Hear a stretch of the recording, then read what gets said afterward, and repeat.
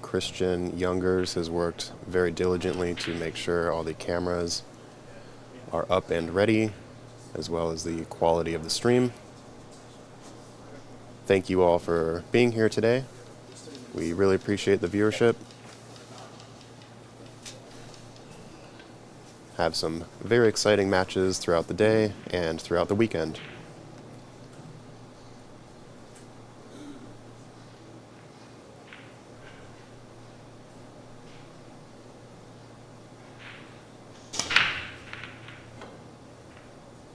Almost an unfortunate kiss, cue ball into the side. And also, unfortunately, a dry break here for Sue.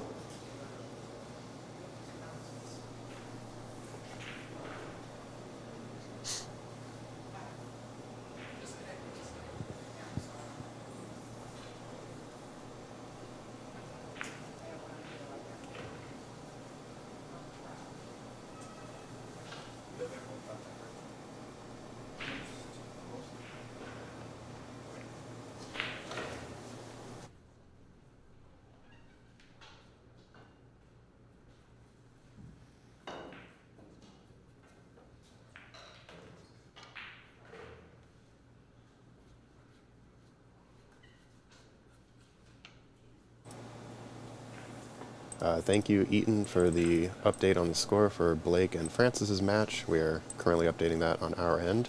Should be reflected on the quad view.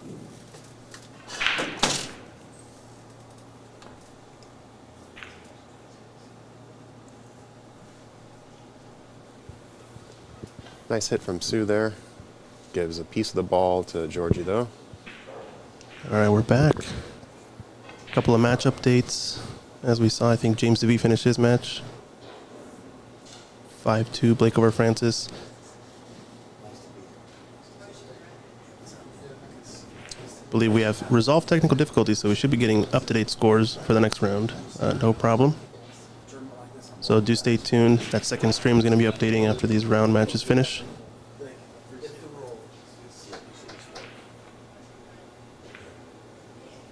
This looks pretty decent. Nice shot from Georgi there. If you are just tuning in, this is a race to 9 on the A side and a race to 7 on the B side. I believe in the final 16, it'll be a single elim race to 11, with the final being a race to 13. Gotcha. Okay.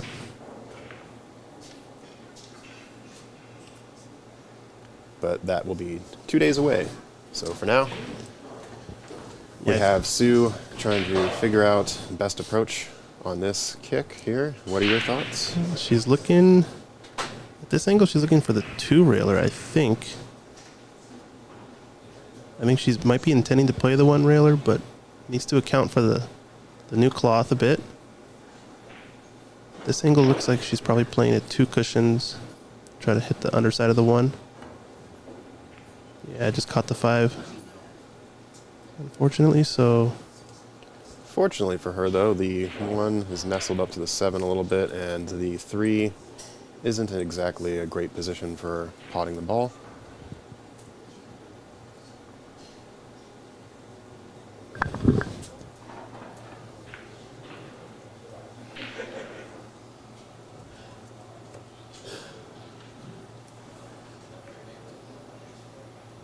Yeah, it looks pretty tight.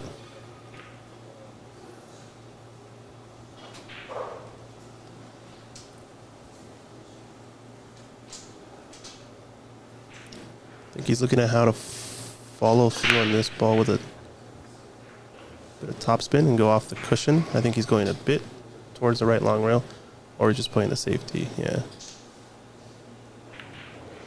Wasn't quite there. I think it was a good choice, though I'm not sure how successful. Okay, no, this should be fine. I mean, based on where the 3 ball is, with tying up to 4-8, he might actually be pursuing a 3-foul rule situation. I don't know. 1 to 2, 2 to 3. 3 kind of lays where if he puts the cue ball kind of in the middle of the table, close to the 9, he can kind of send it around the cushions. Can also thin off the edge of the 3 and send the cue ball around 3 cushions behind 4-8. It's a lot of options, so I think we also just finished another match on a side table. I think Sam Henderson takes down his first one over Shane Dunkley. If you guys are tuning in, we got the second stream watching some of the side action, tables 4, 5, and 2. So check that out on the Ox Billiards YouTube channel. This is a tough one for Sue. She's going to go at this 3 rails. It comes short. And that third cushion is the one that really goes long. That's 2 fouls for her.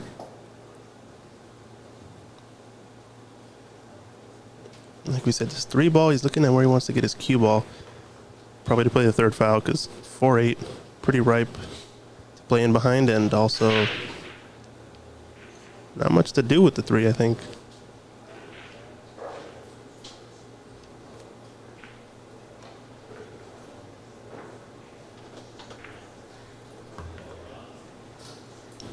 I think we saw Georgi here playing with Peter the whole last few days. They came in a couple days to practice. I think both of them are from Bulgaria. So buddies of theirs, I'm sure, together and helping him out while he comes up to the Northwest. Haven't seen a lot of Georgi on the 9-ball tour in the later stages, but we know he's a solid player. Obviously at 746, he's going to be pretty strong. And in this field, he's definitely one of the favorites. And the way he's played this, I think the 8-ball can get bumped out of the way, because the 3 shouldn't disturb the 4. He might be able to clear this 3 around the 8, actually. Yeah, he'd like it to go in between the rail and the 8.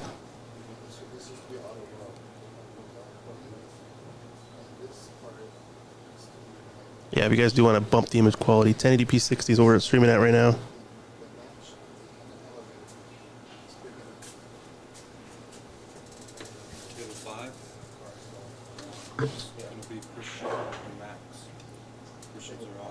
Okay, yeah, I see that. Can you confirm if they get the text for the scoring? Can you check if they get the text message for scoring? Okay.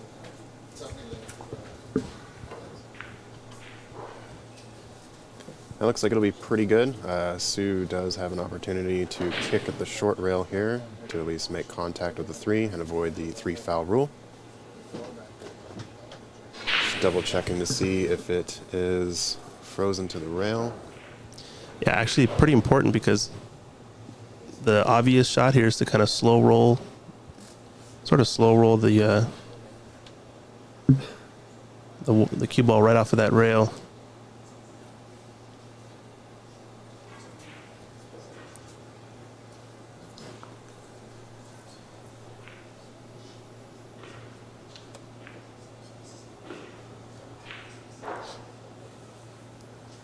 Yeah, you can see it definitely looks like it's frozen, so it's going to have to hit this with a little bit more pace so she gets the cue ball to hit a rail. And if this rail hits... ball. Oh, wow, nice shot. Double kiss. Escapes. Very nice way to avoid the 3 foul. Good escape there from Sue.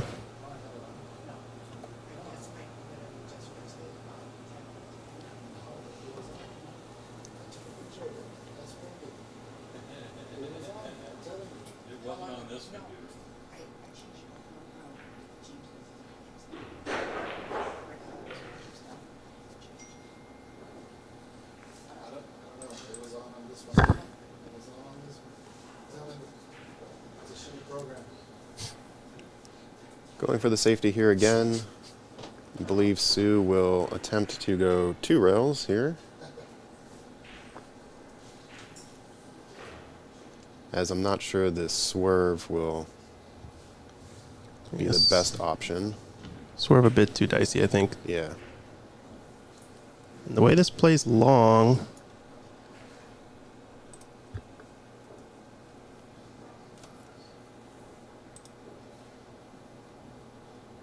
it's going to have to hit pretty close to this cushion up here. Come tight. Yeah, that's the shot right there. And nicely the 8 done. and the 4 have both hit the rail, so successful shot. Are there any Canadian? Doug asked, any Canadian players in this? Yes, Stan Tarango will be playing, and Woody Nielsen. I think we've got Simon Pickering. Seems Stephen Folin. Oh, speaking of Simon, he just walked in. Folin, no, he was on the list originally. Oh, but he dropped out? I believe so, yeah. Wow. I was looking forward to seeing him. He was one of the players most excited to play these top pros. We're getting a little bit of a safety clinic here from Georgi. Not taking anything for granted.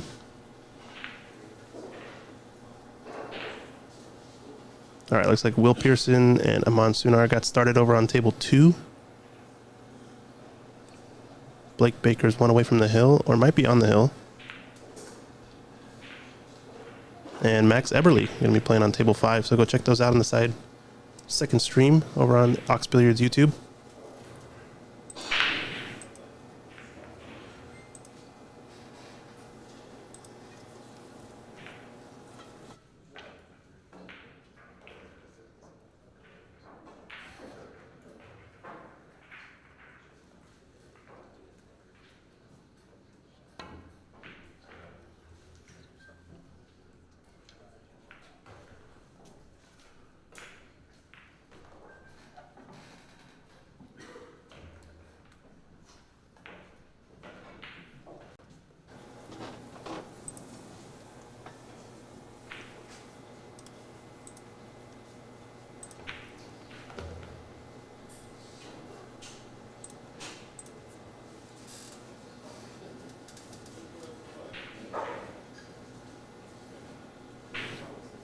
All right, so first real starter now for Georgi.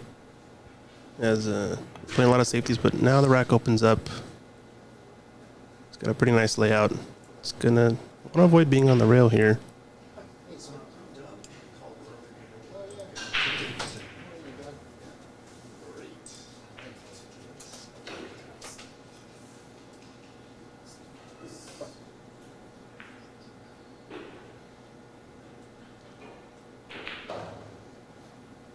Probably goes for a stop shot on the 5 here and leave position for the 6.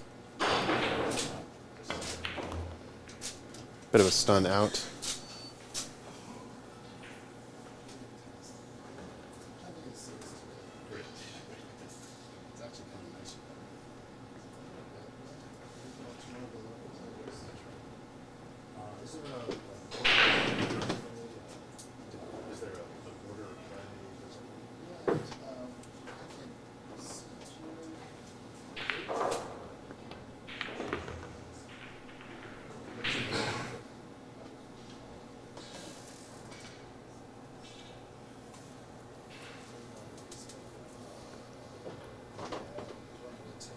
All right, a little bit of a draw stun back on this 7 to get, full draw.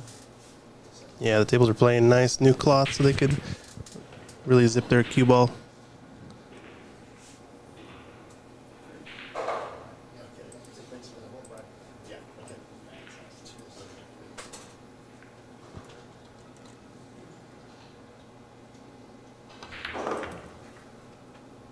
Georgi looking good. A little bit of a grind, but this 9-ball.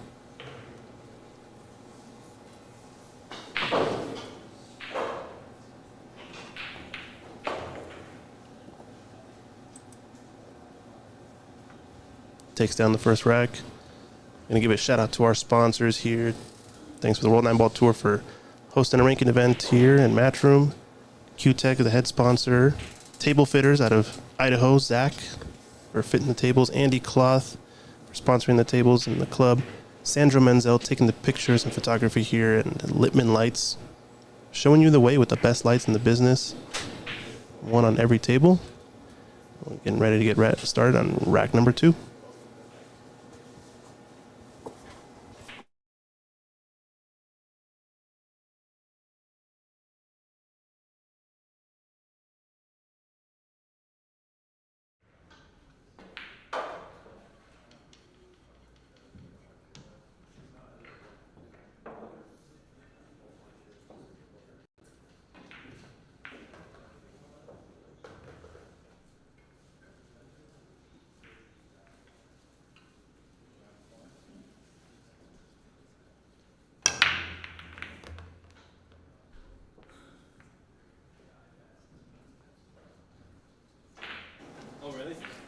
Solid break from Georgia here.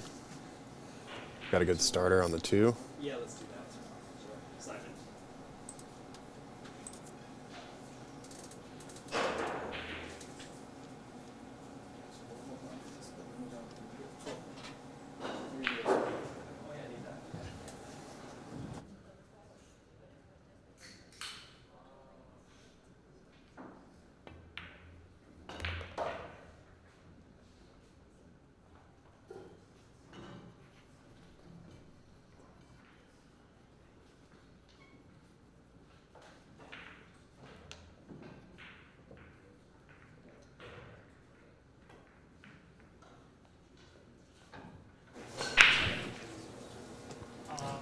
really the toughest part of this rack, just this combination here. He's right in behind it nicely. 5-9 combo might also be causing an issue in this rack, because with the 9 just off the rails, not an automatic, actually really tough shot to hit that off of the one cushion. Reminder for those watching on the Matchroom page, you can check the description for the bracket, as well as a list of all the players participating in this tournament. Yeah, I think we have the bracket over on the Ox YouTube and Facebook pages if you want to check it out. It's in digital pool. World Nineball Tour Ranking Event, Seattle Open. Did nicely here though. Solves his problem by opening up the 5, and we're off to the races. 7-8 is going to be a little bit of distance, but should be okay.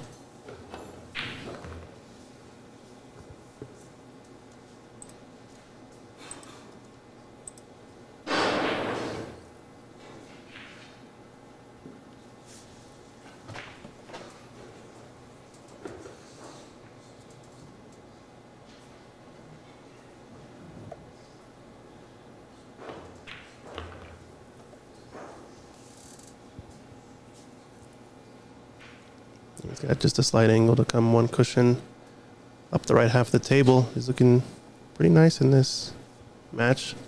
Interested to see how he's breaking in this tournament as well. As we just saw Tyler break almost 100%. It was, I mean, did he miss a single one on the side? I'm not sure. Obviously, the players that are World Nineball Tour pros and the higher rated players that do play in other Matchroom events are going to be very used to playing on the 4-inch pockets. So that does make the break a little bit easier. Someone asking, yeah, Georgi is from Bulgaria. I don't think Digital Pool set him up with the right flag or not, but that's okay. And someone is asking, is this Seattle Open the first of its kind? Yes, this is the inaugural World Nineball Tour stop in Seattle. Very happy to host here at Ox Billiards.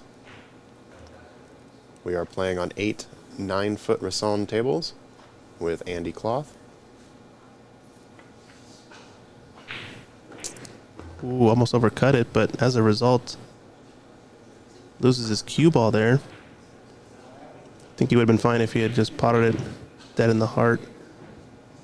So now let's see. The bank shot in the side. Gonna have to be the option, I think.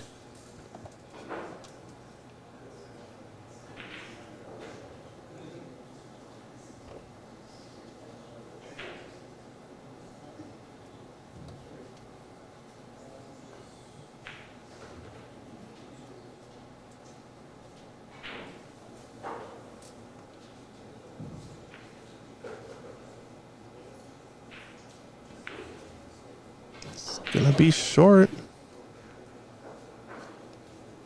Opportunity here for Sue. Yeah, so a little mistake on that 8-ball, overcutting it. Tables are pretty clearly slick and fast, so where you pocket the ball, especially with a little bit bigger pockets, starts to be really important. I think one of the big arts in pool that everybody likes is the fact that you can, cheat the pocket one way or the other and all this stuff. The art, though, meaning you got to be really precise still so you can achieve the position you want. Any little inch off to the right or left on any angle can make or break a rack. So big shot for Sue, and misses it, but doesn't leave an easy shot. You think he's taking this on? I think he will, yeah.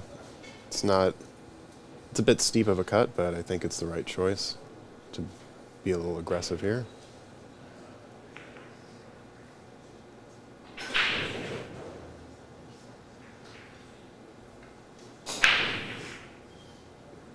Yeah, nice cut.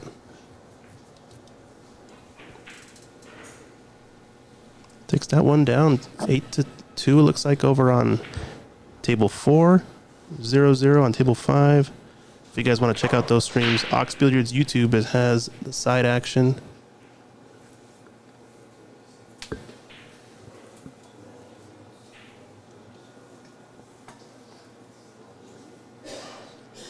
Also, I think a small correction. I think Georgi's Fargo's now at 779, I believe. So a little bit out of date on the Fargos, but not terrible. I think he still is seeded in this tournament as Matchroom rules dictate. I think at least first stage players must be seeded. So we're getting ready here for rack 3 action. Georgi to break, winner break format.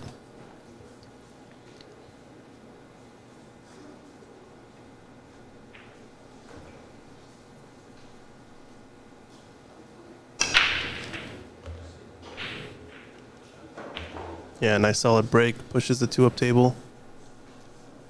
Believe Question they in the chat, where can I see the bracket? If you go to digitalpool.com and you search WNT Seattle Nineball Open, you should be able to find the full bracket there. And I believe there is a link to the description also on the Ox Billiards Facebook, YouTube, and Twitch streams.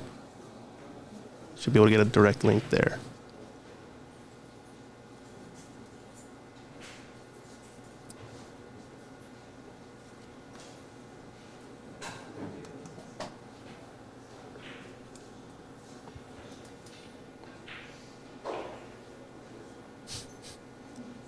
Doug Who saying great clean overlay. Thank you so much.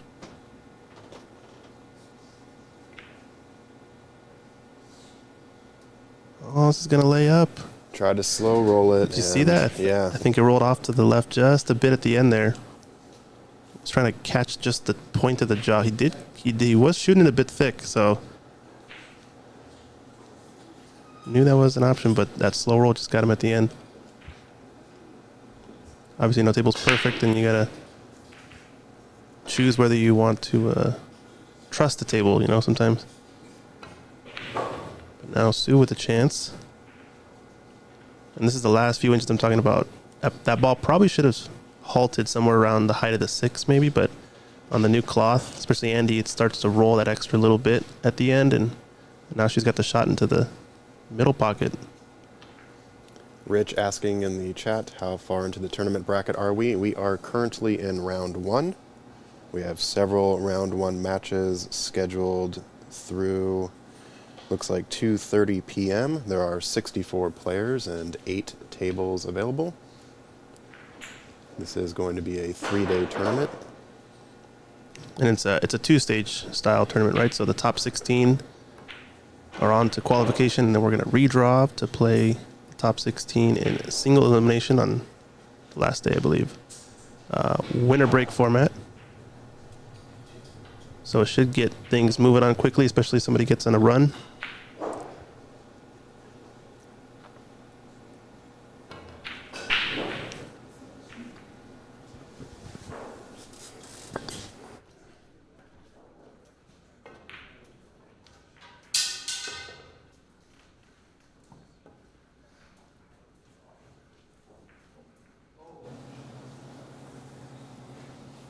There are currently 12 World Nineball Tour players playing in this event, 7 of which are in the top 128.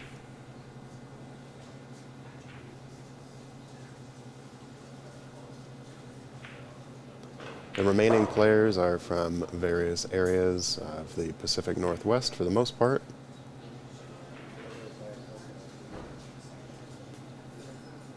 Georgi giving up another opportunity here for Sue.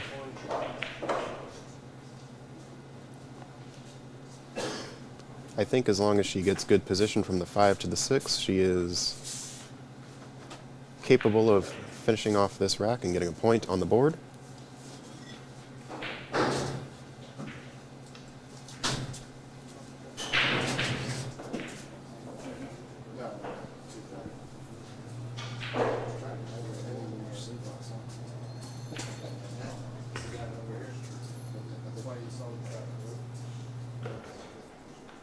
Yeah, I should have skipped the players a little bit. I thought the way I was supposed to speak.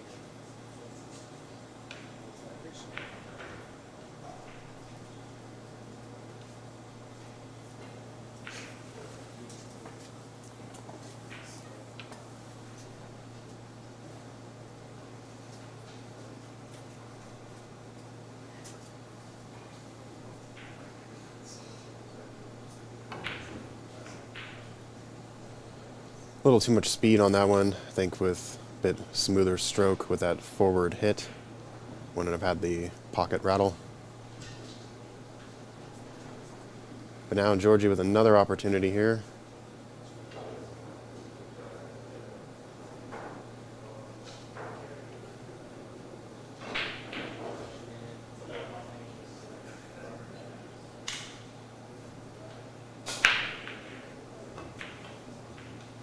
And he almost rattled that one as well.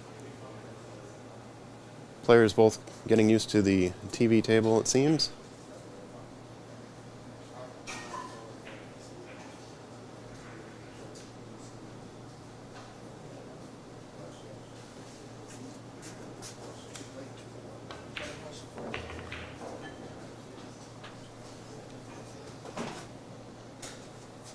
Fell a little straight on this one, but should be no problem getting over to the 9.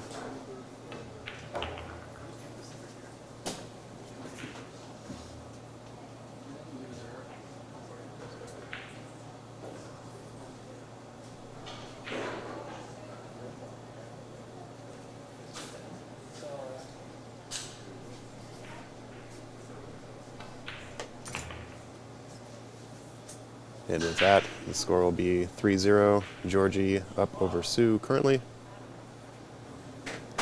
Question, what is the host venue for this tournament? This is Ox Billiards in Seattle, Washington.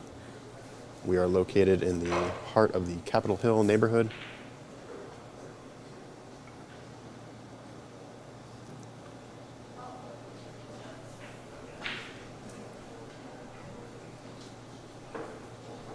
Very great venue here in Seattle. In addition to the 8 9-foot Rasson tables, we also have 4 snooker tables here and 1 Chinese 8-ball table. If you are unfamiliar with the Chinese 8-ball table, it is sort of a hybrid between a pool table and a snooker table.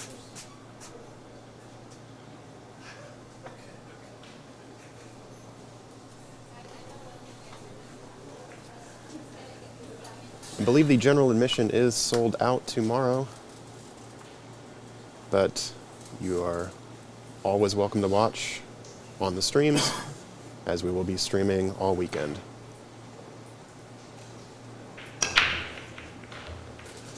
That 9 kiss rolling towards the side, going to barely miss there.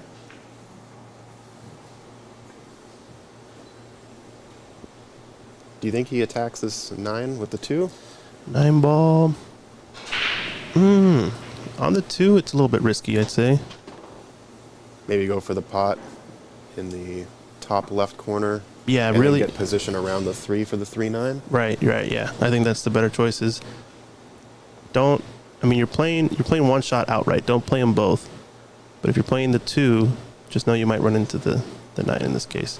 Pretty low chance to scratch, but it's technically possible.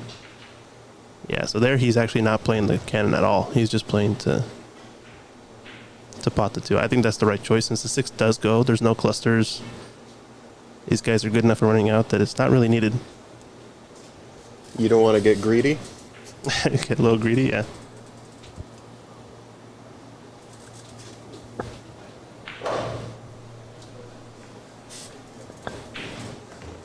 It's a good shot there.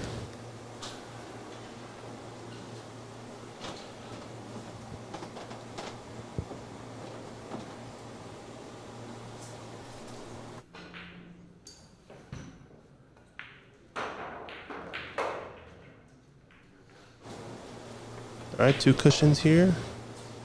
High left. You can really see the zip on the ball at the end of that. The second cushion is the one that really grabs it. Looking good.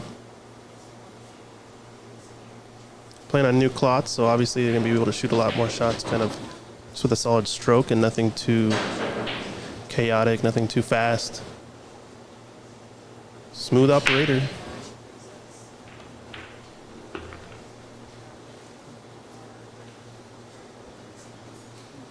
This is funny. He's going to have a couple of long distance positional shots. Going to be moving his cue ball a lot, but I think just needs to make sure he doesn't get straight on the 8, and they should be out. Speaking of getting straight, he's okay. Yeah, he should be off. Should be good.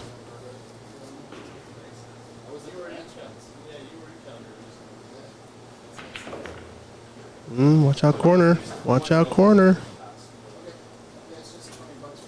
Guess he didn't have enough angle to go up down, but Yeah, I feel like he kind of stunned it a little bit. Maybe a little bit more topspin on the 7. You just don't want to hook it so much that you end up running into the 9 or you're not getting a good angle on the 8. But he's okay here. He can just screw this back and play for the top right corner if he doesn't want to deal with working his cue ball up table. He is trying it. Should be okay. It's not the thinnest of cuts, just has to be careful with the 2 cushion into the side. With the cue ball is the scary scratch here.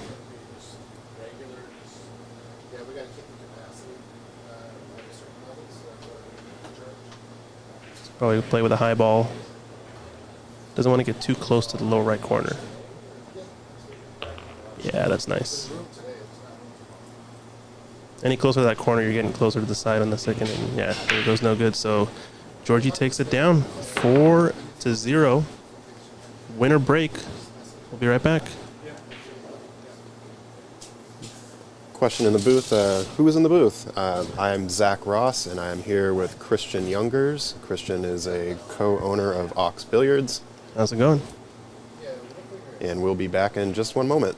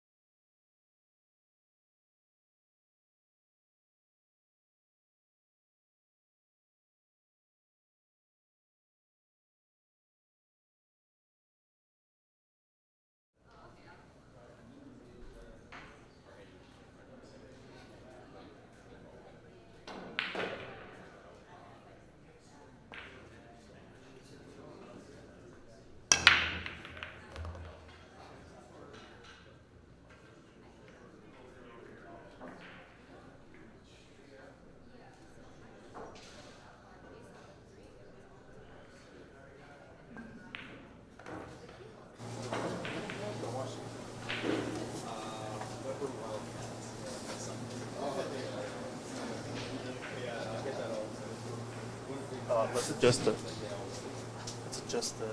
headset.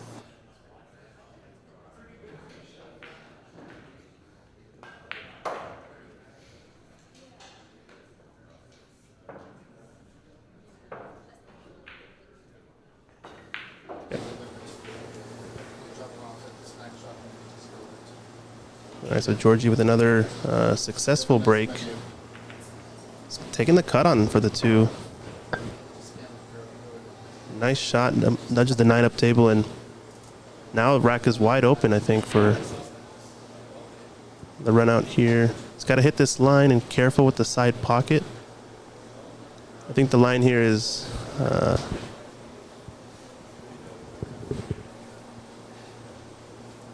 playing it 2 cushions and trying to run into the 3.5 diamond just short of the side. It's going to be tricky. He's got the line perfect, though. Yeah, good shot.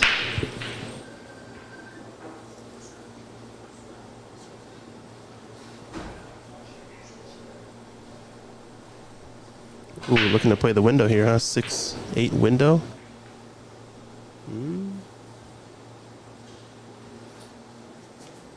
If he does, you think he uses just the 1 rail or the 2 to get back? Probably just the 1 rail here. Yeah, he's just have to control the speed. If he's feeling good, he's going to hit this window nice. But now he's opting to take the distance and kind of understroked it, kind of decelled on that shot. It felt like he's not there. It's like maybe a little bit of a swerve shot. He's thinking about it.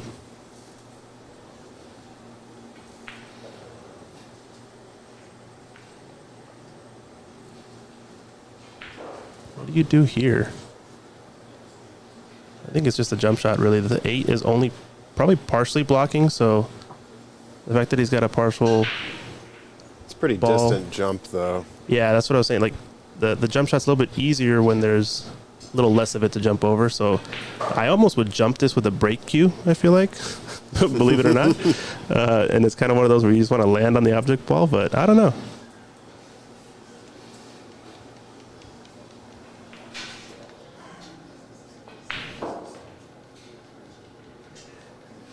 Tournament getting on. We've got 4 streamed tables, so if you guys want to check them out, check out Ox Billiards YouTube page for side action. Table 4, table 5. Brackets up on Digital Pool. Seattle Nineball Open. Yeah, he's taking this jump on.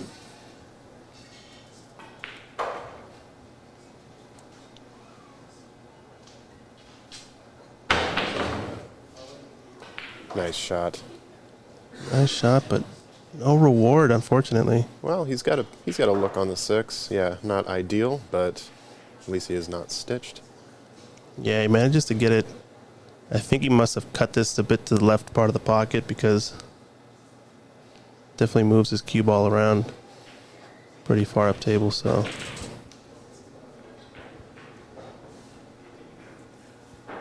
Might just have the angle for the bank. Do you think it's on? If he goes with a little bit of a swerve, I think so, yeah. Kind of looks like that's what he's gearing up to do here.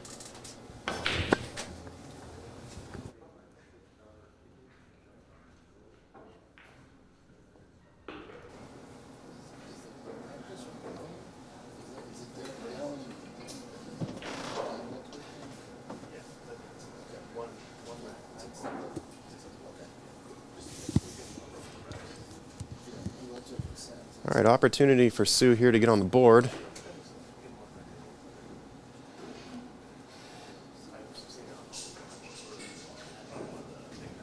Think of a bit of a top right follow here to get position on the right side of the 7. She doesn't feel comfortable with that. Looks like she's going to go to the other side.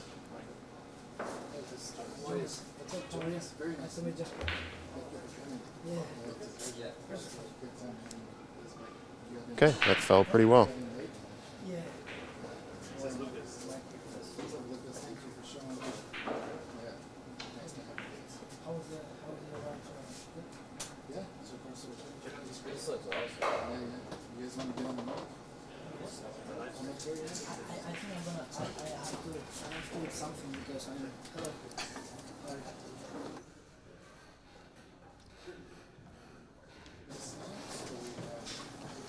Yonas just arrived here at Ox Billiards. His match is set for, I believe, this afternoon. I can take a look here.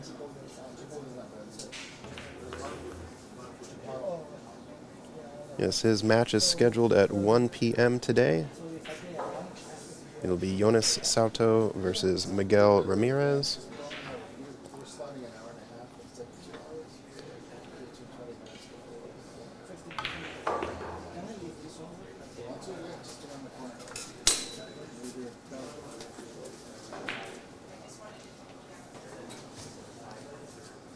Unfortunate miss by Sue, allowing Georgi back at the table once again. Bring this match to a 5-0 score.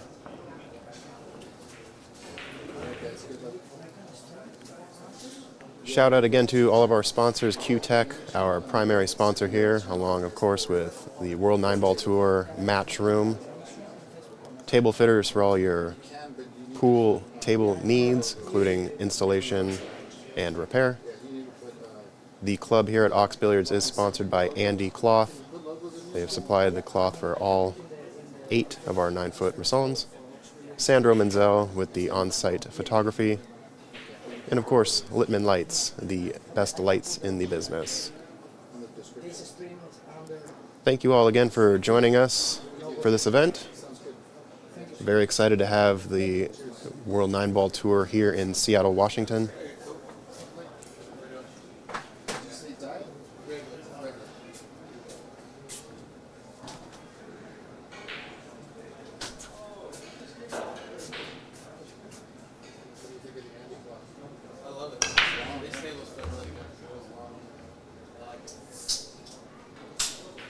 Cue ball got a little bit away due to a kiss there, but the 2 is set up pretty nice for Georgi going into rack 6.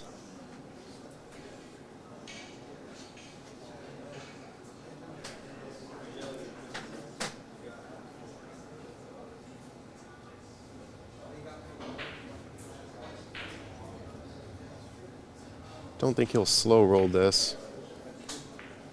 There's a nice pace on that shot.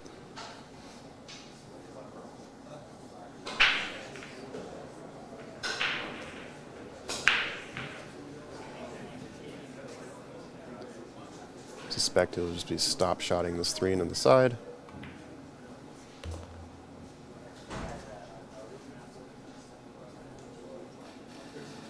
Doesn't want to land perfectly straight on this 5, obviously.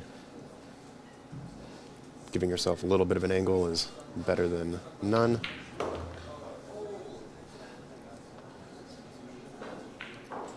Should be a fairly routine run out here for Georgi.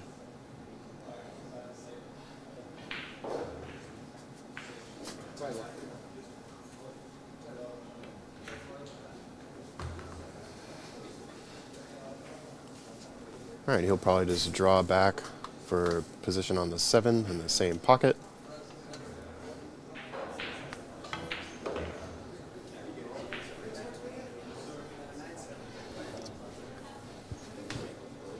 I think he's going to take the 8 in the side here. Looks like that's what he was pointing to.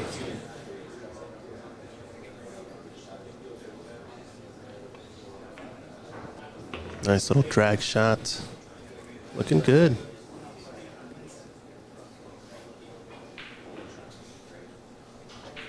Underrated, those little kill shots. But they come up so often, I feel like.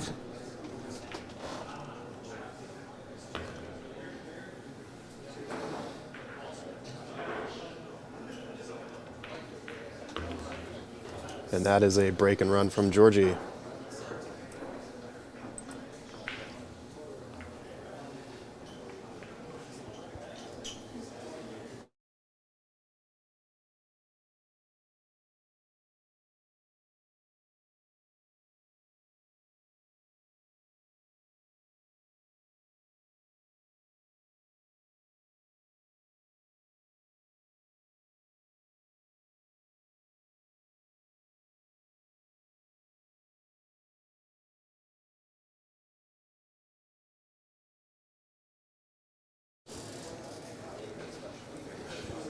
All right, so 5-0 it looks like.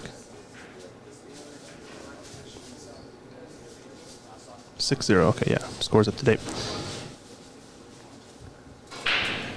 So we got 3 other stream tables being live streamed over on Hawks Billiards YouTube page. Looks like Simon Pickering just got started from Canada against Masahiro. Max Eberle's playing against Christian Zarate over on table 5. And Aman Sunar playing against William Pearson. So, plenty of action to play. This man at the table, though, making sure he's going to punch his ticket in.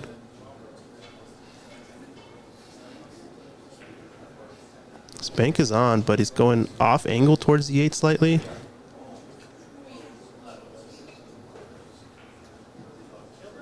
Might have to come around the cushions.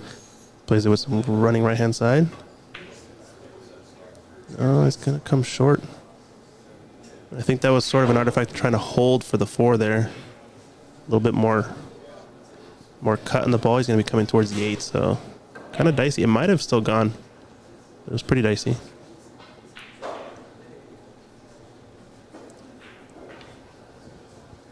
Aman over on table 2 is actually a last-minute replacement. There was a player that dropped out, and he got the call to show up today. And so far, playing quite well.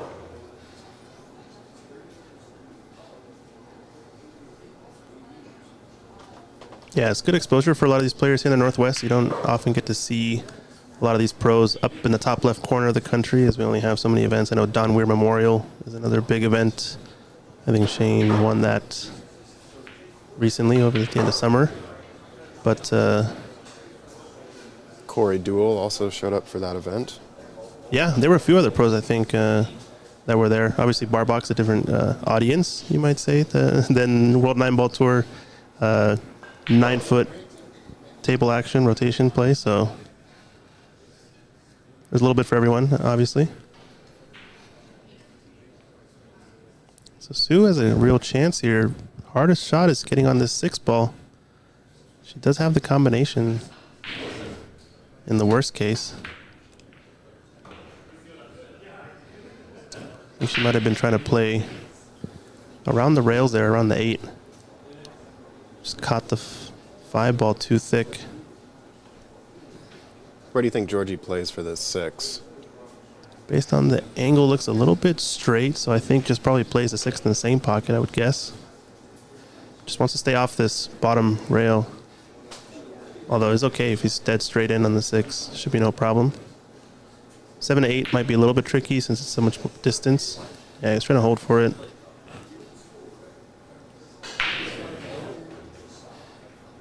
And that last little roll is kind of what you get with that new cloth, right?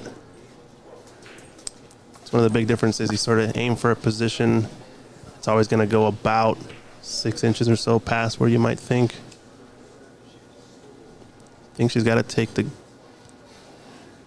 cross bank, probably. Or just safe outright. This is good. Although that roll is going to get her. No, the 9 is to the rescue, I think. Yeah, the extra cue ball roll ended up saving her there. No, I think, well, he's definitely got a touch on it, but his cameras are deceiving. I think you can see this all ball. He's going to be coming around the rails and coming in behind the 6 naturally, so. Does he take on the aggressive shot, though? I think he, with the score line, I think the way it is, he's going to take this on. Might think twice, though, if this is a later part of the tournament. Uh-oh, uh-oh. And that's why. So now combination's going to be on, but the 7's just sticking out a little bit farther than you'd like. So you might want to take this 6 ball rail first, maybe? I don't know.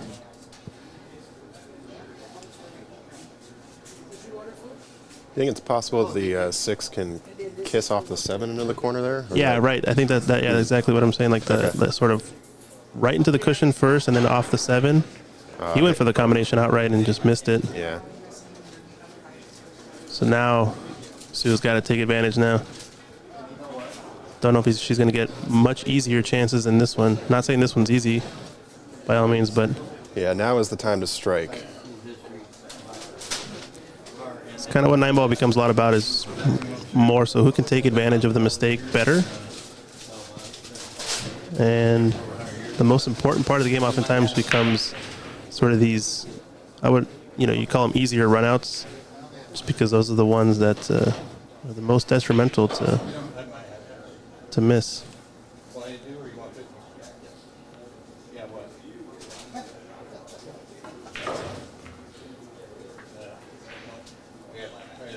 All right, got a shot on the 8 ball here, off the rail.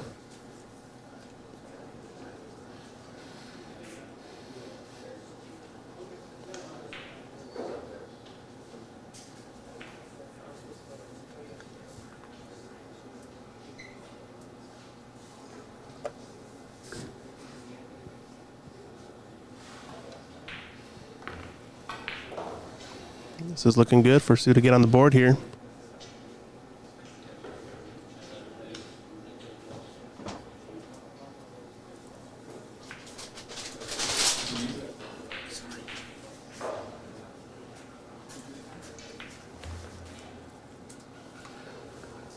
Nicely done. 6-1. No donut for Sue today. No whitewash. No sweep. Gets on the board. 6-1.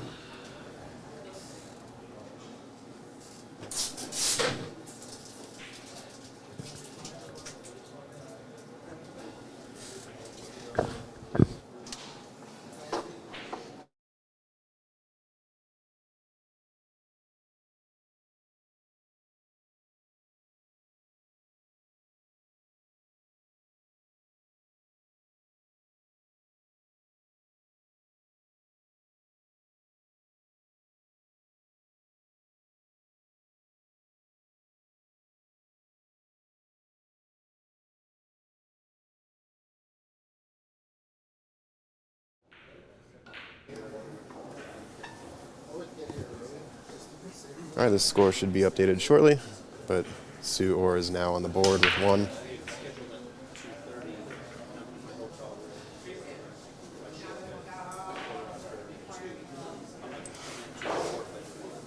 Because it started at 2. No, you're saying it started if it's scheduled at 2:30. Yeah, just Cue ball is still spinning. Unfortunately, there's a dry break. that would be a new average. So it's supposed to. That's a certain thing. Both players are there wanting to serve. That's the difference. Thank you. Yeah.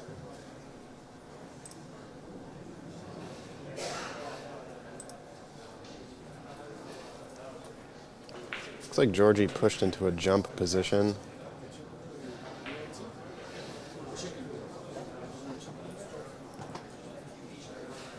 Hill Productions in the chat. Chris Reinhold and Tony Chohan were also at the Don Weir. Yes. Had several pros come through for that tournament. Up in Everett, Washington at the Golden Fleece.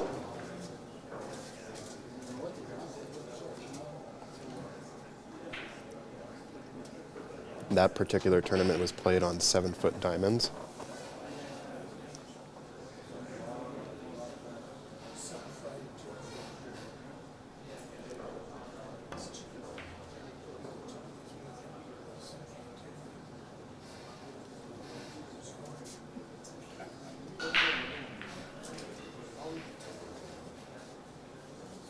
Ended up being a pretty decent safety play there from Georgi.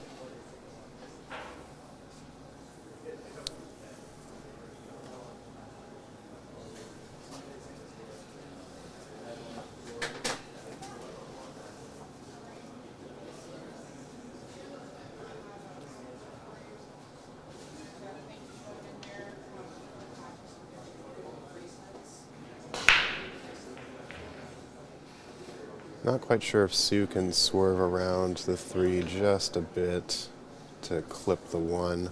Looks like she is going for the kick instead. Only issue there is that the 5 is partially obscuring that path.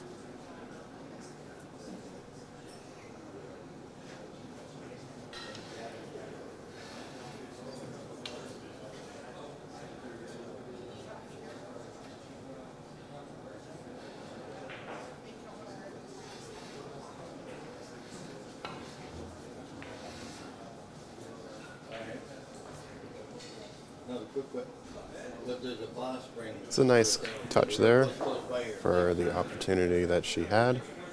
They'll deliver it right here. Is it close by? Chicken. Well, they'll deliver it. I mean, we got a break till 5:30. Plus, what nearby?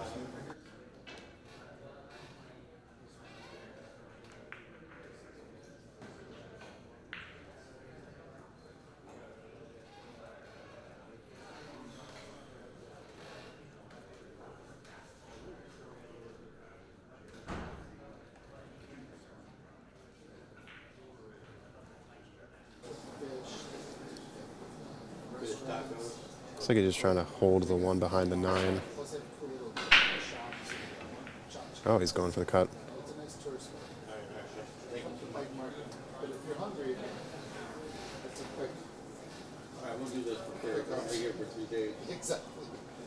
All right, the slice is definitely on for this.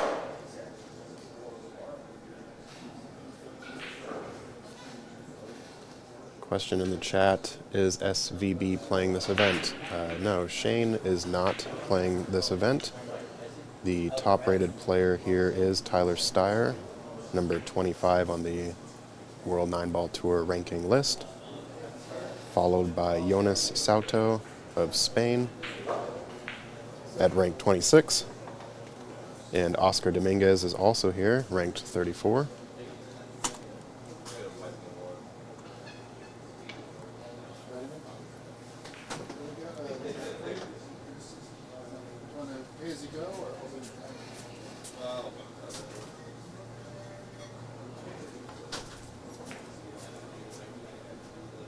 Okay, Sue opted for a defense on this, but unfortunately it did leak out.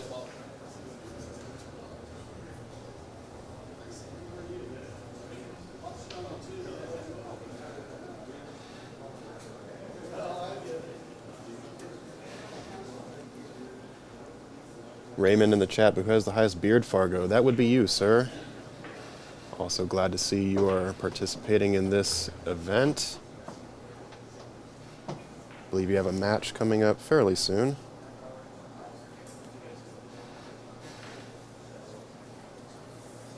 Unfortunate leave there on Georgi's part.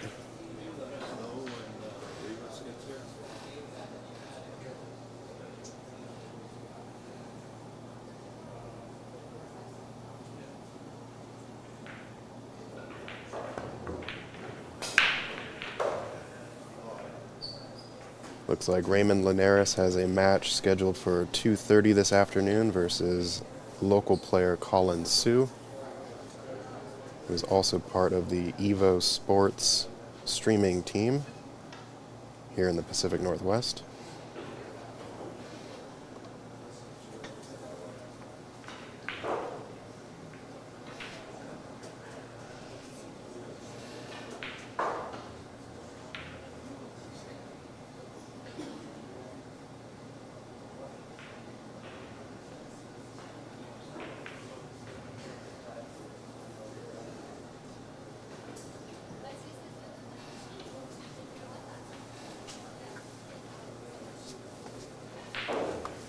All right, so Georgi's trying to figure out best place for the cue ball here.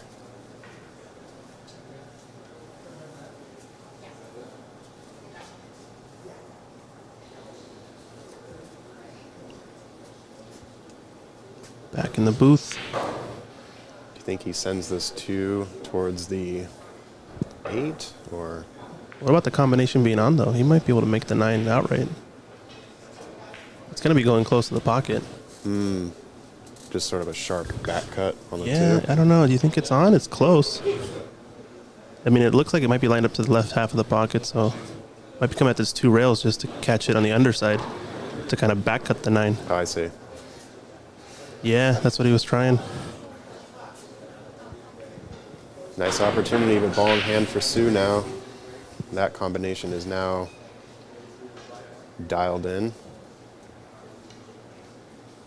Yeah, I think it's almost dead, but it might just be lined up a bit off center.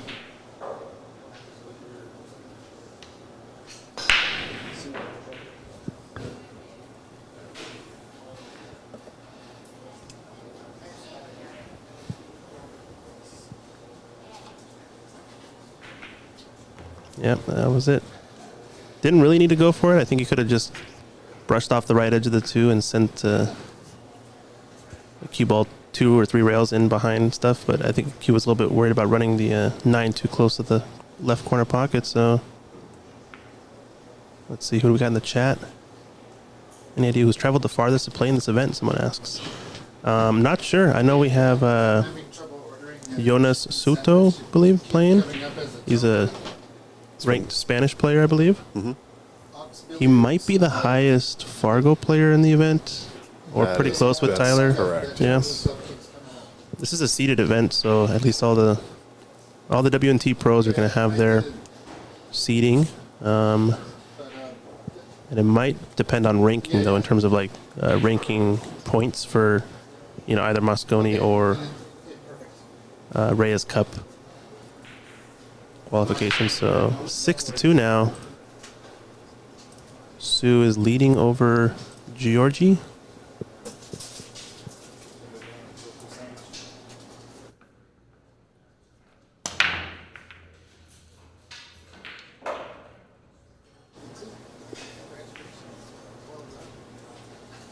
Unfortunately, another dry break here for Sue. As I was walking by, also I saw Max Eberly rifle in a dynamite bank shot on the 9 into the side pocket. So looks like he's getting well adjusted to the table. So he's someone to look out for in this one too.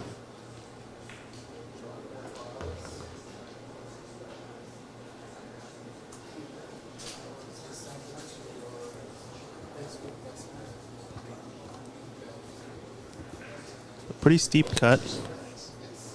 Not sure if he can really hold for the 3. He might have to go, might risk it and run into the 4 ball with a bunch of left-hand side off of 2 cushions. It's a really good Wants it to hit to hold the pace, and it's not going to get there, so loses his cue ball a bit on that. I think it's kind of a scratch shot both directions, or close to it, so do you think we see bank attempt? I'm always a little bit stuck on what to do in this situation. You can always try to lag the 3 up to the top rail, but it's so touchy, that shot, that the safety's almost not worth it. I think you just got to bank this into the upper left.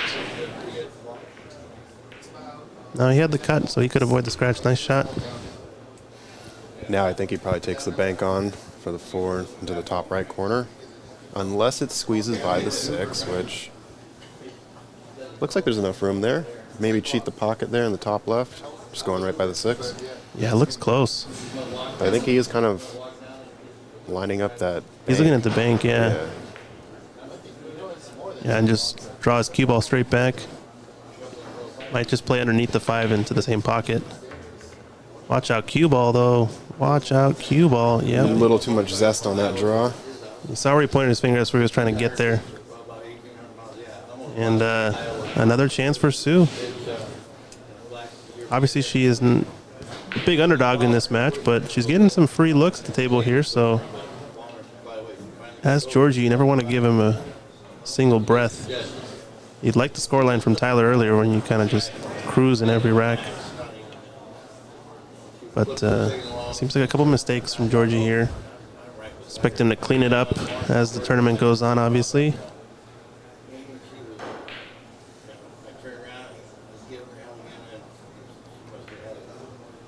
Oh, no, it's a tough one. Brutal miss there for Sue. I think that's one of those instances where you're focused a little too much on the position as opposed to potting the ball. Yeah, it's tough trying to get nice and perfect, so unlucky. I think fortunate for her, she hasn't left much other than a bank. So we have to rifle this in 2 rails. No, it's gone wide. And another shot. Back at the table.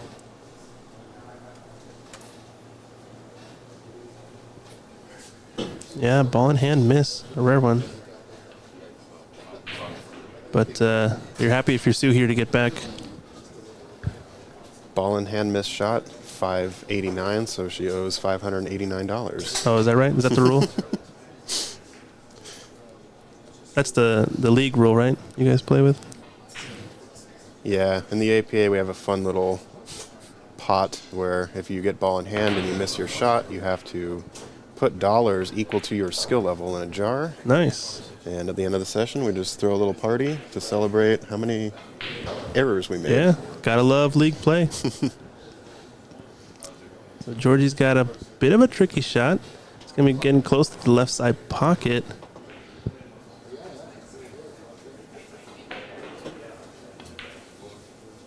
Did nice to screw back a little bit, draw back, I mean. Sorry, I'm in snooker world still. Snooker.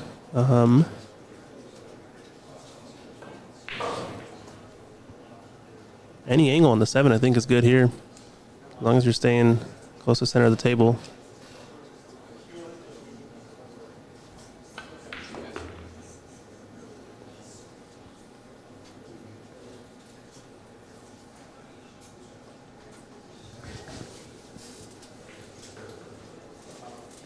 Two rails for the 8 in the corner. This is going to get away from him a little bit. Yeah, just a bit too much at the end there, but That extra little roll. yeah, fortunate he got on the other side, the short side, so if you ask him, I'm sure he'll take it. And this looks pretty good. Nice recovery there from Georgi. Getting nice and straight on this 9 ball.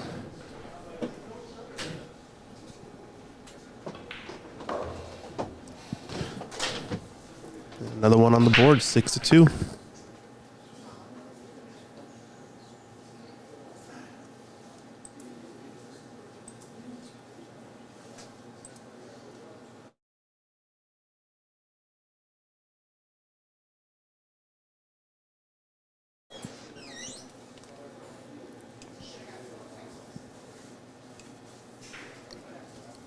Thanks again for everyone joining us on this stream today. Comments in the chat, the cloth is fast. Yeah, this cloth was installed, I believe, a week and a half ago, maybe 2 weeks Yeah, now. almost 2 weeks, yeah. And Andy cloth, I think in general, is known for being the cloth that's more commonly put on the really humid parts of the country, as it does play a lot more quick. It seems like cloth like Simonis can get really gummed up, but Andy does really good in sort of the more humid conditions. And look at the 9-ball. Golden break. Dang. Well, so golden break puts him on the hill. Let's take a look again. Catches the top side, I think, with the cue ball. Is that right? No, yeah, he hits the 8 and then manages to knock the cue ball. So, well, first golden break of the tournament. And pretty good time.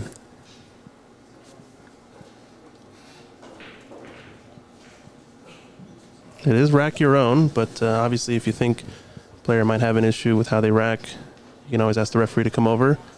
But that's a pretty clear-cut Matchroom style golden break, as you might see. Usually it's the cue ball running into the 9 directly off of the pack, and either one of them will go into the side or corners. But look again, almost got it once again off the 8. Pushing the 9 up to that left corner.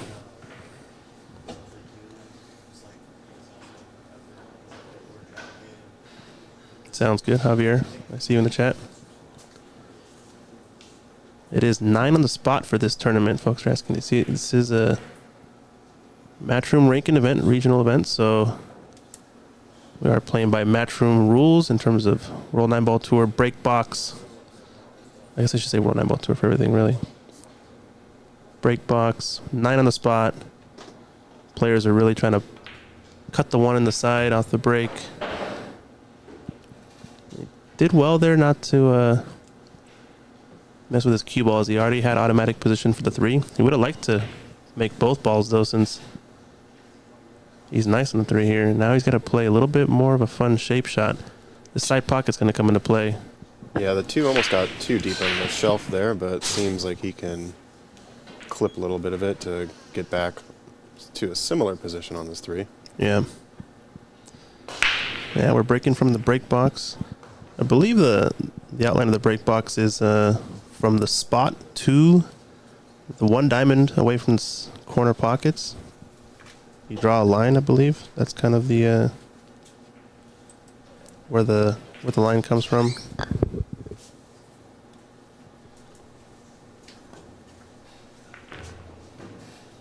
Yeah, nice rail first. Needs a little bit more spin to grab, so it's going to be steep on this 3, but yeah, if you imagine drawing a line directly to this diamond where that intersects the cushion, or the head string there, that's where they draw the line on the break box. So definitely a smaller area to play from, but the players sort of have figured out the break, and you can see it if you go to a lot of Matchroom World Nineball Tour streams. They explain the break pretty well. They're trying to kind of hit the break, hit the 1 at the head of the rack about half ball, push the 1 towards the side pocket, and maybe make the wing ball at the same time. So he's going to try to push the 3 to the left. Look at this cut.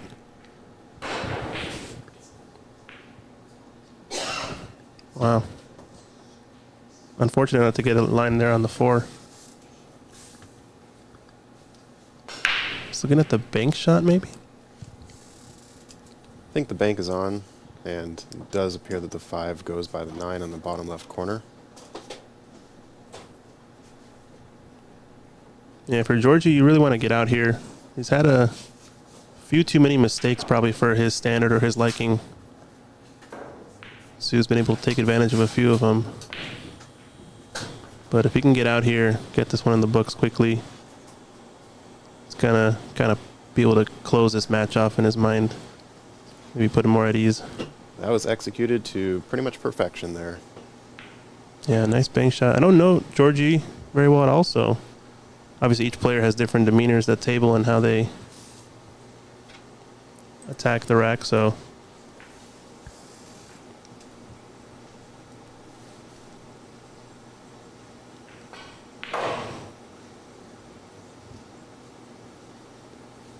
got another match almost ready to get done here. Aman Sunar is 4-8 up against William Pearson.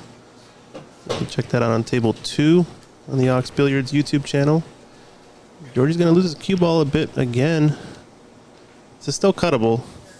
It's just not really the shot you want to take on, sort of, as your key ball. I think he plays this with a little bit of inside right. I almost like playing this dead top or a little bit of outside, actually, just to come up and down the middle of the table, just to avoid any sort of corner pockets. Just the tiniest bit of left so that it doesn't even flirt. Yeah, he kind of hit it. He actually hit more of like a center ball low shot. And that's the idea, is kind of come up and down table just to avoid any risk of scratching, any risk of getting weird. That 9 balls takes it down 9-2. Georgi advances. I do believe we have a new stream match coming up in a bit, so stay tuned, folks. Yeah, he's taking a look at that. It rolls off a little bit at the end there, so something to take note of.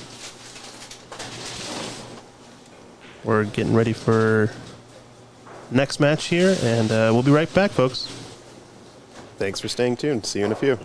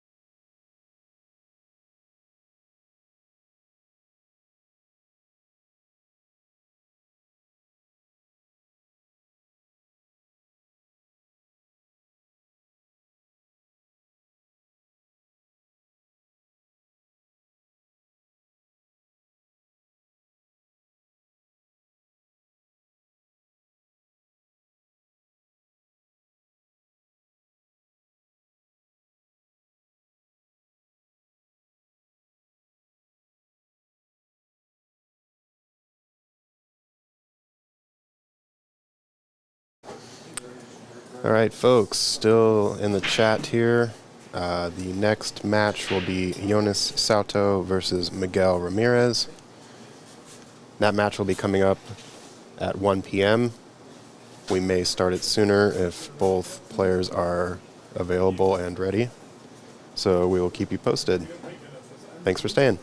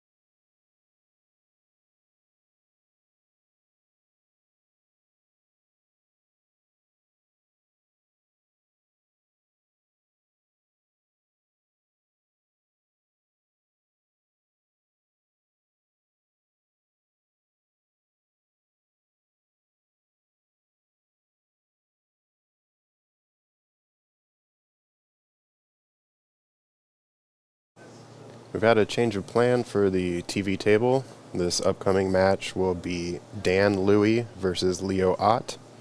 That match should start shortly, and we'll be back in a moment.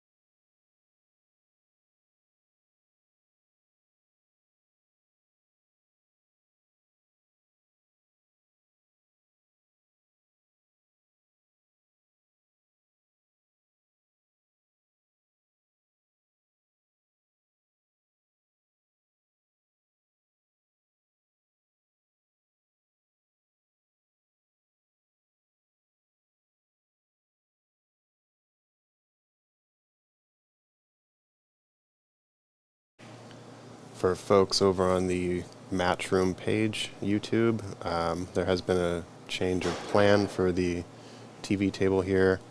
The next match should be starting in the next 10 to 15 minutes or so, and it will be between Dan Louie and Leo Ott. So we'll be back.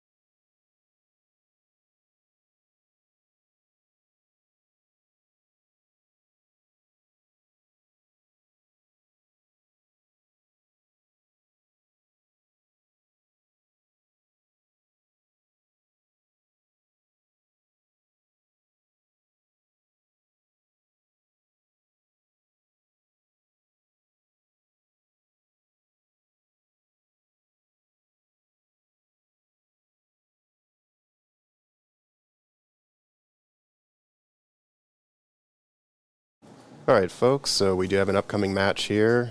Thank you for your patience. It will be Dan Louie versus Leo Ott. Dan is currently warming up, so once he gets settled in, we'll be off to the races, so be back momentarily.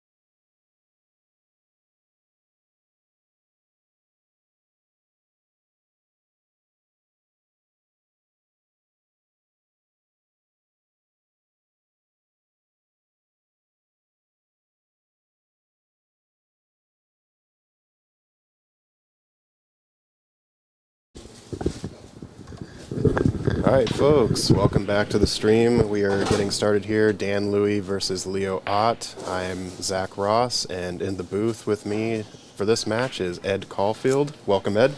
Thank you. Glad to be here. Going to be a good match here. Great shooters. Dan is obviously the only world champion from Washington. I'm looking to see some exciting pool. Yeah, question in the chat, is Dan Louie a Hall of Fame member? He is a WBCA Hall of Fame member. He was inducted in 2020. And as Ed mentioned, he is a 9-ball world champion. 1976, he defeated Mike Siegel. And that's crazy because if anybody who follows pool, Mike Siegel, when he got to the finals, won like 96% of the time that he got into the finals, he won. And that's just astronomical for a pool player.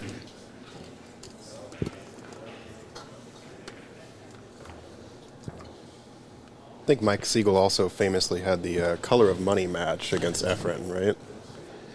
Yes. I believe that was for $200,000. And then Efren played Rodney about 8 months later for $500,000 and beat Rodney Morris, who I actually met down in California about a month ago, and he was here in Washington a couple of weeks ago at Jeff Jerome's place doing lessons and meet and greets and whatnot. I got to play him. Super good guy.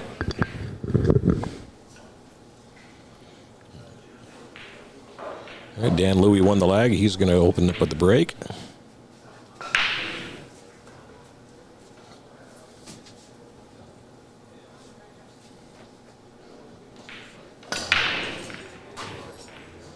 It's the first time that we've seen someone break deeper into the box, but seems to have worked out for Dan as he gets pretty good position on the one. Yeah, you're usually seeing people break right at the edge of the box as far as for the break line. Left and right, inside the box, it kind of varies for everybody. Have you found a preferred spot yet? I have. I break on the left side as far as I can over, and I hit it with a lot of low and try to clip just enough of the one ball to slide it into the side pocket. Ooh, he got a hold of that one. He was trying to create an angle that wasn't there. Yeah, it looks like he double hit that as well, so that'll be a foul. Chalkbox production sounds like Ed Caulfield on the mic. Yes, Ed is in the booth with us this match. Is that Patrick Nix with Chalkbox?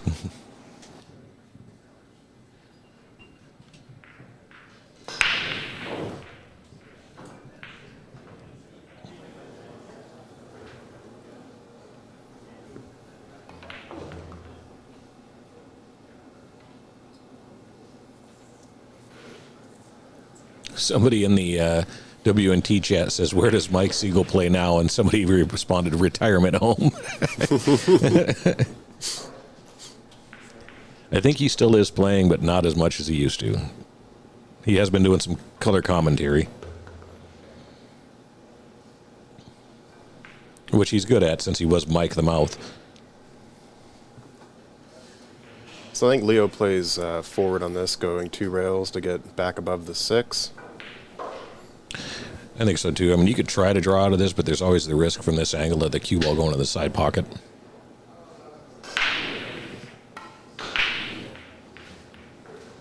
Yeah, I got a little bit too much hold of that one. Yeah, got a little squirrely. Got a little fortunate on the save. Dan's going to try to kick behind the 8 ball and hopefully stick it right in that area and send the 4 ball 2 rails out.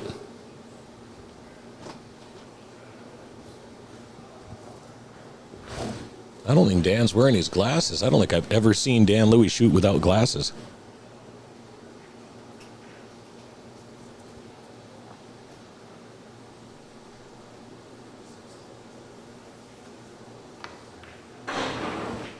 Oh, he's trying to get him behind the 6 ball there. He didn't sell anything out. Thanks, Patrick. Yeah, I shot pretty well in Vegas. Took 2nd place, so I was happy about that.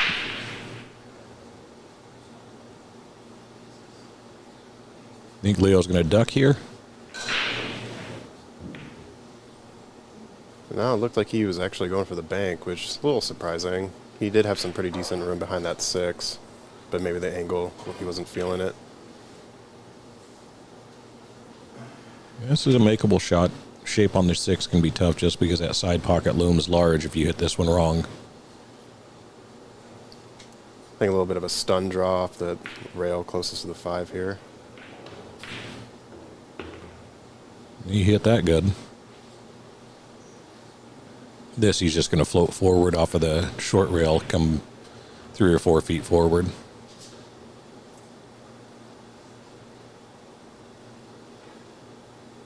Figure if he gets right on the 7, it's connect the dots and he's out.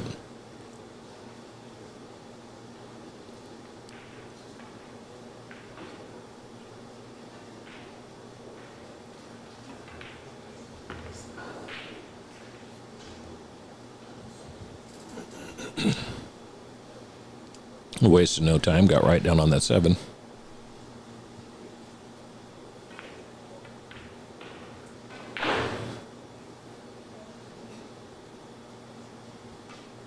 He's going to put a little bit of right on this, just punch off the rail and come out and have an easy shot on the 9. Definitely don't want to risk too much draw with that side pocket looming, so... And if you hit it too stiff, you wind up... Oh, actually, Yeah. you got pretty good grip on that one. Did it really well on that. Perfect. I think Dan is the favorite in this match, but with 9 ball, you just never can tell what's going to happen.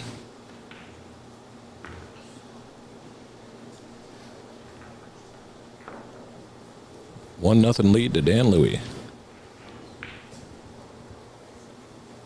This is a winner break format, so Dan will be breaking again. And for those of you just joining us, this is a race to 9 on the A side.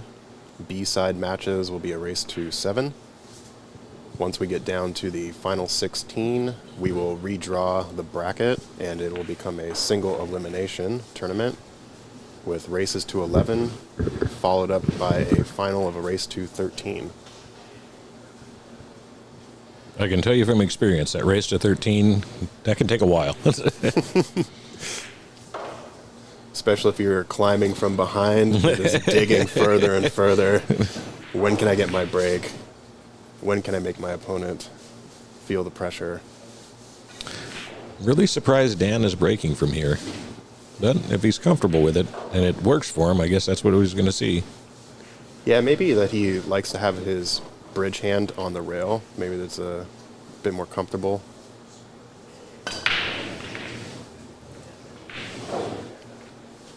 Seems to lose the cue ball a bit more with that particular break, but Also not really giving up much here. Yeah, and this break in general, it's hard to keep the cue ball controlled real well. Even some of the best I see struggle just because of the cut that you're using to get it to move. So I think the goal is basically to just have the cue ball go sort of left to right across the near the dot, right, or near the spot. Yeah, if you hit this one correctly, you should go between the second and third diamond on the long rail and come out towards the center of the table. That's why we're seeing more 9-ball breaks, actually, with this break, because as that cue ball goes back through the middle of the rack, it'll make contact with it.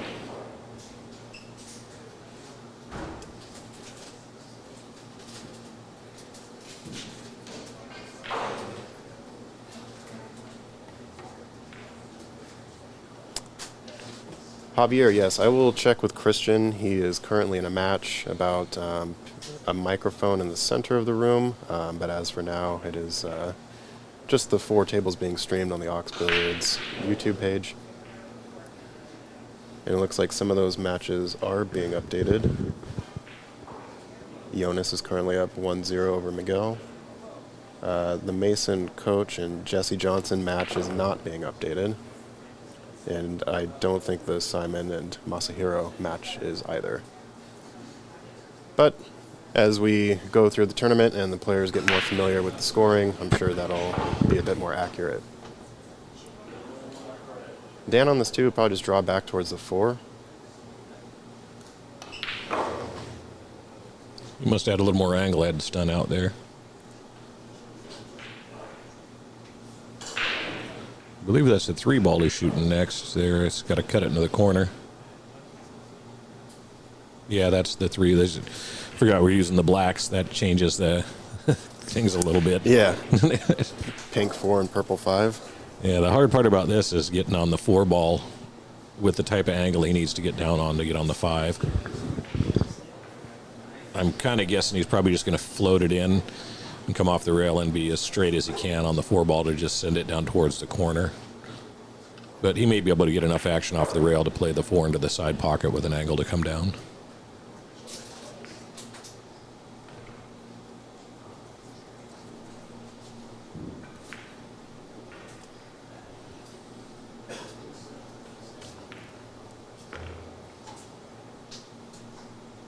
That should work. Nicole is asking, is it all ball fouls? It is all ball fouls, yes. We are playing with the WNT rule set here. So all ball fouls, 3 foul rule, break box, and 9 on the spot.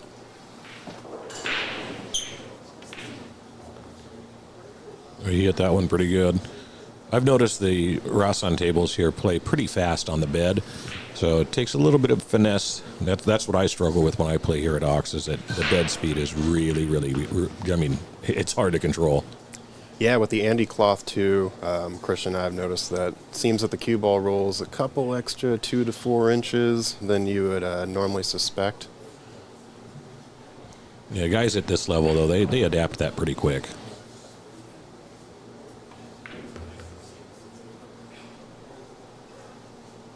Yeah, see how that floated real nice down there and he hardly hit it?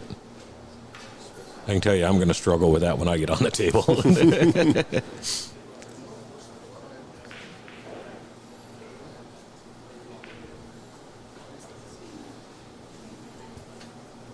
Yeah, Dan's definitely finding his rhythm quickly. You guys been having fun with it? Oh, and you've been doing it as long as he has. Becomes second nature, Yeah. right? Yeah. It's like waking up in the morning. A morning cup of coffee and a 3-pack to start the day.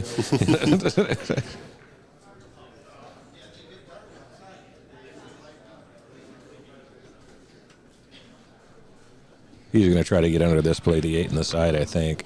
No, he's going to try. Yeah, I don't think he hit that as good as he wanted.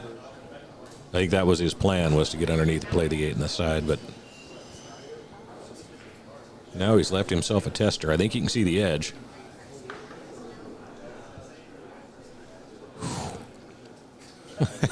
Barely.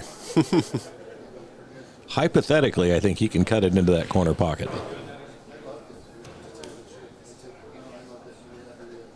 We're going to find out.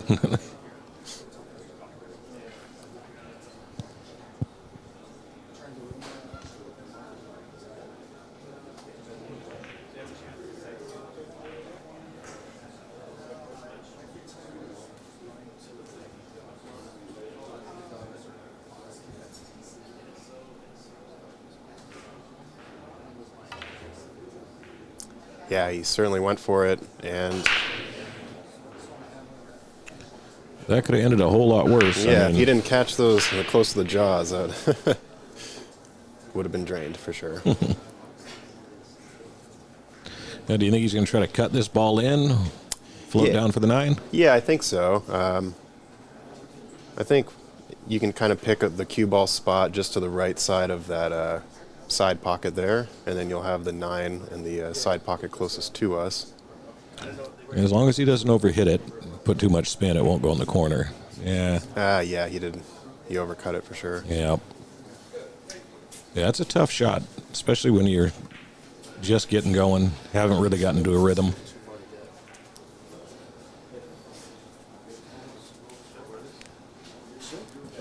I think that might have only been Leo's second or third. Second shot, I think. Second shot on the table? Yeah, so.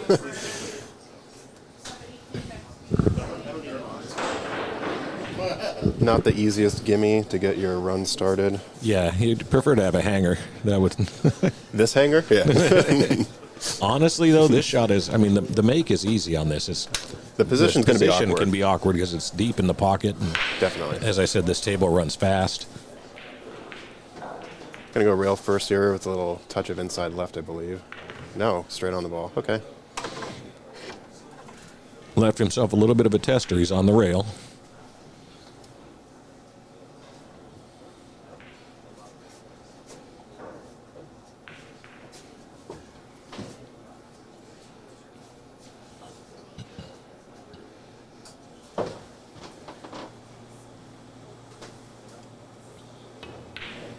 Great shot.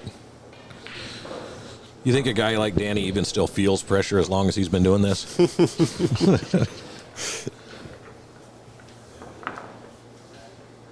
No. Short answer, no. I Yeah. think if he gets out of position, he shrugs a little bit, but he gets down and knows what to do. Yeah, he's probably seen it all. Quick shout out to our sponsors again. Q-Tech Q's is the primary sponsor here, along with Matchroom and the World Nineball Tour. We have table fitters, billiard service. They recently refelted all of these Risson tables about 2 weeks ago. With Andy Billiard Cloth, also a sponsor of this club. Sandro Manzel is on site taking photography for this event. And of course, Littman Lights, the best lights in the business for your pool table. I really like those lights because there's no glare, or when you tend to look up, you're not going to be blinded. Yeah, some lights can get a little bit crazy, that's for sure. All right, so Dan's here to break off rack 3. He's changed his position slightly. Yeah, it went to the other side of the table. I think you're right. It must be that he wants his hand on that rail.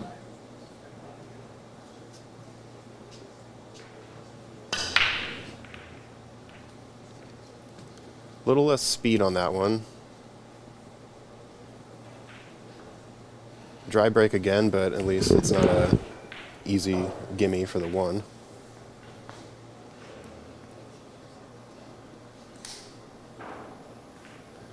Rick Marshall on the Matchroom page. Can you tell me the score of the Pickering match? We will try to get that information. I know they have been playing for about 25, 30 minutes now, so if anything, it'll be at least halfway finished, but we can try to find that information for you.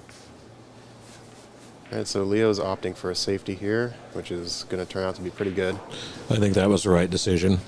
He could have tried to bank the 1, but it doesn't really offer much on the 2. He was probably going to run into the 2 ball. I think Dan's probably going to do a 2 rail kick, try to catch the edge and just separate some distance. That 3 ball should hold the 1 ball in place when it makes contact. Yeah, I agree. I like this option better than trying to jump. With the jump, you're not really going to get much control. This way you can at least control either the cue ball, the 1, or potentially both here. Yeah, he's going to try to separate the 1 down, or the cue ball down table. There it is. Beautiful. Leaked out, I think he's going to see the edge of it, but there's no pot here.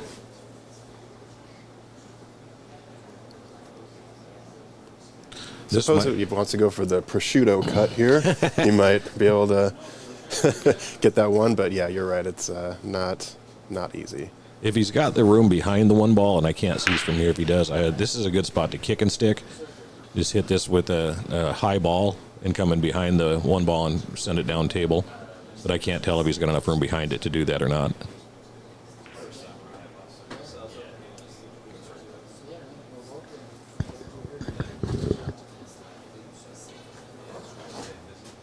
Yep, that's what.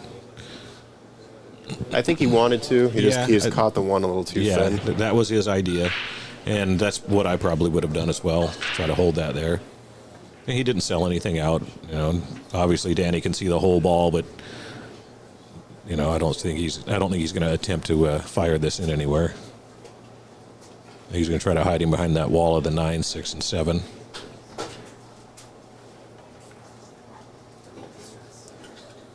Yeah, that's what he did. I think he's going to. That worked out well for him.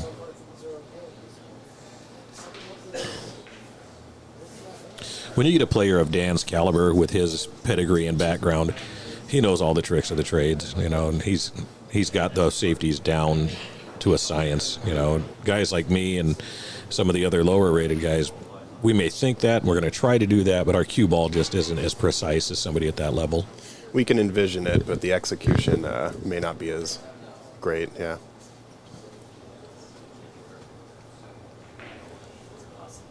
Thinking probably a 2-rail kick here. Come up on the bottom side of the 1. Yeah, that's the best way to get movement out of the one ball. He probably won't hit it real hard, but if he hits it right, he can go in the corner pocket. And that's right where it went. Well, yeah. Unfortunately, the wrong ball, but the right idea.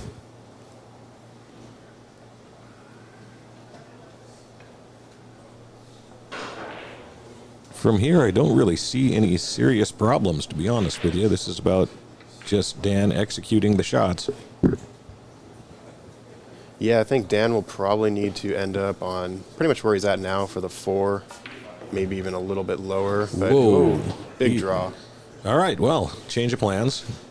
Spoke too soon. He's going to, I bet you he's going to try to fire this bank in. He's got the space, it's thin, but I think, well, he could also play a 2-rail safety, leave the 2 ball somewhere down on the middle of the end rail. Nope, put it right in. And he's got the angle now. He can kind of get back in line here. Can't see if he's got enough angle. He's probably going to have to top this top right and come out 2 rails to get underneath the 4 ball because he wants to be as straight as possible on that to draw back for the 5. That's pretty perfect. That's pretty perfect. That'll get the kids to the school bus right there. That's a great shot. And that's the deceptive speed of the bed of this table because when he first hit it, it didn't look like it had enough to get there. Perfect. He'd actually got just a touch of an angle. I think he's going to draw out and play the 6 in the bottom corner. And then probably follow that 6 to get the 7 on the top right, depending on the angle he gets here. A little short. Yeah, he'd like another 6 to 8 inches at least. This becomes quite a tester, and I think he'll miss the 7 ball, which is kind of key.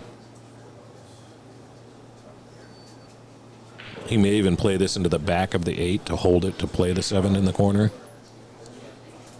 You really hate to hit balls unless you have no choice, but wow, what a shot. Danny is feeling his oats today. That was a hell of a shot. He's gotten himself in trouble twice and shot himself out of it.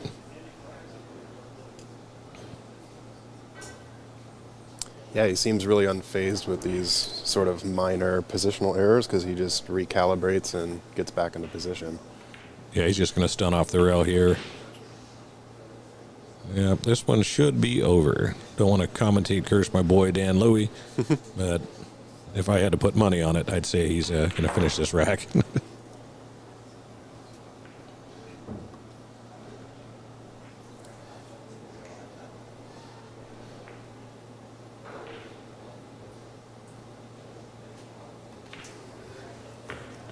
Like it had eyes.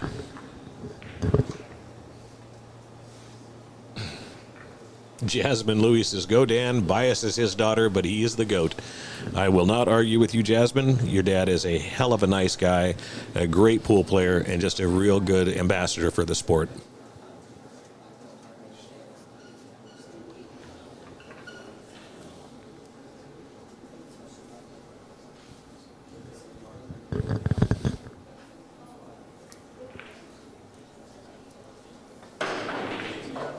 For all those tuning in on the World Nineball Tour page, that is correct that you may check out the bracket along with player information on the Ox Billiards website. You go to oxbilliards.com, or if you go to the Ox Billiards stream on YouTube, you can find that information in the description of this video. Javier Valenzuela asks, "Do I know who David Burney is?" I've heard the name. I have never met him. I've listened to some of his stuff, but we would do great commentary together, huh? Well, I'd give it a shot. I enjoy doing the commentary. I've worked with FNL Productions and Chalkbox as well. Shout out to my boys out there. Usually it's me and my sidekick, Greg Triple G Pendergrass, but he's probably laying around at home in his underwear eating Cheetos or something like that.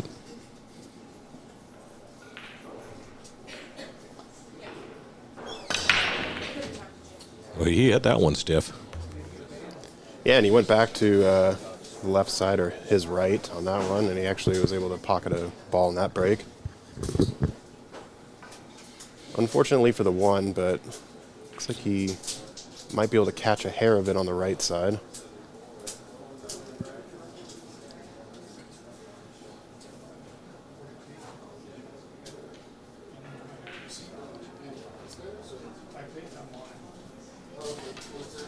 Wow, he cut that thin. Jesus Perez asks, "What bar is this out of on the WNT page?" This is Ox Billiards in Seattle, Washington. It's not a bar. It is a pure pool hall, pool and snooker. Yeah, we've got 8 9-foot Rasson tables here, along with 4 snooker tables. There's also a Chinese 8-ball table, which is sort of a hybrid between a pool and snooker table. Have you ever played on the Chinese 8-ball table? I have, yes. It's it's difficult. It's a great game if you like to pull what's left of your hair out of your head. That is a difficult game to play. If you don't like cheating the pocket, it's the game for you. Absolutely. Yeah, you're not cheating that pocket. Yeah, first time I ever played it was here at Ox, and it was insane how tight those pockets are. We are located in Seattle, Washington, in the heart of the Capitol Hill neighborhood.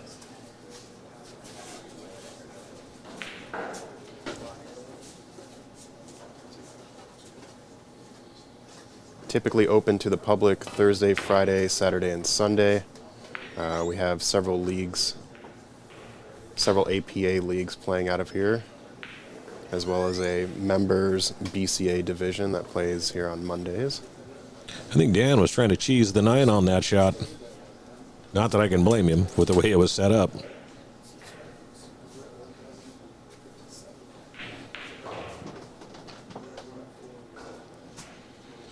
Do you think Leo just tries to push the 1 behind the 5 here? Sort of a thin hit. Yeah, I think he's going to... It's obviously a safety. There's nothing to go for here. You thin the edge of it and try to get down the other end of the table. That's going to leak. Yeah, that's the problem. Like I said, with as fast as the bed on this table runs, you've really got to be accurate on your cue ball control. And it was the right idea, just the execution was a little lacking. And like I said, it's tough with these tables. They're just really hard to get the speed down. Doug asking, what nights do you have tournaments? Typically, there's not a bunch of tournament play unless it's pre-scheduled, but tables are open to the public Thursday through Sunday, and they're open from, I believe, 3 p.m. till 11 p.m. or midnight. Rise in the YouTube on the WNT wants to know if there is spectator space at Ox to come and watch. He's local. There is. Today, yes. Today there is. Tomorrow and Sunday are sold out. So they go to the Ox website to get the I tickets think you for can that? actually buy tickets on site here. I believe it's $20 day of. So if you come on over, we will be here well into the evening. Oh, yeah. Plenty of matches to go still. We are still trekking through round one. Yeah, I'm at the bottom of the bracket for round one, so looks like Dan's going to be kicking at this 2-ball.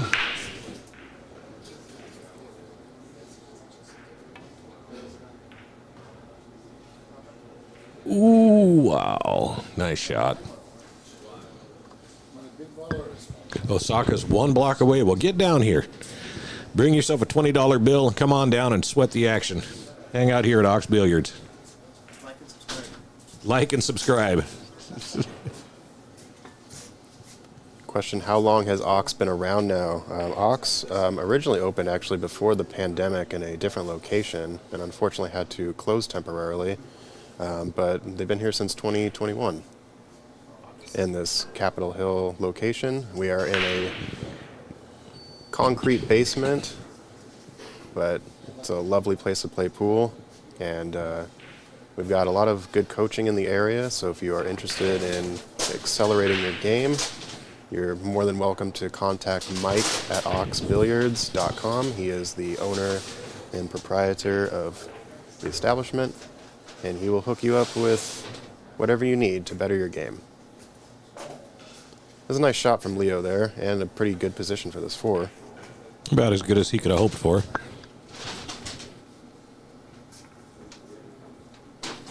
Yeah, basically, if you see that, I think it's a QFC on the corner, Ox is right across the street. You'll see a green door, and you have to ring a doorbell, and it's sort of a little secret hideaway. But It's open today right now. There is a doorman up there, so if you're wanting to come in and sweat the action, come on down. Great bank. And he's going to get rewarded. 5 to the 6 is going to be a little tricky just because of the angle he's got.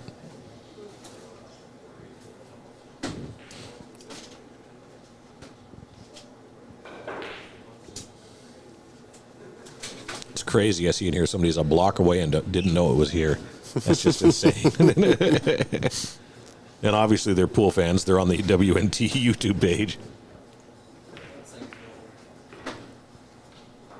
He hit, oh wow, I thought he hit it really well. Tried to cheat it just a touch too much. yeah, barely caught that point.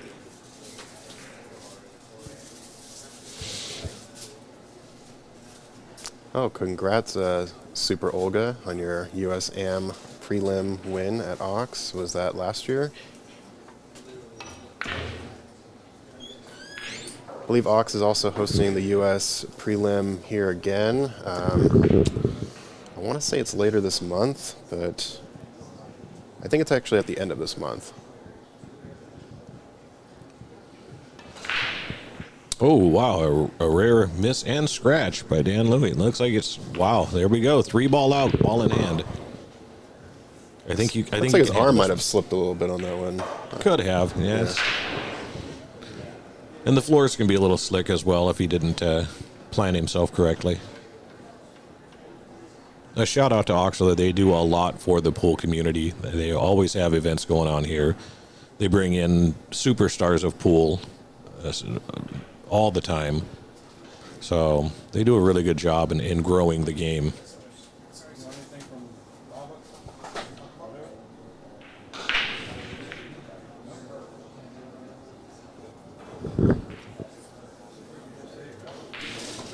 We have a couple club-sponsored players playing in this event as well. Your road partner, Daniel Sardoncilio, is here, as well as Michael Deichmann. Yeah, Mike D and Daniel Sardoncilio. I know both of them really well. Super good people. Just draw back off of this one, play the 9 on the side. Oh. He got all of that one. Yeah. Still goes into the side, but it's a little bit more of a challenge. Looks like me shooting that thing. I'm your man if you need 27 feet of draw. Good shot. All right, Leo's on the board. This is now a 3-1 game.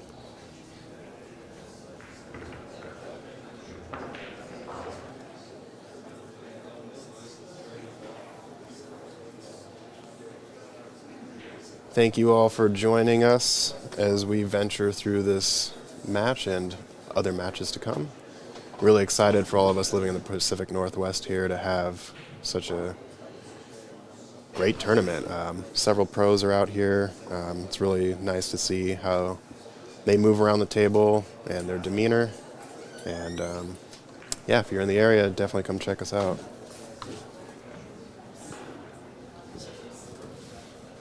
Yeah, I love to see the list of players when I registered for this and saw that some of the really good friends of mine that are on the tour here, you know, Oscar Dominguez and Tyler Steyer and Nick De Leon, all super, super good people.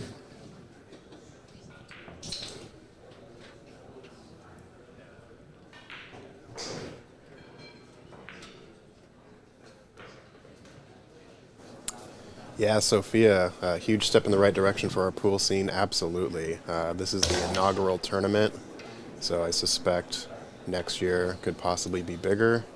It is a little bit difficult only because we have 8 tables, so I don't know if the 64-player limit had something to do with that, but we could also extend the days, so maybe not. But yeah, very much looking forward to this being a continued thing year to year. I sure hope so.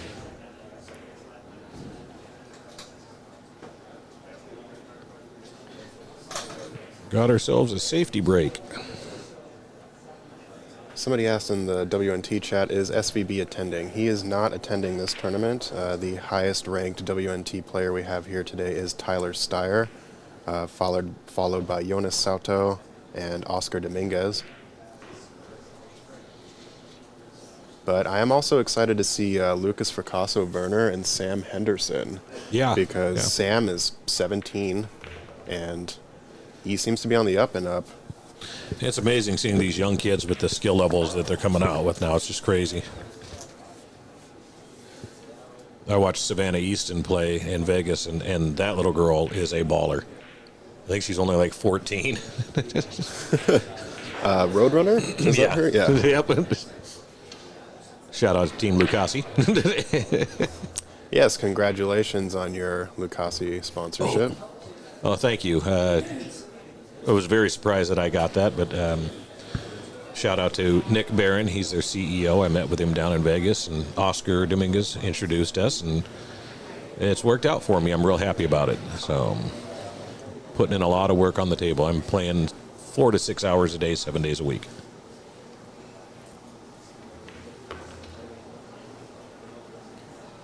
An unfortunate scratch on that kick shot that he, or bank shot he played there, because he did get a ball down.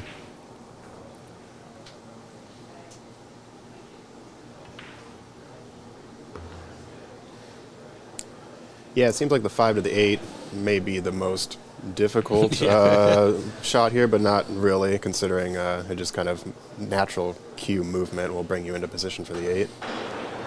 Yeah, it's all about just giving himself an angle.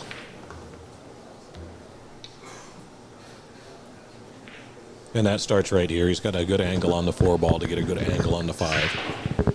I find that if I've got myself out of shape, for me, I'm going to be out of shape the rest of the rack until I miss or somehow get it to happen.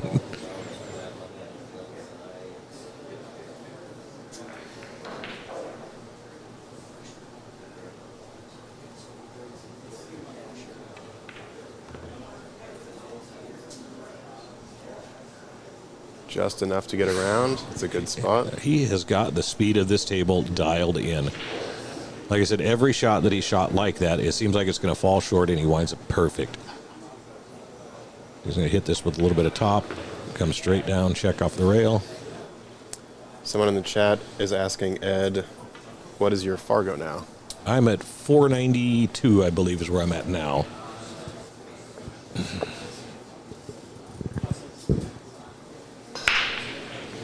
And guy in the booth, wish I could play that. What's your Fargo? Yeah, I actually play so much because I work from home, and I've been playing pool about 4 years now. I'm one of those guys that when I go into something, I go in deep. So within a matter of like 3 months, I was already attempting to play in high-level pro events, so my robustness grew rapidly, and I took a lot of beatings. So, Yeah, I was going to say your speed recently doesn't really seem to indicate a 492. I appreciate that. But you've been putting in the work, so. Yeah, I played in a 610 and under event a couple of months ago and played exceptionally well. I beat a 608, 7-1. I just played really strong. So my coach and mentor, Eddie Mataya, really good friends with him, and he's helped me a lot with my game. He told me that eventually it will catch up and to just keep doing what I'm doing. So I don't even really focus on what my Fargo is at this point in time. I just keep playing. Yeah, when it comes down to it, I mean, the number doesn't really matter much. It's more important your performance on the table and how you are handling yourself. And, so.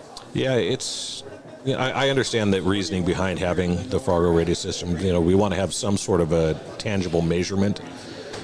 But I've seen all too often guys who you would not think play as well as they do at the rating they're at run rack after rack. So, and it does take time to catch up.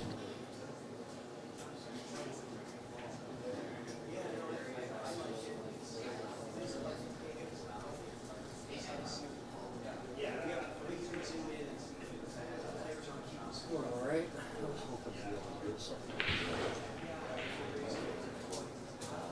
Osaka says he's been struggling to find Fargo-rated tournaments in Seattle. Yeah, there really aren't too many. I know I've had to travel up to Everett to go to Golden Fleece or down south to Scratch Billiards or the Penalty Box to find those BCA-rated tournaments. 15th Street in Auburn will do some as well. My advice to you is since you're here in Washington, we have a couple of Facebook pages, Pacific Northwest Billiards, or is it? Yeah, the pool Northwest Billiards page, and then I believe there's also a Pierce County pool players page. Yes.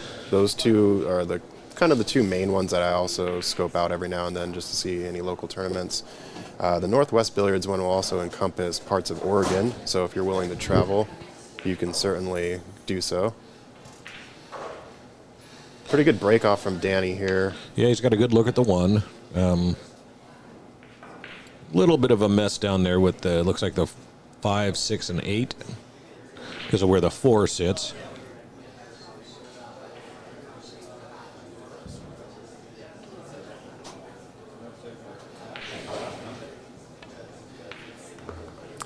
Yeah, Stimpy's has a good tournament on Monday. There actually is a Saturday tournament at the 4Bs in the Ballard, Fremont area. They do a rotating 8-ball and 9-ball every Saturday. It's like a $10 buy-in. It's a pretty fun tournament. They have 4 bar box valleys.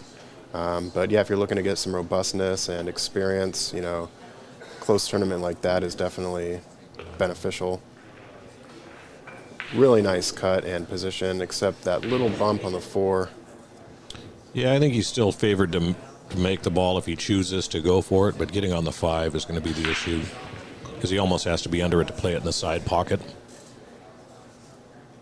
Catherine Duenis says she loves Eddie M. He's a really good and humble player. That's a fact. Eddie Mataya is a great guy. And his wife Cindy's a sweetheart as well.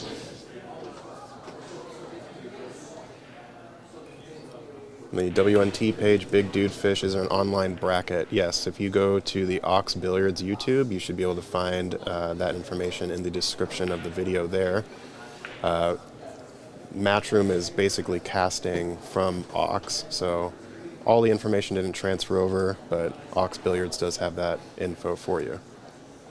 I think Dan's probably going to play it safe here. Yeah, locked him up. Smart shot.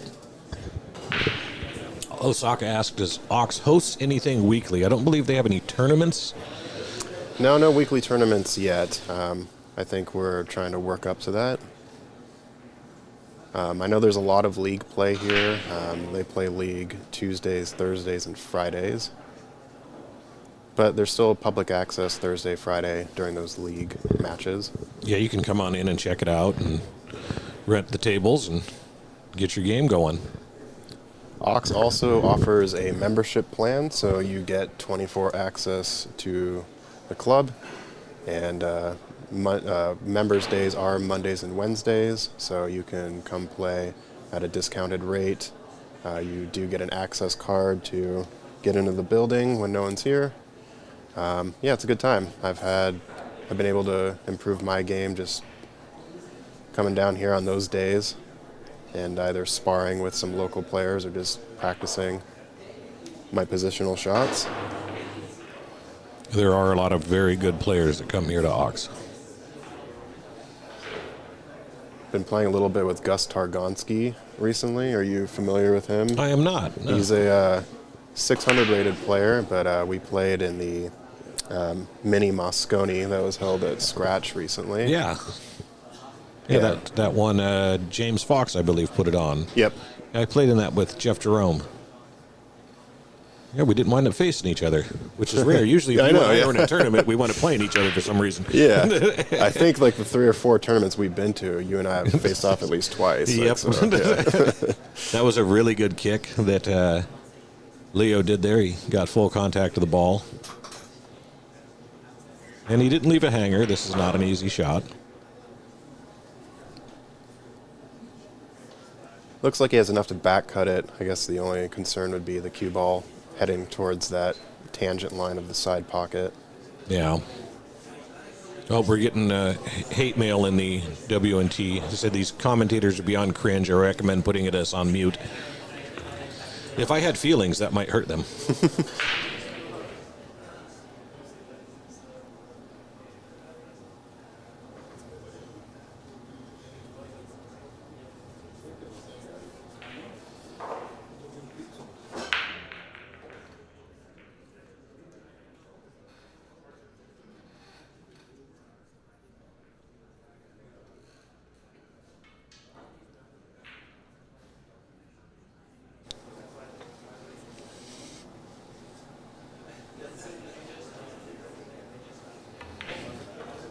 Nice shot there by Dan.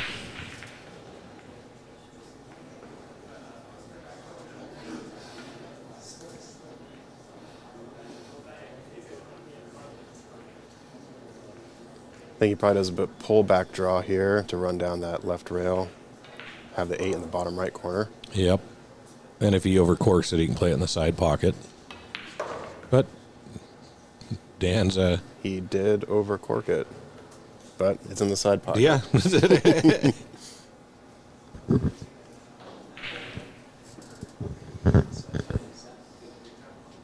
Go up to the short rail and back down. Oh, he's just going to cinch it. Yeah, it's far enough off the rail. Doesn't make the shot that difficult.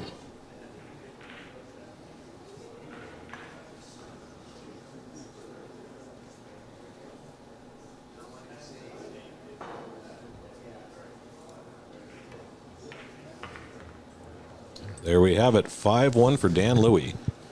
Gorgeous George asks, is Dan a pro? He was at one time. He was a traveling pro.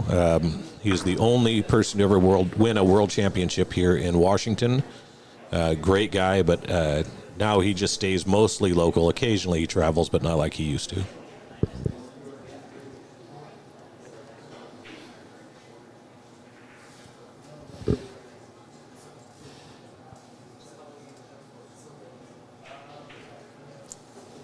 Yeah, appreciate everyone in the chat here. We are not professional by any means, but we have a love for this sport that you also share.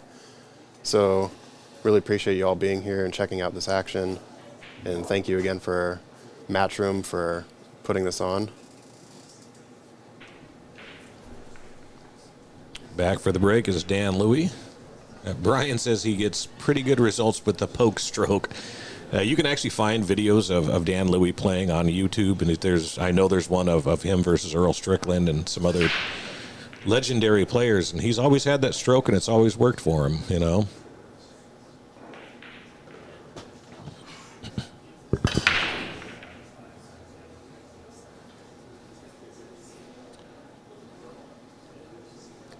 Dry break here, but not terrible. 3-4, slightly tied up.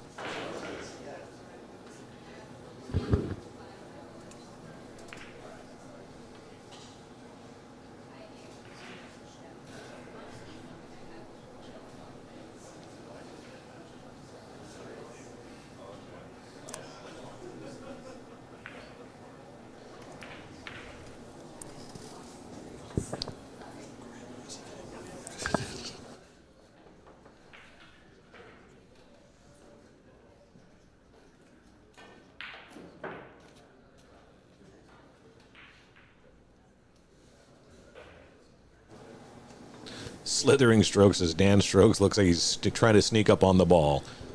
Well, if I was potting him the way that Dan is, I would go ahead and stroke him that way. It's funny because, you see guys like Efren and Francisco Bustamante and even Shane Van Boning kind of has a bit of an odd stroke. Yeah, Shane almost has like a little bit of a hiccup as he's got a hitch at the back end of it. Yeah. So I don't think there's anything as a perfect stroke. It's what you can replicate over and over again and be successful with.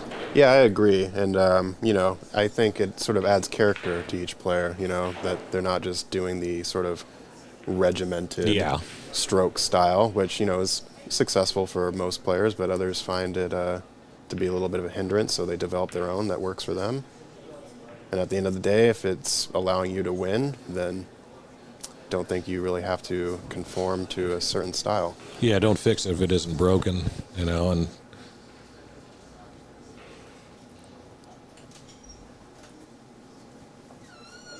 I tried to emulate Francisco Bustamante, his stroke, when I first started playing, because I really liked watching him play. That was a disaster. It did not work out well for me.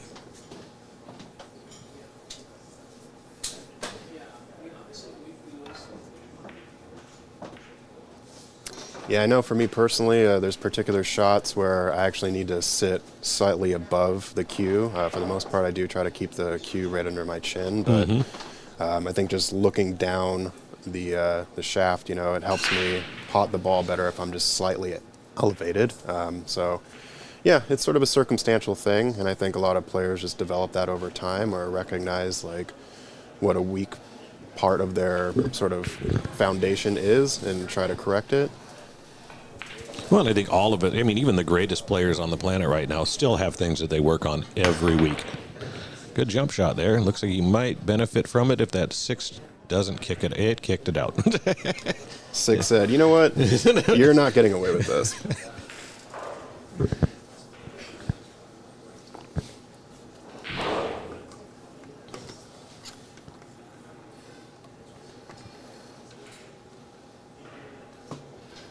Two is in a funny position just because it doesn't clear the 8.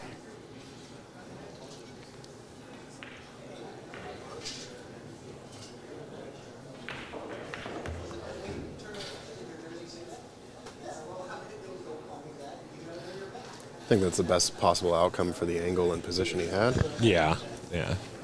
He could take a fire in the combo up. He is up 5-1, so it might be something that he does, or he could play a save.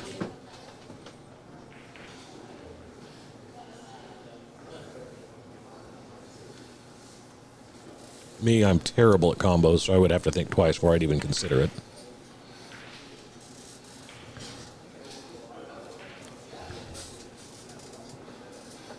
All right, so Leo has an opportunity here, back cut on the 2 in the bottom right corner. I think he can probably just stun over to basically just below that 3rd diamond to get back to the middle table for the 3. Yeah. Cherry Japheth asked if we are from the USA. I am. I am as well. Yes. Originally from California, but that was years ago. I've been living in Washington since 2001, so definitely consider myself a Washingtonian at this point. Whereabouts in California? Oceanside. It's like Really? San Diego County. Yeah, I was born in Oceanside. Okay, that's hilarious.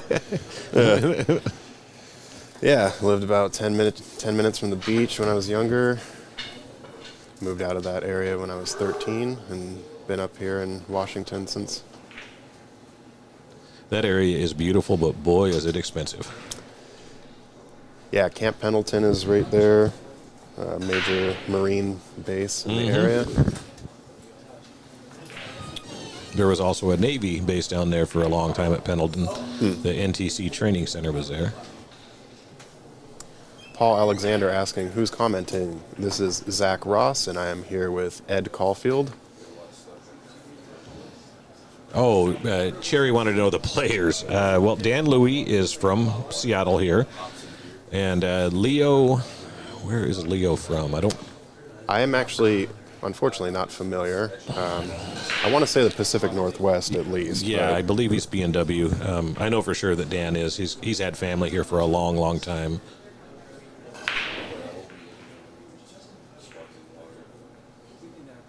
Sorry, Cherry, we can't keep talking about ourselves. So yeah, of course you meant the players.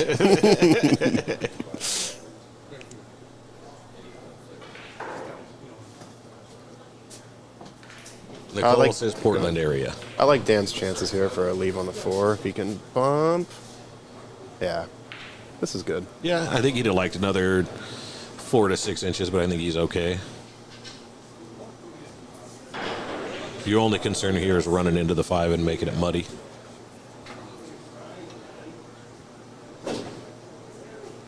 Yeah, you risk sort of bumping that 5 up onto just the other side of that jaw there. But he handled that perfectly. Not when he hit it like that. And he's going to have to play the carom onto the 6 here. He'll thin the edge of the 5, play the 6 into the side pocket. And he's going to shoot it just hard enough that the 5 is going to float down table towards that corner. Now he's got a nice angle to go 2 rails into the line of the 7, which is what you want to be doing.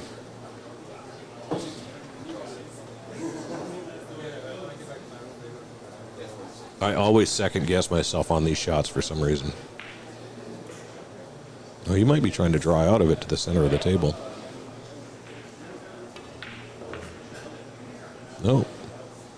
I think you're right. He overplayed the line, but got the line on the other side. Maybe he played Maybe. for a short side. I mean, who am I to question Dan Louis? I mean,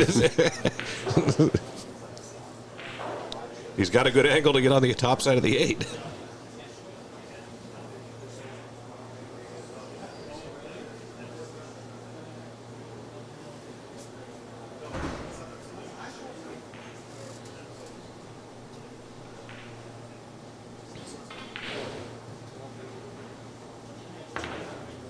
Just unfazed. The guy's like a machine.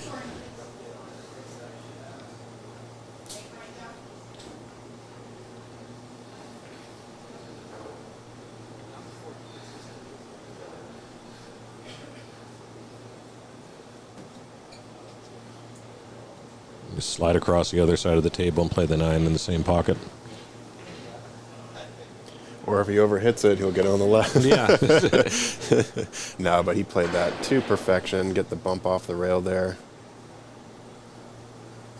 Yeah, a lot of players will make the mistake. They'll try to hold that ball and try to play the 9 on the other side, and you just can't. I mean, you can do it, but it makes the shot so much harder to make. All right, so Dan, 6-1 over Leo here. Leo hasn't really found a rhythm quite yet in this match. Dan definitely capitalizing on some mistakes. Yeah, when Leo looked like he was going to get going there a little bit, he had that kick in and a cue ball scratch. That definitely slowed him down. Josh Anderson, my favorite picture of Dan is when he was breaking at the Sands event. Yes, that is a very iconic Yep. photo. And I believe we actually have it in the club here against the back wall.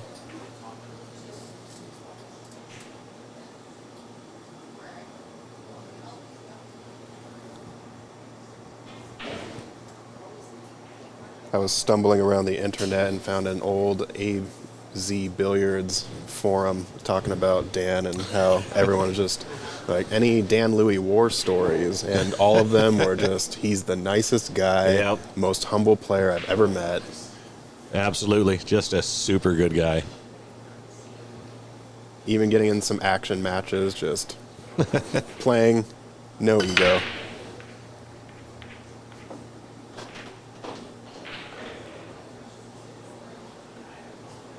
You know, the thing is, in my travels, all the big name pool players that I've met and associated with, 99.9% of them have just been wonderful, down-to-earth, regular fellas. It's just been really super cool to see that type of attitude from some amazing players. And we won't say who the other 1% are.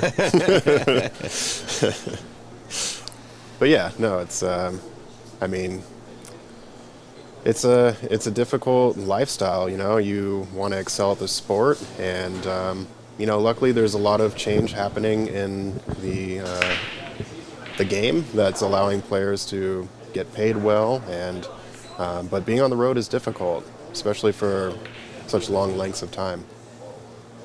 Yeah, I'll tell you, I've been on the road a lot since February, and living out of a suitcase gets old really fast.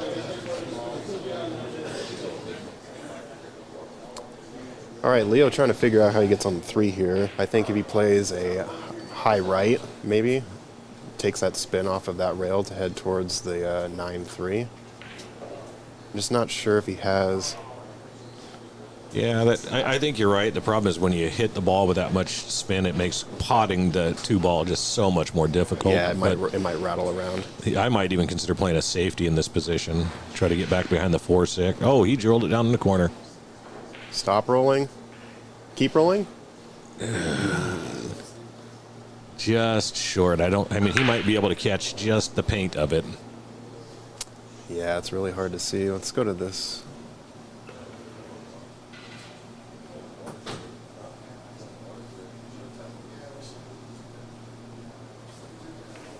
He got enough. A good pot. And from here, he's got a good opportunity to get out here. You just float up, push this in hard enough to float up table. What happened there? He must have double hit. Yeah, do a double hit with Yeah. That's unfortunate because that was a pretty nice pot that he had. And I think it was his best opportunity to put another game on the board.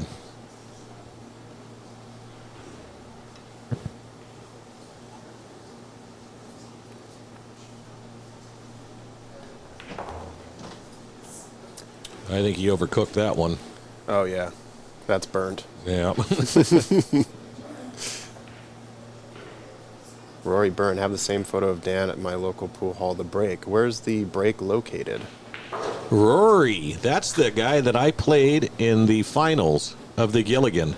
Oh, no kidding. Yep, I got him in the semis, and he came back and he beat me in the finals. Hope you're doing well, Rory.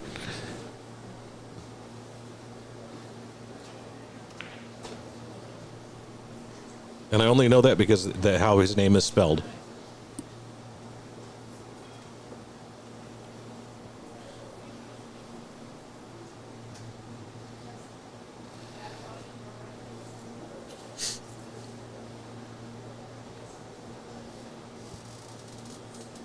So I think Leo might come between the 8 and the 9 here to get position on the 6. Yeah, that's the easiest way. Looks like he hit it at good speed. Well, yeah, this table's going to take it too far.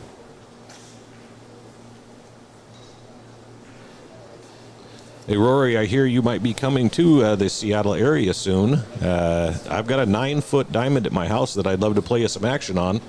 I know you got a little cash in your pocket since you took some of mine.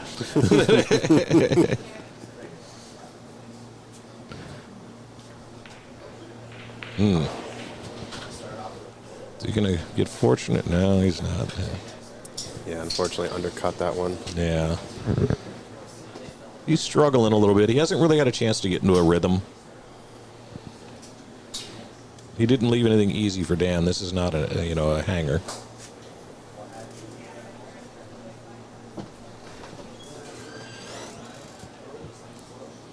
Simon Ayers, this is the club that has the snooker tournaments. Yes, that is correct. We recently had the Women's Snooker Open.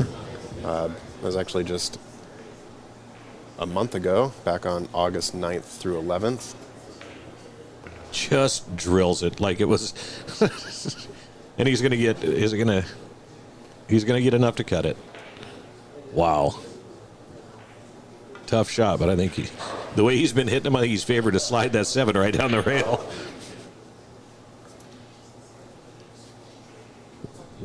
Yeah, the only risk here is the back and forth on the side pocket, but I think if he plays it right, then he should avoid that. Yeah, just a touch outside will pull it away from that side pocket. Oh, he went inside. Whew, that makes that shot much tougher. And he's going to get lucky. Wow. Dan is shooting well. He's gotten a couple of rolls, and Leo has just struggled because, like I said, he hasn't had an opportunity to really get going. He might barely be hooked on the point. No, I can't really tell. He has enough to kick, I think, but it's kind of difficult to see from this angle. Oh, Rory's already out of the area. Well, dang it. Rory, I know you have Secret's contact information because she's the one that put some of that stuff together. If it would be okay, I'd love to get your phone number from her, and next time we're both in some area, I'd love to get together and hit some around. Just let me know if that's cool to get your contact information from Secret. Tim Burbage asking bracket. Yes, if you go to the Ox Billiards YouTube page, you should be able to find the bracket in the description of the video. It is digitalpool.com. Otherwise, you can search on digitalpool.com WNT Seattle Nineball Open, and you should be able to find the bracket. We are still going through round 1 matches, as there are only 8 tables here and 64 players.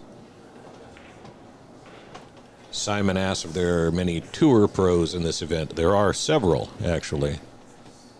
Yep, we have Tyler Steyer, Oscar Dominguez, Yonas Sauto, Georgi Georgiev, Lucas Fracasso Werner, Nick DeLeon, Sam Anderson, and let's see, Raymond Linares is here. I believe there's a few others. Sergio, James DeVee. Is he? He's on the 9-ball tour ranked. Honestly, I know he's playing in a lot of their events. I don't know if he's actually a bona fide member of the WNT, Sure. but he does play a lot of their events. Yeah. And he is a touring pro.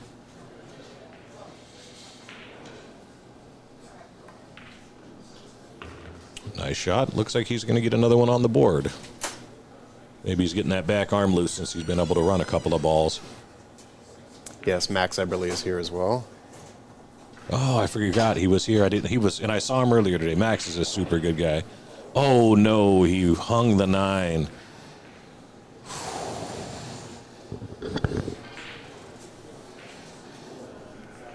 Max Eberly won his match earlier against Christian Zarate 9-1. He will be playing Aman Sunar later this evening. Very unfortunate miss there by Leo. Yeah, those are the ones that are just a soul crusher. Sounds good, Rory. I will get your telephone number from Secret, and I'll shoot you a text. I'm going to be honest with you. I've missed that 9-ball a million times myself. Nobody ever wants to admit it, but we've all done it.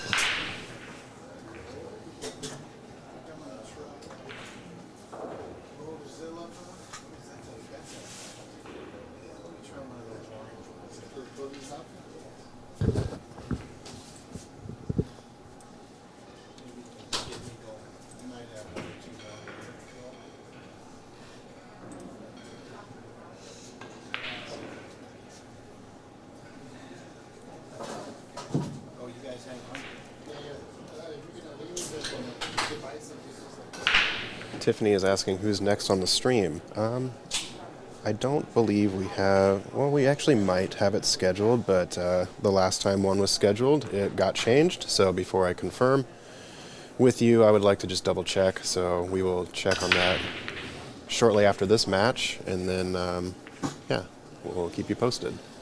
Okay, we've got some other matches going on. It looks like Mason Koch is up 7-1 over Jesse Johnson. We've got Daniel Sardencilio just started in a match against Christian Youngers, and he's up 1-0. And Stan Tarango is up 1-0 against Ryan Carden. For those of you who have been joining us this entire time, Christian Youngers was the other co-commentator. He is also a co-owner of Ox Billiards.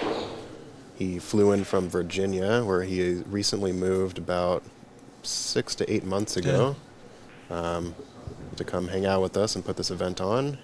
He set up all the camera work and production back here for us to give y'all a beautiful event.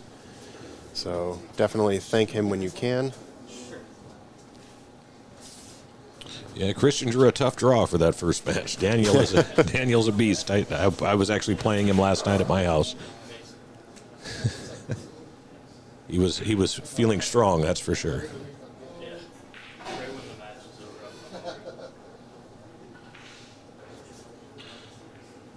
And Daniel knows these tables really well. He plays here all the time. Nice little combo there by Dan Louie. Little kiss, kiss. He hit that perfect speed to do that. That's something that, probably 60 years of experience playing pool will get you is speed like that.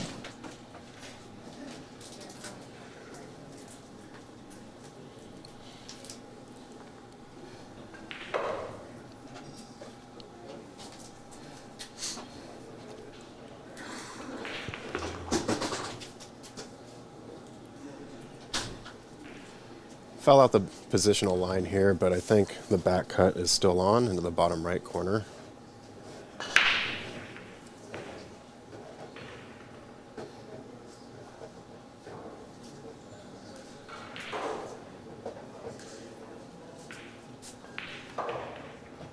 Nice shot. You get 3 rail shape on the 4 ball.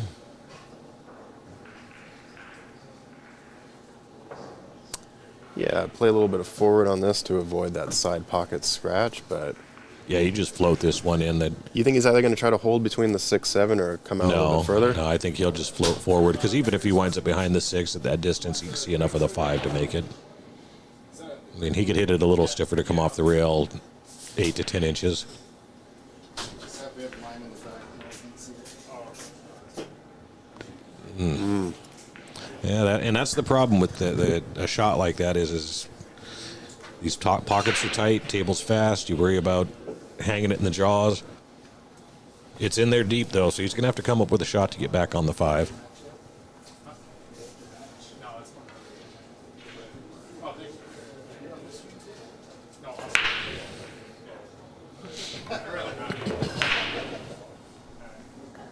Hit it good.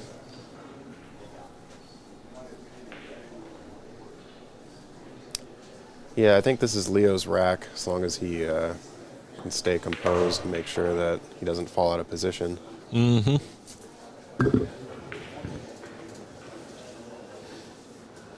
Interested to see what position he leaves for the 7, given that the 8 is at the bottom. Yeah, I was gonna say you almost want to follow it down, but got a little fortunate there. I think he can cut Can this. can he see enough of it to cut it? Yeah, I think so. I think so too. Yeah, and he'll hit it and get 2 rail shape on the 7.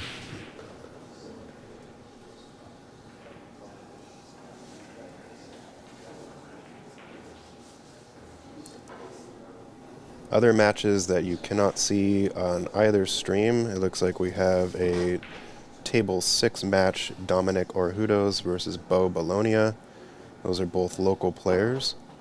And then on table 7, we have Nick De Leon versus Melina Ortiz.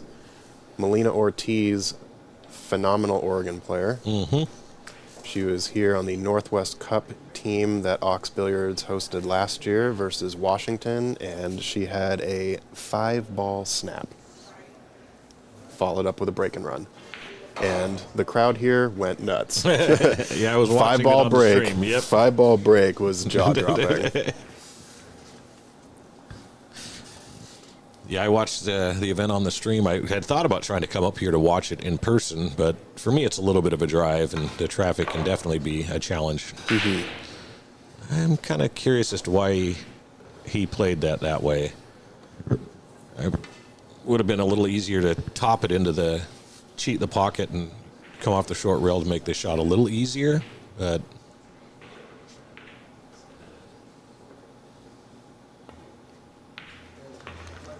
you hit it good. Yeah, he's recovering. As long as this can roll down a little bit further. Yeah, the cut is steep, but you know, you gotta take these opportunities now with the hill looming for Dan Loy. Yeah, I mean, hypothetically, he could play a safety, but yeah, I'd be going for it. That was a great shot. Yeah, sometimes you need to take, even though you're behind, you kind of have to take that higher risk shot because you need to get the momentum back on your side. It worked out for him. He got a nice love bump there on the 9. He's got a pretty basic shot. He's a little close to his work, but I think he's going to handle it. Oh, almost rattled that same pocket, but the pool god said, "You know what? You can have this you can one." have this one." The for shot sure. on the 8 earned it for him.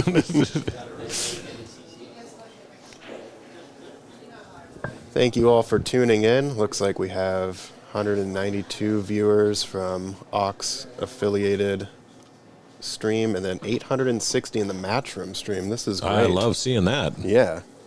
Thank you all for being here and enjoying this lovely Friday of pool. Could be Saturday where you're at in the world. But here in the Pacific Northwest, I believe it's 85 degrees out. Yeah, it was miserable hot yesterday, 92. We're not used to that kind of stuff. I don't like it. I'm debating whether or not of traveling down for an event at Sacramento at Hard Times later this month, the Brandon Crockett Memorial that Oscar Dominguez puts on. Yeah, that's his pool hall, right? Yes, yeah, he owns Hard Times, and I've already been there a couple times this summer, and it gets so freaking hot down there. But if you get the opportunity or you're down in the Sacramento area or anywhere near, stop by and check that place out. It is an amazing pool hall.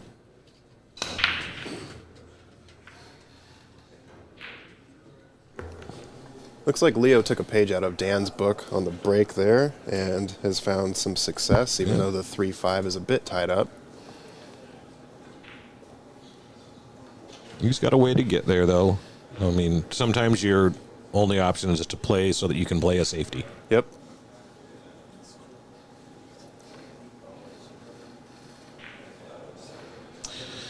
You know, as much as I like Dan and respect him, I'd like to see Leo get a couple more games here to make this interesting. Just put some pressure on things. Yeah, the first 3 matches have sort of been one-sided, so it would be nice to see Leo get to at least 5 and, you know, put some pressure on Dan, which I think he's definitely capable of. A little bit of a stun there. That should work. He might be playing for the bank. I think so. I like the bank here. I guess the only problem is maybe the cue ball not quite getting around the 9. But I think he rushed it. Yeah, and he jumped up a little bit there. Yeah. Decent position for the 4. Unfortunate, though. Louis CMYK says it's 5 a.m. Saturday morning Manila time. Welcome, the Philippines. Glad to see you up that early because I certainly was not. The Philippines, where everybody is a 700 Fargo or better from birth. I swear, I do not know what it is, but they have the best pool players in the world. I mean, it's just crazy how many of the top 100 are Filipino. Very much looking forward to the Reyes Cup. Yes. I believe that's in October. If I had the money, I'd go.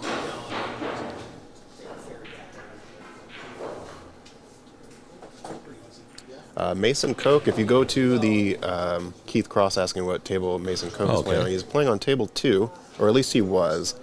It appears that they may have just finished, and the score looked like it was probably 9-3. Yep. But on the Ox Billiards YouTube page, we are actually sort of doing an NFL red zone thing going on here, where we have 3 other tables, as well as this commentated table being streamed. There's no commentary on that page, but you can still enjoy other matches here that we have in the room. And we will say a few things if we get the time on those tables if we got a little bit of a lag. Got a great safety plate here, so it looks like Dan's going to be kicking this 5 ball.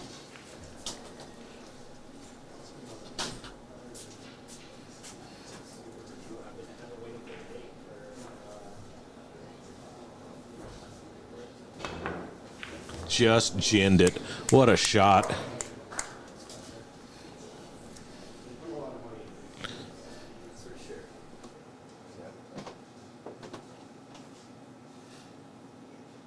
Let's take a look at that replay.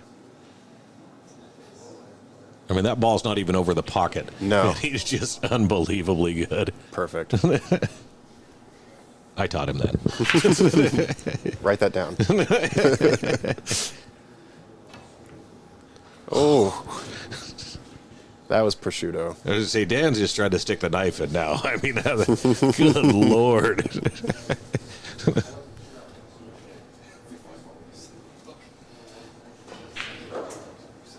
Filling it up.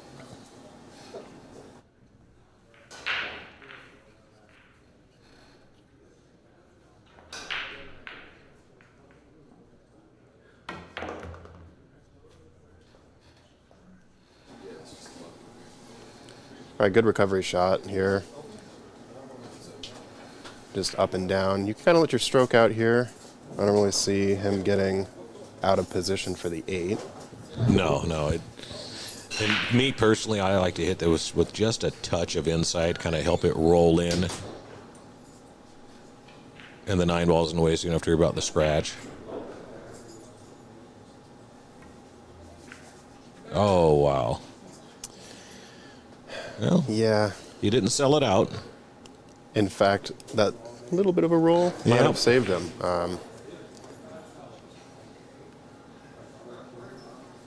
Yeah, I'm just not sure he's really able to shake it off. It kind of seems like the errors are compounding now, Yeah, and it's really difficult to climb out of that hole once you start digging it.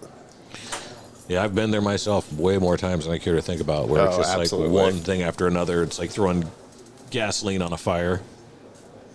And then you feel great momentarily, and then it happens again, and you're right back to Yep. where you were. So like falling down the ladder. Yeah.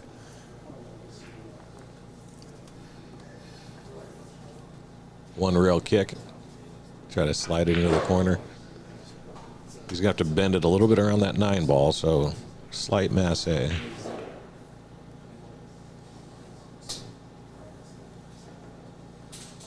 like he's gonna.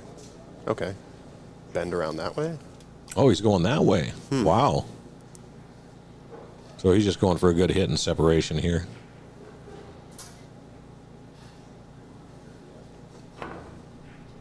What a shot. Look at that cue ball spin. That's crazy. I would have never Still even going. I'd have never even considered bending it that way around. That's just insane. Yeah. But he didn't sell the rack out. He made a good hit. Now Leo's going to have to come with something.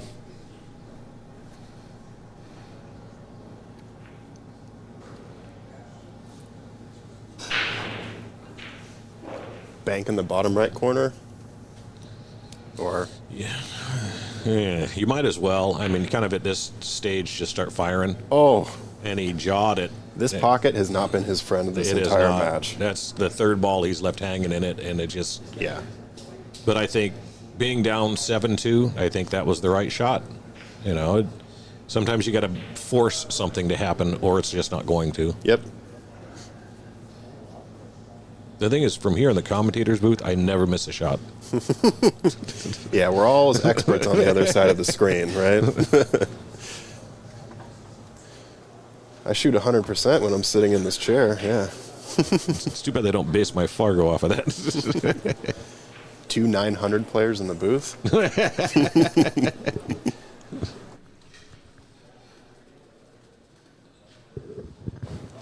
Got a nice angle here to just float right above the 9 ball. I suppose our combined Fargo is 900.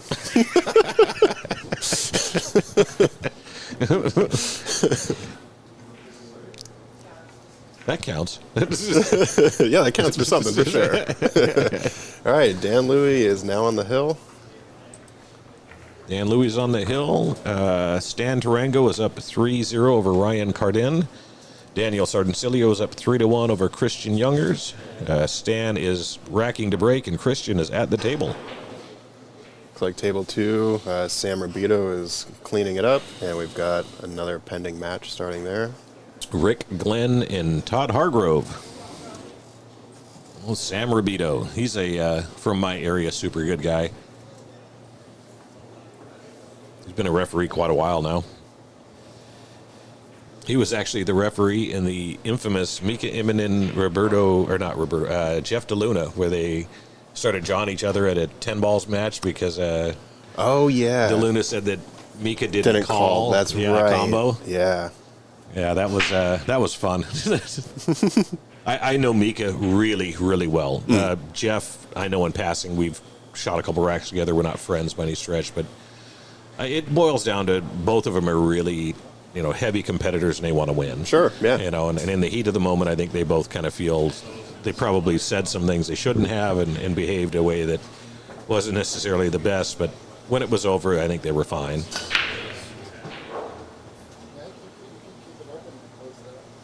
That seemed to be more of a solid hit. Yeah. Unfortunate leave, but Yeah, 6 ball came in and ruined the party. it's ruined the party a couple times now.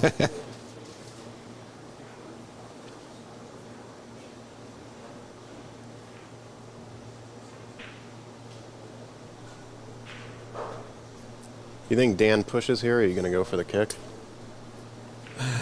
The question is, the push is you're going to have you leave yourself tough anyways, but I would push myself. I think so too. Not Ooh. sure about. Well, He can go between the 4 and the 6, so it's. if I'm Leo right now, I give this back. I think so too. Yeah. There's no. There's no reward for Reward, taking it yeah. right now, right? I mean, if you happen to hit it hard enough to fluke it in somewhere, the odds of getting back on the 3 are pretty slim. He's going to just try to peel the edge of this.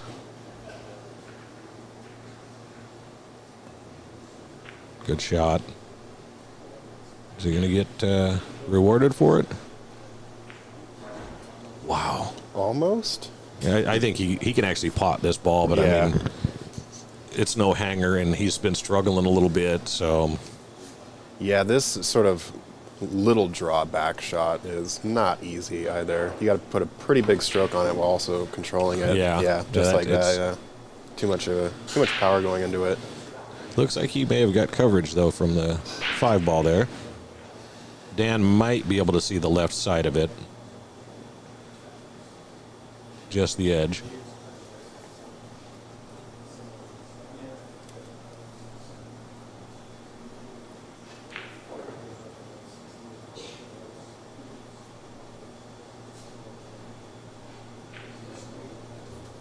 Wow. He couldn't cut that any thinner. Insane. The ball moved a quarter of an inch.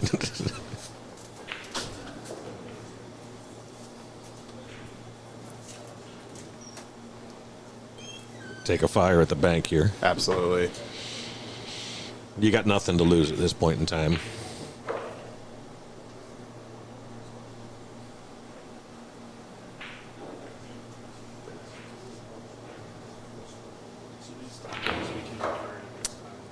Hit it a little stiff, so it opened it up a little bit.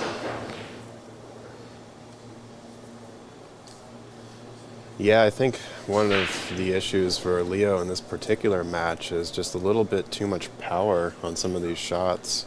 Yeah, if you're not used to playing on these tables, this is a finesse table. I mean, you can power it in, but your accuracy has to be 100%. You know, and it will spit them out.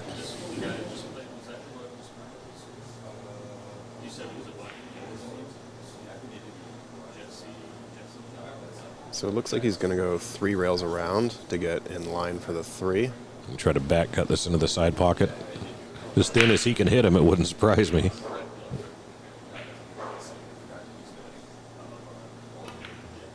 Yeah, Overcut. gonna sink the 3. ADS, how is Dan Louis a 674 Fargo? Well, he doesn't play as often as he used to, and to be honest, in the Northwest here, we don't have a lot of over 700 players, and in order to breach the 700 mark, you have to play a lot of those. I know that Daniel Sardencilio just recently, within the last couple of months, went over 700. Blake Baker's over 700. James DeVee is over 7. Stan. Yeah, Stan. Stan's a legend, though. I mean, that guy's.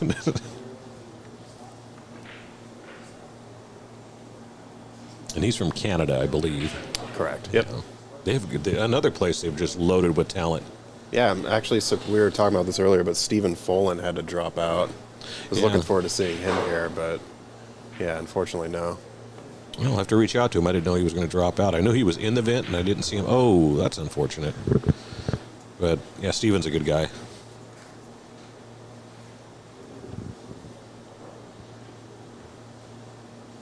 I played at the Spokane Open and played a Canadian in my first round, Mike Roberts. The guy didn't miss a ball. Just it destroyed me. Man, I could do nothing about it but sit there and watch. I didn't feel bad about it because, I mean, I didn't do anything wrong. Sure, yeah. It'd have been one thing if I dogged a bunch of balls and no, he just crushed it. Good control there. It's a little straighter than I think he wanted to be. Yeah, I think he can draw straight back, but he is reaching now, so I'm not really sure. He's going to go forward instead. Yeah, I think you'd have a better chance at getting, as long as he misses the 9, yep, he's good to go. Nice. Pretty much wants to be in the same position he's in now, so likely will just roll up one rail.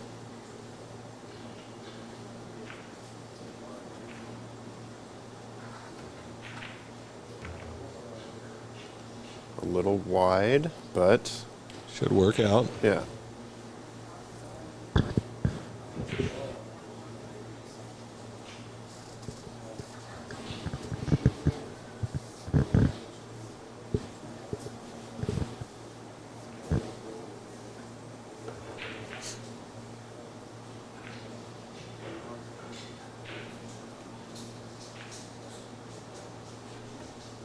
Well, I think a lot of times in tournaments, sometimes you catch your rated speed and sometimes you fall below it. Other times you rise above it. So while the number is an indicator of your potential skill, it doesn't always pan out that way. But at the end of the day, if you're winning, you're winning. So Yeah.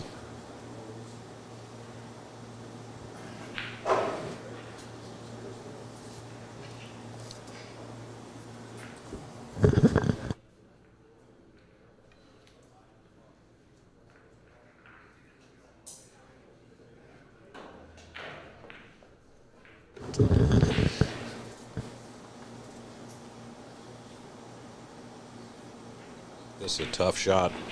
Yeah.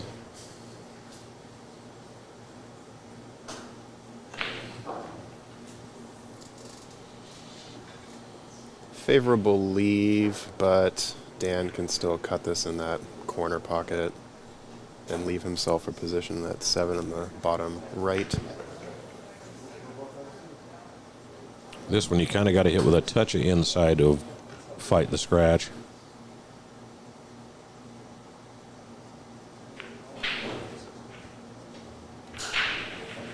Like it had eyes.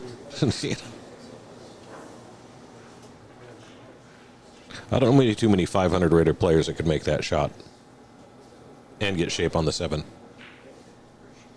I might be one. To be honest with you, you're not. And neither am I.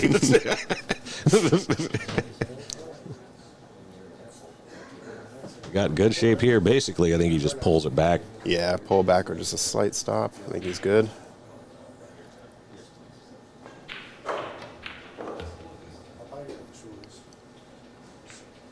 All right, for the match.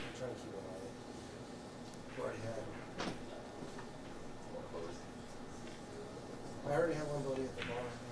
There it is. Dan Louie takes victory over Leo Ott 9-2.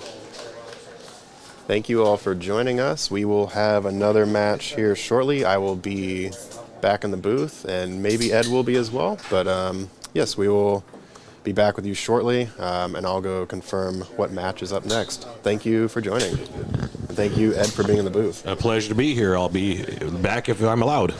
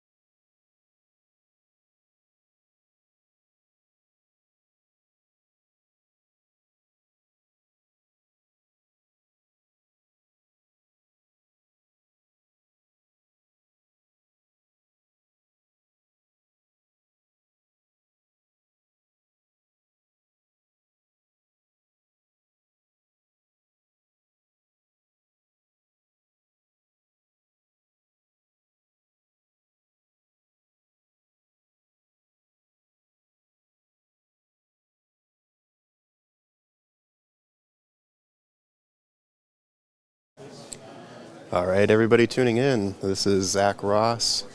I am here in the booth, and Ed Caulfield will be joining me again for this next match as we have Oscar Dominguez versus Prathamesh Sawant. Prathamesh is a local player here, and of course Oscar is a World Nineball Tour player, currently ranked 34 out of 34 on the 128 list. Obviously there are more players on the tour, but he is in the top 128. That match should be starting here at 2:30, so I will be back with you shortly.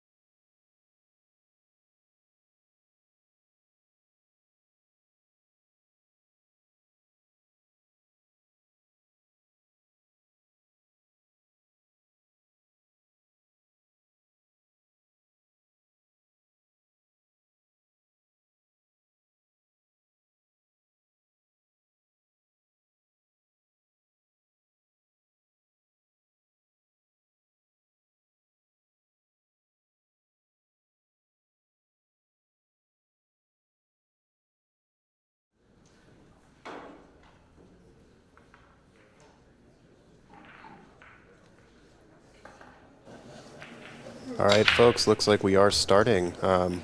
Didn't think they would start that quickly. Maybe he's practicing. Just want to make sure here. Okay, yeah, I think he's just warming up, so.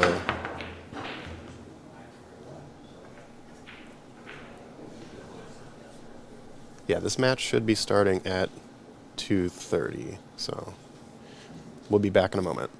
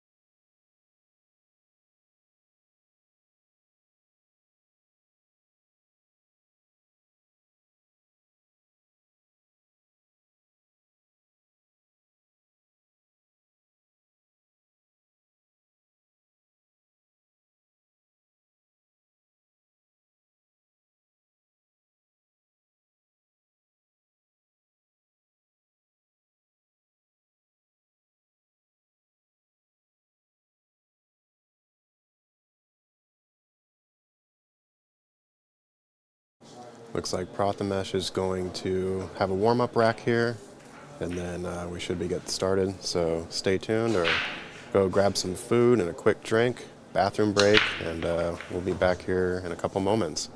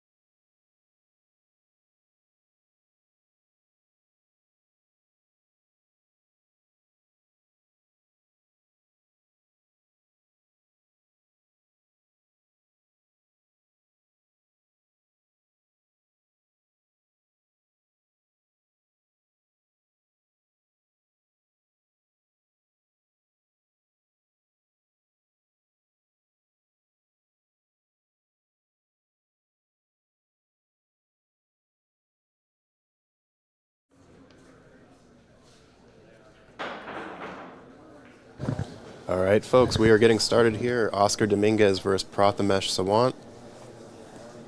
Looks like Oscar will be taking this lag pretty easily. It was close. I'm actually happy for Prathamesh. He's a great guy, and a chance to play a player of Oscar's caliber. From firsthand experience, it's awesome to be able to do that.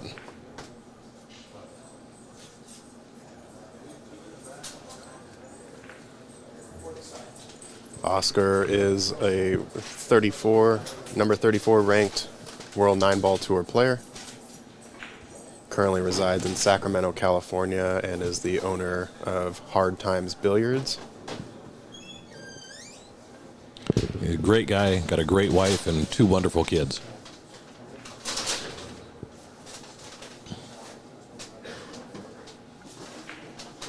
I believe it was a Chuck Markoulis Yes. memorial. Yep. I believe Chuck was the previous owner of Hard Times Billiards. Yep, that's who Oscar bought it from. I actually played in that event. Daniel and I went down. Oh, and he scratches off the break. That's a nice way to get started for Proth.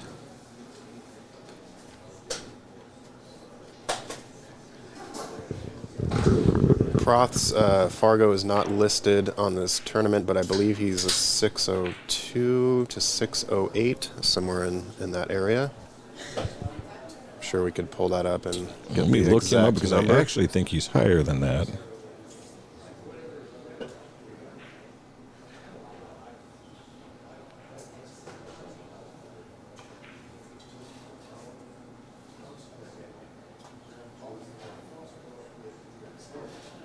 .609, you were right there on the money. I thought he shot higher than that because this guy can play exceptionally well. Snooker player background.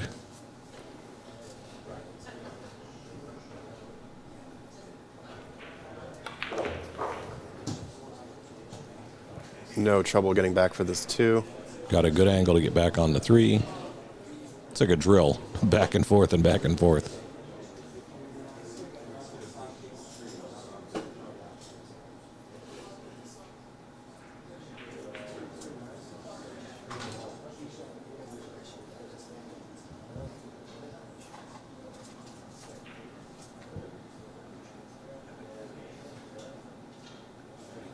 A little bit of elevated cueing over that 6 ball.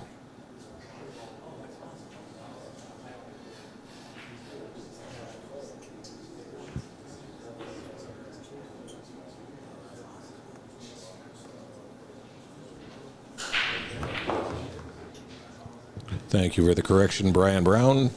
Chuck Markoulis was the father. Oscar bought hard times from his son, Mike.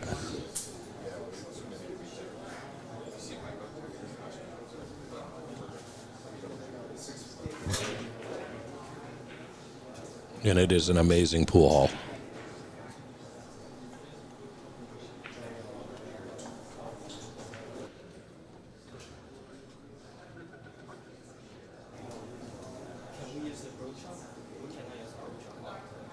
All right, so I think he wants to fall almost on the 7, but not quite, to have this 4 in the bottom right corner.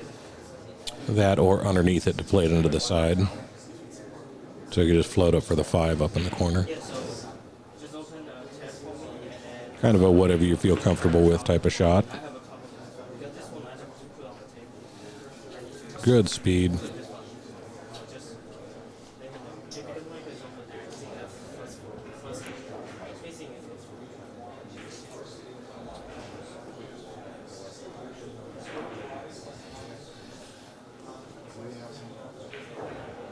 I guess the question now is, do you think he powers around 3 rails to get back on the top side of the 5? That's one way. I'd hit it with top left and try to go between the 9 and 6.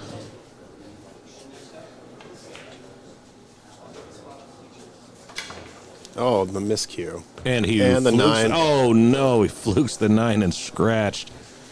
That's harsh.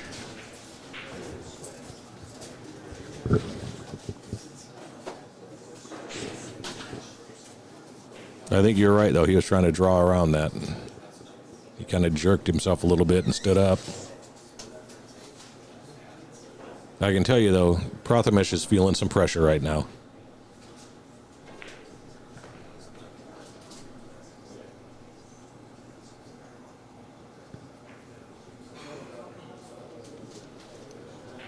Thank you for the knowledge drop, Brian Brown. Always love to see the pool history. Yeah, I was aware that there were several locations they had at one point in time.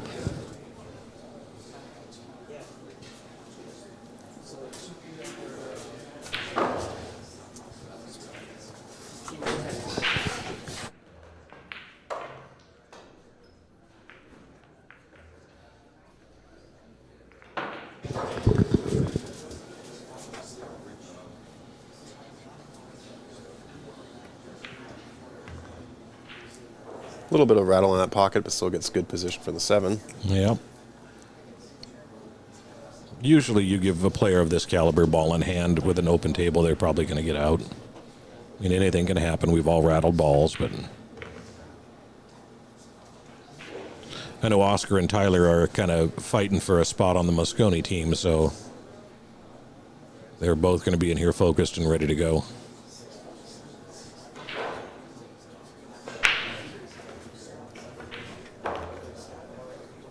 Nice little touch shot there. I lost mine.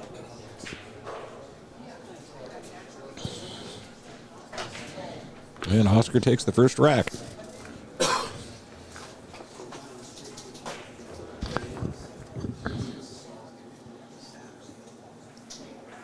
Quick shout out to our sponsors, Q-Tech Qs, of course Matchroom for assisting us in getting visibility and also providing the ranking event here at Ox Billiards in Seattle, Washington.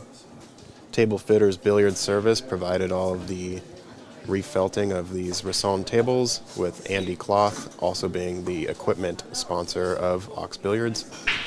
Sandro Menzel on site for photography, And of course, Littman lights with their shiny brilliance on all of these beautiful Risson tables. Got Oscar to break. See if he does, keeps the cue ball on the table this time.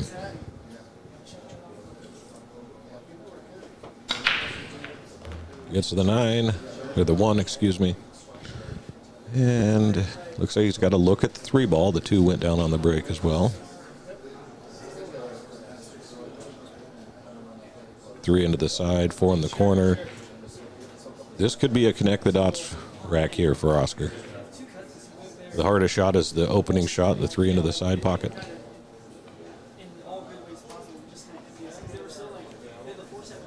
Yeah, just hit this with good speed. You don't need to necessarily baby it, but you also don't want to really power it through, so just kind of roll up on it. Yeah, because the 4 ball's pretty easy from just about anywhere below the side pocket, even if you had a sharp angle, which I don't think you can get. He's shooting out of the pocket, which makes things a little more interesting.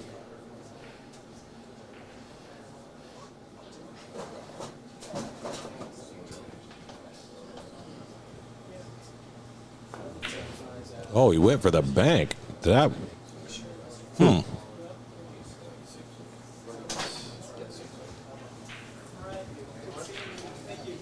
Maybe he didn't feel as comfortable kind of floating that towards the side. You know, if he comes a little bit below it, then the 3 does kind of just sit in front of that pocket.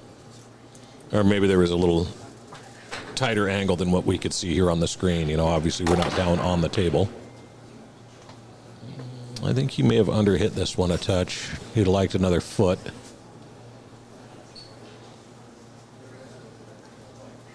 Suspect he takes the reverse bank on here.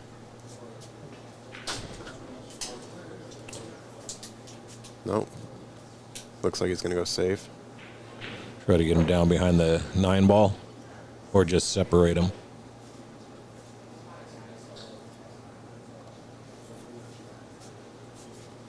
Oscar's going to probably try to bury him behind the 5 ball.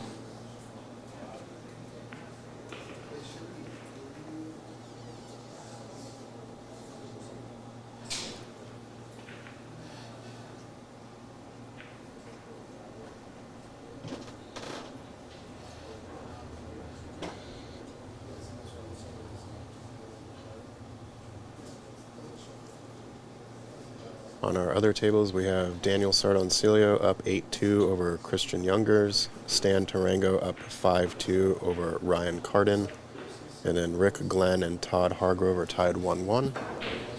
And yeah, it did look like he did try to get behind the 5, but it leaked out a bit. Yeah, getting used to that table speed. I think Prothamish goes for another safety here. Maybe a 2-way shot. Go for the bank and leave it, but yep, he went for the save. I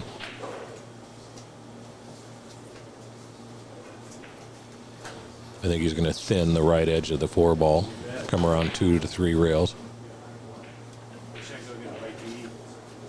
Let's try to park that 4 right on the other side of the 5 there. Yeah. It's going to be the thinnest of hits. This is all cue ball right here.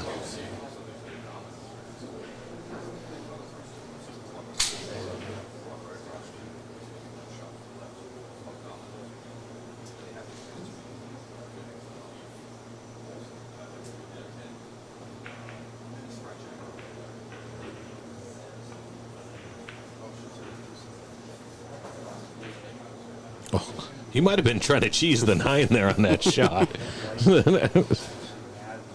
He's left an opening shot. It's not easy, but he can just float this one and he'll get shape on the 5. See if he's shaking the nerves off a little bit.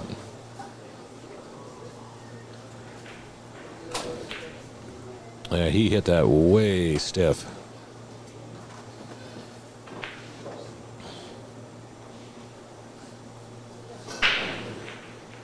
Oscar wasting no time getting down on it.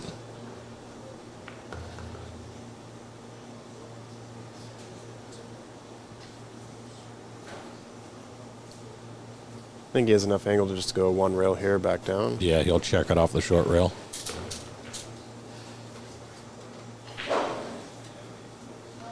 And the higher level guys love these fast tables because they know they can get so much more action out of the cue ball without having to put a lot on it.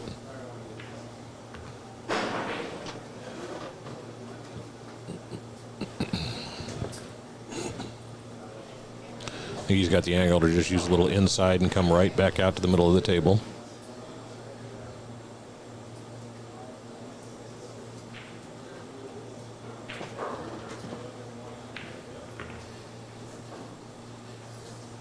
I do not know what glove Oscar plays with.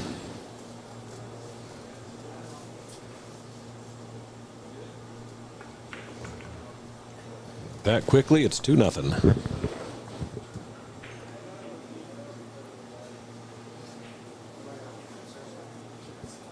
Looks like Daniel Sardencilio wound up getting Christian. Stan is up 6-2 over Ryden Carden. We're still 1-1 with Rick Glenn and Todd Hargrove. For those of you just joining us, we are live in Seattle, Washington at Ox Billiards. This is a World Nineball Tour ranking event. We have several pros in the building. Thank you all for joining on this lovely Friday or Saturday, wherever you are in the world.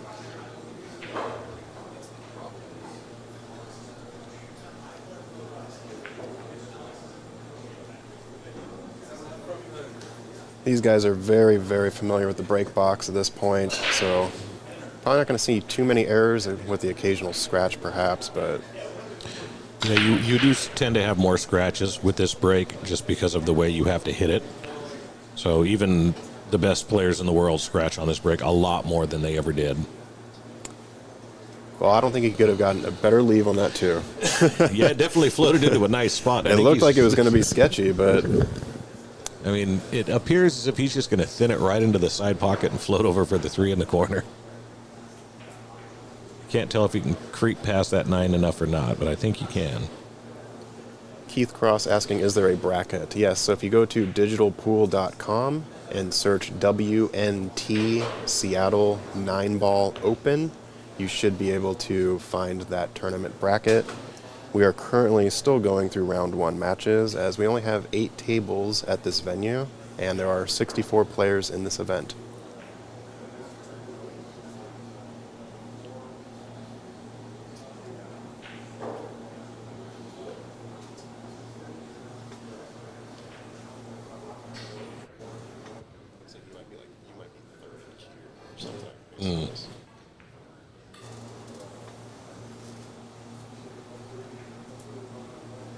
Is it possible to get an update for Molina's match?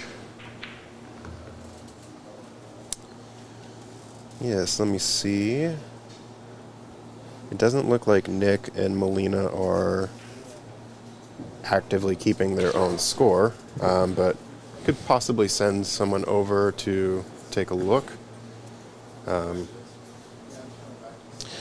it's odd because we have the little scorekeepers. It's like a digital tablet, and the players have to push the button, and sometimes they just don't.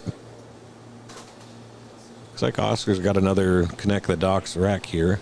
I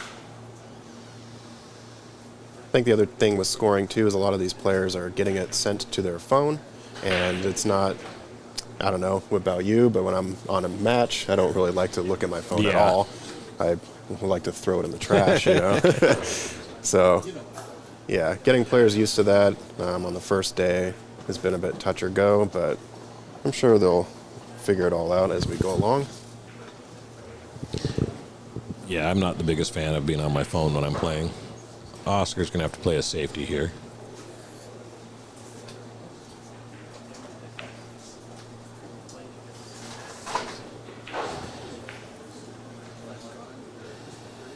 I think Prothama should be able to see the edge of this.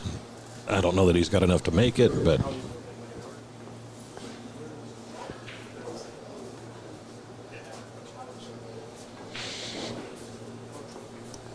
Yeah, it's hard to say. He may not be able to get around the edge of that 9. I can't really tell.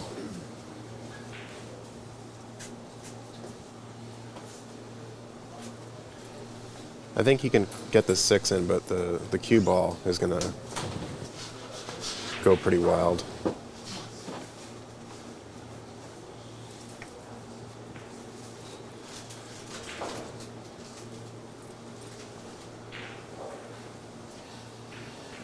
crazy how much distance he got out of that.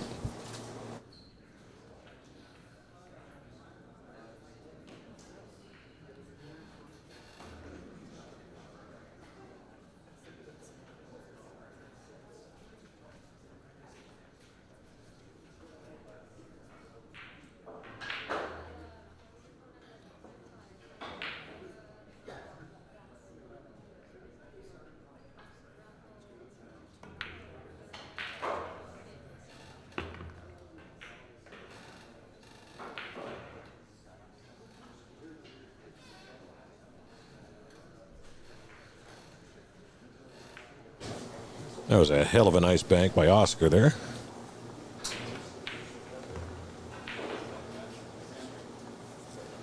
Look at that cue ball control. It's like this guy's a pro or something. Yes, it's like this guy's played this game before or something, you know.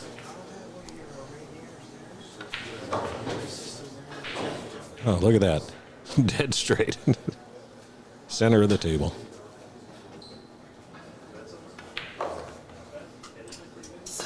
And he goes up 3-0.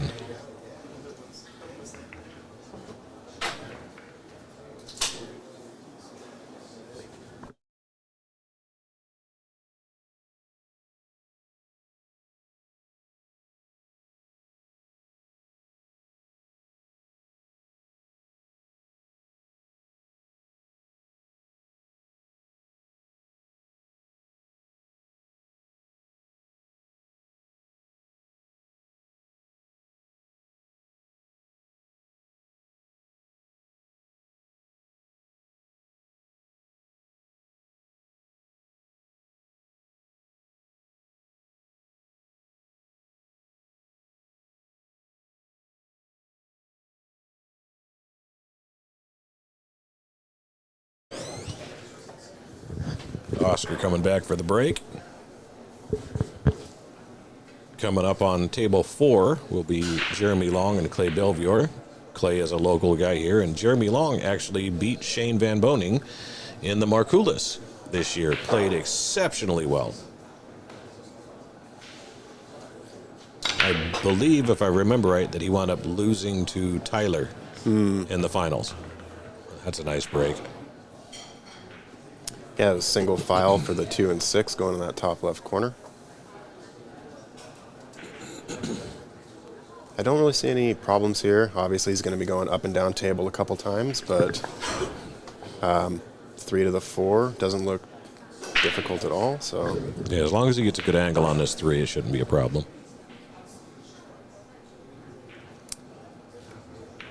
Christopher, well, I guess Spoke I too don't soon. really believe in the commentator curse, but that was a pretty interesting coincidence. Christopher, yes, so live score and brackets, yes. We are running this through Digital Pool. If you go to digitalpool.com, WNT Seattle Nineball Open, you can see the players there, and they should be updating their score. We have a lot of hands in the pot at the moment trying to get that updated, so appreciate your patience, and let's continue on this game here. Prathamesh unfortunately missed that, now giving Oscar another chance at the table. Yeah, he hit that one a little bit stiff. I mean, he crushed that thing.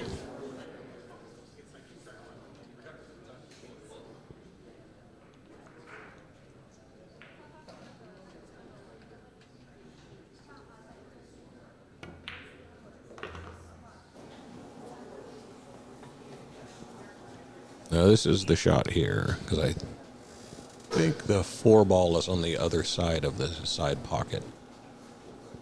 So, yeah, he's going to need to be past the 3rd diamond, preferably.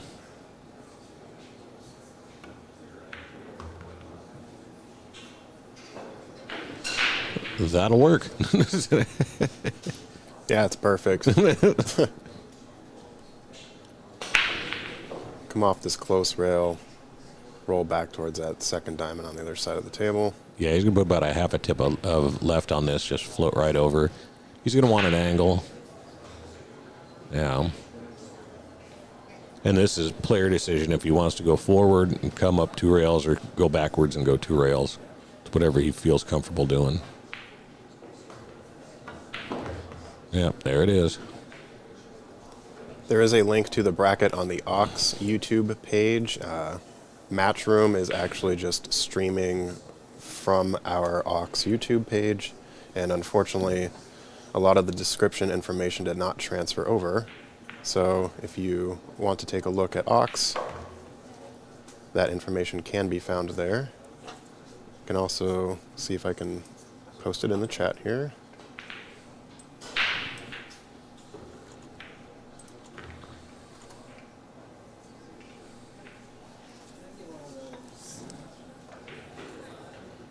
And Oscar for the 4-0 lead, making quick work of this.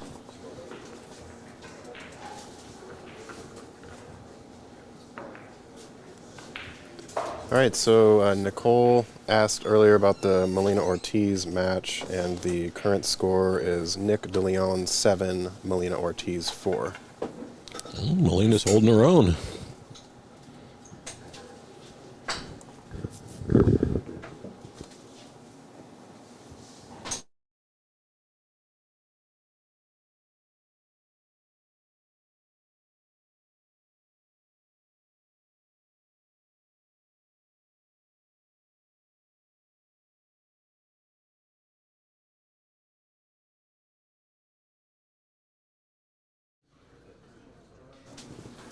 Oscar back breaking. He's only had the one bad break.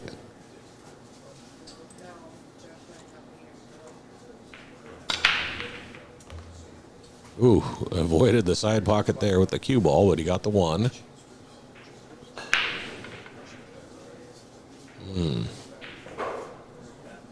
He may have to play a safe off of this.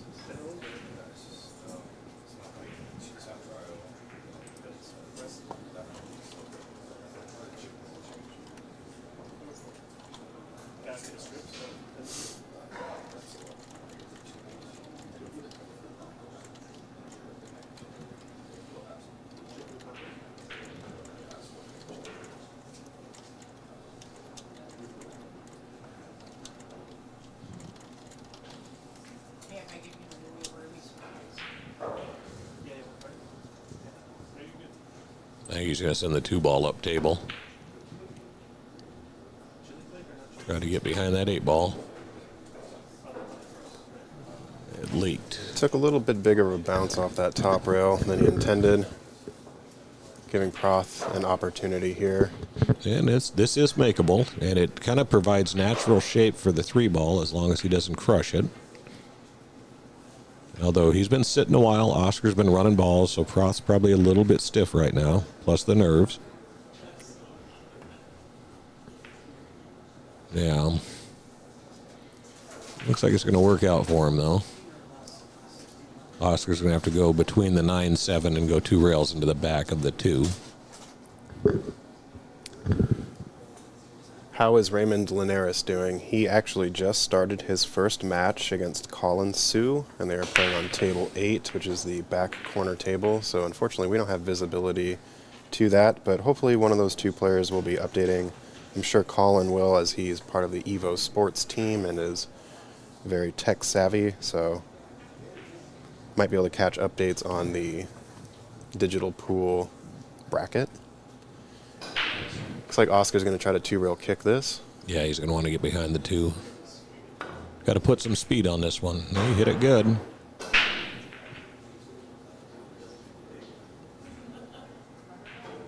Not a bad result from what he was working with. On our other tables, Stan Tarango is up 8-2 over Ryan Carden. Rick Glenn is up 3-1 over Todd Hargrove. And Jeremy Long and Clay are just getting rolling. They're still 0-0.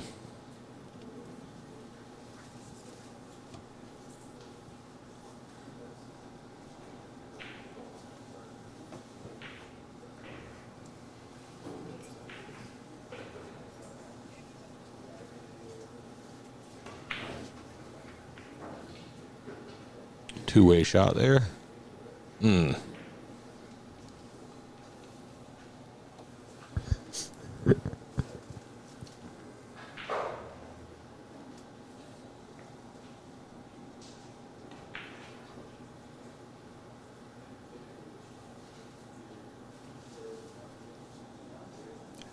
Most of these matches have been on time, but as typical tournaments go, some take longer. So once that happens, it becomes a ripple effect sort of throughout the tournament. But we are doing our best to get matches going.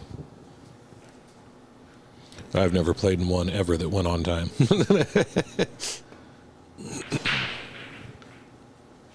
Tough shot there.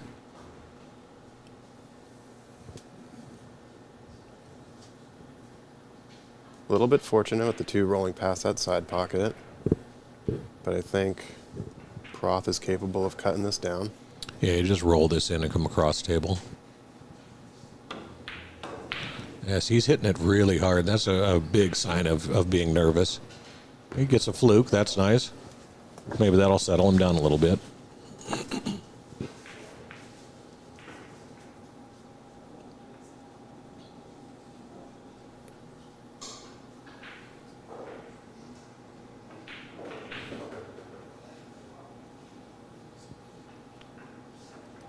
Looks like he's going to go high left to stay on that right side of the table. No. Maybe he wanted it, but... He let up on his stroke there a little bit. He did, yeah. And decelerated on his follow-through. The other guy talking, my name is Zach Ross. I'm a local Seattle player here in the Pacific Northwest. Sort of tangentially acquainted with you, Triple G. I've seen your name around. Good to have you watching the stream here. Probably saw it on the bathroom wall at a truck stop. Was very fun.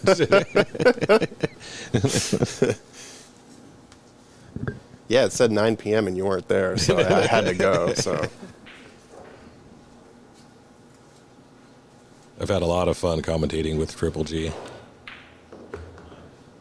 Nice little punch stroke there by Oscar. Gonna hit this next one with a little low right, slide right down table.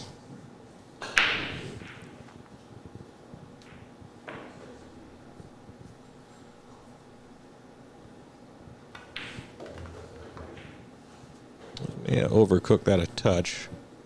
He's gonna be okay, but it's not where he wanted to be.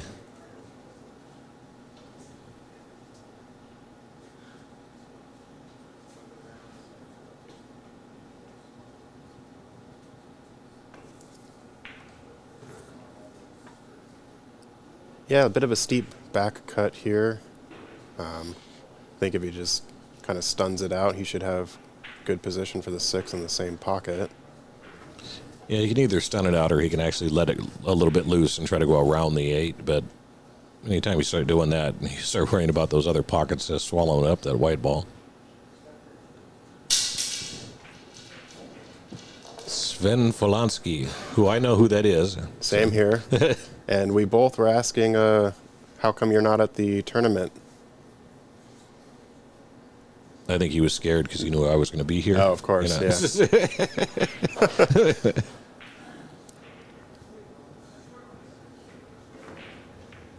Boy, he hit that sweet.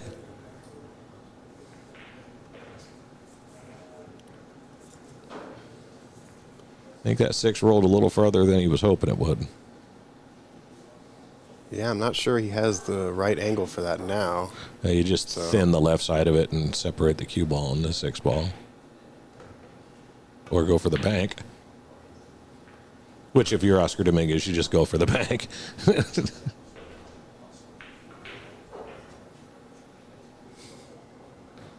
What a shot.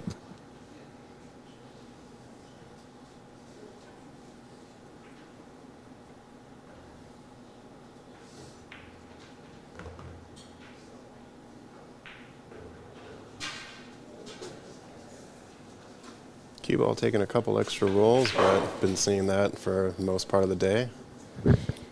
Yeah, like I said, these tables are tough to get the speed down. Brand new cloth doesn't help either. That's definitely makes it challenging.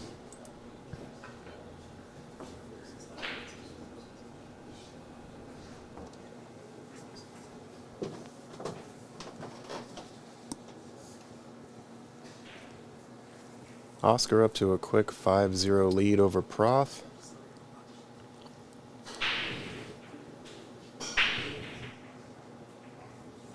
Yeah, Prothemus is going to need to stop the bleeding if he gets an opportunity at the table. We're on the verge of things getting out of hand.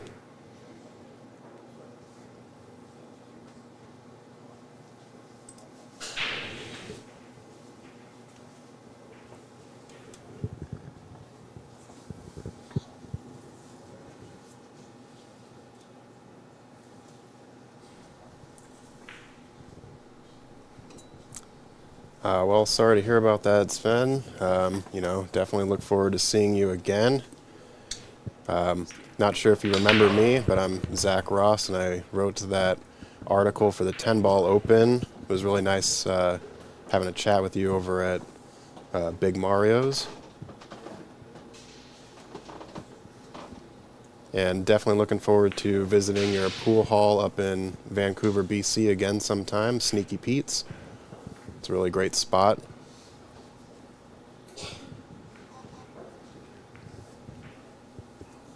I need to make a trip over there too and bang around some balls on that place that Sven has.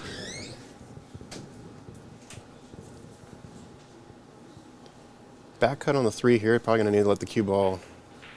No? That's great. I thought I was going to have to let it out for some reason, but no, that's great angle. Yeah, he killed that pretty good coming off of the rail.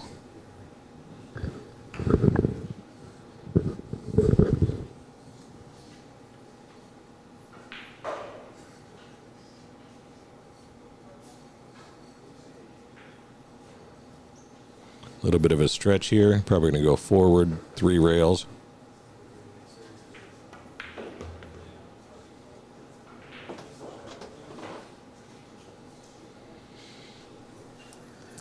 This is one of those connect the dots racks again. Well, when you get this breakdown and it's working for you, even if you've got the breakdown, sometimes the balls don't cooperate. You get a lot of racks that are open like this, but sometimes there'll be stuff tied up. It's just how it's rolling some days.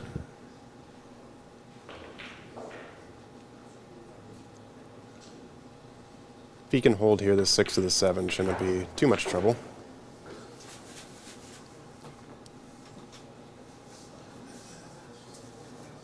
Oh, man, Sven, that sucks. Sorry you're going through whatever you're going through, but just try to come out the other side. Pool will always be here.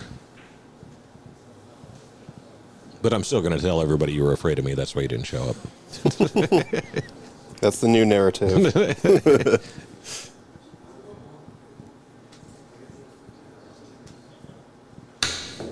Whoa, you don't see a pro do that very often. Let's just go ahead and take a replay look at that, because he's aiming low for the draw, but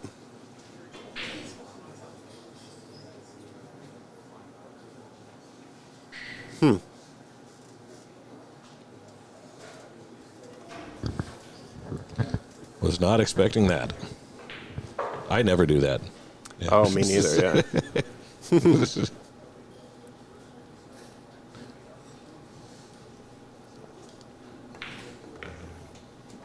It's a funny story about Sven. The first time I met him was up in Bellingham at an event. And I didn't even know who he was because I was so new to pool. It was me and Danny went up there and played, and this guy comes in and he's just running rack after rack. It was like, who is this guy? Fortunately, I didn't wind up having to play him in the event, but I was warming up with him and feeling really bad about my game.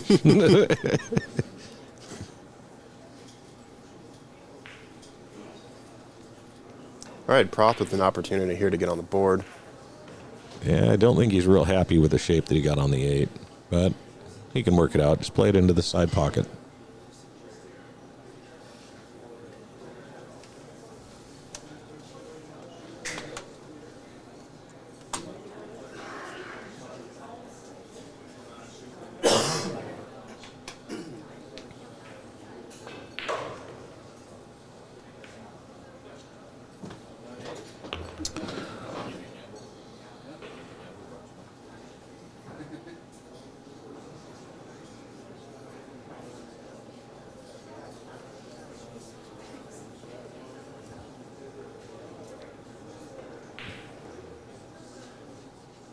This is a shot you just got to bear down and make.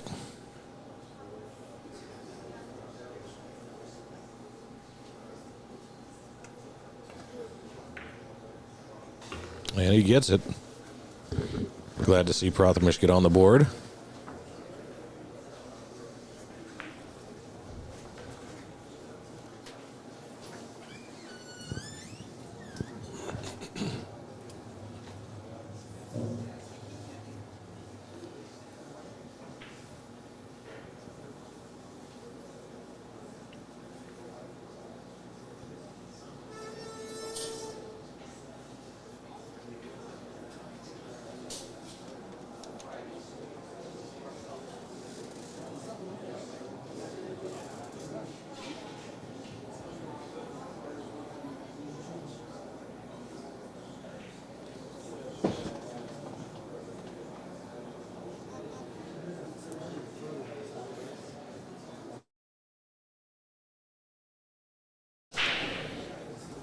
All right, folks, I am out of here. It's got my match to come up. I'm going to be bringing in Mike D for y'all's pleasure.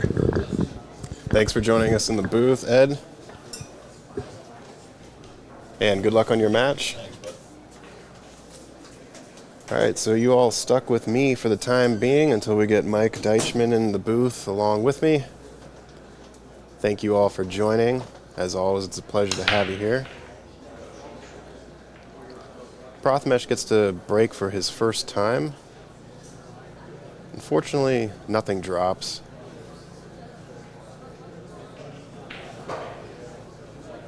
Doesn't really look like he left a piece of the one. I think Oscar will have to come kick.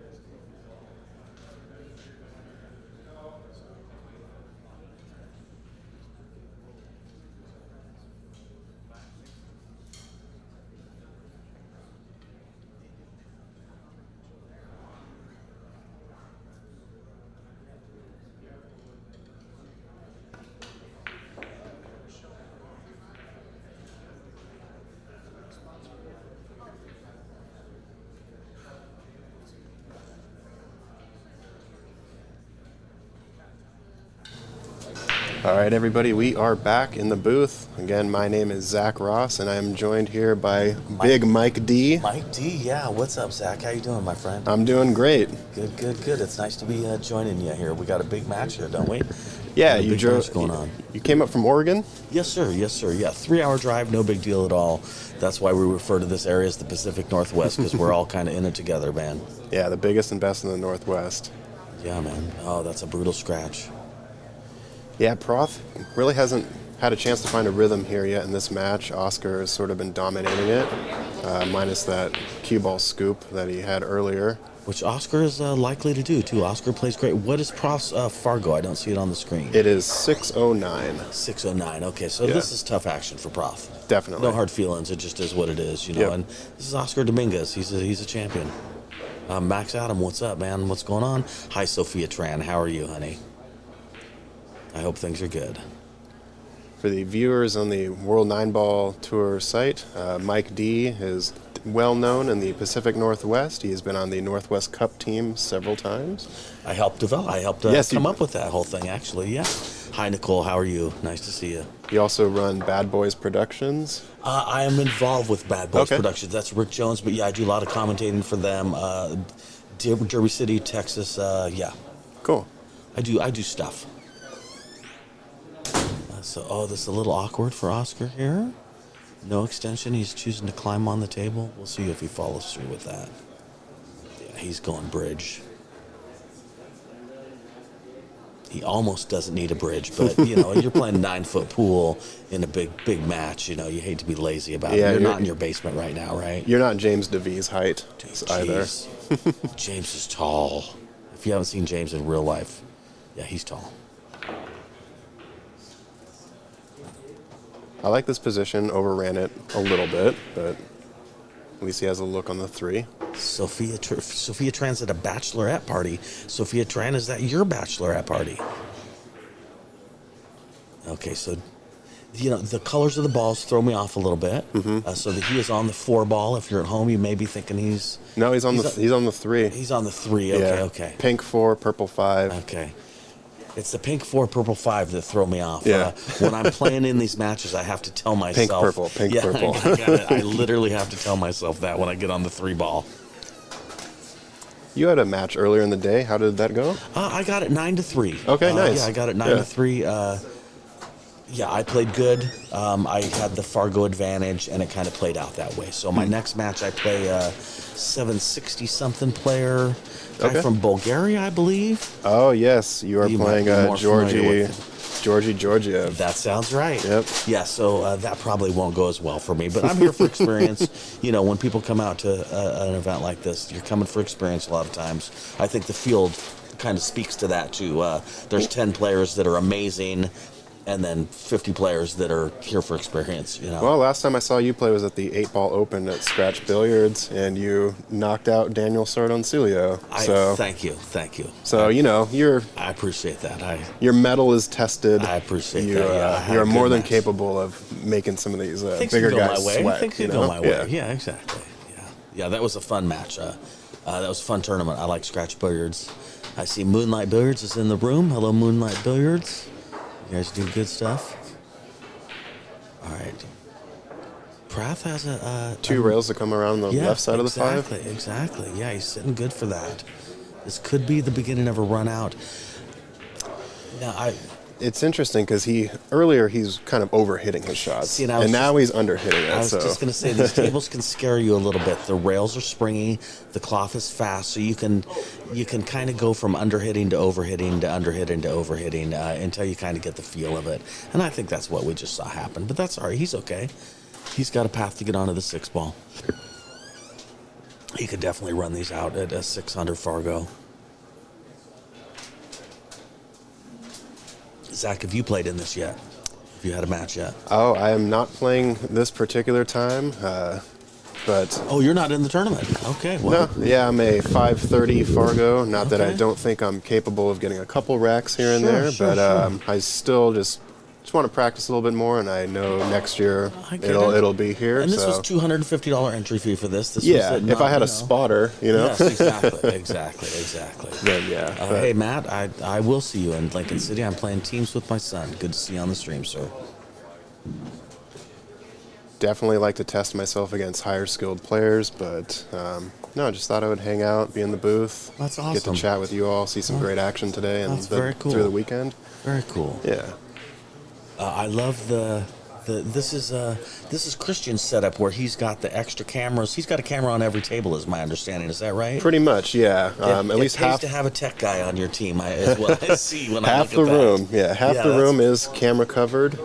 You can check out the other streams on the Ox Billiards YouTube page if you aren't already.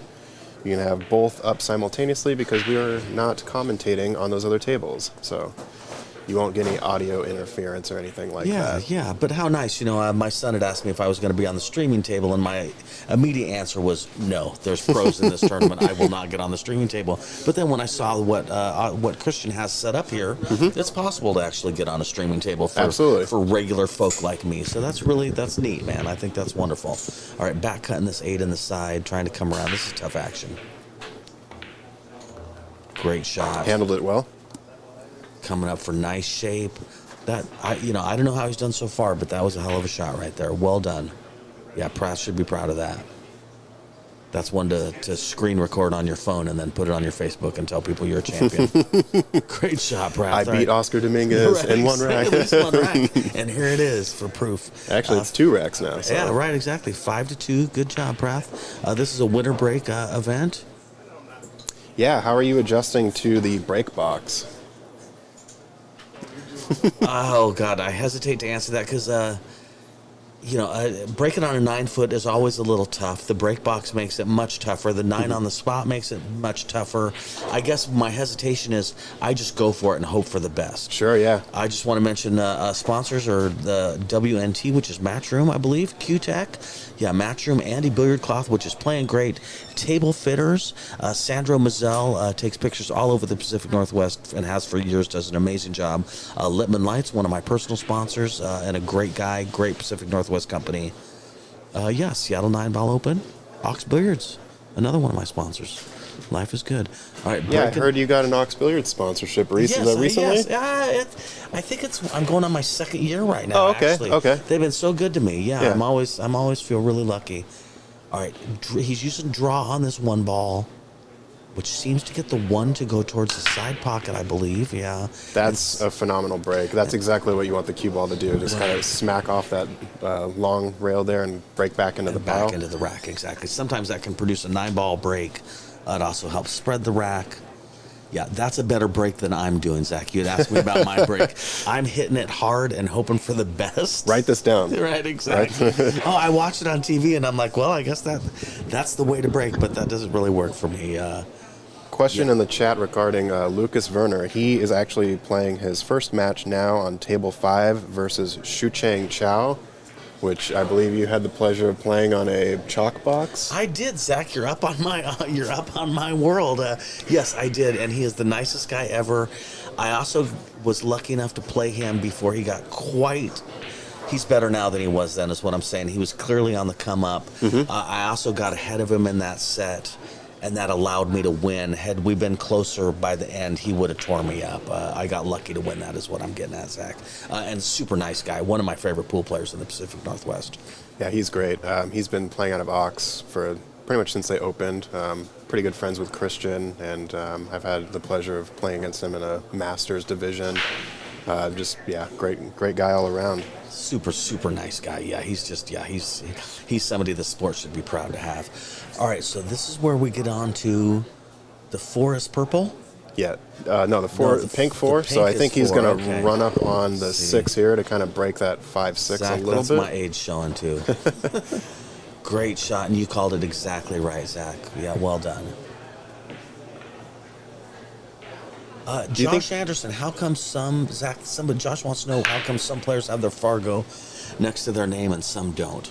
That's a good question. Not to put you on the spot. I but- think it is sort of a tournament setup situation. Okay. Some of the players may have had their Fargo directly plugged into Digital Pool, and I think maybe some players haven't been in the database yet. Maybe it has to do with who has an account with Digital Pool, I think too. that also has something Yes. to do with it. Yeah. Greg Triple G, you can definitely call me the plug if you want. Yeah, I know I got a fair amount of sponsors. It's because of my Facebook skill, not my an email writing skill, less than it is about my pool skill.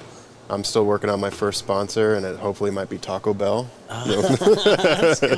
No, I'm just kidding. Hey, the key is emails, man. Write a spiel and start sending emails to everyone you can find, man. You'll be surprised. And make some Facebook posts. That was a great shot by Prath. He's got an opportunity again to get 3 to 5. You're in it, man. Mm-hmm. And at his Fargo, that's great. Yes, Bonnie says she loves this room. Nicest tables and the owners are wonderful. Bonnie, that's a great point. This is the fanciest pool room I've ever been into in my life. Amazing location, great shot. And yeah, the owners are just wonderful people. Overran it a bit here, but Yeah. I think And it could be a little scratchy because of that, right? He's got to really make sure he avoids a scratch, doesn't bobble this 8-ball, and gets shape on the 9. There's a lot going on here, Zach, is what I'm getting at. But I like his odds. He's playing good. I'd love to see him get 3 on Oscar. do you think you kind of stun on this one? Yeah, I would like to see some stun and some left-hand English, which is what Yeah. he's used to, just to make the cue ball go straight 90 degrees deflection-wise. Tangent line, I guess, technically. Yeah, So to then just that go would- down to the bottom left-hand rail and Yep. come back up in the same angle that the 8 and the 9 are sitting now, basically. Zach, you a Washington guy, I'm assuming? Yeah, I live here in Seattle, over in the Fremont neighborhood. Oh, very cool, man. Yeah. That's pretty hip. Yeah. Very cool. I'm also. Oh, no. He missed. Oh, geez, another miscue. Zach, if you can give me a minute, I'm going to go give him a hug. Ow, ouch. He's going to need to call his mom. That was his that's- second ouch. miscue of Oh, this no. match too. Oh, no. Yeah. I hate to, it makes me wonder what kind of tip he has. When's the last time he scuffed that tip? Yeah, there's some things you got to do to avoid those. Oscar, well, Oscar good quickly out, taking Oscar. I don't know advantage. what to say. Yeah. I mean, oh, well, Prath, I'm sorry. I know you'll be watching this later, and that's unfortunate. And yeah, you might want to look at your tip and your scuffing and that kind of stuff. Oh, Triple G, I'm not even going to repeat that. He's going to watch this later. Nobody wants to hear that. Ox Billiards. That's a cool logo right there, man. I like it. They have a cool logo in general.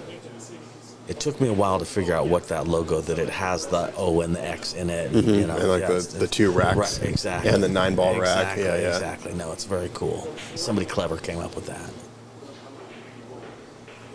6-2, race to 9. Oscar's looking good. Yeah, that break box is interesting. So I like breaking off the rail. That's part of also why I hesitate to answer you, is because I have to go totally unconventional, because I like to break off the rail. Yeah, Dan Louie was breaking off the rail, and Leo Ott was also breaking off the rail. Yeah, so that's where you're I not like alone. Yeah, that's where I like to break from. So. Well, another scratch from Oscar. He scratched on Ouch. his first break, I believe, rack 1. So Proth needs to shake off these miscues and get back in the match here. Yeah. If in a way, he can feel good that that's what's holding him back a little bit, because he could be in this. It could be 3-5 right now, and against Oscar Dominguez, that's saying something. U.S. Open shirt, I like that. There's some cool jerseys here. I like it when the dress code is. I like this dress code. I'm really a fan of this dress code. Yeah, me too. Male or female, you're supposed to wear a collared shirt or a jersey. Jerseys are encouraged. Some sort of slacks, some sort of blackish shoes or tennis shoes that are in good condition, a belt. I think it's great. I'm a Well, fan. don't get people started on Shane Van Boning's white shoes with the black pants. Apparently, that's not a nice. I do not like Shane Van Boning's shoes. And See, I'm you're one of them. You're one of them. It does bother me. I was one of the guys on the Facebook live stream typing in, I don't care about anything else except his shoes are driving me crazy. That was me, so I'm sorry. Sorry if I ruined everyone's Moscone Cup viewing. Yeah, well, whatever. All right. Pratha, this rack is looking good for him. Yeah, draw back a little bit here. Yeah, right? It's a good Yeah, position. now that's, oh gosh. Oh, jeez. See, this table, I don't know if maybe you experienced this too, but just the cue ball is rolling an extra like 3 inches. Yes, I would agree with that. Yeah. I would agree with that. But I would also say, part of pool is fade and things like that. A great shot, Prath. Great shot, went a little far.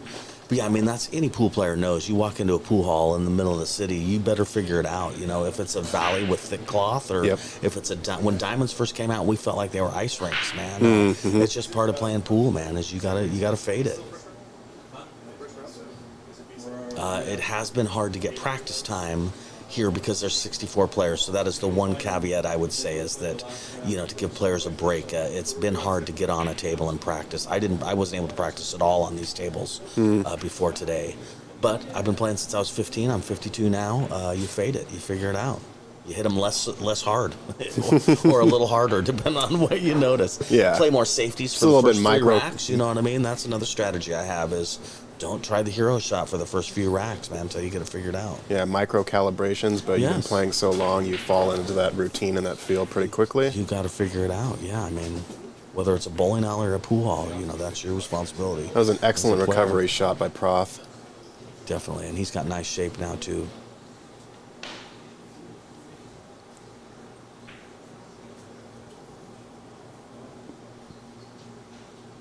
Ed Buds, Shane's going to come with some nice shoes this Moscone. If he wears Crocs, that'll be awesome. I think if you're Shane Van Bonen, you can do whatever you want. Right, I will. yeah. I will say that. Oh, that's a great shot. Good speed too. Well done. I hate to rub it in, but getting out right now, it could be 4-5. Yeah. Had he not miscued. Proth, I'm sorry. I know you're watching this later and you don't want to hear that, but good for him. Seriously, that's a compliment to him. Yeah, just stay mentally focused. Forget about those Great mistakes. shot, yes. Stay in stroke. Yeah, seriously, without that miscue, he's coming up on 4-5. Yeah, and right now it's going to be 3-6. He's in it. Yeah, he should be proud of his performance. It's also hard not to fall apart playing a pro on a live stream Oh yeah, table when you're a 600 Fargo. Yeah. Or any Fargo. But yeah, I mean, the live stream is a certain kind of action, if nothing else. I think the highest rated player I played in an Open was a 10-ball Open last year here at Ox, and my first match was on the TV table, but they didn't quite start streaming yet. But it was against Mark Goodwin. Okay. You familiar with Yes, him? yes, I am. He's Yes, a I am. 680 rated player, Yeah. and I barely lost. I actually lost 7-4, so put a little Okay, pressure on okay, him. No, that's cool, man. Yeah. Yeah. Nicole thinks a Croc sponsor would slap, to be honest. I'll buy that. We play a tournament at the Oregon State Prison once a year, and Nicole went with me. I organized that, and Nicole went and played this last time. And I think that's her second time of playing. That's always a kick. So whenever I see Nicole these time of year, I get to say the last time I saw you was in prison. This is always amusing. Arissa says just fishing gibbets for SVB. Yes, he is an avid fisher. He is, isn't he? Yeah. Yeah. When he's not on the pool table, he's out on the water. There's a few players like that. Scott Frost loves to fish. Oh God, there's an old the banking legend that is friends with Scott likes to fish too. Anyway. Oh, good break, boy. That 9's going in the side consistently. He has this breakdown. Yeah. That's pretty awesome. Seriously, I was hearing Tyler was at 100% break or something like that, close to basically making the one ball every time is what I'm saying. Yes, That's Tyler was amazing. super dialed in. His opponent, we learned, has only been playing for 6 months. He joined this tournament just wanting to have fun or experience something new. Okay. And he was very energetic about playing. Yeah. Okay. He's like, I moved into an apartment that had a pool table. He was Okay. using a house cue against Tyler. What was the score? I got to ask that. It was a donut. It was a donut, okay. shutout, Okay, 9-0. But Okay. Ziad, I think he was at the alright. table 4 times Okay. in that match. Speaking of Tyler's break, I just got to mention that when you see Tyler rolling around here in Seattle, he's with Johan, who was the coach of the Mosconi, both teams, both Europe and America, I believe, at different times. So no wonder he's got the break figured out. Yeah. He's got a good coach. Yep. Yeah.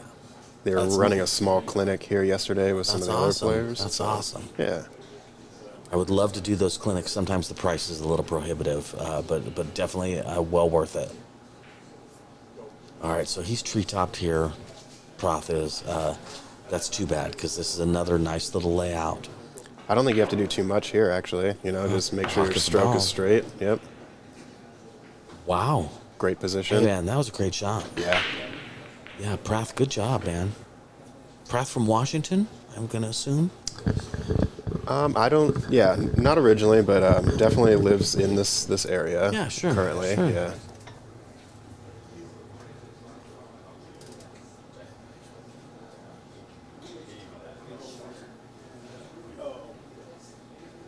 All right, well, it would be neat to see him.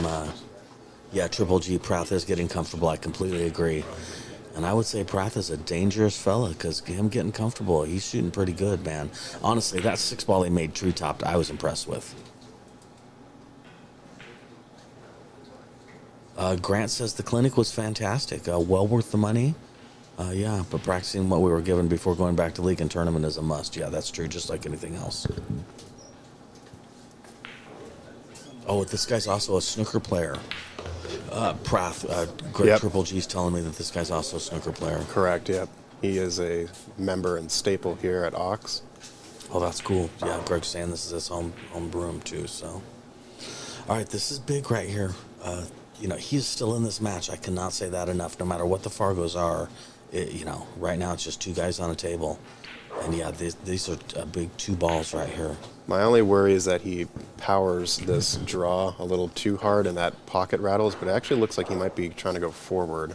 Yeah, you almost want to see a stop shot, don't you, Zach? Because to avoid The power. something like that, right? Yeah. You're almost better with a stop shot and then just take the 9-ball shot that you have. Yeah. Yeah. Yeah, as I'm progressing with my own skill, I'm definitely weighing the risk-reward factor of some of these shots. And I Right, don't mind right. taking a longer shot now. Like, It's the more you get used to it, the more you can just say, you know, I'm taking this long shot. I'm not going to try to power through. Right. Well, you and I are very good when we're sitting back here in the booth. Oh, of course, There's yeah. always that too. Yeah, So, Ed and you know, I were saying make that we're great decisions. 100% Yeah, right. back here. I make great decisions when I'm sitting here in a chair with headphones on. Yeah, as I go out there and try and shoot a power draw shot that makes no sense. As I break and the cue slides through my hand and I throw the cue across the room. Yeah. Exactly. Okay, so Oscar coming around. 1, 2, 3 rails for shape on that 9-ball. Secret waving to us. Did you know that Secret cannot have her name on Facebook be Secret because Facebook thinks she's scamming them? So Interesting. So on Facebook, she's got to be Sec. Mm-hmm. Oh, good shooting. That's And then why they're it's like Oscar Dominguez. SEC, Securities Exchange Right, Commission. exactly, With exactly. another scam. Yeah, exactly. Okay, okay. Good for them. All right, 7-3. Okay. Hey, here's our sponsors again, Zach. Yeah, Q-Tech is the main Q sponsor of this event, along, of course, with Matchroom and the World 9-Ball Tour. This is a World 9-Ball Tour ranking event, so players that are currently unranked may be able to have a shot at being ranked, which is pretty great for your pool career. That's pretty cool, yeah. Table fitters, billiard service, Zach, not me, another Zach, fit all of these Rassons with Andy Cloth a couple weeks ago. All right. And yeah, Sandro Menzel on site for the photography. He'll probably be posting those to his page after the event. And of course, the best lights in the business, Littman Lights. Yes, the Pacific Northwest Company. Yeah, and Sandro's been taking pictures in the Pacific Northwest for, I don't even know, I want to say 20 years, but that might be an exaggeration. He's a staple of this community. He takes great pictures. Oh, that was a good break, but the one got away from him a little bit. But what did he make? 3, 6? Made the 2. Oh, he made, okay. 2 and the 5, Okay. yeah. It's a good break, man. Looks like that one might be frozen. Yeah, and tough. Now, I don't think he's going to play a push out, but I also don't know what he is going to do because that one is frozen on the rail. There's not a lot of great options. In my mind, if I'm playing this, one of my thoughts is, hey, the 3 is ugly, so who cares? You know what I mean? Leave him straight in on the 1. What's he going to do with the 3? Yeah. You know what I mean? I'd almost like to blow this safety so he can move the 3 for me, especially with the Fargo disparity. I know personally I sometimes tend to let lower Fargo rated players get themselves into trouble. I don't know if there's a nice way to say that, but it is what it is. Long bank the 1. Sven. Thank you, Sven. Yeah, that's possible. I played Proth in APA Masters just a month ago, Brian Lavelle says.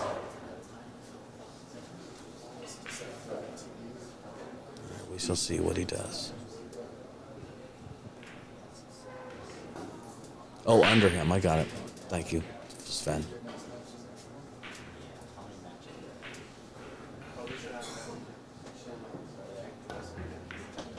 Oh my gosh.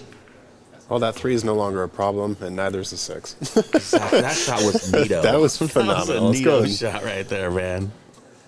Let's take a replay Travis, look what's at that. up, man? Yeah, thank you. Thank you. I appreciate it. I did get my first win. Thank you, Travis. Appreciate Look the at that support. replay. Oh, that was a great shot, man. Everything that could have happened went well for him there. So many cool things happened. Ox billiards. That's what I'm going to say every time we get that logo on there. And I'm going to say it in my cool voice. Ox billiards. Sunday. All right, drawing this back. This is a big shot right here. Oh, listen. See, that was strong, pure. dude. That was strong. Absolutely pure draw. Yep. Now that is a 780 Fargo player that you just saw do that, and that's why it looked like that.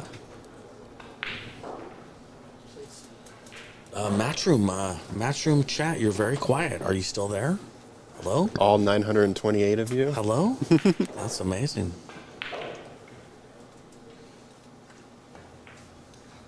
Oh. Oh no. Oh no. Yeah, Greg says this dude plays like a pro now. He said that before he shot the 3-ball. Fortuitous. That worked out for him. I would He say. had a lot of inside on that because obviously he wanted to get back for the 4 here, Right, but I think right, it just maybe just squirted a little bit. Yeah. definitely did not go. Jinxed him, Triple G. Yes, Vince is jinxed him. Jagger wants to know what Pras Fargo is. I think we decided it was around 601. Yeah, 609. So Yep. he is impressive. Jagger, I completely agree. Seriously. Yeah, and he's had some opportunities to make this even closer than it is. Not to rub it in, but yeah, he's a great player. Ouch. That's a tough miss because that was putting him in a position to get another game. Oh, Triple G, you're all powerful. All right, here's kind of a tester shot, but I would expect a player of Oscar's status, Fargo, skill level, to be okay here. This is kind of a drill situation almost. This almost looks like a drill. Give you a quick update on these other tables. Looks like Definitely. Rick Glenn is up over Todd Hargrove 6-3. Jeremy Long is currently up over Clay Belvoir 4-2. And Lucas Fricasso Werner is about to break off rack 3, being 2-0 above Shuchang Chow. Okay. Oscar, I think, needed to pop that 3-ball a little bit more to pull the cue ball back a little bit. Instead, it kind of went across the table, touched the 9 just enough to get dead hooked. It looks like he's jumping, but boy, this is a tough position to jump from. I'm not saying Oscar's short, but I will say it's a hell of a lot easier for a guy that's tall. Also keeping the cue on the table here. You have to kind of jump with a little bit of draw on this, maybe? Yeah, and he's got a dart, which I hate that style of jump, and I bet you Oscar hates it too. I haven't figured out the dart. Yeah. I had someone try to show me, and it just, I don't know. I'm just not a fan, but sometimes it's what you have to do. And I know there's players that love the dart. No offense to anybody. I'm really good at it. Yeah, personal preference. Yeah, so Oscar's definitely trying to avoid doing a dart style. I personally, and I know some guys have a bridge that you can jump off of. Apparently Oscar doesn't want to use it right now. Yeah, a tall bridge. Some of them are set up really nicely for using to jump. And I'm not saying I would do that now either. It's dangerous.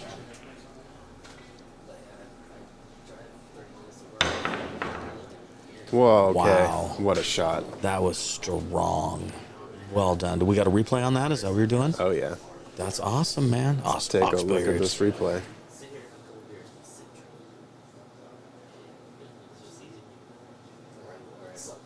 Wow. For such an awkward position, that was amazing. That's a hell of a shot. All right, now he's got some decisions to do. I think Yeah. he kicks up. Yep. Yeah. Yeah, kick the 7 to this sort of For a rail here safety and, kick. and bring the 7 up to the I top think short you're rail. right. I think you're right. Yeah. Yeah. Sophia Tran says jump bridges are sweet and no love after. No, he did not get any love after. He says Sven thinks he was trying to bump the 9. He definitely could have been Sven. He wasn't trying to do what he did do. I can tell you that much. Great. That was basically what you were talking about, Zach. Yeah, just needed to get that ball kick some safe. separation. Yeah. Listen, I don't want to shoot the shot. I think the cue ball may have overran where he was wanting it to go, but, Yeah. at least make Proth work for it here. Definitely. Would you cut this or bank this? I think I would be. My cuts recently have been pretty solid, and I'm like finding that line. That's a good- So I think yeah. I think I would prefer the cut only because it's on the other half of that It's a great 50-yard answer line. too, as far as what you're feeling confident about with right now, because it's a cut or a bank, I believe. So, Yeah. going with what seems to be working out lately is a good strategy, Zach. I like that. I'm not sure he needed to put top left on that cue. I think if he just would have hit it straight middle, it would have been okay. But he actually got a pretty fortunate leave Oh, here. he sure did, didn't he?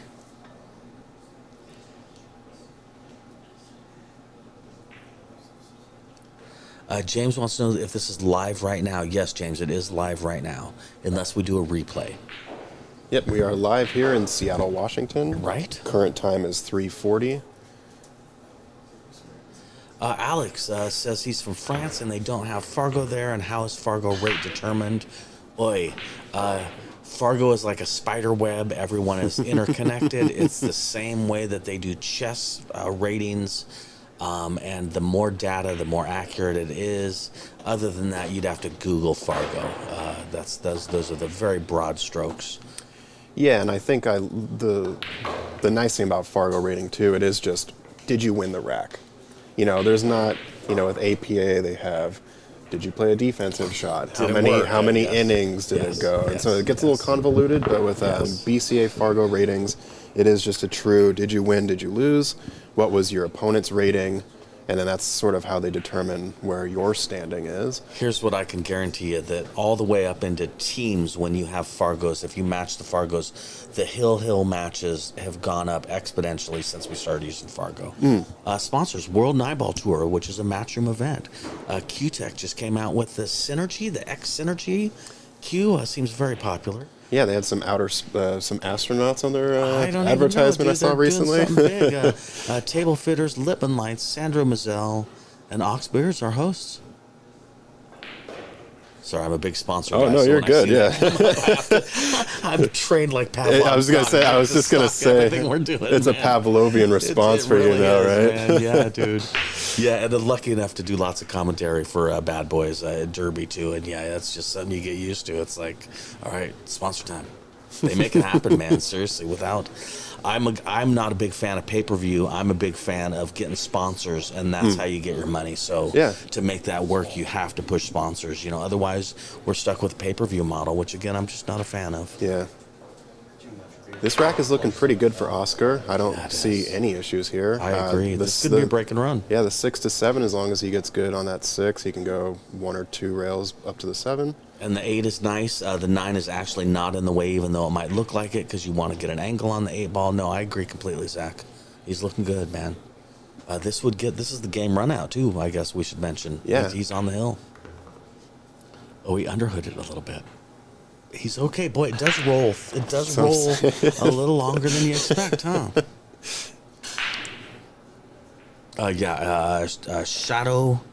Shadow Nels? I don't know. He says, wow, great break. Oscar Dominguez table looks great. Yeah, I completely agree. James says Dominguez is no joke. That is for real. Yeah, he should be out from here. Yeah, everybody's pretty confident. Oscar's got fans is what I really just said, I guess. I like this unless he comes up straight, which, yikes. Yeah, he's a little under the 7, I believe, but you're right. He's ending up, oh man, I may have spoke too soon. He may be a tiny bit underneath the 7. Yeah, we'll see how this works out. I think he'll be able to get over it, but he's going to put a little work into it. Yeah. Yeah, it's a good spin. Oh, and he trusted the table, man. Yep. That's what that shot was right there. That was a guy who's trusting the rails and the cloth on this table, knowing it's going to get it the speed that he needs.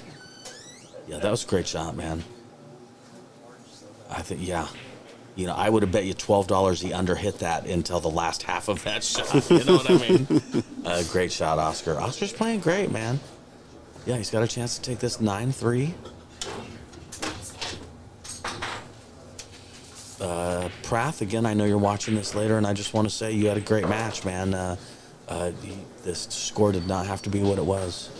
Yeah, keep shooting, man. Yeah, he'll definitely be bouncing back on the B side. Oscar moves on here. He doesn't have an opponent yet because he will be playing the winner of the Rick Glenn Todd Hargrove match, and that will be at 8:30 p.m. Pacific time tonight. But for now, we are going to take a break. Thank you so much, Mike, for joining me in the booth. Definitely, Zach. I This has been enjoyed it. awesome. You laughed at my jokes, so I like you. All right, everyone, we're going to go on a temporary break, and we will be back in a moment with the next match. Thank you so much. So thanks, guys.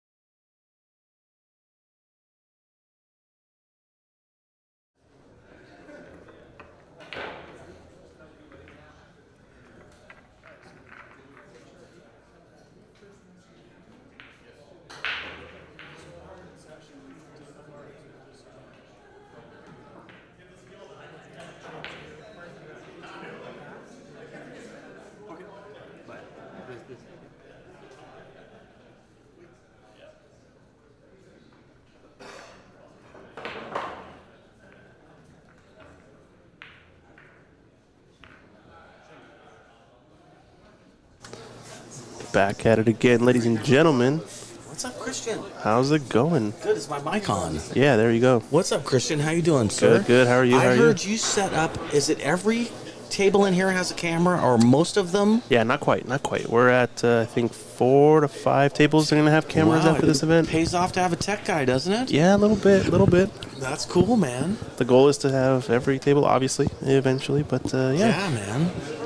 Who we got playing? Alex Brown. Yep. 600 Fargo against Shane Dunkley. Correct. At So, a 584, so basically they're both 600s. I mean, they both play good. so this is a B-side match. So we started Which a is little bit 7, right? A little bit different format. So we're doing the B side, kind of trickling it in between every A side round as well. So it's going to be a little bit more like top of the bracket gets to play again before bottom of the bracket, A and B side. I want to commend you guys for having a main table stream of players who are not pros, players who are 600-ish Fargos, and letting them get some shine too. You know what I mean? Oh, 100%. This is important. You know, there's only one way to get seasoning, and it's to get seasoning. And that's what these guys are getting right now. It's scary to be on the live stream table. Oh, 100%. So I mean, these guys are getting better as we're watching. Oh, that was kind of a masse around. That's a great shot, man. Yeah, I think he might not have. Oh, he's got a problem. Don't get me wrong, Chris. No, I'm just saying that was a great shot. Yeah, great shot for sure. But I always like to say, it was a great pot, and then I want to see what happens with the shot before I call it a great shot. James, definitely Fargo or 600 Fargo is decent. It definitely is. Yeah, that's a legit Fargo score, man. So we're rocking in this tournament. We've got first round of fully finished, and okay, wow. looks like A and B side matches happening. We got some pretty good ones on the side stream. I know Jeremy Long, Clay Belvoir is one that I would expect to be a little spicy. 6-3, Jeremy leading on that table, table 4. Yep. Lucas Werner, Fracasso Werner playing against Shu Cheng Chao, our little local hero, And or up and coming hero. Good guy. Also an Oxbilliard sponsored player, right? Sort of, yeah. He's one of our higher tier members basically. Yeah. And he's coming up. Looks like he's in the 650 now range, right? He was 600 last year, probably something like that. I played a match with him on Chalkbox, and I was lucky enough to win. And I told him when we were done, I will not be beating you for much longer. And I would say we've hit that point. Great shot. Ogden, he would prefer watching 700 Fargo players. I just want to say again, later on in the tournament, that's who will be left. Yep. And that's part of why it's so nice to give these other guys a chance right now, because no offense to them, they probably won't be in the tournament later. So this is their chance to have a moment in the sun.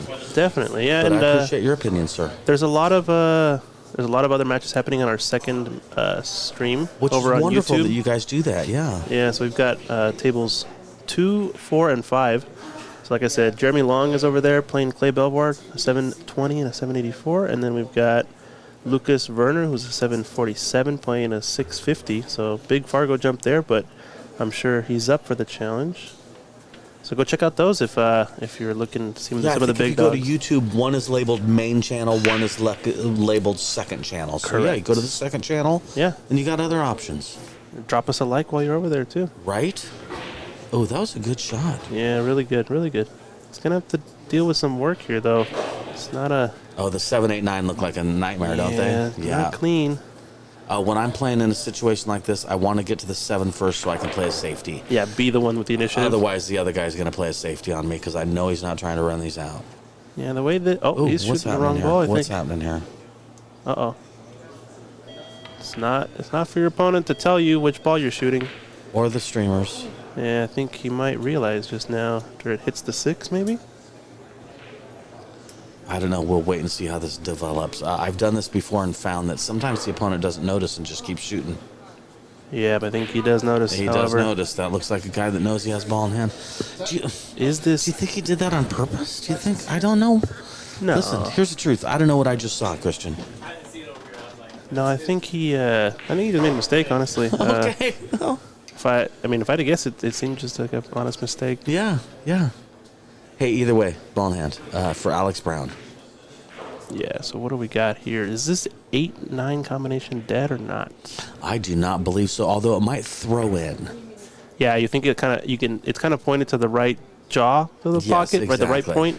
Yeah. And they look like they're close together, So right? if you hit the 8 ball from the right-hand side with some English, it'll throw in. Yeah, I believe it's throwable. Okay. But he did not. It's coming up a little bit He's got a cut. steep on this, yeah. Gonna slice it down the rail. That was a very well hit. He is on the wrong side of the 8 ball for throwing this in, I think, though. Yeah. It's hard to tell. It is These hard to angles, tell, isn't it? they always deceive me. Yeah. I don't think it goes coming from this side. We'll see what happens. Okay, he's going rail first, I believe. He is not going rail first. Oh, wow. Hey, Christian, it goes. It goes. Thanks for that update. Nice shot. I'm here for you, man. Yeah, all good, all good. Alex, first blood. Well done. Race to 7. That was a good out. Oh, that was a previous replay, sorry. I guess we can watch it, though, from Oscar earlier. Ox Billiards. Alrighty, so 1-0 off to a quick one. I think Alex is the favorite. I know recently he was doing one of these multi-day longer live streams with a friend. They were Race to streaming 100, on, I believe. 3 days. 3 days Yeah. long. Race to 100. Yes, exactly. I think they were streaming on Evo Sports. I believe you're like right. in the portable one, right? So Yes, sir. Yes, sir. yeah, it seemed like a pretty cool matchup. I like seeing some of the amateurs trying to get warmed up for the event, putting on a big race. Obviously, it's an endurance battle. That kind of race to 100. It's Yeah. a different kind of game, You know, the right? different live stream models that are coming out are allowing for some really interesting things to happen. Evo Sports is one of them that's doing amazing. Yeah. And yeah, these guys were able to come up with a neat little format they wanted to. I do a thing in Oregon, PNW pool thing. And yeah, there's been some cool streaming matches on there. Yeah, so it's cool to see a lot of pockets of live streaming popping up everywhere. It really is. Obviously, It's good we're for the one game, we're man. one of them, so Yeah. it's good. Yeah, It's good for the game, and I find that they're all supporting each other, which is really nice. yeah, for It's sure. a nice thing about this community, I believe. We all stick together. So what do we got here? This 2-ball looks like it should go in the side pocket. These are 4.5-inch corners. I don't exactly know. Does that mean the sides are also 4.5? They're usually a little bit bigger, right? The Yeah, sides? they'd normally be a little bit bigger. Yeah, I Okay. believe the 2 goes. The 1, I think, is his biggest problem. And speaking of the tables are playing great, Christian. I love Yeah. these Rassans. And this Andy cloth, I have to say, they complement the tables. Yeah. I like They I like play the really good, The man. gray as well looks pretty nice I in the do room. like the gray. You know, they change the color every few years, and I got to say, the color gets a little better every few years when they do change it. Gray makes sense. You can really see the balls. Yeah. Matches the aesthetic too down here. It's kind of cool. We got an industrial vibe going on. If you've never been to Ox Billiards, come check us out. Oh, it's the fanciest pool hall I've ever been to. Downtown man. Seattle. It really is. Your It's a fun location is spot. amazing. Yeah, I love this place. Maybe we ought to put the look at that shot. Rifles it. And With shape on he's it, got too? shape. Yeah.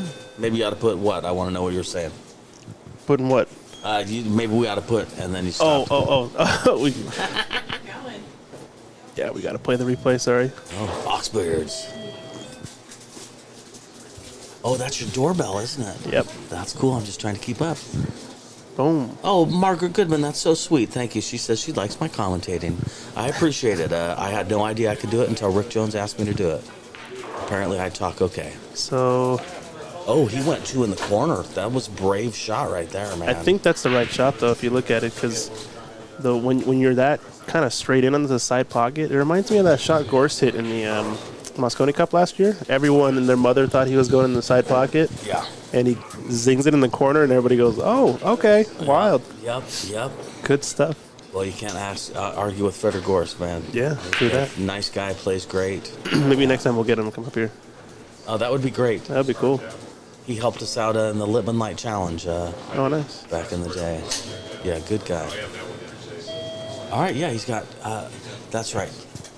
So the purple is the 5. I'm old enough for where that's a problem for me. So yeah, he's on the 4, the pink 4 right now, or orange really, but whatever. Yeah, so he's going away from the 9, right? Yeah, It's gonna be a little tricky. Do you gonna think be tricky. He plays short side, maybe? I think he's got to pound it. I think he's got to pop this and just go across Yeah. and back. Enough But angle. we'll see. I think there's enough angle to where if he really pounds it. Oh, no, Forward. so he went that way. He went forward with some English, which worked out. It's gonna get in trouble, So maybe. these tables are rolling, but that worked out okay. I think he might have a shot. Yeah, he's good. Yeah. It went farther than he wanted, but it went far enough to where he got past the 8, I believe. This cut is tough, but it's also part of playing pool. You know what I mean? If this shot screws you up, you probably need to practice a little bit. So, yeah, I would expect to see him make that as he did. Well done. All right, so yeah, he's got an opportunity to make this 6, get back over on the 7. Again, I called the punch shot wrong last time. I think this one he has to punch it. Yeah, I don't know We'll if see there's what he does. topspin 2 rails. Might slide on him a little too much. Yeah, and it gets rattly when you do that too. Your Yep. accuracy, I guess is what I'm really saying. Your accuracy changes when you hit it like that. Okay. Yeah, I think he did go for it. A little bit quick on the draw on the backswing, and I think, Yeah, that's unfortunate. Maybe- He got the good roll though. He hooked him. yeah. I think we're going to see a jump shot, Christian. Yeah, you think so? I do. We'll see. He could kick So- into it, but It's a little far is the only concern I have because he might fly this off the table. But maybe also Shane's not too comfortable with the jump cue. yeah, I'm not he's sure. definitely kicking it. Oh, ouch. So Shane Dunkley's from, I think, Southern Washington, Vancouver area is what I heard. Okay. And it says he owns a diesel company over in Kelso, Washington. Oh, okay. That's yeah, cool. Yeah, so he's like a Southern Washington area. Washington's a big state, to state the obvious. Yes. Yeah. Yes, indeed. We consider Vancouver players Portland players. I Where kind I'm of from, we do really too. do. Yeah, where I'm from, we really do. Because they cross a bridge, you know, they're 16 minutes away from Portland when they cross that bridge. Yeah, for those who don't know, there's a Vancouver, Canada, and a Vancouver, Washington. Oh, that's true. I wouldn't have thought to mention that, but you're right. Right? Folks don't necessarily know. No, you're right. No, it's a good point. All right, I would expect to see some right-hand draw for shaping the side pocket here. And this cloth and these tables lend themselves to a shot like that. Yeah, yeah, I like that. And you're coming into the line a little bit better on this type of shot. Yeah, so. yeah. James says he dumped his backer on that shot. James, that's funny, man. I like it. Matchroom, are you there? Matchroom live stream people. Let's get some comments going. So he's a little bit stretched out here. He's going to try to... It's got a low cue ball, it looks like. Two Okay, rails. Okay. That's one way to go about it, but now he's left himself a little scratchy or a back cut in the side pocket. Yeah, I don't mind it if it's a natural 2 rail around the 9. I think he was trying to get a little bit straighter. Yeah, I would think so. And he may have actually been trying to draw that straight back and just hit it incorrectly, too. It's hard to know. Only he would be able to answer that. Yeah, this shouldn't He's scratch. sitting okay, right? He's sitting okay. I don't think so, yeah. Yeah. Should hit right around where the magic rack is, All right. probably. Yeah, he's trying to go 90 degree off the 8 ball, just straight down to that bottom rail. Oh, look at that. A really Hey, good that stroke. was tricky, man. Mm-hmm. Well done. Yeah, he's stroking him well, at least. Can take a look and see what Alex's Brown's first round matchup was. Nice This- shot, Alex. This is a B-side match. Did he play one of the champions? He might have, who knows. Yeah. We'll take a look, but in the meantime, Dun, dun, dun. give you a splash for our sponsors. Thank you so much, Q-Tech, main sponsor hosting this World 9-Ball Tour spot in Matchroom, for bringing the tour here. Table fitters, Zach out of Idaho, fitting our tables here, doing a great job. Andy Billiard Cloth, sponsoring the club and the tables here for this event. Sandro Manzel, taking all the photography here in the Northwest. You should check him out. He's got a lot of BCA events he does all over Facebook. Great pictures. Lippman Lights, best lights out there for your individual pool table and pool room. Looking good. Yeah, that was great. Yeah, we're lucky to have Littman Lights as a Pacific Northwest company. Yeah, All shout right. out to Mike Lippman. Alex break, foot in the break box. One almost in the side, but not quite. All right. That one ball is ugly. 2, 4, 6, 7, 8, 9. So nothing went on the break, and nobody's got a shot at the one ball. So yeah, Shane has his work cut out for him here.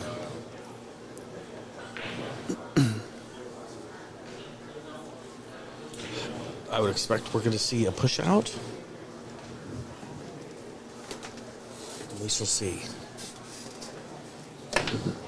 Yes, James. Alex is steady balling. Alex is playing good. All right, push out into the middle of the table.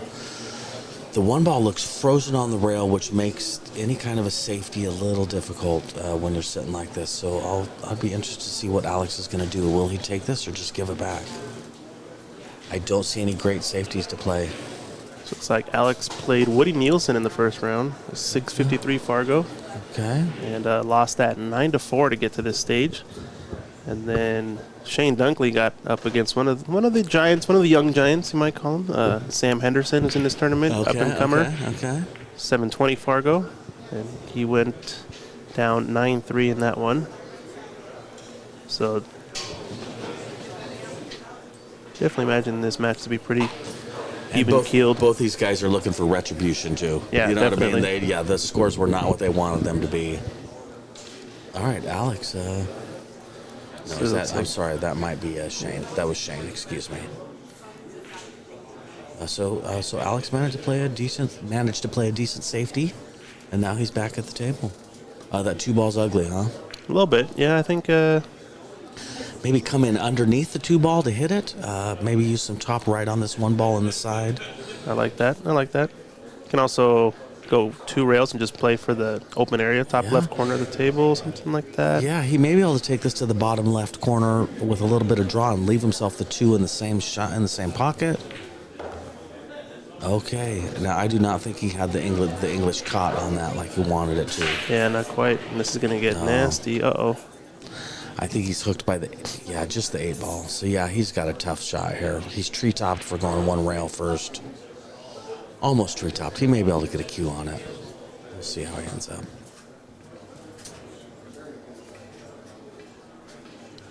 Oh, can he go rail first into the 2? These cameras can be deceptive. That's one thing I haven't taught you yet. Oh, that when you think it might go, you normally just say, I think it goes. Dude, that's the cheat code, I Hey, think. that was a great shot off of the rail, too, for him. Well done, Alex. He didn't really get rewarded. I'm going to take your advice, though. The 3 goes. I think it does.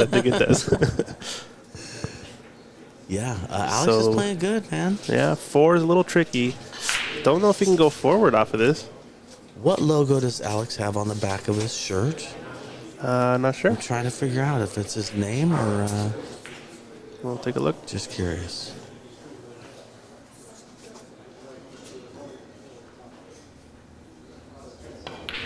Oh, great shot. It just didn't quite go. He moved his body a little bit, I believe, on that, and I think it kind of got him. It's his name on there in the Ultimate Team Gear. Ultimate Team Gear, that's right. Anyway, I'm always interested in people's jerseys. I love the dress code for this event. I'm a fan. Yeah, we're kind of emphasizing the player jerseys. Yep. You got nice slacks, decent shoes, a belt. Yeah. Call it good. And that's for male and female, which I'm a fan of a dress code that goes for both men and women. Keep it simple. Keep it simple. All right, so we've got a bit of off angle going away from the purple. Yeah, but with the way the purple's sitting, he's doing all right. I'm sure you'd agree. Yeah, I like it. Just roll it in, honestly. You can punch it up and down the table, but I feel like there's no need. Unless you just like the speed, and that's also fine. He's got a good run-out opportunity here. The 7's a little touchy. But I believe, we'll see what he ends up doing with the 7 ball. Let's say that. Not out of the woods. No, he's not. Just going to keep rolling this one. Need to hold up. Okay, this is decent shape. If he draws this straight back, he can leave himself the 7 in the bottom left-hand corner. Yeah, we'll see how this ends up. Just going to be stretched out here, though. Looks like he's a right-handed player, Shane. Okay. Chris Robbins, who used your guest room? Was that Alex, I'm going to assume? Oh, it is Alex. Let's go, Alex. I see that. Oh, well, that was very sweet of you to let him stay there. Chris, I hope you guys find a pool table soon for your garage. I'm following your plight on Facebook. Great shot. He did exactly what I was saying. Draws back for the 7 in the bottom left-hand corner pocket. Really good shot. Let's take a look. Billiards. I have to say that in my Sunday voice. Real good. Managed to get a lot of spin on this and draw it back. Draw like Picasso, somebody says. I like it.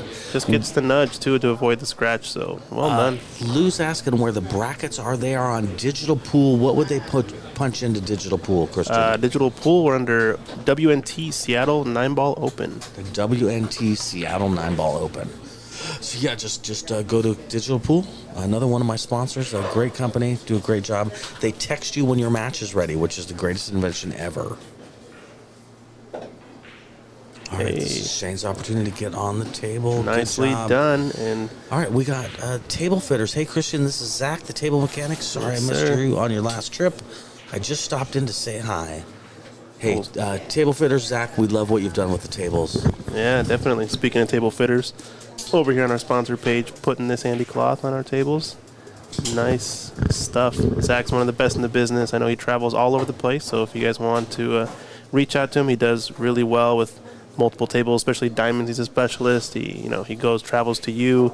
He does a lot of stuff in the Arizona area, from what I remember, all over the place. Probably one of the most knowledgeable people I've met when it comes to table installation. And he kind of taught me something about how these Rassons play. I don't know if you knew, how the old diamond red labels typically play. You know, they're a little bit different than a blue label. They bank a little short. They bank yes, a little sir. short. Yep, They yep. have a little bit different cushions, etc. Actually, very Different similar angle, to yeah. how Rasson tables play. Oh, really? And so what I learned, what Zach was telling me, was that the cushion, which is a triangle on the profile, Yes, is sir. actually Yes, sir. angled differently. It still hits the ball at the same height, but when you're looking at the side profile on a diamond blue label, the top of the triangle is almost flat, Okay. almost flush to the top of the ball. I know exactly what you're talking about. And so when you actually look at a red label or a Rasson, where the cushion is seated is actually higher. Therefore, the angle is pointed down for the triangle. Interesting. Okay. Still hits the ball at the same height. But what Okay. it does is it kind of creates a bit of a sandwiching effect when the ball gets to the rail. And so what that'll do is do things like have it play shorter, Right. have it feel like it's bouncier because there's a little bit more energy retained in the bounce, Yes, etc. now you call it slingshot. I've heard of it called as Slingshot. slingshot. Excuse me. You Yep. called it sandwich. I've heard it called Sandwich. slingshot. But yeah, Yeah. yeah, same answer. It's a similar That's effect interesting. as on a snooker table. Right. If you leave a chalk mark on the cushion, that ball actually gets sandwiched under the cushion and catches the chalk, and that extra friction saves some speed in the ball and makes it rebound, like you said, like a slingshot. It comes off way Interesting. faster. Okay. And the pros like to make a big fuss about it when they see it happen. because, Okay. you know, Okay. lose Here's what I position. like about the Rassons. When you do a 3-rail bank, it doesn't straighten out on the 3rd rail. I see. It keeps the angle of what it goes into, which I really like. No offense to diamonds, but diamonds it really straightens out at some point. Yeah, makes sense. All right, Alex up. He's either got a bank on the 2-ball or probably 2 on the side he's taken, I would imagine. The bank would get in better shape on the 3, but I expect him to see it cut it in the side and just kind of figure out what happens with the 3 when he gets there. Yeah, Lou, no problem, man. I appreciate you asking. It gives us a chance to say it. Link to the bracket and the caption of this stream. I like it. Okay, so like I said, he cut the 2 in. He kind of sacrificed shape on the 3 a little bit, but that's all right. I bet the 3 goes in the side. You think, Christian? I think so, yeah. It's gonna be natural position, so you're kind of just taking on a tougher shot. Right. But your position's going to be pretty automatic. It's always these little trade-offs we're constantly doing in our heads, trying to figure out if we want to take the harder shot here, the harder shot there, Yep. make this one easier, make that one harder, etc. All right, so he missed, but he left Shane nothing easy. Shane's got basically a 3-4 combo or a safety. Yeah, I like it. What about the 3 cushion safety? Follow the 3 after it and Yeah. send the 3 rails around the table. Yeah. No, that's an option. Might not be Yeah. there exactly. You kind of have to hit sort of where the magic rack as long is. as we're talking about, what about the carom off the 3 into the 9 in the Hell corner? yeah. As long as we're talking. Hey, that's a great shot. That worked out just fine for Good, him. yeah, good result. Yep.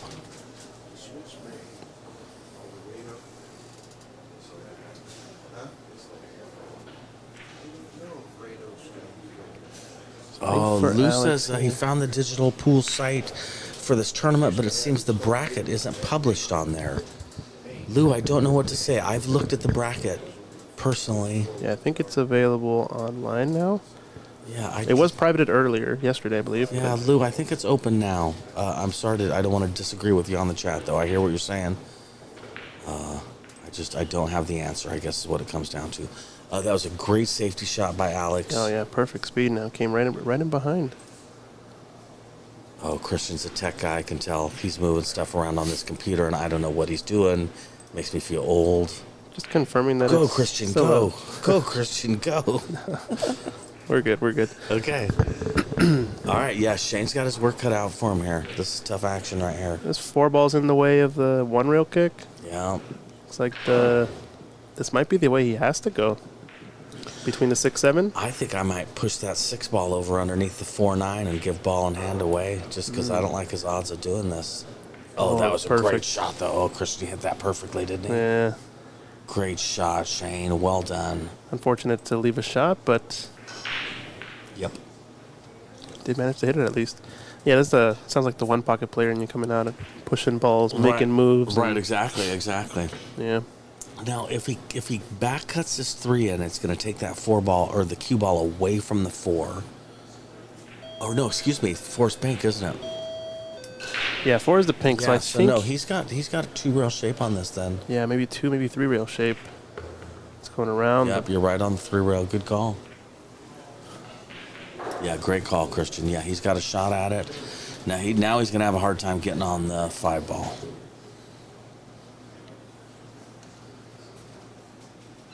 So you've played a lot of these players in the past, right? And these some of these upper level pros. You've been to Derby a lot, Sure. right? Yeah. So how does it compare having sort of all the Seattle folks that maybe you're used to playing week in and week out on your league matches or whatever? Seeing some of them clash against some of the world's best, you could say.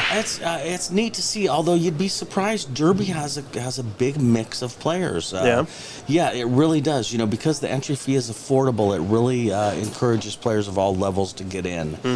So yeah, it's actually similar to a Derby situation where you've got, I would say the ratio is about the same from pros to not pros too. To be honest with you, Christian. Okay, like your median players, like a 5 something, yes, 6 something. Yeah. Derby, they advertise it really as an amateur tournament. Okay. I think it's $250 to play double elimination on each of those tournaments there. Wow. Yeah, it is very affordable. Yeah, so it is affordable. The problem is, not the problem, but the tournament lasts for 12 days, so it's expensive. Yeah. You need a hotel room for 11 nights. You need food for 11 days. It gets costly. Okay. But entry fee wise, it's very affordable.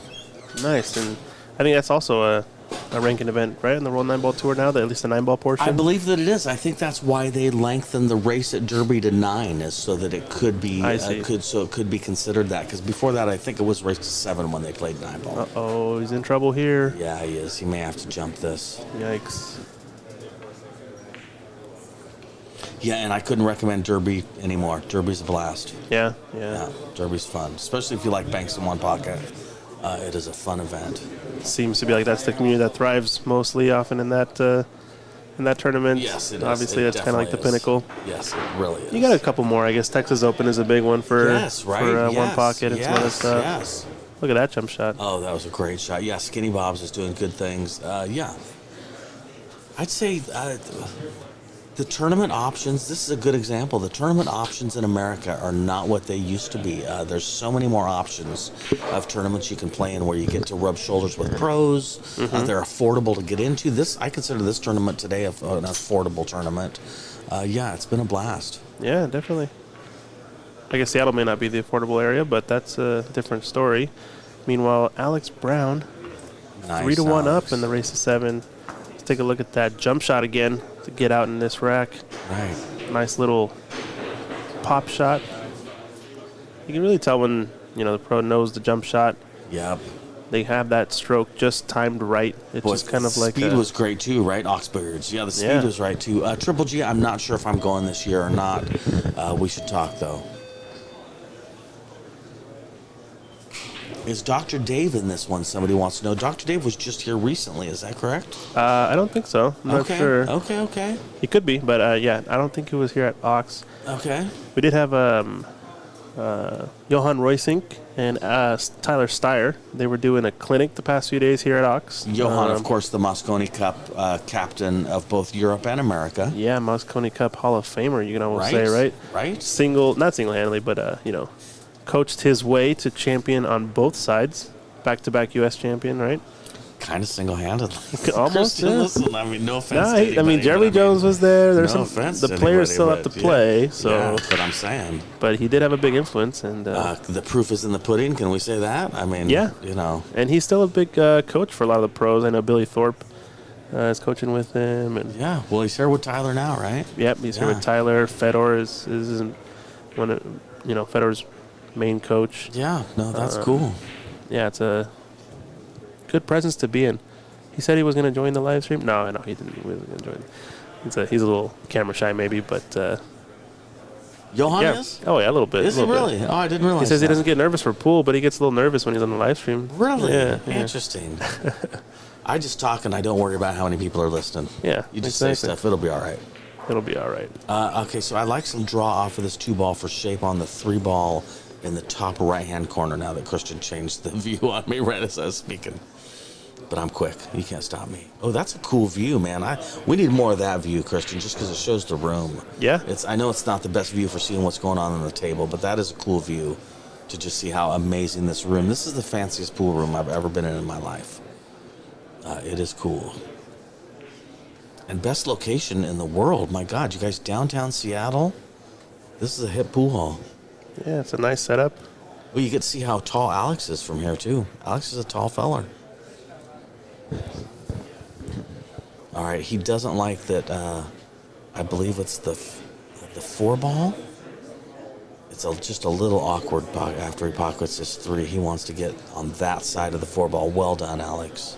Yeah, that seemed most natural. He needed to make sure not to get awkward on that, so he took an extra second to make sure. That was a great shot, Alex. So he's a little bit straight, but a tiny bit of angle, you say? Remember, he's shooting the pink now. Yes. Yeah, I think, though, with English, he's going to be okay. This is a shot That that was can a get good away shot, with you man. if he gets too close to the 5, I think. But this is the way you probably should play at that distance. You know, take the tougher shot. Now, he's going to have to make something happen here because I believe the cue ball ends up tough. We'll see. Yeah, maybe just some center top, and bring that cue ball down to the bottom short rail and back up. Got a little bit of a match update. Looks like Shucheng Chao has just taken another rack in his match against Lucas Fracasso-Werner. So that match is 5-4. Lucas Fracasso-Werner playing against Shucheng Chao, our local player here at Ox. Right. 5-4 is pretty good for a set for 100 Fargo rate difference. Right. Shucheng's playing his heart out there. It looks like. I love the Ox Billiards logo, by the way, on the back of jerseys. It fits on the back of jerseys really nicely. Yeah, up the shoulders. Yeah, it's very noticeable. Yeah, I like it, man. You guys have a cool jersey. Who came up with the logo? Who came up with the logo? Logo was Mike. Yeah, Mike had a couple of iterations of it. I just think it's cool because it's 2 8-ball racks, but it makes a 9-ball rack. Yeah, I think we also hired a marketing company here in Seattle. I don't remember the name, but a friend of Mike's who we've known for a long time helped us design it. But yeah, it's got a little bit multiple meaning. That's what I'm saying. It's really cool. Yeah, the 9-ball rack. Yeah. Obviously, we're kind of the bridge between Q Sports. We've got snooker tables in the room. We've got pool tables in the room. Chinese 8-ball table in the room. Man. Yeah. Yes. So that's kind of like, the 2 triangles coming together. Yep, they all share a cue ball. So that's kind of in the center. No, I like it. No, that makes sense. I'm always thankful that I'm only 3 hours away from you guys. Yeah. It's a very drivable distance. Oh, great shot, Alex. Just playing it smooth. This is going to get Alex to 4-1 if he can pocket this. Nice. Another one down. All right. Who are our sponsors, Christian? Do a quick video. Oh, cool, man. Video pause, and we'll be right back. I like it.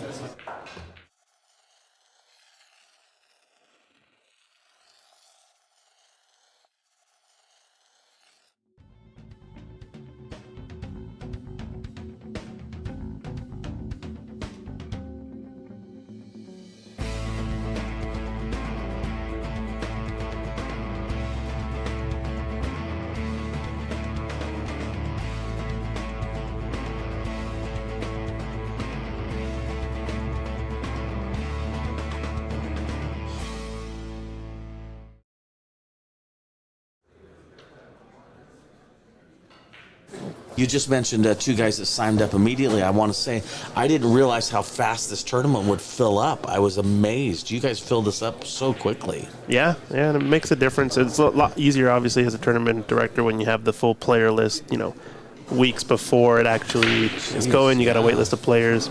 Yes. You can fill it up. You don't have any buys in the tournament. Bracket runs more smoothly. Yeah. Shout out to Secret Wong and Ed Slade, our two co-hosts for tournament direction. Yes. Ed does a bunch of tournaments in the area. He's current Team Washington captain. Yes, he is, and he's well. done a great job of that. Yeah, Yes. and then Secret Wong, she has a bunch of tournaments. She runs amateur tournaments here at Ox all over the place. You can check her stuff out at #StickGameStrong over on Facebook. Definitely. Hey, what's up, Scott? The Flying Dutchman. I like it, man. I like it. I'll take it. All right, no shot on the one ball. 4, 5, 6, 7, 8. Yeah, is he going to push? What's his plan here? Yeah, pushing out into the 4. It's going to leave a bank shot or a safety. Yeah, I think so. Yeah, I would expect to see Shane bank this one ball to the middle of the bottom short rail and send the cue ball to the right up table. But we'll see what he decides to do. Bad luck break. Yeah, one ball behind the 9 ball. Yep. Yes, James. Alex does look like he can't be denied this set. He's playing great. We got Dan Louie in the house. I see Dan Louie. Always nice to see him. Yeah, World champion. another Picture in legend. books. He is a true legend. Yeah, we're lucky to have him in our midst. Yeah. All right, that's tough action. Do you cut the 3? Do you play a safety? I think he's got to play safe. Yeah, I just think you're right. bunt this to the bottom rail. Oh, he's riding the 9. Uh-oh. He couldn't have been riding the 9, right? That's crazy talk. You never know. You never know. Got to get in the mind of the player When at I that was point. a kid and I was gambling a lot, I used to really like to do something like that, just out of the blue, just to scare my opponent. That guy might do anything. Yeah.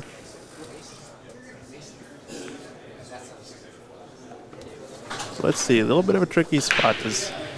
Alex obviously bunted the 5 ball up to the right corner just to make it a little more difficult this rack, but Yes. 7, 8. Yeah, none of this looks good, I gotta say. That 3 ball is far away. These are 9-foot tables. This is a difficult shot, man. It's gonna have to come across the. I don't think he can hold on the right side of the 6 either. He's playing the cross bank. That was smarter than trying to play a hero shot, honestly. Oh, Yeah. look at this. Oh, I thought he was gonna have a hook. No, but I mean, he left it super difficult for Shane. Yeah, you could say he's got second prize. Yes, I would totally agree with that. Yeah, and at 4-1, it's worth remembering that this is not a race to 9. This is a race to 7, and that's going to have an effect. Shane's got to get going and get coming back, or he's going to have an issue. So Lucas Werner at the table, 5-5 against Shu Chang in a race to 9. Wow. On the second stream over on table 5. It's shooting the 9 ball right now too, or is that Shu Chang at the 9? Yeah, Shu Chang shooting the 9. So 6-5. Lucas is down by 1. Wow. We might have to pan over to that match in a little bit. This makes me sound old. I can't help it. How old is Lucas? He looks young. Not sure. That's a good question. We can find out. Is there an age limit for being inside Ox? Or is it all ages? It is all ages here at Okay, Ox. Okay. So he could be 16 or something.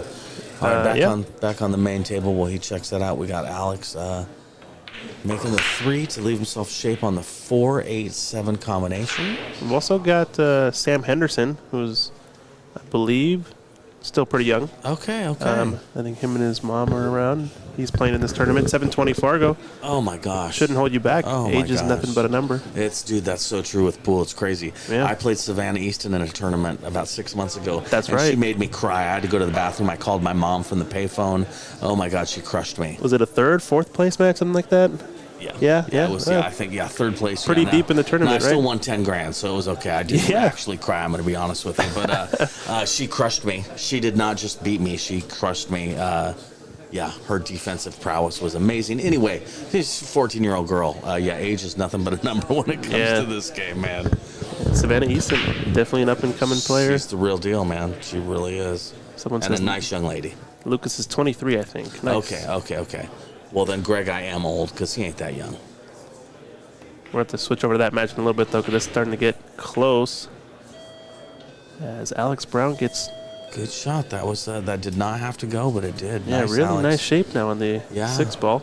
If Alex can get to 5, that's a big deal because, 6 is on the hill. He definitely doesn't want to bobble these last couple balls. You want to follow and get the out. The shoe chain match, are they going to 7 or 9? Going to 9. It's an Going to A-side 9. match. That's an A-side, okay. Still plenty of runway. Just And if you're not sure what we're talking about, that's if you go to YouTube and hit the second stream. It shows 4 tables. This is the main stream we're commentating on. yeah, check out Ox Billiards. We're talking about Ox Billiards YouTube channel's second stream. And it would be the bottom right-hand corner match. Anyway. All right, some left-hand English to keep this straight. Oh, no, excuse me. Right-hand English should come around and back at it. That worked out just fine. Notice a lot of the pros like to play the shot this way. He's just gone a bit too far. Ouch. Bill Kress used to tell me, get close to your work, and that's what he was trying to do, was get close to his work, especially on the 9-foot. He just got too close. These tables are rolling, man. They are rolling. Just part of being here. Yep. I think he's got to play it safe, Christian. And don't don't ask me know. what that is, Yeah. but I'm just saying he can't. I honestly think he's got to kick at this 9 into the lower left corner pocket Do here. you really? And then if he catches it thin, which is the tendency, I would say, is going to separate the balls at least. Send the cue ball up table. Just don't scratch in the right middle. I would like to see him hit this cue ball right where his hand is with some left-hand English. Leave the cue ball on the bottom short rail. He's not doing anything I say. And get the cue ball safe on the other side. But he is definitely going for your shot. I think so. Oh, right? maybe he's playing a simple safe, though, Christian. Oh, just rolling Just a up. tap. No, he went for it, and he knocks Oh, my gosh. it in. Can you replay that? Because I want to see it again. What a That shot was amazing. from Alex Brown. Alex, again, go to your phone, screen capture that Look at shot, that. put it on your Facebook so everybody knows it's real. That was amazing, Alex. Wow, what a shot. Well done. Alex Brown, and that gets him Up to 5. up to 5. Well done. Race to 7. That was a big game right there, man. And that's the reason why we don't Well only stream the done. pros. Right? Yes, seriously. Right. Yeah, no, seriously. Yeah. No, these guys deserve their moment in the sun, man. They really do. And again, later on in the tournament, it will be the pros exclusively because that's how the world works. Yeah, of so course. it's important at the beginning, day 1 of a tournament like this, to let everybody get a chance at it. What a shot. Oh, I think I will try that myself at home. Exactly. EMS News. Yes. Alex steadily balling, James says. I agree with that, man. That's what's up. Triple G, that kid is a monster. I agree. He plays strong, apparently. I'm not surprised. Christian, who are our refs in this? We should give them some love. Yeah, we got 2 referees here. Shout out to our 2 area refs. Sam Rabito. He's walking around there in the background. You might see him. He's manning 4 of the tables in the room, and it looks like Lance Bromlin is on the other 4 tables. As you know, I think there's tons of different rules out there and different rule sets and how you do this and how you do that. And usually, referees, you kind of want them to be there mainly as a deterrent, usually. I mean, most of the time, the players can sort of ref themselves and things work agree. out. I But agree. for that one moment in the tournament that always happens at some point, you want to have some third party there just to mitigate any sort of issues and I completely keep agree. it clean. Yeah. It's nice to have somebody to call to come over and watch a shot, too. I know Yeah. for myself, I'm a person that, especially if it's me shooting, honestly, I've been known to many times call the ref on myself, and I don't want to have to watch my own shot. Right. Get a professional over there. Yeah. And Sam's been a ref for the Northwest Cup for many years, a great ref. Mm-hmm. I'm not familiar with the other one, but Yeah, I'm Lance sure is they're out both of great. Canada. Oh, so okay, so that's why. I think he is one of the CSI refs, one of the upper okay. guys, so does a lot of stuff for them CSI there. has great refs. And Great shot, Shane. Well done. it's going to go too far on him, I think. Yes, darn it. I hate to say Shane can't catch a break, Christian, but Shane's having a hard time catching a break. Yeah. That was a good shot. He just overhit it. He also, part of the score is that he hasn't had a chance to shoot as much. Right? But look at this. Hey, look at that. This might drop, though. He's walking away from the table, and it's dropped on him. That reminds me of bowling and my dad telling me, never take your eyes off the pins, man. Yeah. Gotta wait and see till the end. Still on this 3, I think. Yeah, he doesn't have much, huh? Like I said, the cameras are deceiving, and I think he's on it. Oh, yeah, you might have been right. It just didn't go.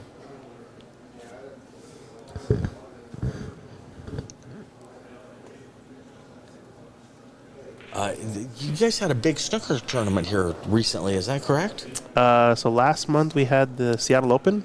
Okay. Seattle Snooker Open That's here at cool. Ox. Melina was talking about it. She had a blast. Yep. Oh, she played in the World Women's U.S. Open. Okay. Yeah, so She had a blast, man. Yeah. She really liked that. World Women's event. You can check that out on YouTube. It's That's great, man. Mink, Anyi, famous women's snooker players. No centuries this year, I don't think, but definitely a lot of matches. I'd like to play. I wish I knew more about keeping score. Oh, that's an interesting shot. Alex is still making it awkward for Shane. Yeah, I got to say, I feel a little bit for Shane. He has not had any simple little 4-ball outs, and it's affecting the score. See what he can do here, though. I like to say when the rolls aren't in my favor, best thing I can do is lock him up, and lock him up he did. Yes, he did. Well What a done, shot. Shane. Yeah, you create your own opportunities, basically, by doing something like Yeah, that. Yeah, you no, slow I that in the agree with opponent. You kind of try to just turn the tides of the match in some way, whatever way you can, and it almost becomes like a game. You can think of it as this is a chance for you to practice your safety play exclusively in a way, and try to really Right. just slow down your opponent. Right. But yeah, thanks folks for watching. If you guys are enjoying the content, drop us a subscribe or a like on our YouTube channel at Ox Billiards. We got a second stream as well. We're also streaming on the Matchroom pool page, so show them some love as well. Yeah, that also helps us with sponsors. It helps retain sponsors and get new sponsors, and that's how you avoid doing pay-per-view stuff. You know, Yeah. is let the sponsors know. Help us get some more camera views and fill up all the camera views Seriously. for the rest of the Yeah, tables. Yeah, seriously.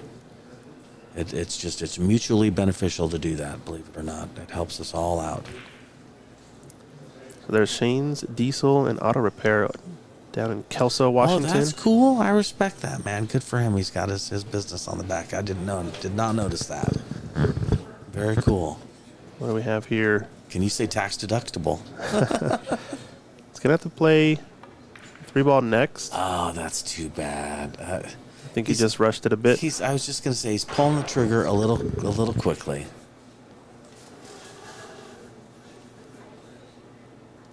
So I think if Alex Brown can get this run out here, it's not an easy one. 5 doesn't pass the 7. Oh, I agree. No, he's got to pull this back somehow and leave himself either a bank on the 5. Yeah, I don't know. Yeah, can hold for the short side position up in the left corner. Let's see. Yeah, Simon, I got to agree. Could have tried a little harder on that shot. Oh, watching from Amsterdam in the Netherlands. Well, hey, that's wonderful. And thanks for the compliment on the stream. We really appreciate that. And man, one of the neat things about live stream is you get people from all over the world. So that's very cool. Yeah, this is Christian and Mike D on the mic. Yep. Christian, co-owner of Ox Billiards, although he doesn't mention that very often. He's kind of a modest fella. And I like to say Mike D. So we're I don't know. We go about things differently, I would say. Nah, that's all good. It's, I like to be behind the scenes sometimes. No, that's cool. No, that's all good. I respect that about you, man. If I was co-owner of Ox, I'd have a tattoo that said that. Yeah. You should be very proud of this place, man. Yeah. Seriously, you guys do a great job. Well, we're just trying to improve the standard Q Sports across the board. So that's you are, man. You really are. I've been nothing but impressed with you guys every time I'm here. That's awesome to hear. Yeah, seriously. Proud to be sponsored by you guys. All right, Shane's got the jump. Come on, Shane. Oh, excuse me. Shane does not like to jump. Yeah, so that far was a masse. we haven't seen the jump shot, right? Yep. Yeah, Doug who, I like the question mark at the end of that who, that's hilarious. So yeah, Christian did do a great job with the streaming setup. What were you going to say, Christian? Yeah, so he looks like he's screwing back into this middle pocket maybe. Yeah, he's gotta got to be be careful, careful. right? Yeah. I almost like just playing the safety with the 5 here. Yeah, we'll see what he ends up doing. He definitely wants to get on the hill, too. He's looking to draw, I think. It's going to be close. And it Oh, was dead man, in the Christian, hole. you called it. You called it perfectly. Yeah. Dead in the hole. It's a tough shot. It's because of that extra little slide on the table. Normally, I think on a more well-worn in table, that's going to grab a little sooner. Right. You're not going to go on the tangent line as long, but it just felt like it was ripe for a scratch that shot. All right, I am rooting for Shane. I don't care what anybody says, commentator or not. Come on, Shane. Run him out, buddy. Yeah, he can get this. Somebody on the chat says, Shane's 9-ball and auto repair. I like it. Tallahassee, Florida 9-ball, hot spot of the South. All right. A little bit of screw back here. Yeah, definitely. It's going to be stretched out. So he might need an extension. I wonder if he has an extension. Yeah, okay, so he has an extension. So that's good. The extension is, boy, that's one of those things that has been needed in pool forever and just has come into being standard. That's a good stroke last here, 10 but years. Great shot, Shane. A little straight, though, huh? it's going to get it a little too far. I think he's okay. Yeah, I think he's okay. Now, the only problem is this: you can end up rattling the 8-ball because you punch it so much because you're trying to get shape on the 9. So I hope that he's able to pocket the 8-ball and still put a full stroke on this. One thing that makes me a little nervous is the Magic Rack is on the table, and it's kind of sticking out a little Yeah, bit. that's not my favorite, huh? And that's a foul if it touches it. Now, I don't know if Matchroom-wise it's a foul, but... I do believe it is. Okay, yeah. Good job, Shane. Knocks it down. Well done. 2-5. Christian, I'll be back in a second. I'm going to go with Shane. A big high five. Good job, Shane. Oh, I love that view. Seriously, that lets people at home know how cool this room looks, man. Oh, and you can pan too, huh? Mm-hmm. Dude. So we got a few matches in the back going on. See referee Lance Bromlin there doing his thing. Oh, very cool. Hey, Brandon, I'm glad we got you from Indiana. That's awesome. I have to pan over to this match really quickly. Brandon from Indiana, do you go to Derby at all? I know that's kind of close. Oh, there's James DeVee. He's very tall.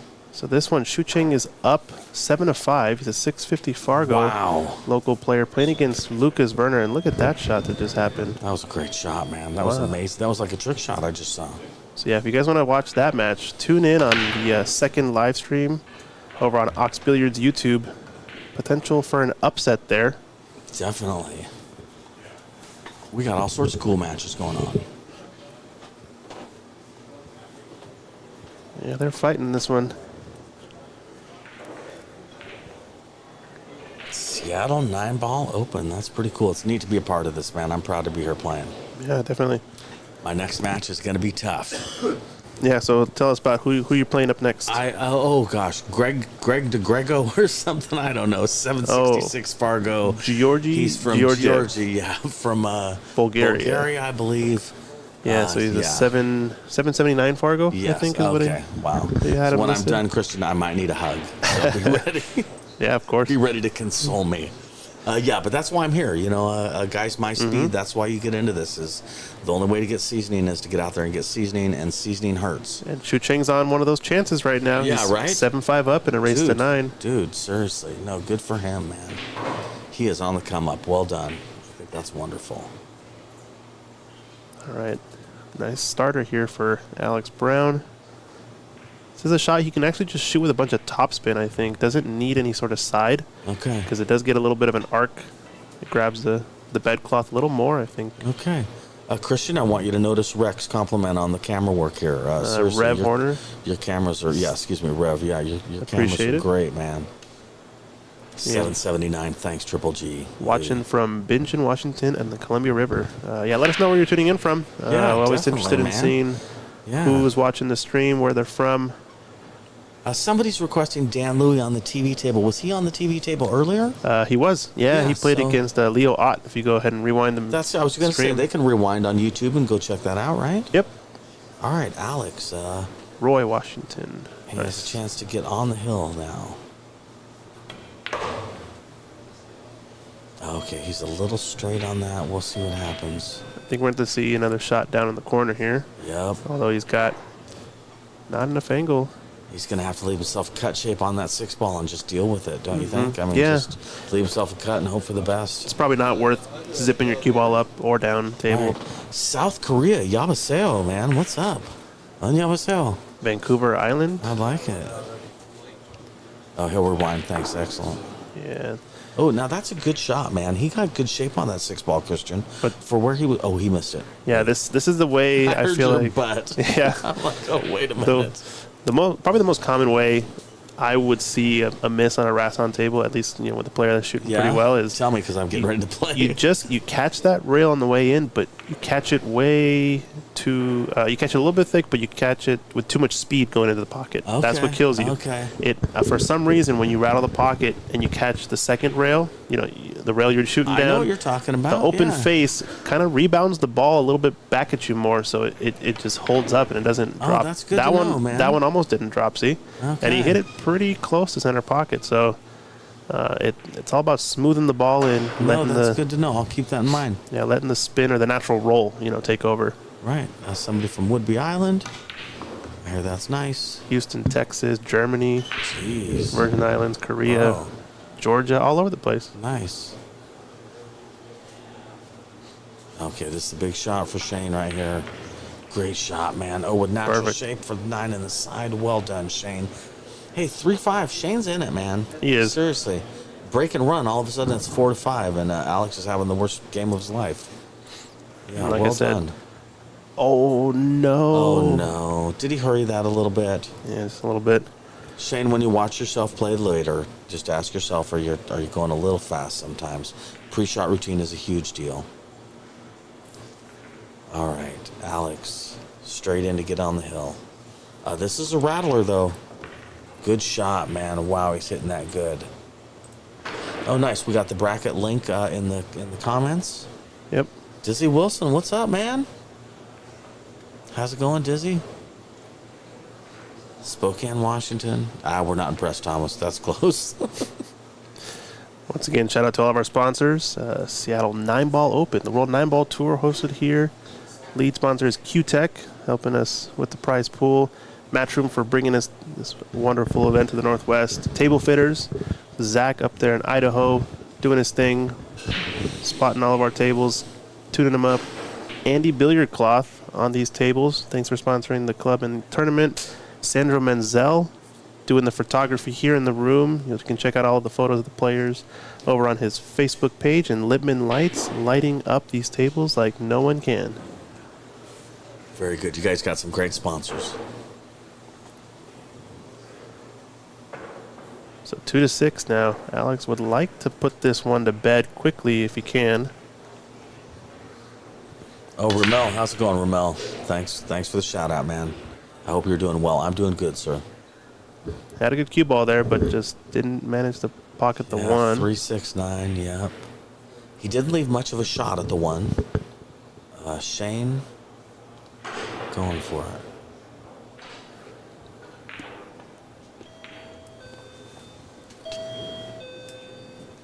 All right, he left Alex a shot on the 1 ball. Alex again is on the hill. This is a race to 7. This is getting towards the end. Nice that we're showcasing all skill levels on this mainstream table. I think that's awesome. Shu Chang, how's he doing over there? Yeah, 7-5 over on the table 5 match Okay. in a race to 9. He's at the table, but it looks like he's got a tricky shot coming up. We're going to go back to that match in a little bit. Especially- There's 100% Fargo difference on that, and Shu Chang's up by and 2 games. Shu Chang is up by 2 Yeah, games, so no, that could that's be worth noting. a big upset potentially. Yeah. Also, something for everyone to keep in mind. Fargo's just a number. Sometimes that's it's right. how you perform. You know what I mean? And just go And out it's there and do your always thing. it's always a historical record, right? So if you're Right, playing dude. better today, Right. you could be improving. Your Fargo's not necessarily going to reflect that, but No. this is an open tournament. It's even races, long races to 9. Right. Well, any pool player can tell you they play different on Tuesday than they did on Wednesday. That's right. You know what I mean? Nobody, consistency is such a hard thing to do when it comes to pools. So. And that's what tournaments are all about. It's not about who's done the best in the past and who has whatever rating. It's about who's best today, right here, and right now. Right. I think in baseball they say you're only as good as your last at bat. Yeah. All right. Here we go. Alex has a chance to put this match away right now. If he can just not bobble it and stay in control. He's just losing his cue ball a little bit on some of these, Yeah. a little maybe more underestimated shots that you might maybe take for granted, or or Yep. feel like automatic. 100%. Yeah, 100%. I think yep. it's getting him in a little bit of trouble here.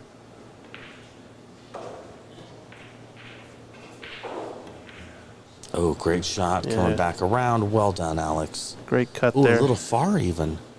Bounce out. He's okay. Getting shape on this 6 ball is a trick. He's going to have to figure out what he wants to do. There's various ways to do it. And then he's got to make it happen.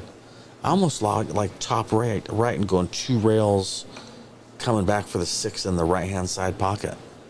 Top right, 2 Yeah. rails. Okay. Yeah, top right, 2 rails. Kind of like this. Exactly. Yes, sir. Exactly. And just end up in the middle, or you like to play for this? No, all the way down for shape on the side. I see. You like to just stun it over. I think he's getting the feel of the rail, maybe. Yep, yep. See, and this is my fear with that is that I end up back cutting the 6 ball. Yeah. Whereas I feel like a side pocket I can make. I don't need perfectly straight to feel pretty good about a side pocket Yeah, shot. I like your shot. That's why I would have gone my way. And it's very natural, that type of shot, to you're coming into the position window at the end a little bit more. Right. Now, I'm also very good when I'm sitting here with headphones on and a microphone. So Of course. there's that to be said, too. Okay.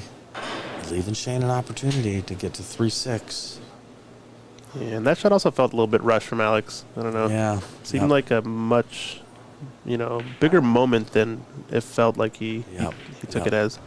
Brett and Suhail, I will say these Rassans, the rails are springy and the cloth is fast. So, I mean, it is what it is, but you got to adjust. Part of being a pool player is adjusting. Yeah, probably one of the greatest skills you can have. Yeah, it really is. The tables play great. I played a match, and I love these tables. They play great. Nice shot, Shane. That'll work. Yeah, now listen, a little middle top, and just pop that 8 in and leave yourself 9 in the side. Center pocket. He drifted a little high, but he's okay. Shane's champion. He got the Shane. Nice. Good job. Knocks it down, 3-6. Yeah, and not to rub it in, but had he made that 9 that he missed, it would be 4-5 right now. So speaking of upset time here, Shu-Cheng Chow on the hill, 5-8, playing against Lucas Fracasso Werner, the out-of-towners. Wow. About 100-point Fargo difference, and he's leading in this one. I'd say he's got the home field advantage, does Shu-Cheng, so he knows how these tables are playing. Do the stats from this tournament go to Fargo? I believe they do. Typically, Digital Pool would go to Fargo. I wonder if we're going to see his Fargo jump just from this match. I'm always curious. I wouldn't be surprised. It depends on your robustness too. Obviously, if you have thousands of robustness, one match might not necessarily make a difference. But this is a big spread. Fargo-wise, who knows? Oh, that's really cool that you can do that, Christian. Yeah, that's so pretty amazing. Dude. Go check out that stream on our check out that match on our second live stream, table 5 in the lower right corner. We will keep an eye on that one as it's going. Jeez. We'll probably check back in a little bit, especially if it gets close. I hope so. To a finisher. Yeah, I hope so. Yeah, but Alex is also on the hill now, so we want to give respect to the guys we've been streaming so far too. Later, they will be watching this match, and if we switch, they're going to want to kill us. Nah, it'll be fine. Yeah. All right, so we got a tricky one. The 5 is kind of out of commission, but it lays ripe for a safety. Kind of if you're in the window between the 6-8 where the 1 ball is, maybe you can just do a sort of a stop shot safety. Although I don't know if I want to play that risky of a position from the 4. So I don't think anyone's gonna be running out of this rack anytime soon. Great shot. He's got a shot on the 2 ball. But yeah, you're right. He's got his work cut out for him on this out.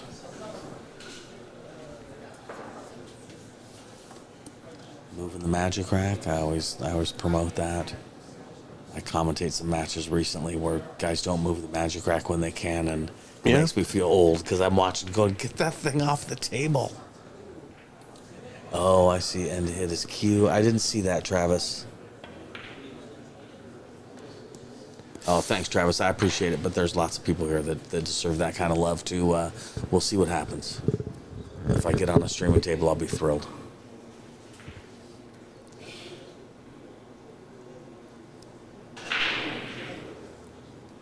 All right, Shane this didn't is- quite get shape on the 3 ball, unfortunately, but because of the way the 4 is sitting, it's not really the end of the world. I don't know what he was going to do anyway, honestly.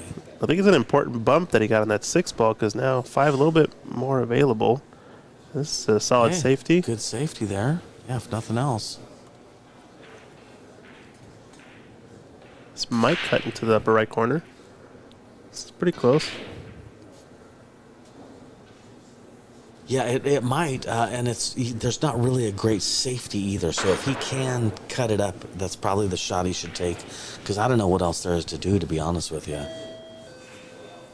Yeah, oh no, he's jumping Massan. I don't know what he's doing. I think he's trying to draw back. No, he couldn't see it. Okay. No, he couldn't see it, or he couldn't. He thought that his best shot was to jump it and try and make it in the side. Yeah.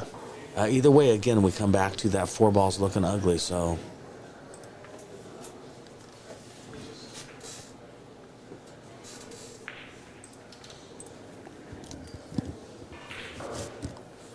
Yeah, Shane does not have a lot of options here.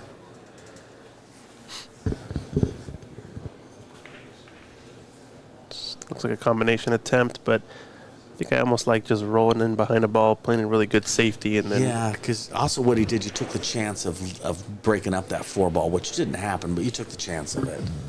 Yeah, better off not messing with anything. Oh, he's got a little opportunity to make the 3 and maybe bump that 4 ball out. We'll see what he ends up doing.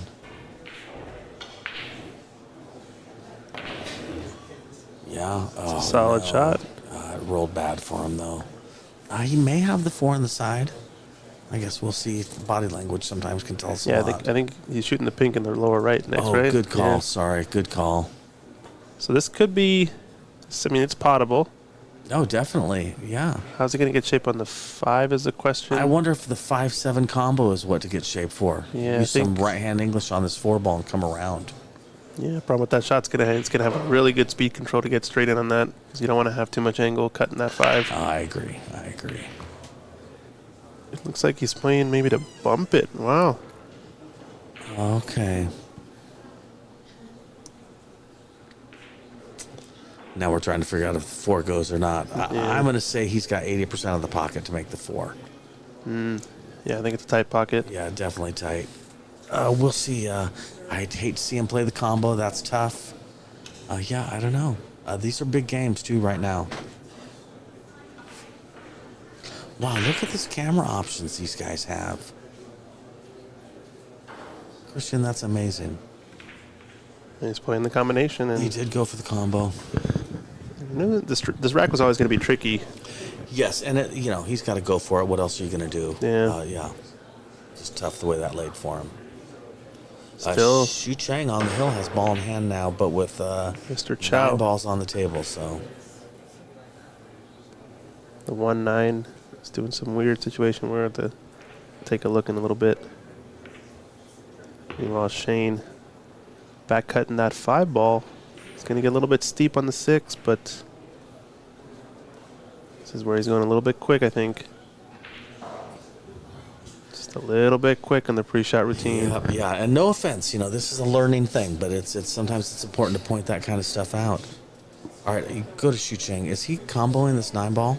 It's look like there's going to be some action here. If he can carry him off the 6 with the 9, this could be end of match here. Or combo bank? Maybe combo bank. No, it's playing the safe. Smart Interesting. shot. Okay. Does it get there? It's going to roll enough. Yikes. Great shot, Xu Chang. Well done.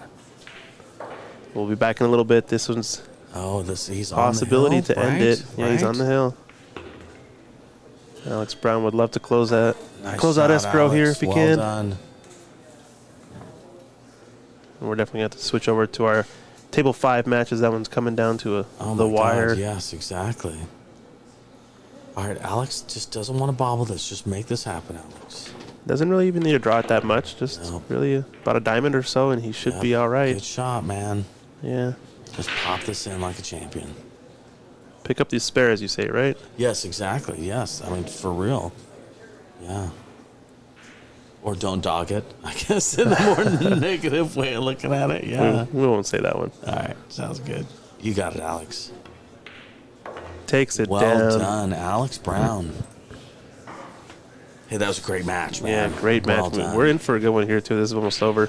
Shu Chang's looking like he's leaving a tough one for Werner, and he's dropped in the one Ouch. here. Yeah, he did not mean to do that. Hooked himself on the 2. Yes. This is an update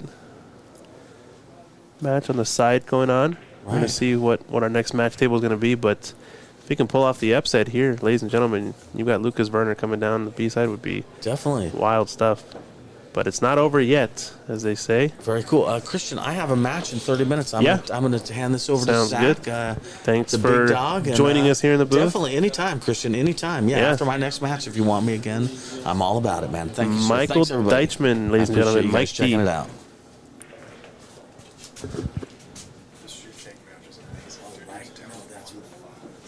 Mike D joining us in the chat. Send him some love over there. He's playing his matchup next, but we're in a barn burner here.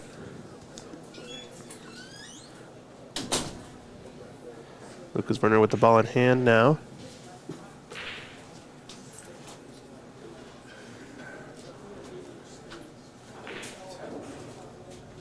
We got Zach Ross back in the booth. How's it going, Zach? Good, good. Just went and got my fill of food over at Garlic Crush. And Lucas is not adjusting. You just got here just in time for a close, tight match. It's a 100-point Fargo difference, but I don't think that's how the players have been playing in this one.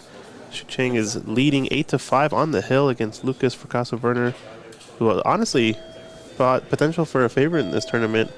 He's been playing pretty well recently. 23-year-old.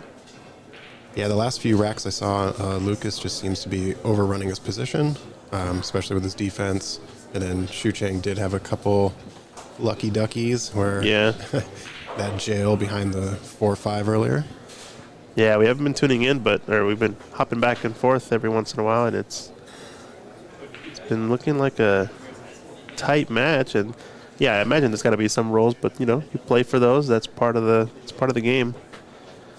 I think our next TV table match we've got coming up, the young man Sam Henderson making the trek out here to the Pacific Northwest, playing against the Canadian Woody Nielsen. So it's going to be a good match in a few, but we got to finish off this one as it is a close one.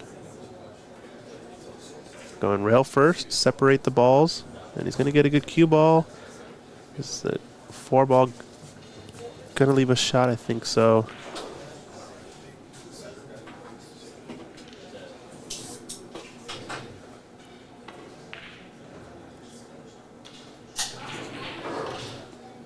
If you guys are liking the content too, come like and subscribe. Ox Billiards, YouTube, Facebook, Twitch, Matchroom Pool, YouTube page. Bringing the stream to you. Thanks to QTech, our main sponsor, World Nineball Tour, and everyone else who helped us get this tournament on the map. Nice stroke there from Werner. But he's going to get unlucky again, I think. He's going to have to shoot this rail first, and his position's not automatic on the 6. Yeah, the way he's going to be swinging this cue ball, I think he might be ending up on the other side of the 6, sort of like a 6-9 combo here. Yeah, he could come tight around this lower 2 cushions, around this lower right corner pocket, lower left corner pocket. End up with the 6 on the side. Oh, he could see it directly. Just doesn't feel like he's quite in line on these shots. And I haven't been watching the match, but I wonder how much of the previous, shots or any mistakes he had previously have kind of caused this to be the effect. But he looks to be a little bit back in line here. On the rail.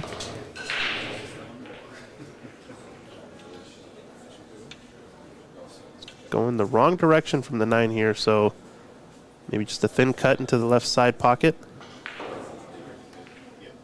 Up and down the rails off 3 cushions.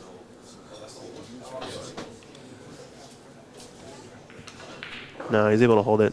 It's a good stroke. It's going to come too far. It's going to come too far, Zach. Fascinating. Wow. That's crazy.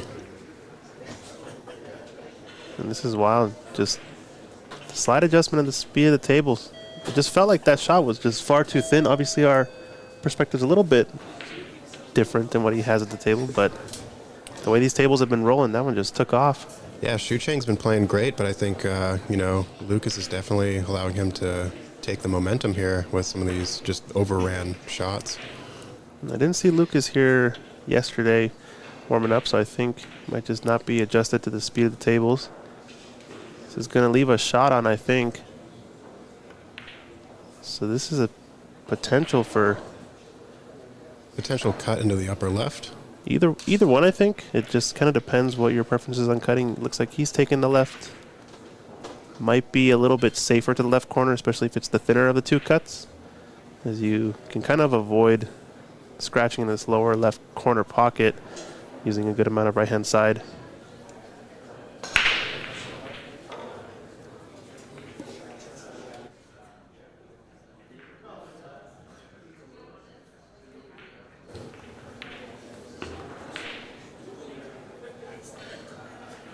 Definitely cuttable, I think, though.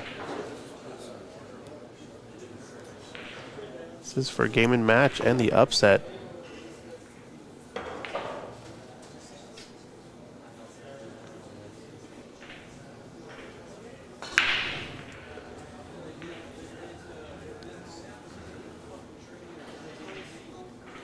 He knocks There it it is. in. And where's his cue ball? Wait for it. Oh, no. No. Wow. Scratches on that one. We got to take a replay. Holy smokes. What a show. Zips it in, 2 rails, and then you just saw it kind of guiding that extra little side, curving it just toward the corner, and it catches the point. Talk about a finish. We're still rolling in that one.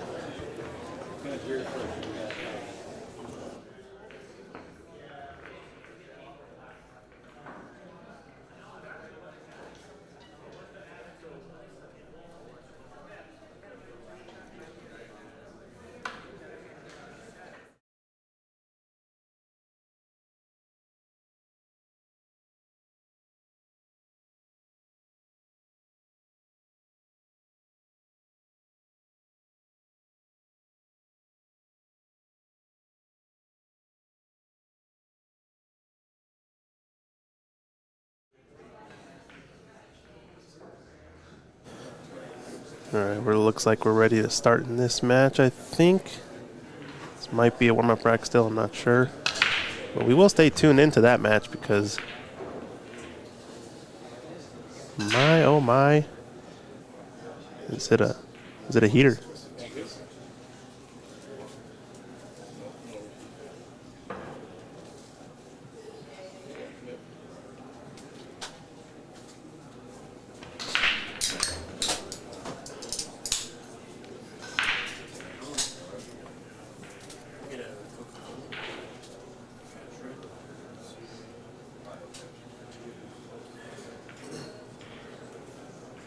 Looks like a scratch actually by Lucas on the next break. So Xu Cheng's going to have ball in hand on table 5. Yeah, it looks like they're still warming up here, so we're going to go back to that match. Xu Cheng can play on these tables. He knows them pretty well. He did host a practice tournament last weekend, sort of as a warm-up to the event, and I think that's helped him out a little bit. Obviously, Lucas a little bit of a disadvantage, maybe not knowing quite the speed and the roll of the tables. Looks like he's just getting out of line a little bit too much. If ever you can run out these balls with ball in hand, this is the time. Although this 2-ball doesn't look like it goes.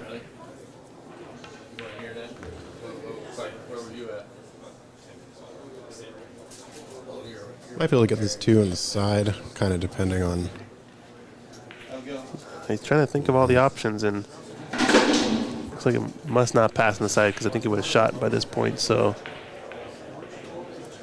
I think Or we're going to see maybe another safety shot.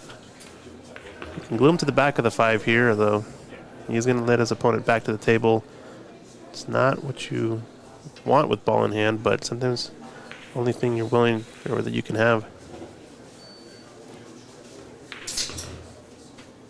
The difference here between frozen to the back of the 5 and not is pretty big, I think, depending where the 2 ends up as well.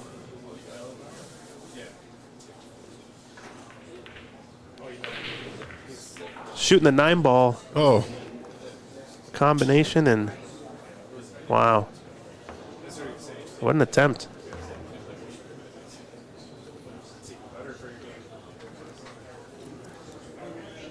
All right, well, we're going to tune back into our main TV table. Ready to lag, Sam Henderson, Woody Nielsen.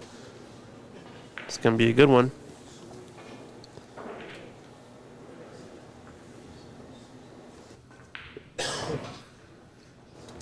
everyone's still interested in the Lucas Shucheng match, continue watching on the Ox Billiards YouTube page.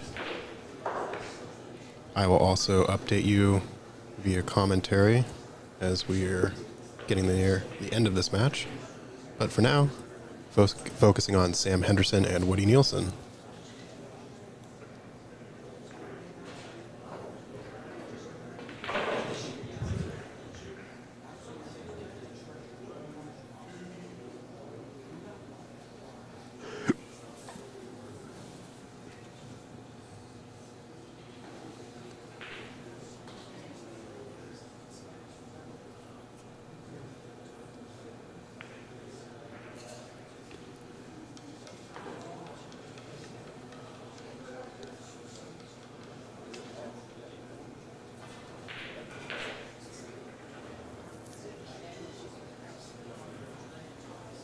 Yeah, I think we're going to have to tune into this one for a little bit longer, as it could end any moment. If you guys are watching the Table 1 action, it is live on the second Ox stream over on Ox Billiards YouTube channel. Both tables available there, but we're just going to watch the end of this one, as it could be over any moment.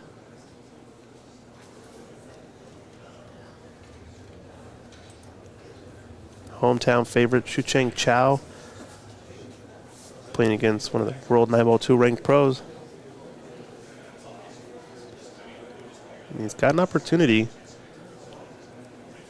Five really goes in any pocket.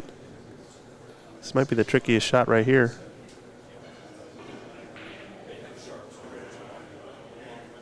I think he's got it into the right side or corner past the 4. I think I like the corner on this, just because there's a pretty big open, at least line of sight for the 4. Yeah, it looks like he's going a little bit away from the 4, kind of towards the green 6, ever so slightly. So that might force his hand into playing it into the right middle. Mm-hmm. But I like your idea. It's just hard to tell from this perspective. Yeah, you'd like to get there. That'd be okay. Might just have to do a nice soft stun stroke or sort of a kill shot. Shoot 3 into the corner. Or just roll it in. A little bit riskier, that type of shot, though. You're kind of subject to the table conditions.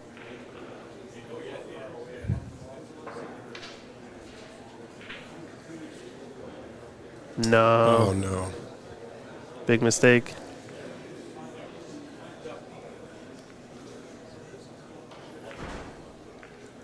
Now Lucas Vernon with the ball in hand. Should be a favorite to get out.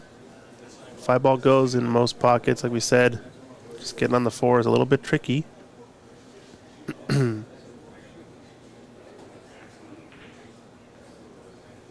to run a little too far again. Don't think he was trying to get on this side of the 4, but just doesn't seem like he's comfortable at the table. Everything running a little bit too far. Maybe double, sort of doubting himself then on the next shot. He's going to run it again.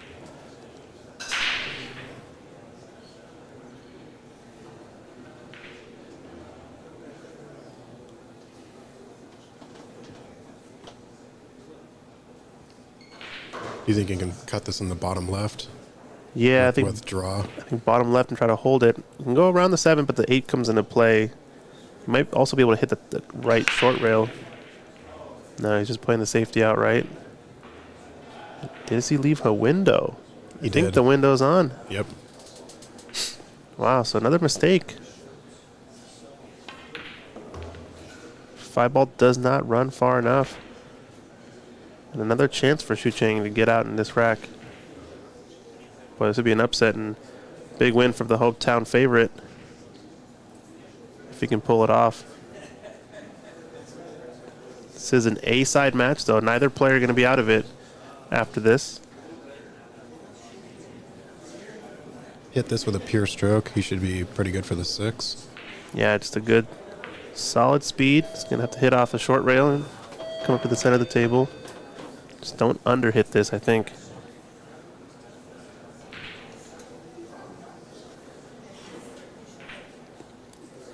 And I think the pressure's starting to mount a little bit. A couple mistakes from Xu Cheng, but he's got away with one here.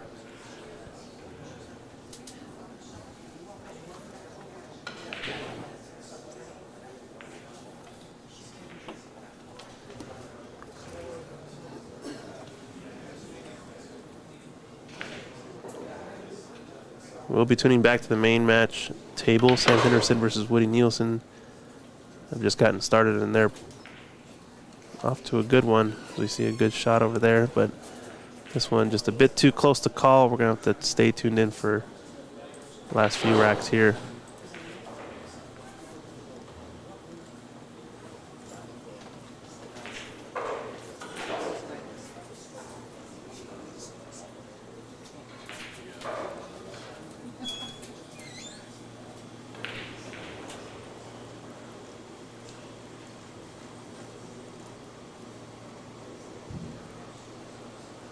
Thank you, David Burney, in the chat.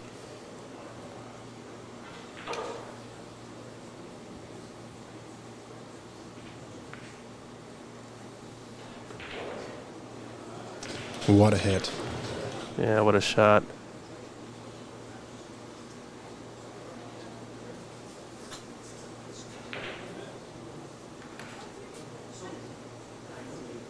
All right, let's see how Lucas answers back on this one. I think he might be contemplating the kick here. Maybe send that 5 just up past the 6 on the right side of it. Season folks saying, blast it, Chow. Move the cheese. I think he's playing the right shots here. So if there's enough space, this might be a kick and stick, but looks awfully tight, that window. And normally when it is, you need a little bit more angle going into the rail. So you might just be able to play rail first and snick off the edge and hold it there with the 8. It's tough to gauge that type of hit, though. Especially from this distance.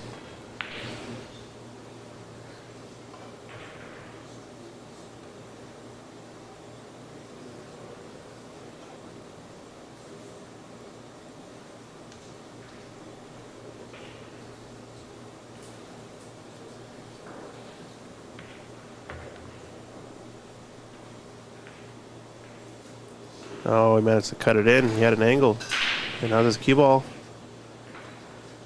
It's going to roll far enough. So Lucas Werner's still alive. Combination, not automatic, but still one he's favored to make if he's right in behind it. He's also looking at the short side position. He kind of has the option of both. Sort of how he hits the zigzag on this shot.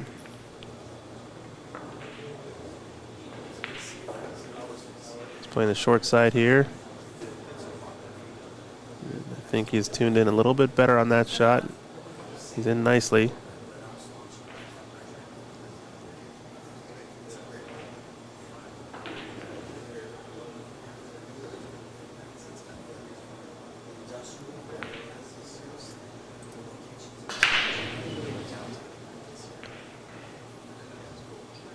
And another one down here for Lucas Werner. Brings it back within 1.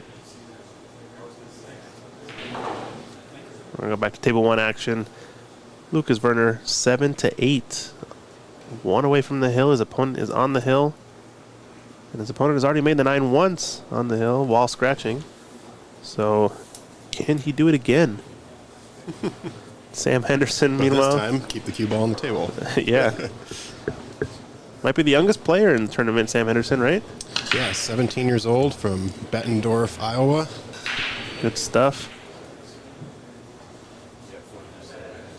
I believe either his mom or dad were in the chat earlier today. And he's putting his stamp on the World Nineball Tour, right? He's a ranked pro. Or, I mean, sorry, he's a ranked player. I don't know. Yeah, he's a WNT pro, but his current rank is 107, so he is in the top 128 of Gotcha. the current WNT players.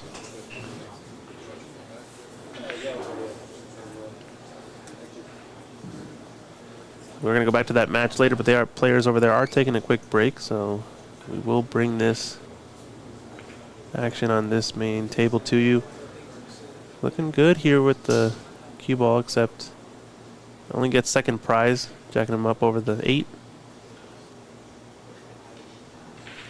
Looks like he's going to cue at the left half of this cue ball. He's got to be careful. It is a cue ball fouls, but if he does hit the 8, which is kind of hampering his cueing on the stroke, it's going to be a foul.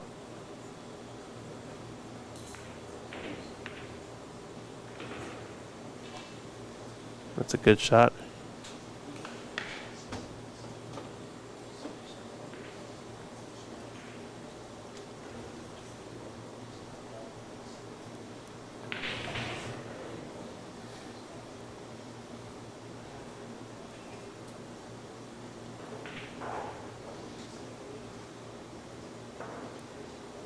I think you have to get this one rail along the bottom cushion here and try to knock this in the left middle pocket. Yeah, I like that approach. Or if he currently just goes at this rail to, this way. That way the cue ball, if he hits the too thin on the left, you can actually send that cue ball sort of. Yeah, up to the side. Mm-hmm. And they just keep on rolling, don't they? So Yeah, a little too much speed.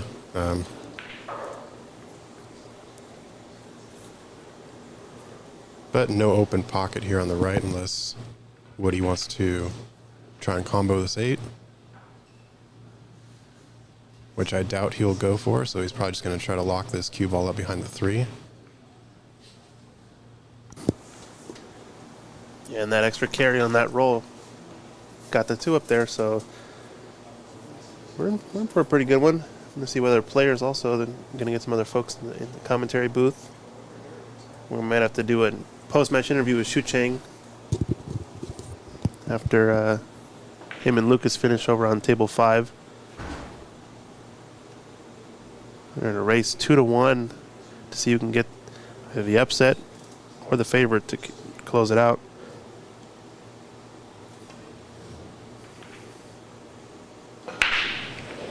It's going to come out good for Sam. Oh, not quite, not quite.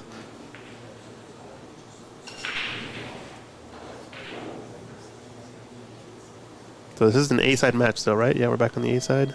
Yep, correct. Yeah.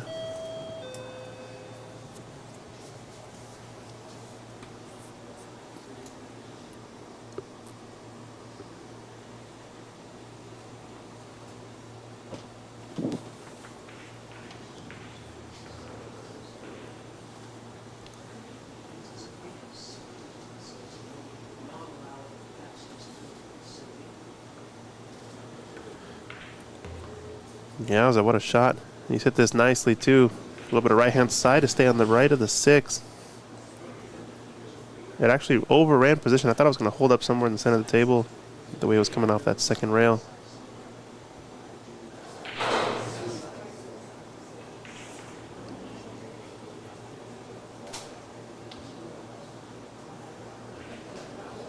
Good thing about this angle, I think he can just draw a little bit back. Doesn't have to do too much. Still has a pretty good look on the 4. But wants to get closer to his work. Nice draw there.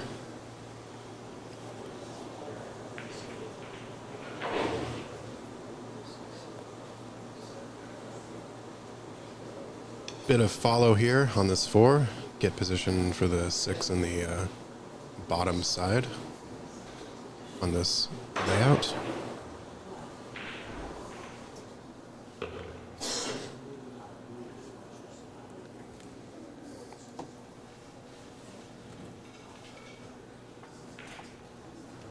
All right, we're back. Sorry. Don't really see too many problems here. Yeah, it's just a matter of controlling your cue ball, I think. The 9's a little bit of a big ball in the way, so you just really have to pick, lower left half of the table or upper right corner of the table to play shape for the 8. Where the 7 sits, it seems more automatic to be in the upper right part of your screen, but this is an awfully thin 6 ball, so you might just come back up and down the middle of the table a few rails, and he's trying to hold it with 2 cushions. This is okay, but just created a lot more distance and maybe wasn't so necessary. And now on this shot, he's going to come up with the big positional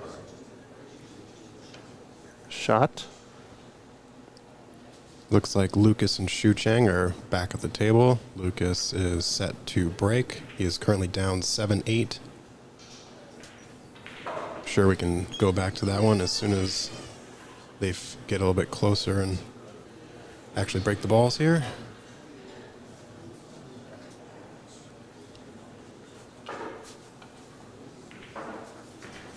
Yeah, big shot here for Woody. He's down 1-0. He's not the favorite in this one, but once again, he is a bit more of a local player, knows the table's a little bit better than Sam possibly, and he's going to knock in the 8 ball here, so this is a bit unlucky. Caught a lot of slide off that 3rd rail. Sorry, the 2nd rail. And he's got a tough one here. This doesn't have to go. You imagine the side pocket is going to come into play a little bit, so he's going to try to hold it. He likes to use that really long bridge. You think he's trying to cut this or reverse bank? I think he might be trying to cut this, although that would be my first instinct. So it is cuttable, just awfully thin. He likes to bridge off the rail, which could be the downfall in this shot. I'm not sure. Folks in the WNT chat asking about pocket size. These are 4.5-inch pockets here at Ox Billiards.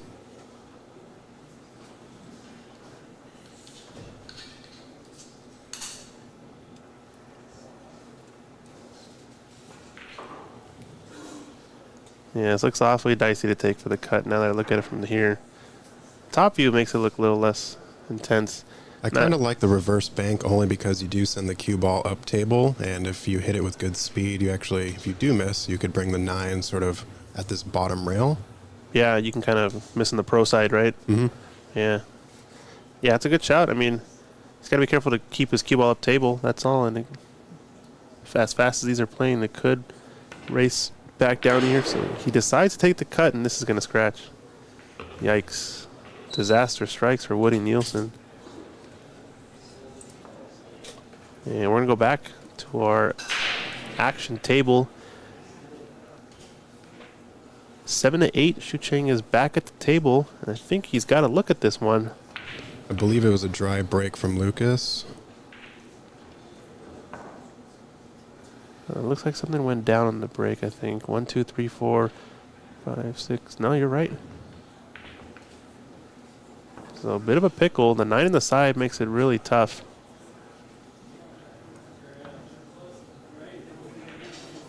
What a time to get a dry break, too. You have to imagine, though, if it goes hill-hill, it's going to be another dry break, I bet. There's no way. It's definitely not going to be a golden break. Yeah. We'll see. And all these tables playing, it's a little bit different on the break. They are using the Matchroom break box with the 9-ball on the spot, so not easy to break these balls consistently and get the one to chop in the side pocket. Don't think the 9 is over the pocket enough that you can combo with the 2, so likely to see a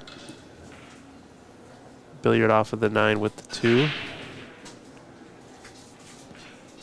And this is, once again, just overran the cue ball a good diamond or so, and he's left a cut shot here. Yeah, Lucas is getting no love with these defenses the last few racks. Yeah, just selling out. I think opportunities he otherwise would not be giving.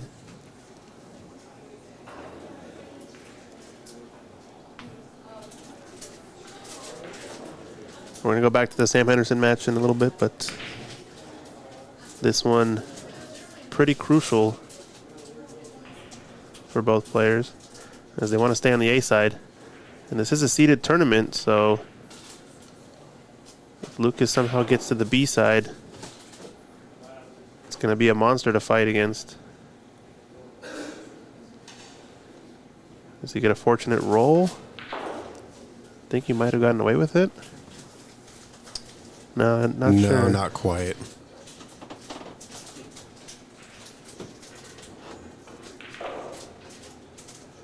The thing about these long races, you gotta close out the match.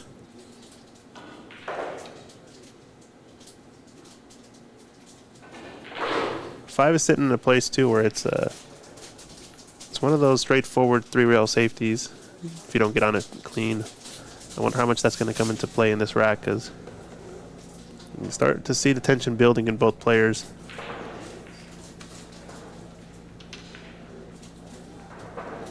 Just got to watch out to the 8-ball. It's okay. Think he plays forward on this.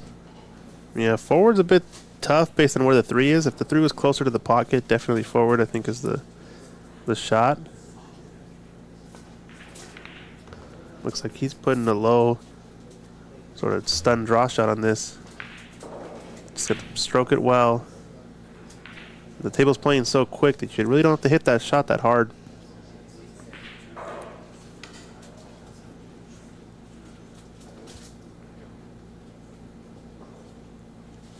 I think you can either stun across 2 rails in between the 7-9 a couple times, or you can just roll this with high inside. I think the first one's the better choice. He decided to come on this side of the 9, which is totally fine. And now this 5 is going to be the trickiest ball to get on, I think. Yeah, it's a pretty narrow window there between the 5 and 6. If he intends to bring this 5 down.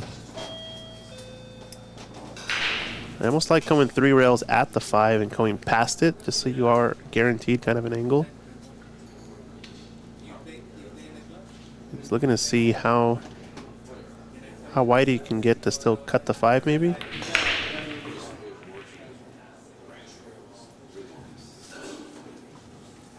Quick commentary update on the Sam Henderson-Woody Nielsen match. It looks like Woody is down to the 7-9, which would get him his first point of the match. This is close. He's nudged the 6. It's going to leave a super thin cut, but I think it technically pots in this bottom right corner pocket or bottom left corner pocket.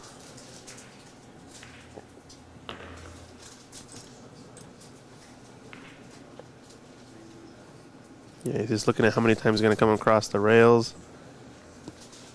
It's going to be all about controlling the white. 6-9 combo is what he wants to end up with, probably. This doesn't have to go.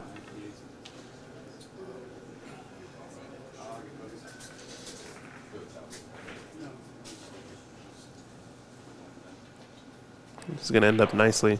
Yeah, he can. Yep, he's going to combo this 9 for sure.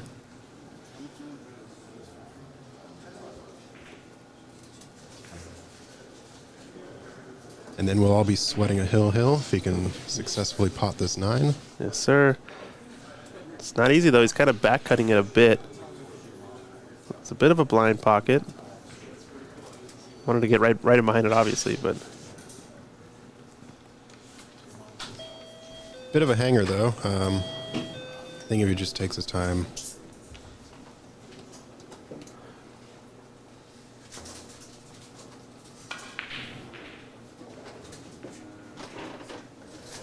yeah, takes it down. We're in for a hill match, ladies and gentlemen. All right, we're going to go back to the main table, but for those folks viewing over on our Facebook page, make sure you go ahead and refresh your browsers. We're going to repost a new video since we have to refresh the live stream. So don't go anywhere. Just go ahead and refresh the Aux Billiards Facebook page, and we'll be back live on there in a jiffy. So stay tuned. Join us back in a bit. Those are just folks on Facebook.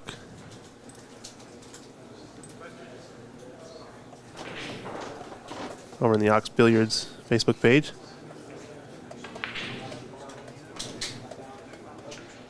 So, referee here, Sam Rabito, just clarifying the rules for what happens in a foul situation.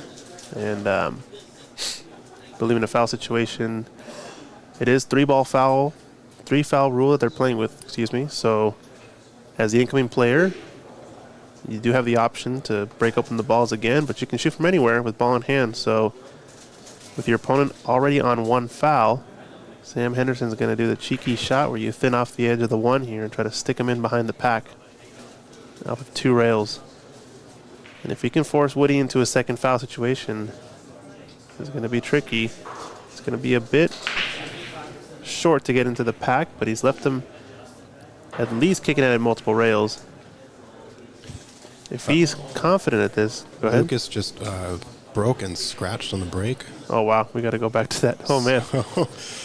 Now we've got 2 exciting moments happening simultaneously. Yeah, so if Woody can feel confident kicking at this 1, he's going to go for it. But if not, the recommendation here is to break open the stack, because you don't want to leave a big old pile of balls for your opponent to once again play another safety behind it. He's done exactly that. So we're going to see another shot from Sam attempting the exact same thing, trying to hug Woody up against the bottom of the pack. Yes, a question in the WNT chat. We have been following a Lucas Fracasso-Werner match versus Shucheng Chao, and is now Hill. Shucheng was down 1-5, but is now 8-8.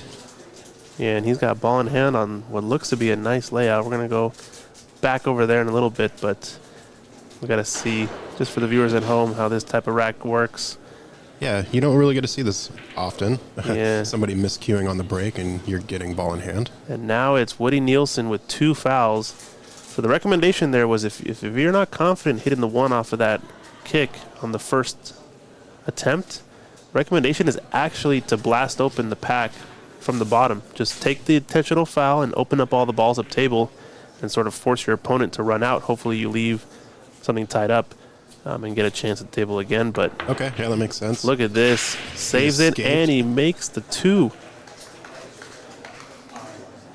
Wow. We'll take a quick replay of that. What a shot. On the 3-foul rule situation. And knocks into 2. Excellent shot there. Well, we're going to go back to table 5 because this is a Hill match. Potential for an upset.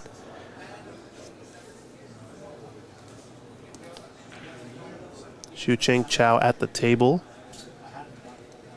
100-point Fargo difference, but Shucheng has been growing his rating pretty rapidly in the past few months. So I think that 650 is a little bit of a misnomer. He's also probably got pretty significant home field advantages. He knows these tables pretty well. He ran a tournament here at Aux last weekend, sort of as a warm-up tester tournament on these tables. And he is a regular here, so you can see him sporting the Aux jersey. He knows these tables pretty well. But is it enough to clear up here and get the upset?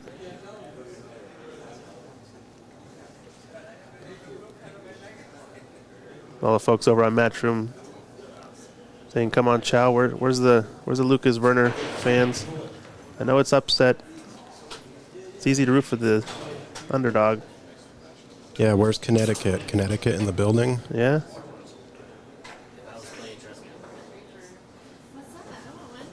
This looks like it's going to dress up okay for the side pocket. And he's got a straight enough angle he can work it with a bit of inside spin. Come out to the center of the table. He wants an angle in the 6 to come for 7. Kind of that line right there. So he's got to work it with just the right amount of side. The 6 leads to the 7 pretty naturally for short side position to the bottom corner pocket. So it's all up to him now, I think, to get this out. I think it's a 650. He is favored to get out here, but when it comes to the pressure of match situations and knowing who you're playing against. Probably a pretty different scenario, but he's looking pretty good here in the first one. Might be a bit thin. And if he's too thin on this, can't stun it. It's going to be all about the pace of this shot. Yeah, if he's worried about stunning, I think you just a little inside right, and just kind of float over to that side rail, and then the spin will kind of take it a little. Yeah, inside right. Yeah, a little bit of right-hand side. Yeah, yeah. Exactly. It's just all about pace, this shot.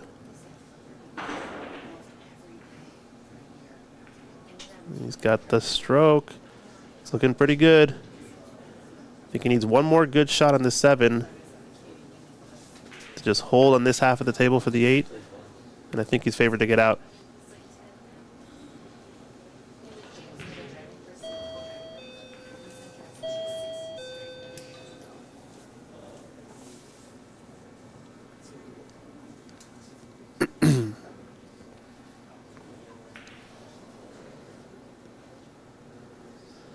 This is looking pretty good for Xu Cheng. He's got choice of side pockets, or he can come past the 9 into the corners.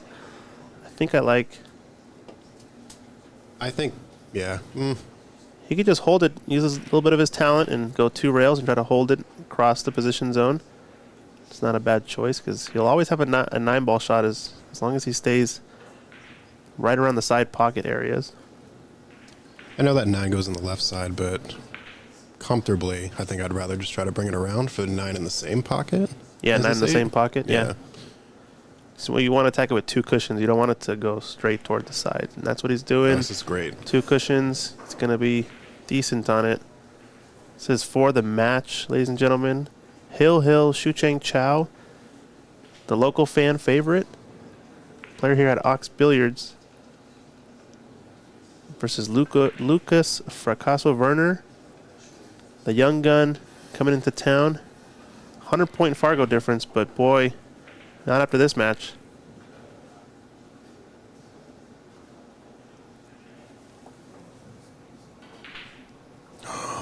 No, just the pressure. That's all it was. And I think it got to him. Just overcut it. Yikes. a little bit of a transition, I think, issue on the swing.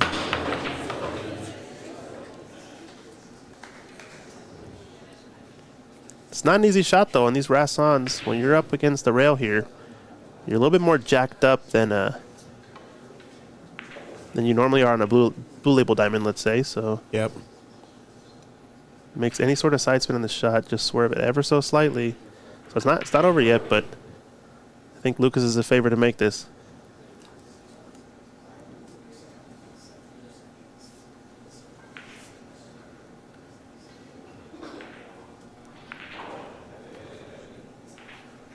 And there it is, takes it down. Lucas Werner.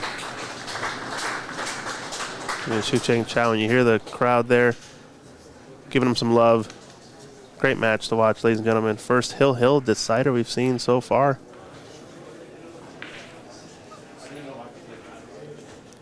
And I think it was just a little bit of pressure there I got to him, maybe, and a little bit of the slick conditions, maybe. Yeah. It's tough. He certainly battled back, though. He was down 1-5. Yeah, and I'm sure he's going to take it on the chin and continue on. Still one of the better players here at Ox, going to strut his stuff, I'm sure. Neither player out of it. Xu Cheng going to the B side. The other favored Ox player sitting right next to me in the booth here. Oh, no. Are you talking about Daniel over there? Yeah. Yep, there's Daniel. Yeah. I'm talking about the other guy on the microphone Oh, here. no. No? We'll see. We'll see how second round goes. We got a good match. But plenty of pool to watch, plenty of pool to see. I think we're going to be going to at least 8:30 match start time tonight, right? I believe so. Yep. So I think we're in for a few more at least. 77 Billiards asking bad rack. Actually, so this was a miscue break by Woody. And then Sam Henderson almost trapped him in a 3 foul, but Woody was able to escape from it. So now they're just picking apart this rack. They're playing what I call one pocket 9-ball in this one. It's all one pocket shots, but you're still playing 9-ball somehow. Because it's almost like no matter what shot you shoot, any reward up table is not going to give you much. 6-ball in this case, still in the stack, so all it kind of buys you is an initiative to play a good safety maybe, but might be something offensive here with a 6-8.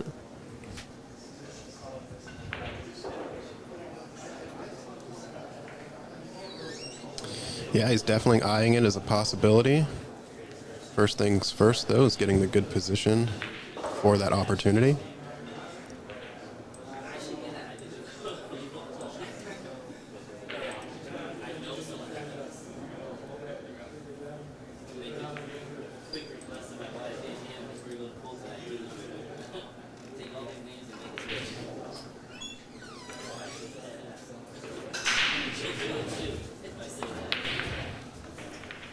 Uh-oh.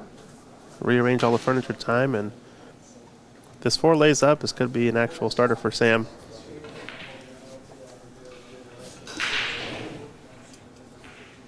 I think it's on. Just got to be careful. The bump on the 7-ball here.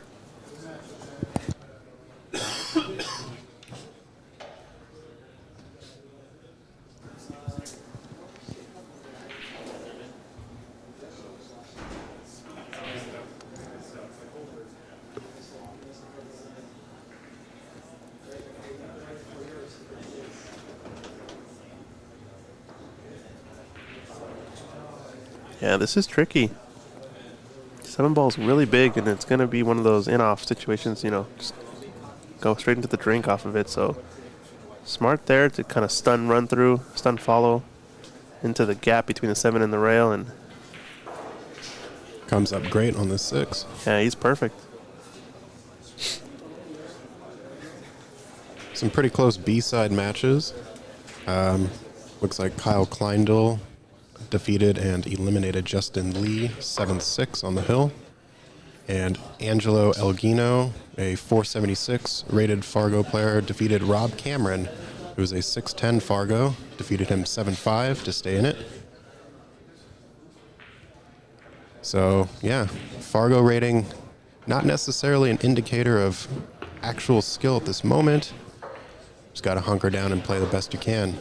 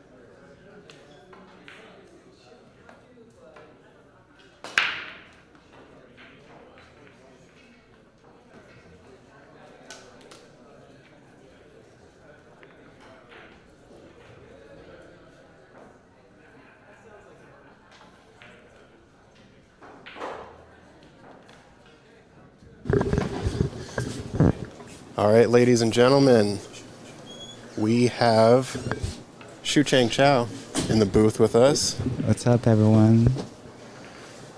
Tell us about this epic comeback you almost had against Lucas. You were down 1-5, and then... Yeah, I don't know. I think I was on 1-4 at a point. And I started to get some rolls and started to get some momentum. Yeah, I got it to 4-4 or 5-5. And at that point, I get another roll, which I'm like, he missed the shot and I had a very easy, almost trading, just need to tap it. And I missed it, but it came back and then knocked another 7 and that was like a big momentum swing too. But from that, I ran out and I think Lucas just it's his first match here, so he didn't have a very very good sense of the table speed.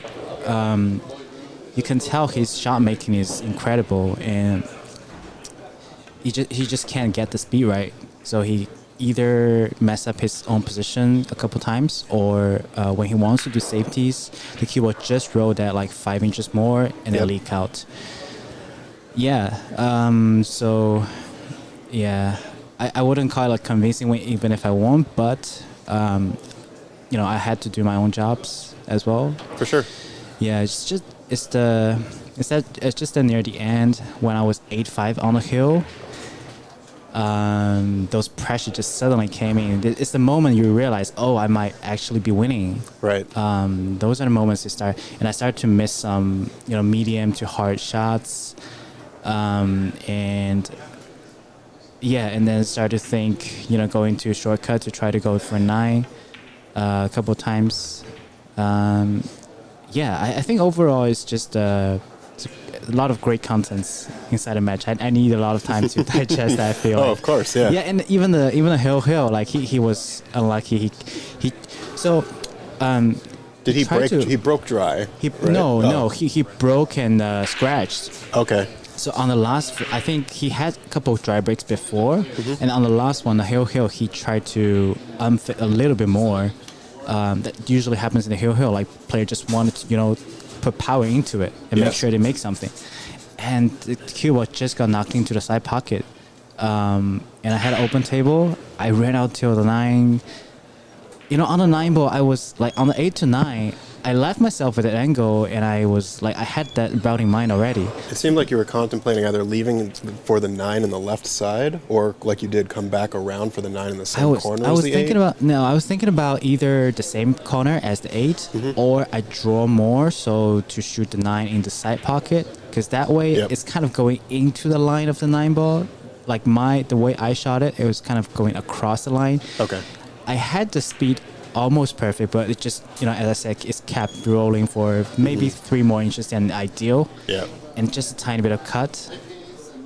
Not tiny bit, but like just a 15 degree maybe. Shouldn't be a super hard shot, but, just docked it. Because somehow in my mind, I was thinking, oh, I had a perfect angle to sink the cue ball down to the bottom rail. And then just leave it there to be perfect. And yes, I did that.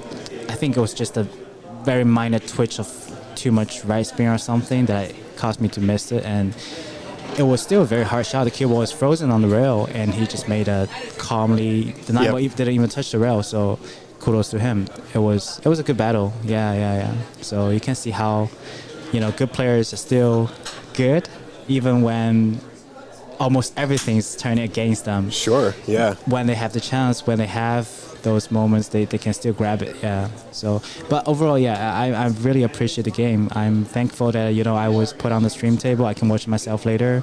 Thank you everyone for rooting for me in the chat. I didn't see it, but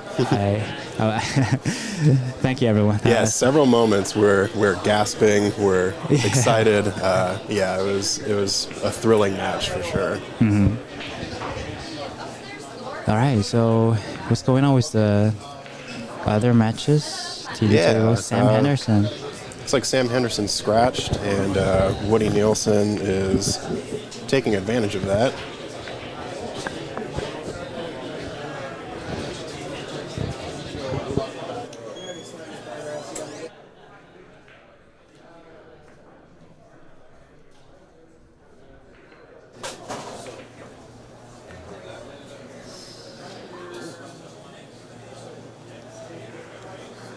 It was a good inside approach.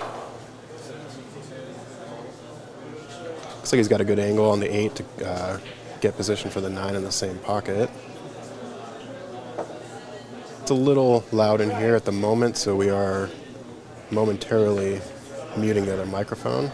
Looks like he decided to just spin that inside left to hold that side.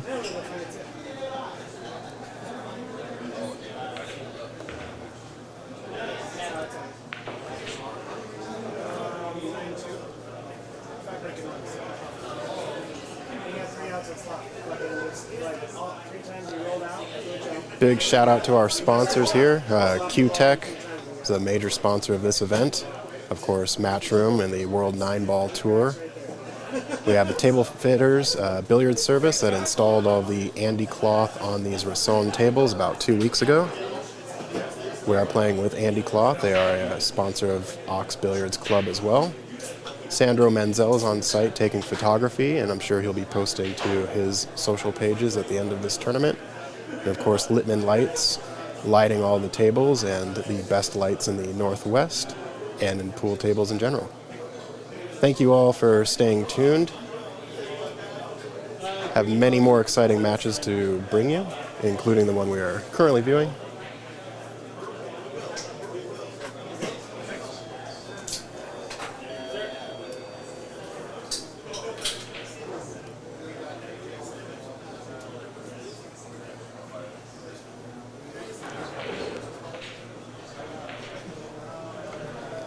Yeah, Dennis Brewer, if you ever come out to Seattle, you should definitely check out Ox Billiards. It's a great club we have here. If you've never played snooker, we also have 4 snooker tables.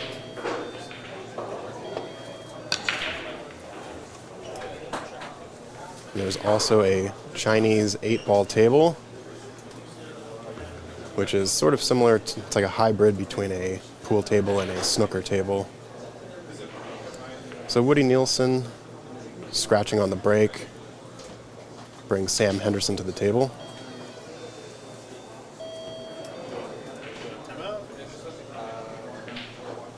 I can stay for a bit. Up to you. I don't know. I probably played before you, but you might want to break after the match. Up to you. I can go find someone to come in too. What's that? No, I can. I want to stay. You want to stay? Okay.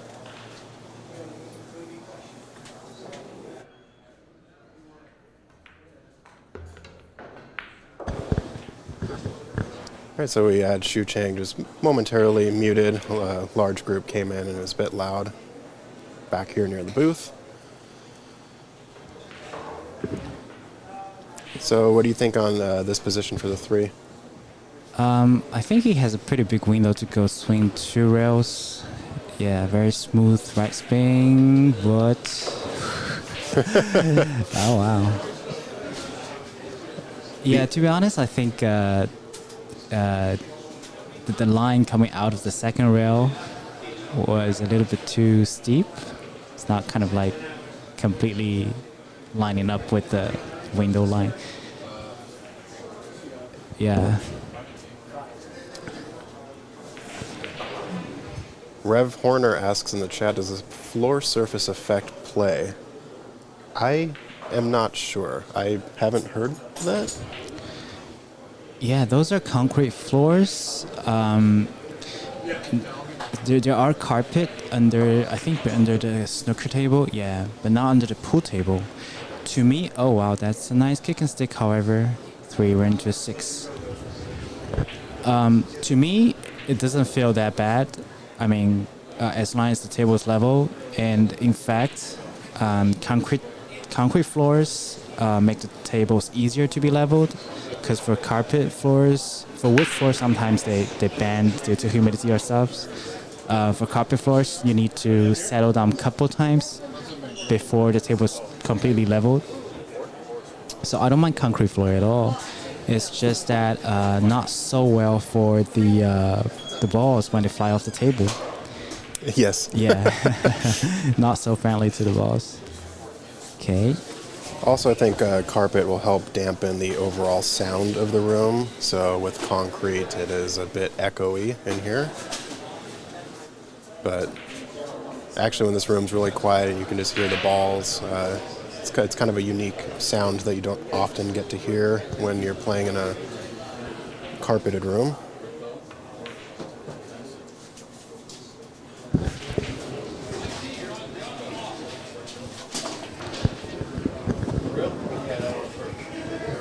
Trying to sell a pool item, I'll show you later in the market. Yeah? You can touch it for $1. It's not the pack. Okay. Right? If it brings me good luck, guaranteed. David Padilla Martinez asking, where can I see Yonas Sauto? Let me see Jonas's next match. is coming up. He is scheduled to play at 7 p.m. tonight, so in the next hour. So if you want to tune back in then, I'm not exactly sure if you'll be on a streamed table, but the likelihood of that is likely high. But anyway, returning to this match, sorry about that.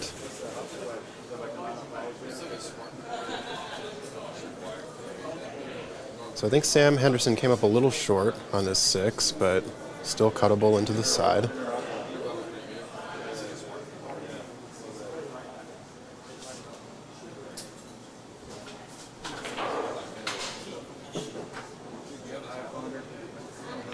Yes, if anyone is interested in seeing the bracket, let me just go ahead and copy and paste that here.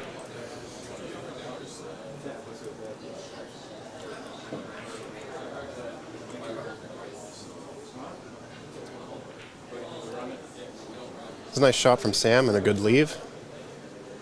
I think he can just draw back towards that side pocket, just above it, leave himself for the 8.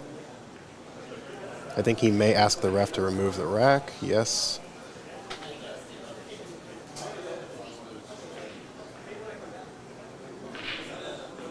It's a good call.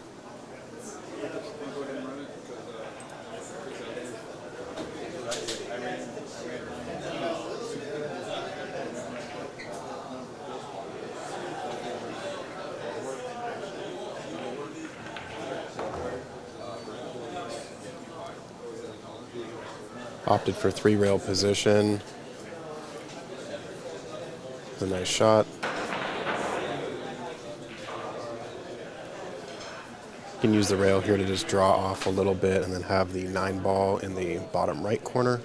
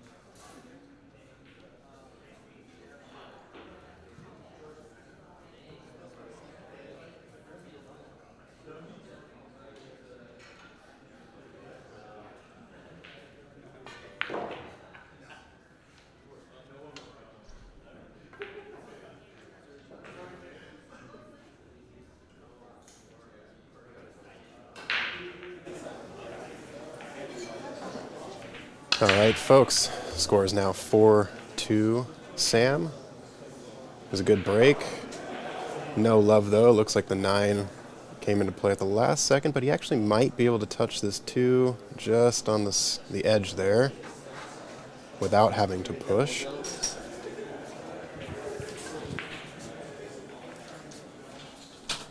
If you are tuning in on the World 9-Ball Tour Matchroom YouTube, you can also check out the Ox YouTube if you're interested in seeing some other matches we have going on in the room. Justin McRory is currently playing Masahiro Nakahara on table 2. Masahiro is up 1-0. On table 5, we have Sue Orr versus Joe Conniff. That match is currently 0-0. And then on table 4, we have Francis Cho versus Dustin Hinshaw. Both of those players are local. So it looks like Sam's going to opt for the push, which I think is fair given the position.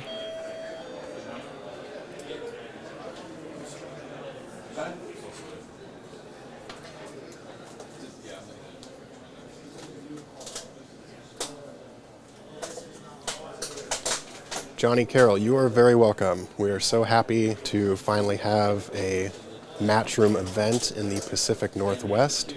This is the very first time that Seattle has hosted an event of this caliber, and we're really glad to have some pros in the building, as well as local players who don't often get the opportunity to play against professionals.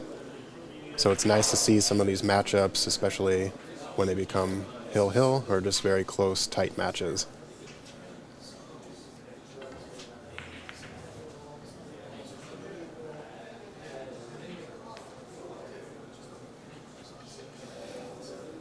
It was a good approach by Woody, but it appears he does leave the 2 open for the top corner. However, the scratch on the side might be in play. Sorry, that was Sam. It looks like he gave the push back to Sam. So Woody will be now taking this on.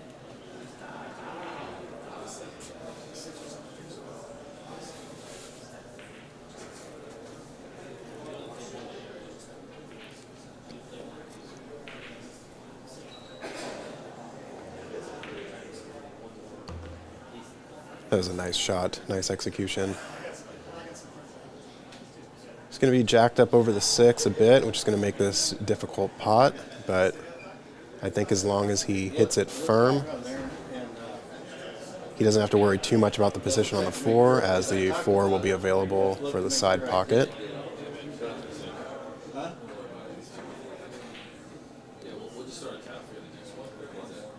Well, I'm good for the actual, good for, yeah, 2 or 3 next. Sam asks, any chance of an event coming to Oregon?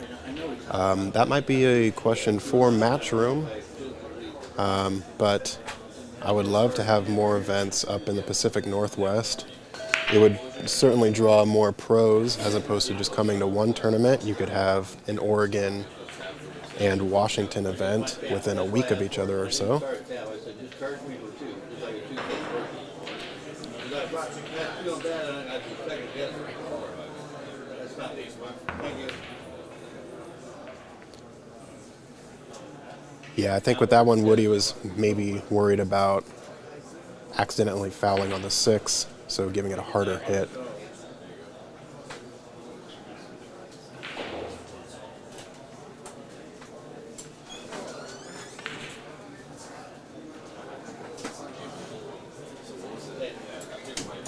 All right, so I think Sam will go top right corner on this 3 ball.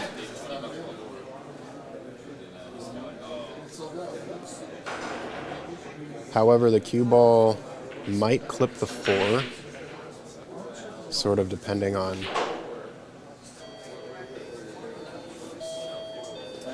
the type of approach that he takes on the shot, whether going top or bottom.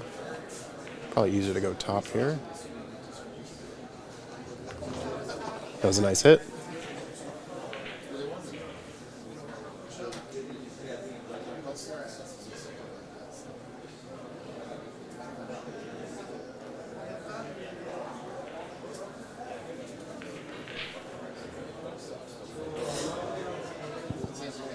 For those just tuning in, my name is Zach Ross. I am a local player here in the Seattle area and big fan of Ox Billiards. Very blessed to have the opportunity to commentate these matches with y'all. So thank you so much for joining the chat and sweating this action with me.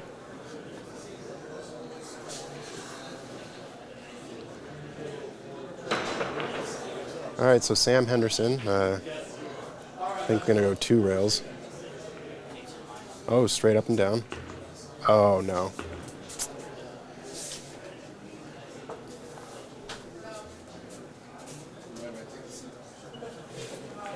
Gerard asking, did Lucas win? Yes, Lucas did win on the hill. It was a nail-biter of a match. He did end up winning 9-8 against Shu Chang Chow.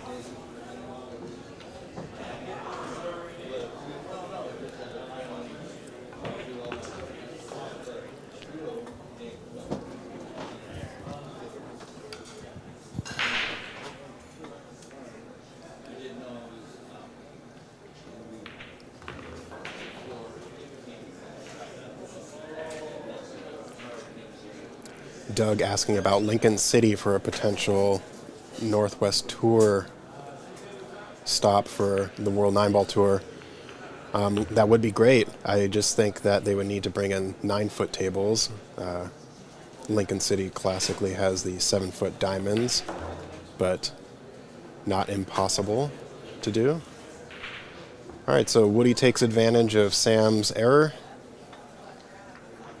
bringing this match to 4-3 in favor of Sam.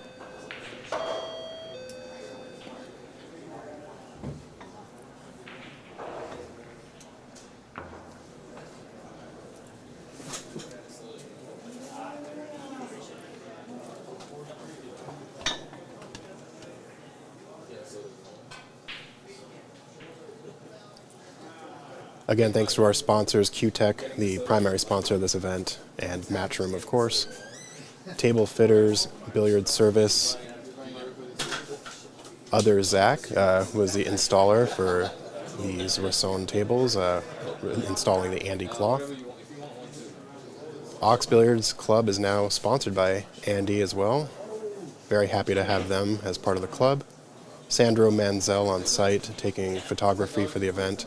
And of course, Littman Lights, the best lights for your pool table. All right, back to the action here.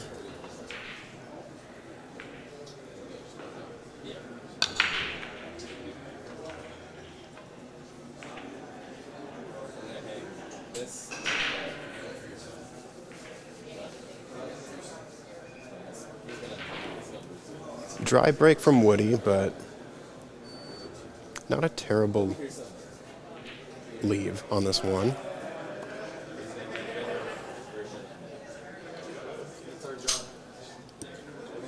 I wonder if Sam would be able to sort of compress the 1 on the 7 and have it cut into that corner.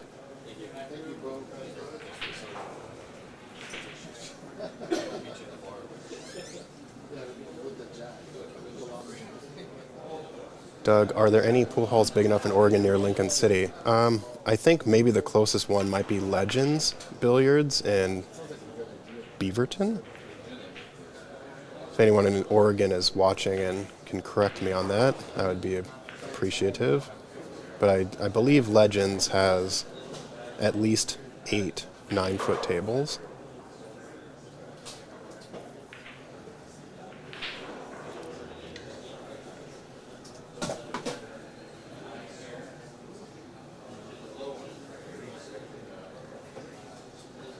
All right, so it looks like this 1 ball slides by the 9 into the bottom right corner. I think if he hits this firm with just a little bit of below center, he should be able to get position for the 2. Okay, he went at that one.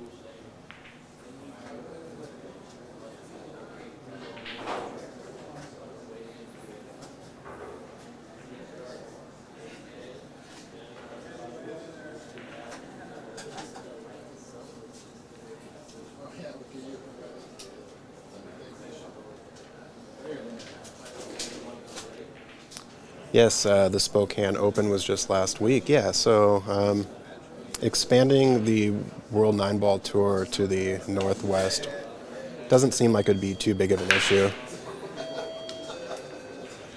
I think it probably just comes down to scheduling and travel. That, and there are WPA events, so making sure all those calendars are in sync is always difficult, but not impossible.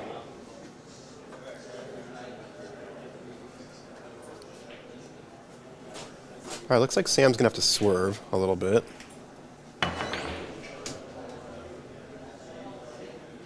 And he's gonna get lucky on that one.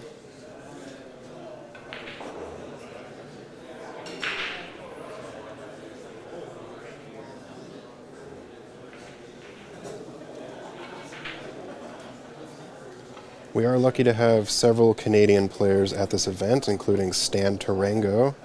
Stan Tarango is actually going to be playing Daniel Sardoncilio at 7 p.m. today. Daniel is an Ox-sponsored player with a Fargo rating of about 704.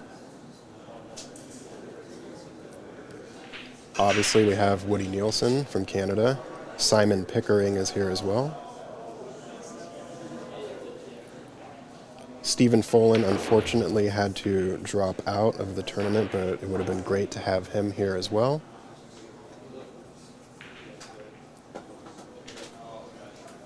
Question in the chat, did Lucas make the comeback? Yes, Lucas did win 9-8, so he is still on the A side.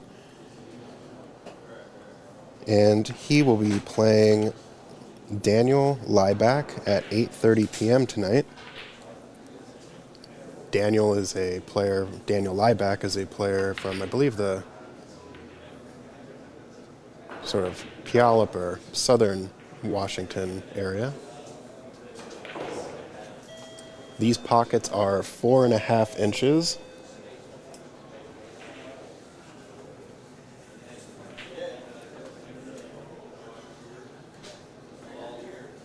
All right, looks like Woody is busting out the short stick to get over this 9.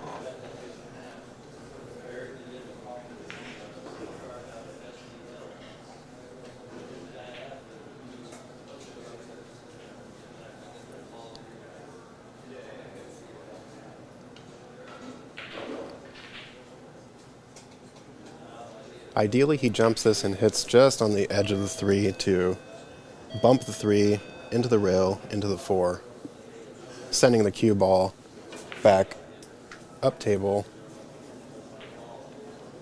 But that is a lot to ask for such a long jump.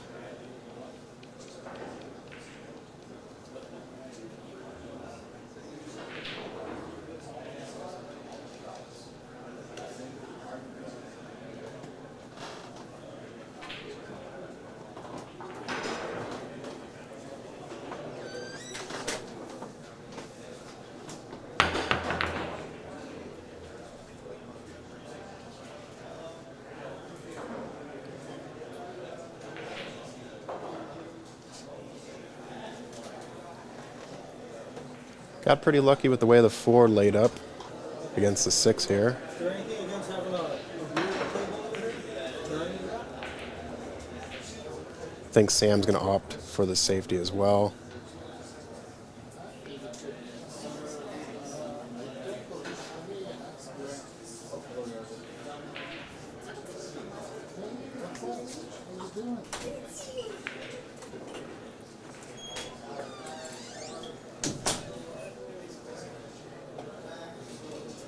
Might be looking to see if he can back cut this 3 towards the 8.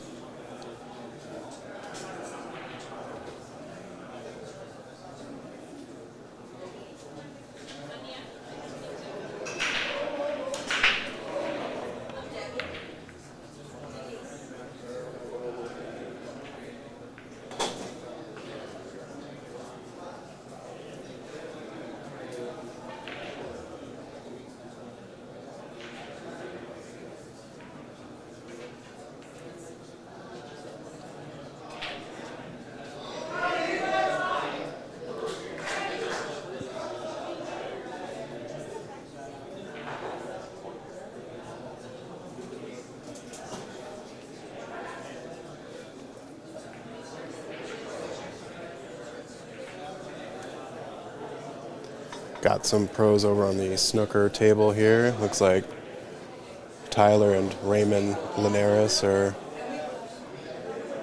giving snooker a shot.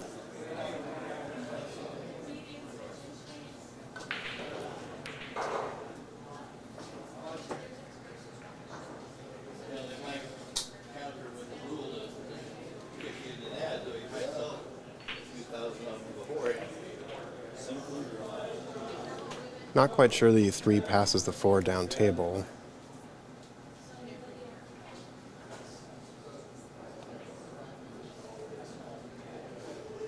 I think he's deciding if he wants to go for the 3 in the side.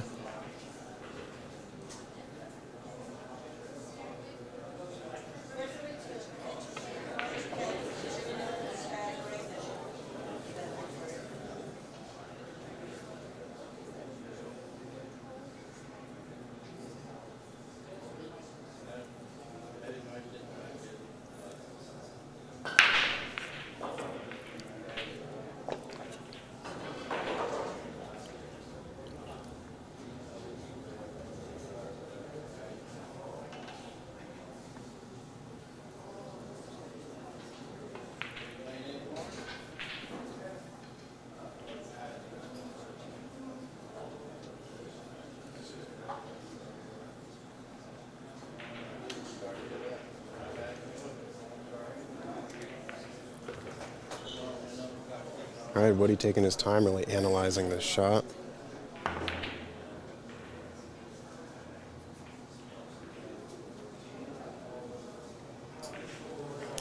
I wonder if he thought he could hide behind the 9-8, but then just ended up finding that perfect window to just go around both. Either way, he leaves a shot here for Sam. Sam should be able to break out the 4-6 based on the angle.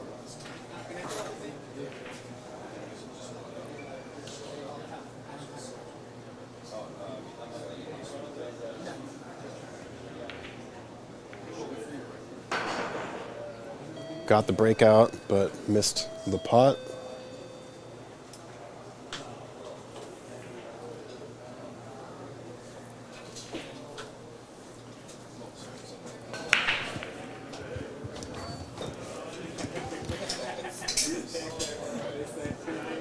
Looks like Woody might be going for a combination here.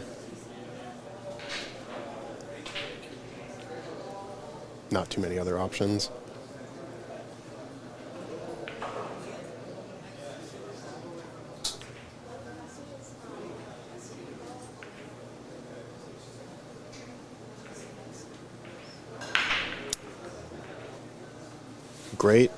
Great safety. Hit the 8 just enough to get it to hide. Not scratching that pocket.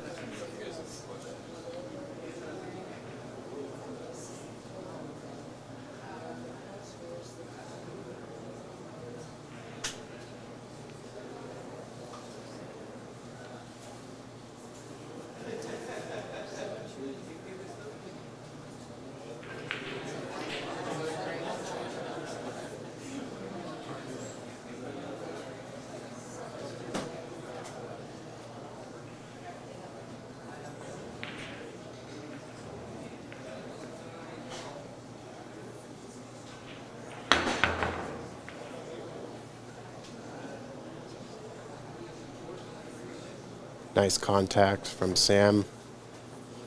Jump kick is never easy.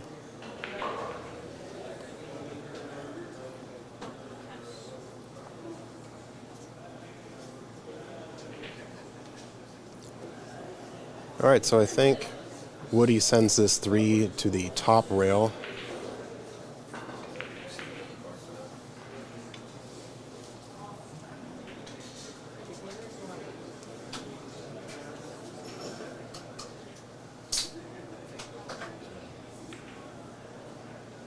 Oh, he went for the side.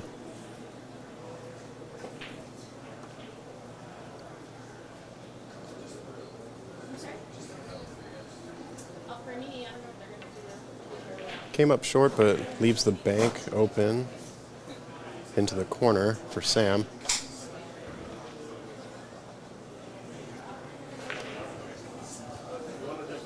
Hello, James from Coldwater, Michigan. These are Rasson tables, and the cloth is Andy cloth. I believe the color is either shark gray or slate gray table.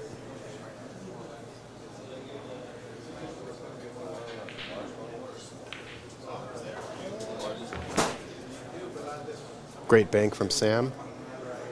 Good cue ball control.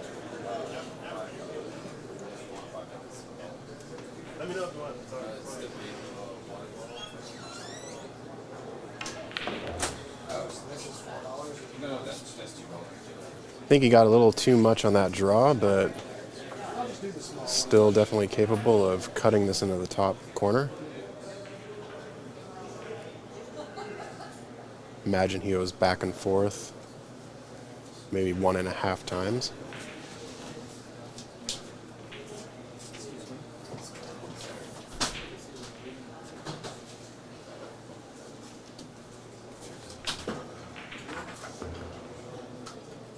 Ooh, unfortunately ran into that 7.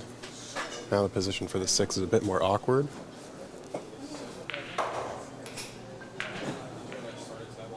Phil is asking what the score of the James DeVee match is. Let me take a look here.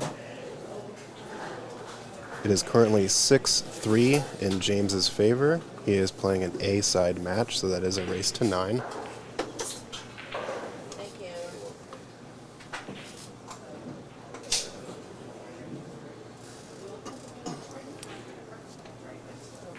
We do have a scoreboard, just not on that particular camera view. Christian Youngers is back in the booth with me. Back at it again. Looks like you guys were playing some snooker. Yeah, just watching Tyler mess around on the table. It's kind of funny. You got Johan with the gloves as the referee. Tyler Steyer playing against Raymond Linares in a full frame of snooker with the half pool cue, half snooker cue concoction going on. It's entertaining stuff, to say the least. Well, this has been a very back and forth match. Yeah, I think Woody Nielsen's a little bit of that style. He likes to grind out some of these racks. Obviously, did have the one. Ooh, look at that shot. Wow. We did have that earlier situation with I saw the 3 foul rule coming into play, but he ends up hitting it off the second attempt, and that only leads to a long, one pocket-esque frame, so a rack, I should say.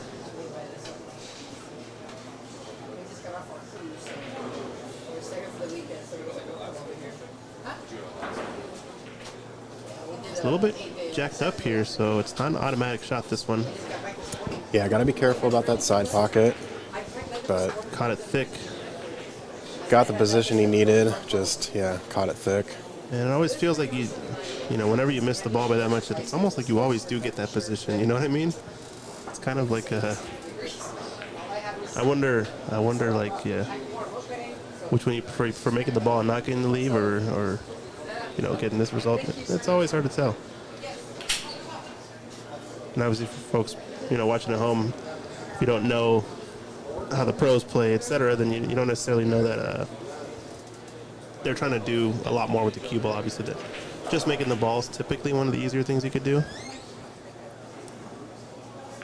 So when you work the cue ball around the table, that it really matters.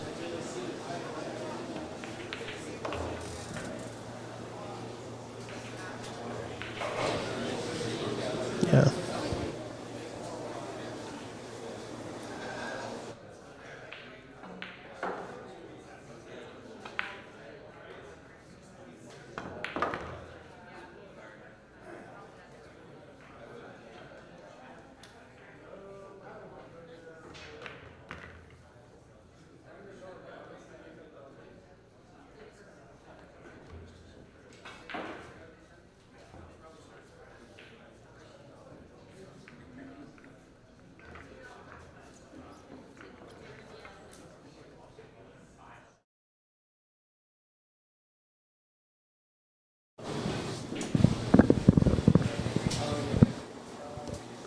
All right, so Sam ran 7-8-9 to bring himself into a 5-3 position. This is an A-side match, I believe, still, right? That's correct. It is. So I think we're in for a bit of a long one then. I did get confirmation, though. I think Max Eberle is playing his match up next on our main TV table. It's going to be, I think, penultimate match of the night. I think we got, after this match, 2 more rounds of TV table action, and then we're going to be closing things up. Oh, okay. Maybe I'm wrong. Maybe it's Yonas Suto playing up next. Who knows? Well, stay tuned. I think tournament director is going to be moving things around as they see fit, and we thank them very much for their efforts. Tournament directors Ed Slade and Secret Wong. You can check them out. Secret Wong runs a lot of tournaments in the Pacific Northwest area under hashtag #StickGameStrong. Tons of amateur tournaments, Fargo-rated tournaments, Scotch doubles, all you can think of. And she lives a little bit more south of Seattle in Tacoma area. And if you're up in the north part of Seattle, Everett, Washington, the man Ed Slade runs a lot of his tournaments up there. Yep, out of Soundview Bar and Grill and Players. That's right. They're also both obviously very involved in the pool scene here in multiple leagues and tournaments. You see them around a lot. So give them some love whenever you see them. Ed Slade, Secret Wong. great folks.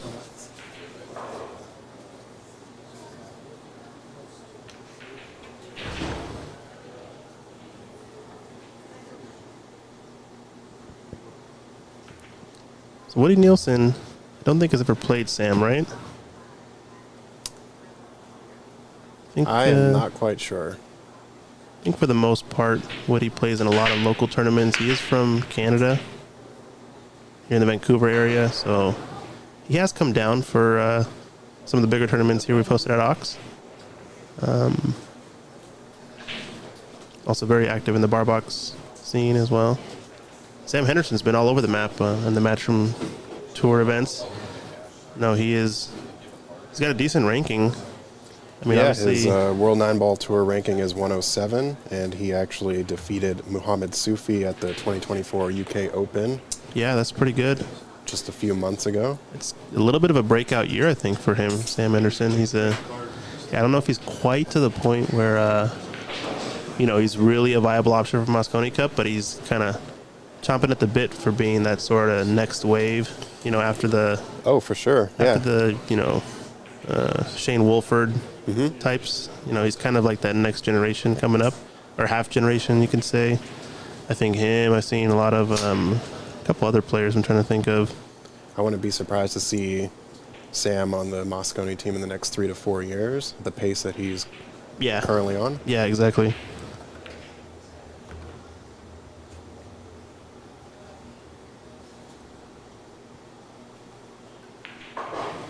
And a pretty interesting one, though, because looks like 6,000 for the winner here is going to be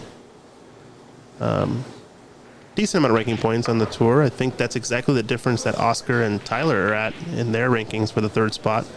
Seems like that's really the big point of contention, especially in this event, is kind of who's vying for that third USA Mosconi Cup leading into the Hanoi Open. So kind of just bonus points for these players to accrue whatever they can.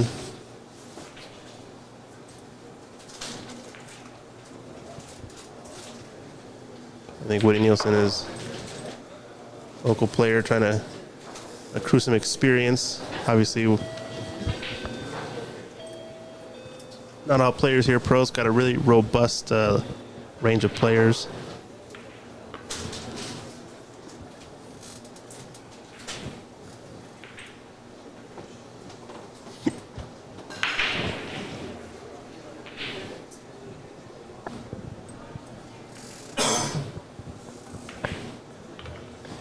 And this is looking like a nice out for Woody Nielsen. Picking up the pace a little bit too, so maybe getting a little bit more comfortable. Someone asking, are there still tickets available at the gate? I think today there might still be tickets available. I'm not sure. Yeah, it looks like we're not quite at capacity. But I do believe tomorrow and or day 2, day 3 are sold out in person. So if you guys are looking to buy tickets, I think today's your last chance. Otherwise, we got a sellout crowd for the next 2 days. Obviously, we're a billiards club, so we can only host so many seats. Arissa is asking, is there a giant check? Is there a giant? I don't think there's a giant check, but there are trophies. Okay. So trophies are going to be picked up tomorrow. So it's not going to be like Happy Gilmore where That's correct. we've got the... Yeah, I think they reserved that for Derby City Classic. I think they put the big checks over there. But yeah, we do have a trophy, so stay tuned for that. And so far, the biggest drama we've seen has been Chu Chang versus Lucas Werner in a hill battle. Got the feeling this one might have the chance to go the distance as well. You never know. Yeah, it certainly seems so. A lot of first-round matches just due to the seeding, and it was kind of a high-low situation going on. It's pretty quite typical. a bit. Yeah. But Some of these A-side matches, though, are starting to get up there, right? yeah, definitely. We've seen 9-2 a few times. There was a 9-8 earlier, another 9-8. Okay. But then there's a 9-1, 9-0. So it's kind of all over the board for the first round, but we are headed into round 2. And yeah, as we progress, we hopefully will see tighter matches. Yeah, this one's already starting to get a little bit tight. It's on the A side. 5-4. Fargo rates aren't more than 100 points apart, so it's not necessarily too one-sided. I haven't been watching the early part of this match, but it seems like it's been a scrappy one, to say the least. Strong safety from Sam.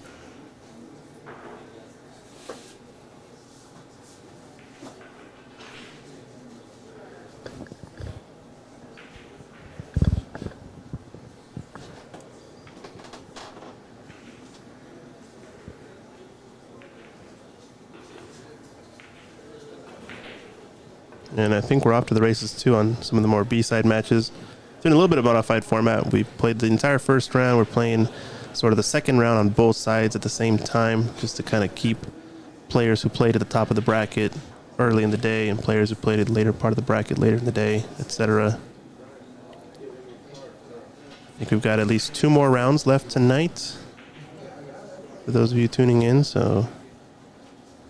Yeah, we do have a lot more B-side matches coming up at 8:30. 8:30, okay. At least 4 of them will be at 7 o'clock. It's kind of lost his cue ball, Sam. Don't think he can avoid hitting the pink here if he goes forward.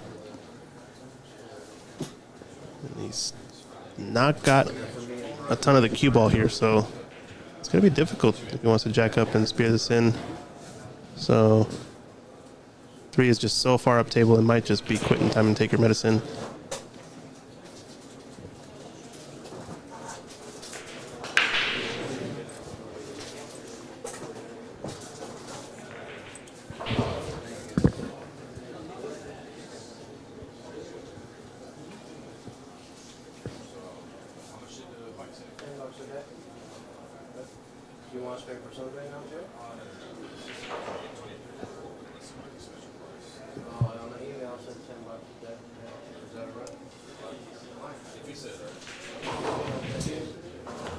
Oh, Back the cut back it. cut. Wow. Surprised us all. Or at least surprised me, I guess. It's a nice shot and not quite perfect in the 3, but he's got a manageable angle, so might just have to play just right of the 6 here. Take the long cut on the 4. 5 does pass to the left corner pocket, I guess upper left pocket on your screen.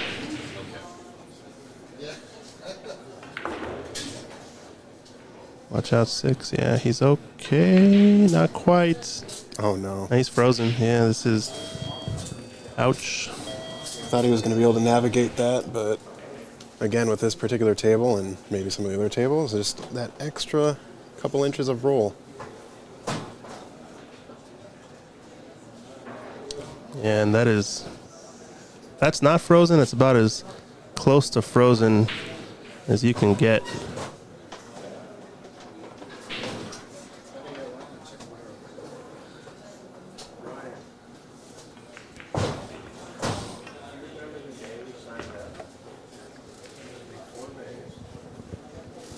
Oh, and once again, I am mistaken, and he can see the ball. No problem. He's bang on this 5 into the right corner. Perfect. Yeah, good call asking to remove the rack. You don't want any misdirection due to the rack's interference. You've got the option here, although I think he's straight enough that he can avoid running into the 9, so just float this ball and get pretty straight on your 6.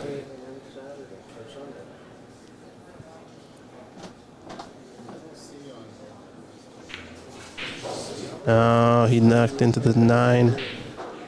So he tried to play it in 2. He tried to play the stun run through, but ran into the 9. So I feel like if you're running into the 9, there was really no escaping having to roll the ball forward just with a rolling cue ball.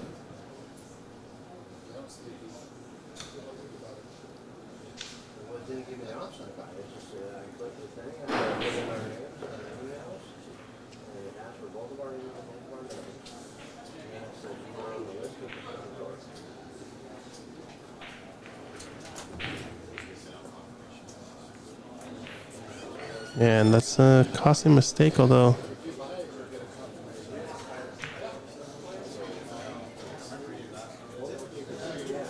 hasn't left much.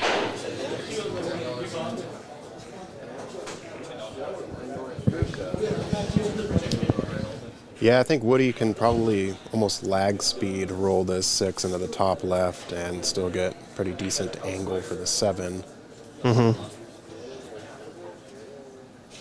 Not super concerned about scratching on the side, just given that he is able to maybe check it a little left side. It's just rolling it at that lag speed is always a little bit tricky. You let the table kind of come into play, and wow, what a shot. He did almost the exact opposite.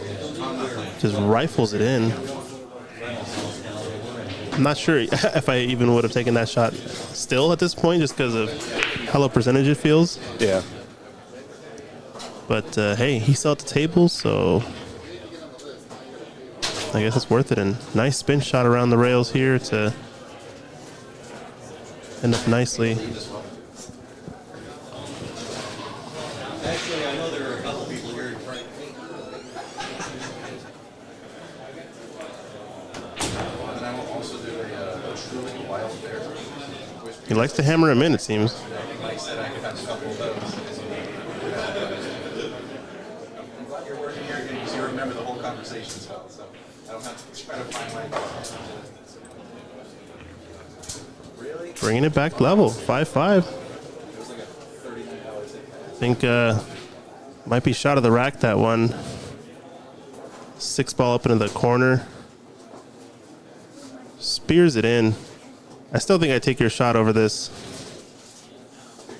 I mean, now that I'm looking at it again, it kind of, let's look at it one more time. Replay one more time. I mean, He just makes it look that easy, is what you're saying. yeah, he hit it firm. Like, didn't want to baby it. It makes sense to me. Nothing fancy. Yeah. Wow, what a shot. Furiously writing down mental notes here for myself. Next time I see these shots in person, when I get back to the table. Rifle him in. So 5-5, so it's going to be a little bit of a close one. It seems a little bit like Sam having the first initiative kind of in each of these racks, and then leaving an opportunity, making a mistake here or there, and Woody just closing out with a couple of clutch shots. Fun matches all around. I like it.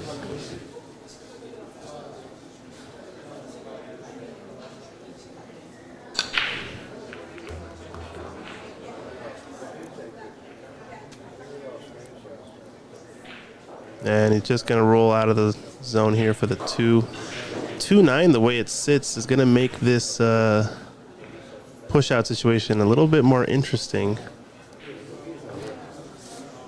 I think it's lined up kind of to the left jaw of the corner pocket, maybe. Do you think you just kick at it and hope that you can maybe 2-9 kick? Yeah, I don't know. I mean, if you have an edge of it here, it begs the question of trying to pin off the edge at least, just because it's almost guaranteed. And unless you're feeling really good with the kick, it's not automatic. And let's say you just go sail totally past it, it's easy to miss both the balls and just leave your opponent a ball in hand situation. So I almost like pushing out to the bottom rail, like where the 6 is, maybe. Mm-hmm. Just playing like an edge of the 2. So kind of where his tip is, down there somewhere. Because at worst case, you're not leaving your opponent a way to come at the 9, attack the 2-9, really. Not even, the side rail is no longer really in play either. And then you're forcing him to play really a safety up table, essentially. And here, too, he's hampered queuing. Yeah, I think this is the right call. Just what's the most in-between shot you can figure out, Yeah. I know this may not be the right shot, but I think I go for the 2 in the top right corner here. Try to back cut it up into the right past the black? Yeah. Okay.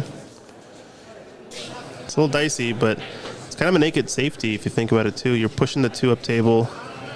If you have enough of it to keep the 2 on the left side of the 8, then I might just slow roll it, kind of lag the 2 up to the 8 and play the cue ball somewhere on the left half of the table and just hit the left rail. But if you don't have enough of the ball there, I'm thinking about giving this back, honestly. Yeah, and I think Sam did. already gave it back. Okay. Yeah. I think it's the right call, but still, just such a dicey situation to be in when, like I said, that 2-9 combination or setup.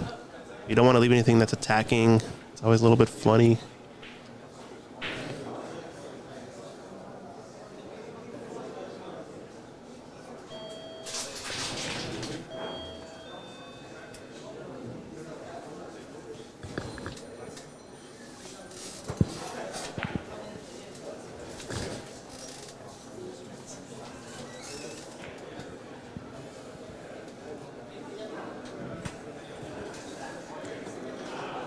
Yeah, Woody's taking his time, deciding how he wants to approach this 2.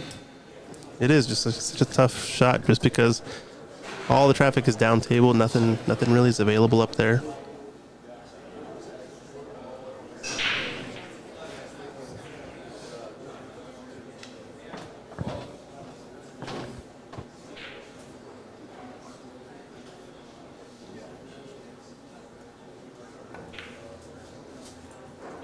Oh, he decided to double bank, or to bank it back down, I guess, table, not double bank it, but bank it back down table.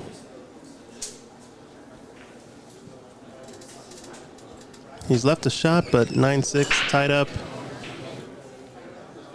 Awfully tricky.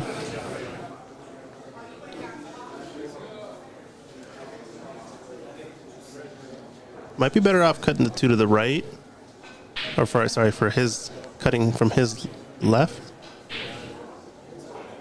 the lower right corner pocket on our screen.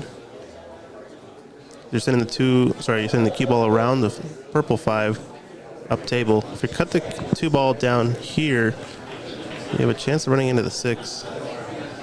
He's just playing the safety, and this is a mistake. Yeah, he's left a cut in the middle and a couple of safety options. I think he was really trying to lock him up in behind that 6 ball, but not quite.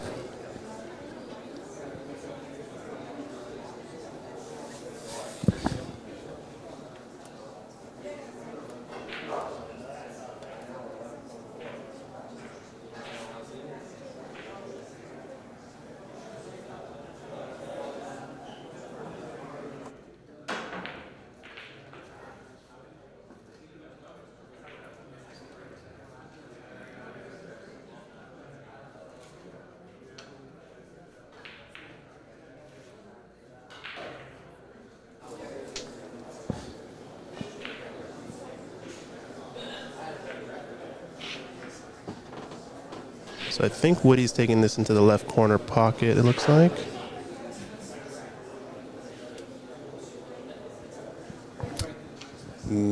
Sorry, left middle. Sorry, yeah. left middle pocket. Yeah. Excuse me. Not the corner. I was like, yeah, 2-4, yep. Yeah. And he's lost his cue ball, but that was his luck. His luck is decent. Came out smelling like a dream. Actually, not the best, but he's got to look at it. He has an offensive option. We've seen him knock in a few dynamite shots earlier to get out of the last rack. He's going to have to come with one here, I think. 4-ball really just has to cut it clean and really could just run into the 7 to hold his shape, I think, for the purple 5 to the lower left.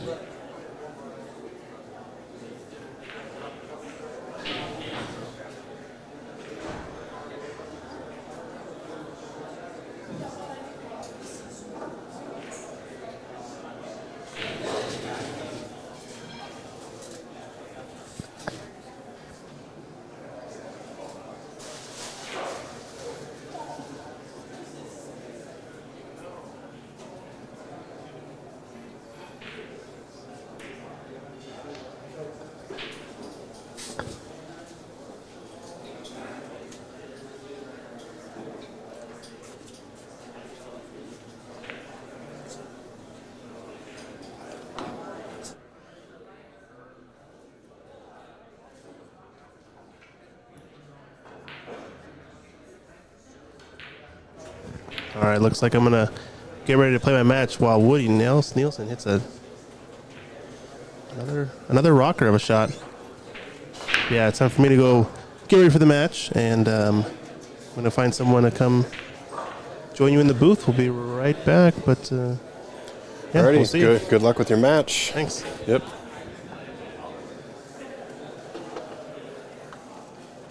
All right, folks, you're stuck with me for a little bit.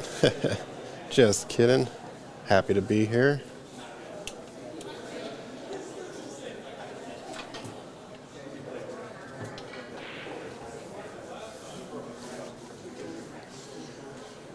All right, so Woody really taking his time here to make sure that he's got the appropriate angles that he needs to finish this rack out and take the lead on Sam Henderson.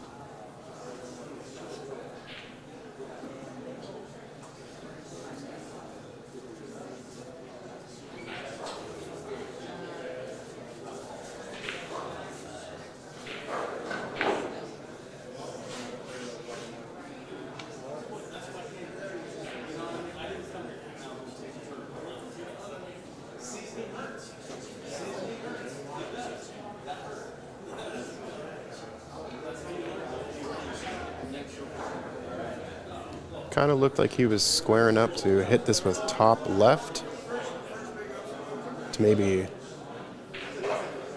nudge into the 9.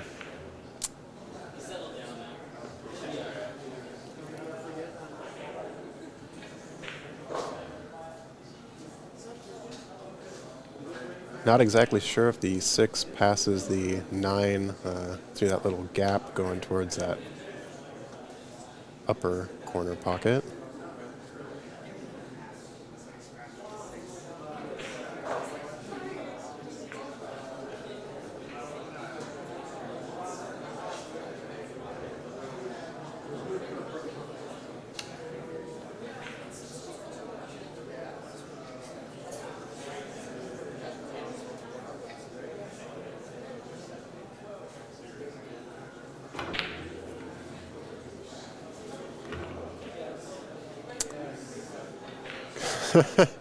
Kind of lucked out with that make. I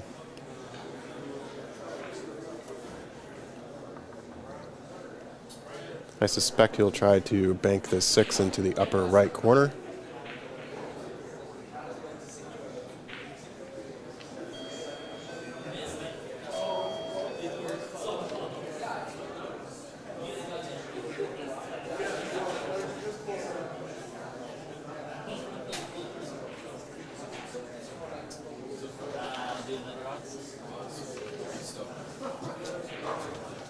Or actually, let me do this.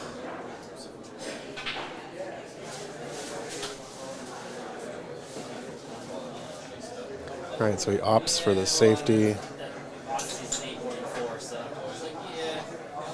Didn't quite get there. He is giving Sam a look.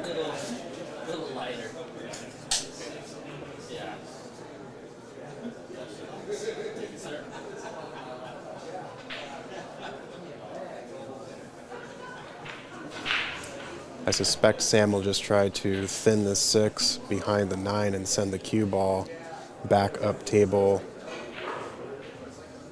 behind the 8 on the right side.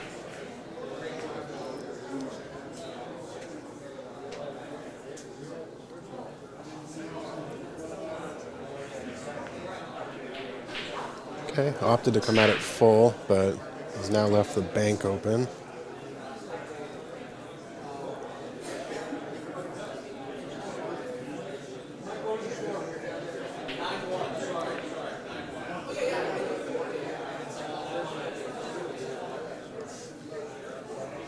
If you're interested in checking out some other matches, we do have an Ox Billiards YouTube page where we are simulcast streaming 3 other tables. We are casting tables 2, 4, and 5.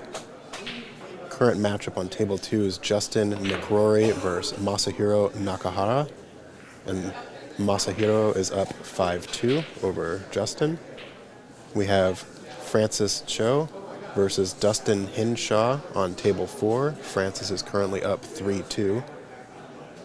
And on table 5, Sue Orr is up over Joe Conniff 2-1. So those matches are still fairly early. And I believe, with maybe the exception of the Masahiro, no, all 3 of those matches are B-side matches. So 3 players will be eliminated when those are complete.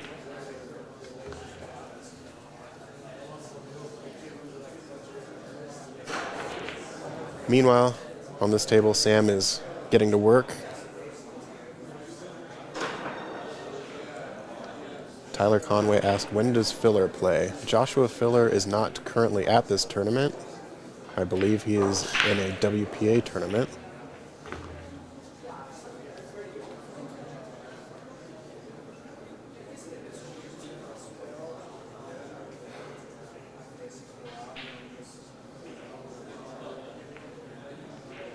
So this currently is an A-side match, as it is a race to 9. So whoever loses will still be in the tournament. And this is a round 2 A-side match. We started at 10 a.m. this morning, Pacific Standard Time. It is currently 7 p.m.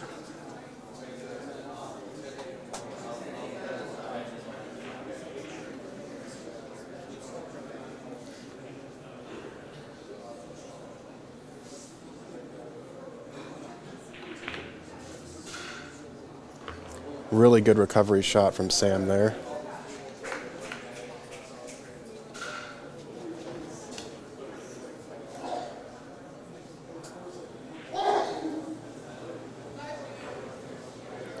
Unfortunately, getting out of position on the last shot, he's now a bit out of position on this one, but still has a makeable 9 in the bottom corner.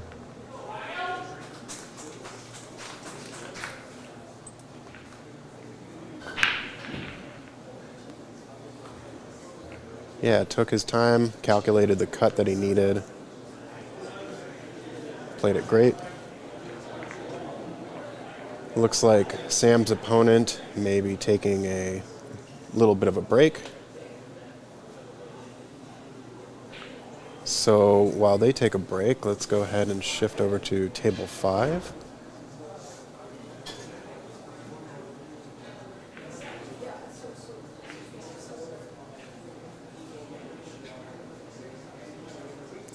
The race 2 on the Sam Henderson-Woody Nielsen match is a race to 9. The B-side matches are race to 7. Once we reach the final 16, which will be on Sunday, the bracket will be redrawn with the final 16 players. That will become a race to 11, but a single elimination. And then the final, which will be Sunday evening, will be a race to 13. No, I like it. Hey, whatever works. It works. Is your headset?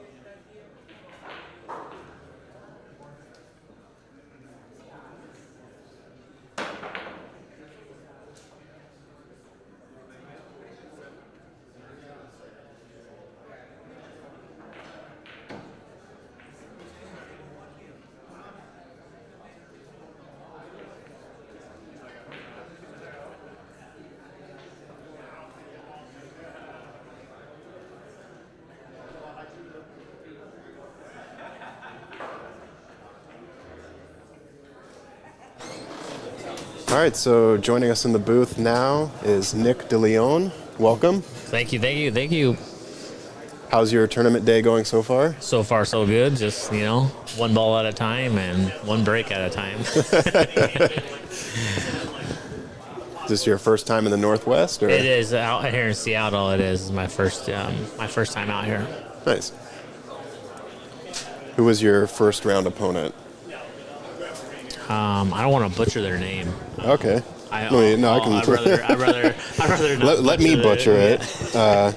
Melina Ortiz. Yes. Okay. Yes. Yeah, Melina is a local Oregon player. Okay. She played for the Oregon team. There's a thing called the Northwest Cup Yeah. up here between Seattle or Washington and Oregon. Oh, that's awesome. And she was on that team last year.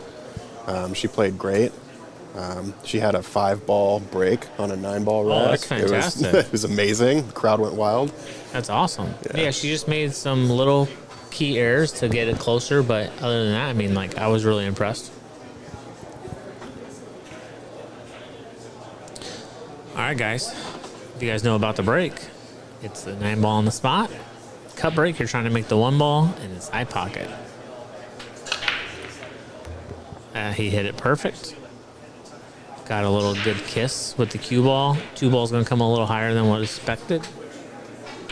And we're playing on the amazing Andy Premier cloth.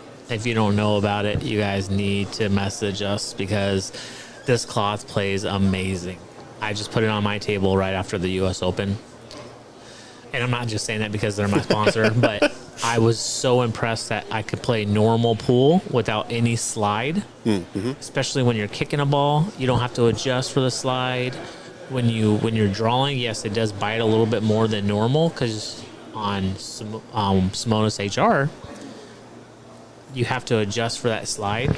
And with this table, with the cloth, you don't have to. It's really, really good. Hey, what's up, Nate? Yes, high shoes. She just took them from me. I have the blue. You guys did the gray, which is nice. I have a Rassin at home. I have the Victory too. Okay. Yeah, these are really nice tables. Been coming here for a minute. I'm also a member at this club. And yeah, it's really nice to be able to have 24-hour access to the club when you just want to practice and have the whole place to yourself. No, I think it's fantastic because, like, I used to work before I started traveling. I used to work in the casino business for like 15 years, and I'd get off at 1 in the morning, 2 in the morning, and everything's closed, and you don't have a table at home. Yeah. It'd be perfect to have something like this, and you get to it's even for lessons, right? That could help out because you don't have a lot of people coming up to you like in a regular pool hall or whatnot to hey, what's going on? And you have chit chat, and it's like wasting 15 minutes of the person's time. Yep, for sure. Yeah, there's a lot of really great coaches in the area, and Mike Dominguez, the owner and operator of Ox Billiards, is always more than willing to help people improve their game by getting them in touch with the right coach. So yeah, it's a really great environment for growing the sport. Yeah, not just, one coach is for you, just like Federer, he said he went from one coach, and then once he got the full potential out of that coach, he went to another coach and then another coach.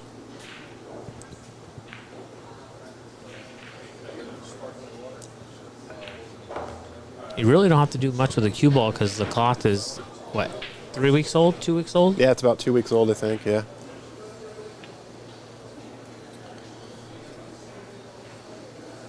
So I suspect he just rolls forward and takes the 6 in the bottom left. Yeah, I was about to here. say he might need the extension, but I go, you just put that top on that rail is going to bite for that 6 ball. You just don't want to go way past it.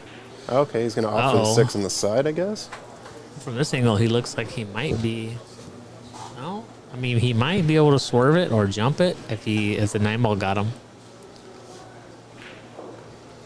But that's where the stretch comes in. Like when you're stretching, I feel that I tell my wife all the time, when you're in an awkward position, you need to take a little bit more time than normal because you rush because you're in an awkward situation and things like this can Right, happen. yep. Lucky enough he was able to see that 6-ball. You either pull the trigger too quick or you're not getting the proper stroke you need for the adjusted So stretching. your cue ball does something that you don't expect it to do. Yeah, totally. This is a close match too. Yeah, it's been very back and forth. Some positional mishaps here and there. Yeah, I'm going to use middle left right here and just almost like a nice smooth stroke to let the English do all the work.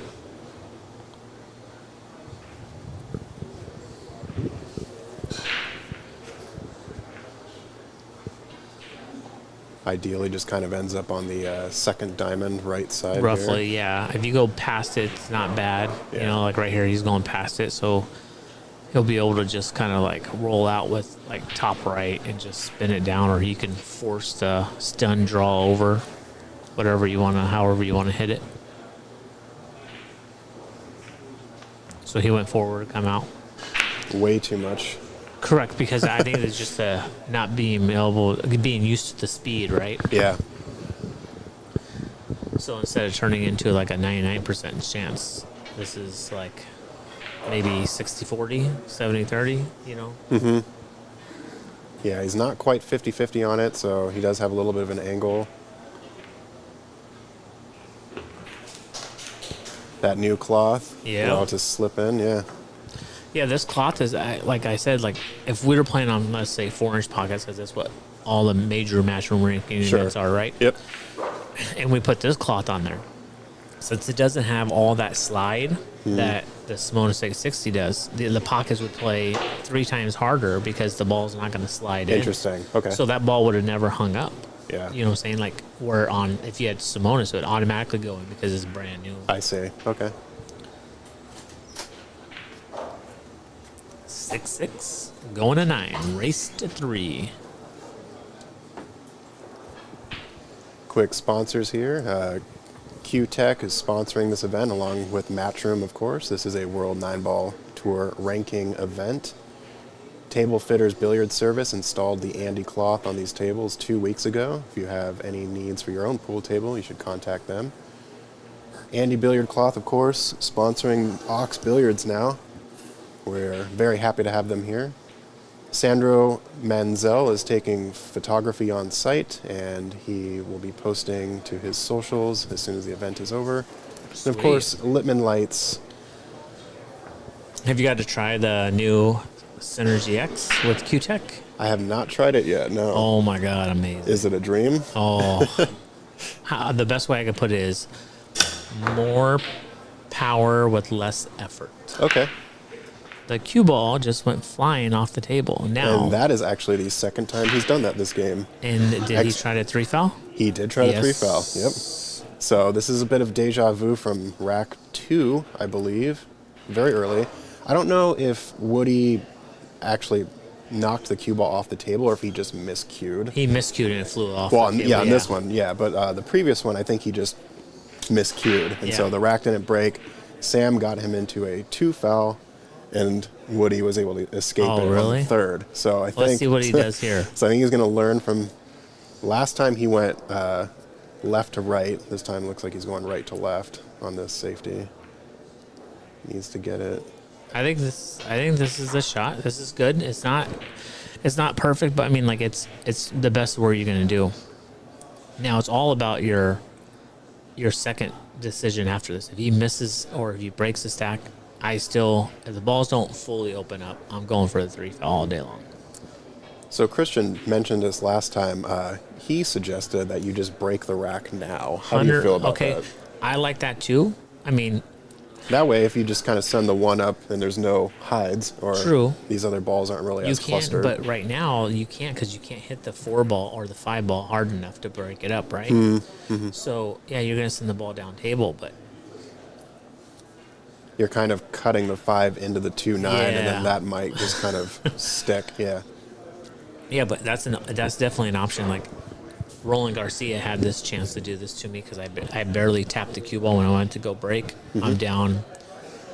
I'm down 8-3, and he was about to do this, and like 4 minutes go by, he comes over and gives me a pump. He's like, I'm gonna go ahead and break, and I'm like, what? Oh, what a hit! Yeah. Wow, that changes everything.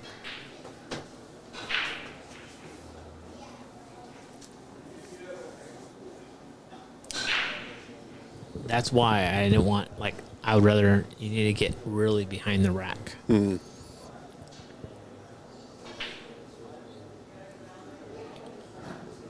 Playing safe again.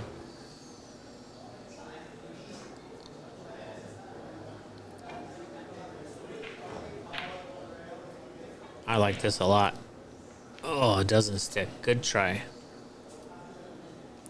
He was probably trying to get more into the 2-5 Yes, there. Yeah. correct. Yeah.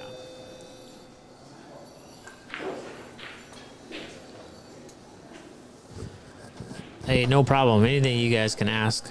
I do my live sessions at home too, and I like to interact with my followers and ask questions and whatnot. And I like to interact in my chat. So Yeah, always happy to have the chat in play here because Oh, 100%. we love interacting with you, and you know we're all watching the same match. You might be at home on your couch. We're in a booth. yeah. So yeah, it's always great to hear from you. See if I got a table or not.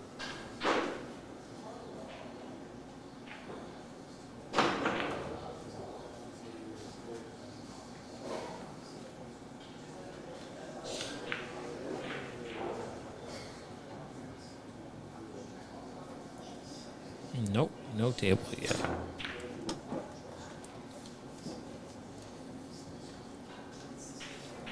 Yeah, it looks like you should be coming up pretty shortly here in like the Yeah. next 2 or 3 matches. Which chat are you watching? Oh, all of them, I guess.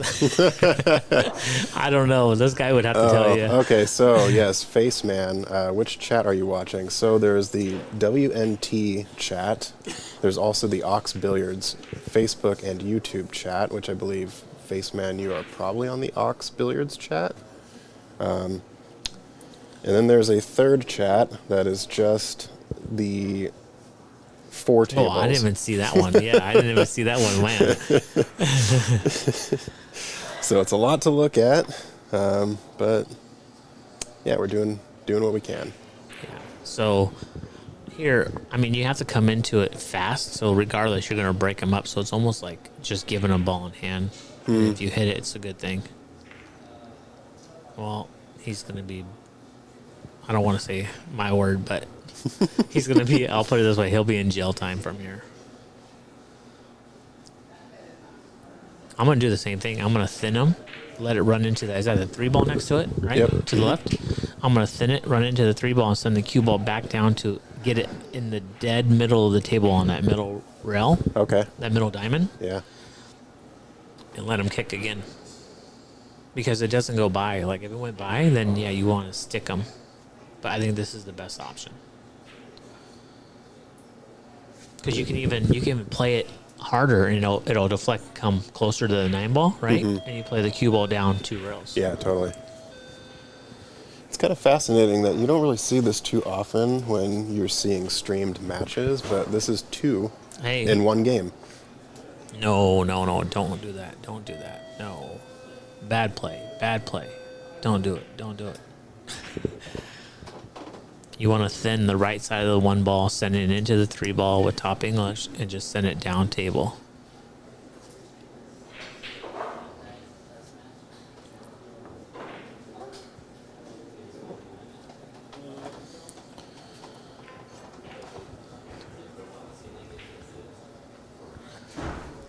Because Woody went to go break and he flew the cue ball off the table. So with that happening, even if you tap the cue ball before you break, it's a foul. So there's a 3 foul rule in effect. So he's playing the wrong way. But that's why the balls are clustered, because Sam decided to do the 3 foul. Yeah, I also don't like doing this because of the rack still being there, this angle. I don't like it. Yeah. Because I'd rather hit the 1 ball harder into the 3. It's going to deflect to the right and Yep. go by the 9, and your cue ball's going down table, so he'll even have a harder hit Yeah, because of the 2 ball. He's basically setting up a line of defense Yeah. there by going your method, for Yeah. sure. I mean, don't get me wrong, if he gets this, but look at, he's stretching, and he's like going to be uncomfortable.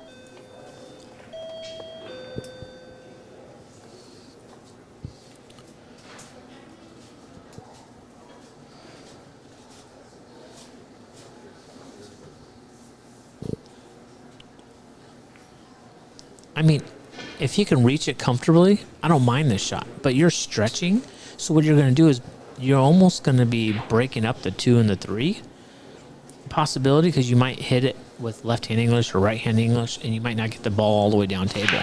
Yeah. In this circumstance, I'm thinking about how can I 3-foul him the easiest. So if you send that 1 ball down table, then how are you going to get him on 3 fouls? If you keep the 1 ball close to the stack and you send the cue ball and Sam misses it, it's another easy way to get a 3-foul. Joey Ryan's been really busy, guys. I know he has a lot of family and soccer and all that stuff, but he's doing really good. Phil Squire's asking, can we stream James DeVee and Tyler Steyer's match? Kind of depends. It is up to the tournament directors here, where they're placing players for each match. This particular match has been going for about 2 hours now. Yeah, I just don't like this decision, because you're banking the 1 ball down table and you're not going to be able to play a third safe to 3-foul.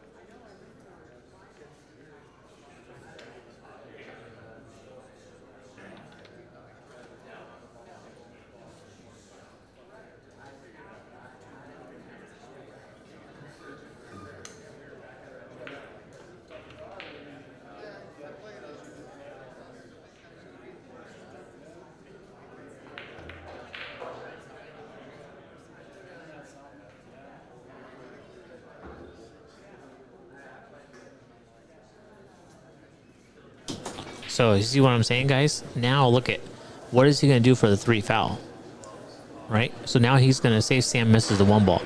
Now you have to play position on the 1 ball to get perfect on the 2 to play your 3rd foul. If you played my shot, then you'd already have those balls all close together.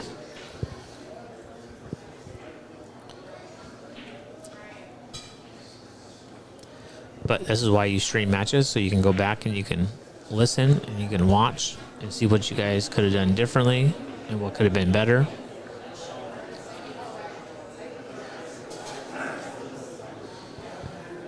For me, I never watch my opponent unless he's kicking, jumping, or breaking. I can care less what he's doing at the table, so it doesn't get me out of a rhythm. Just another tip if you guys have problems with it playing against a slow player or a fast player. Well, now he's on 2. Yeah, but like you said, what about 3? You know, it's like he's going to make this 1. So the only option is I want to make the 1 ball and just roll forward onto the rail to get straight on the 2 ball and bank the 2 ball down 2 rails and stick them on the 9 ball. Okay. Because anything else, you're flirting. That's what he's looking at. If it passes the 3, not to make.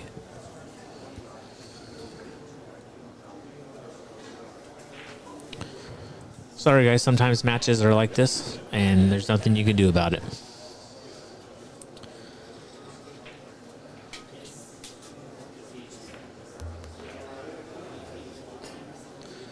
Are you in favor or disfavor of a shot clock? I don't care for it. I mean, I get it. Like maybe because it sucks to have one on the stream and you don't have it on all the other tables. Mm-hmm. So it's almost like a disadvantage because players that are taking, say, a minute. Yeah. And now you're on the shot clock. It can mess with your head. It can do everything. I can see when you get down to the final 16, you might have like Matchroom started doing. The final 16, they have a clock for every table. Okay. So everybody's in the same rhythm. So if this goes by the 2, I think he has a wrong angle here because he needed to be a little bit more on top of it.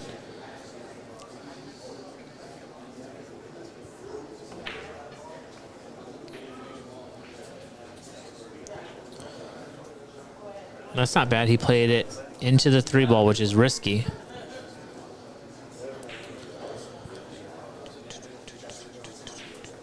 How am I kicking this ball? How am I kicking this ball? You can Z bank, right? You can Z kick. you can possibly go 3 rails, but your best option is probably to go on the bottom long rail to the right side rail into the 2-ball. Is probably your best option here.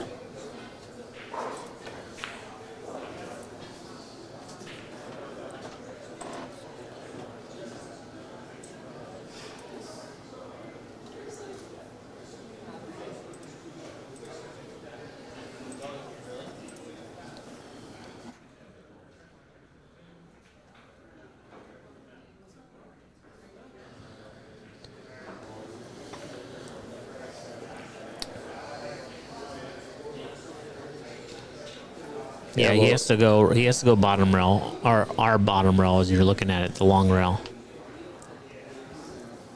All right, so here we go. Right side rail. You're going to use a little bit of running English top. Oh no, man! You have to go 2 rails here because the ball is so much bigger.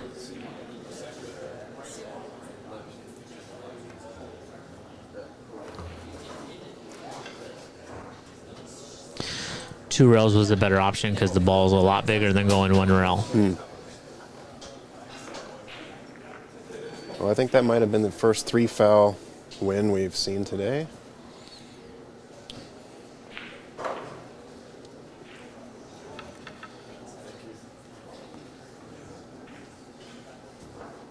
Yeah, no, not at all. It's not bad pool. I mean, you learn from it. So, pool is good at everything.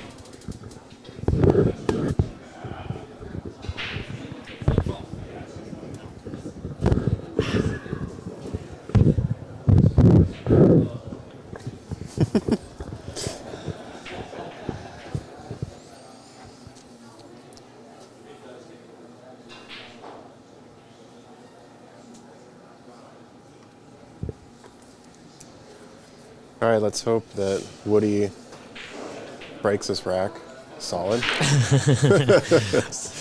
So we can have some kind of Some action for the viewers here. Right. Yeah. No, I agree. Defensive play isn't boring. It's not at all. just, the time it takes to figure out the defenses sometimes sort of overshadows the thought process involved with executing it. No, of course, I understand it makes it horrible to watch, guys, but when you foul, your opponent's in a disadvantage instead of you breaking. Like, why would you break instead of trying to 3 foul him? Ooh, that could have been dangerous. That could have been real dangerous. Andy Davis, is there a bracket posted anywhere? Yes, if you are currently on the Ox Billiards YouTube page, if you check the description of the video, you should be able to pull up the digital pool bracket. Otherwise, you can just go to digitalpool.com and search WNT Seattle Nineball Open, and you should be able to locate the bracket. Yeah, I think he's going to be pushing.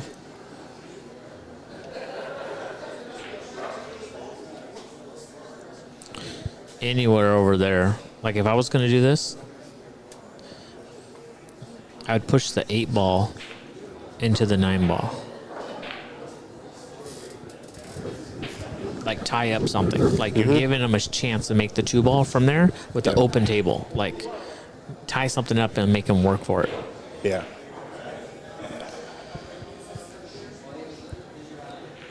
And right here, his speed has to be crucial right here to push out right here because the table's so fast and the rail's so fast. Unless he's going to move the 5-ball. Is that the 5-ball? Yeah. Yep. 5 up near the 7.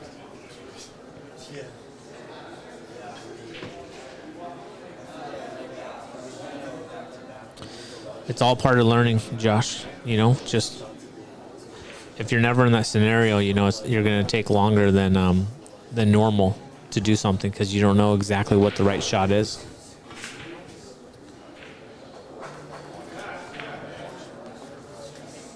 No, that's a foul. That'd be pointless to have a re-break. When somebody fouls on the break, that you're on 1. Like, you should have the potential to try to 3 foul them.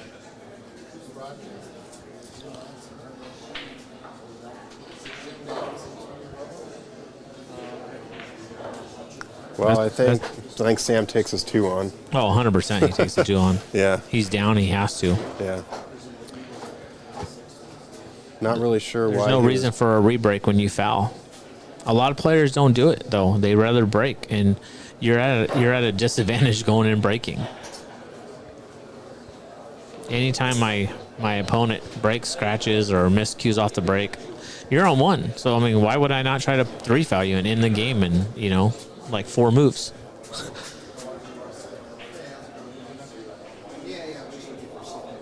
It's like telling you in chess that you can only use your pawns for so long, and then you have to, go into using everything else.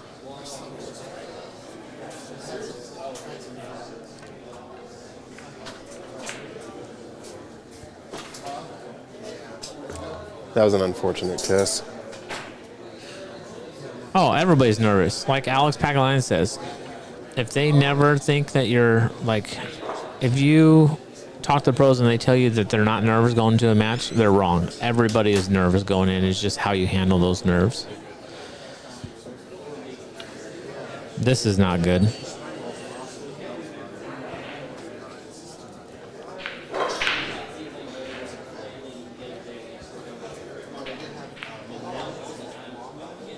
Somebody's about to get on the hill.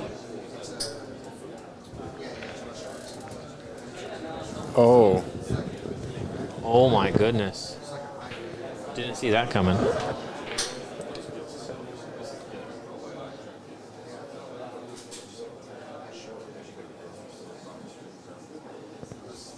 Yeah, just clipped the 3 a little too thick.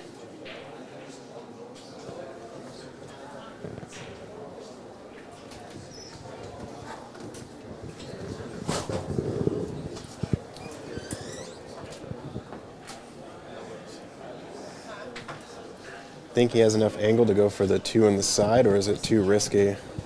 Well, I think he can make the 2 on the side here, and just 3-9 combo. Yeah. Yeah. Don't get on the 4. Oh. Oh my goodness. That could have been real bad.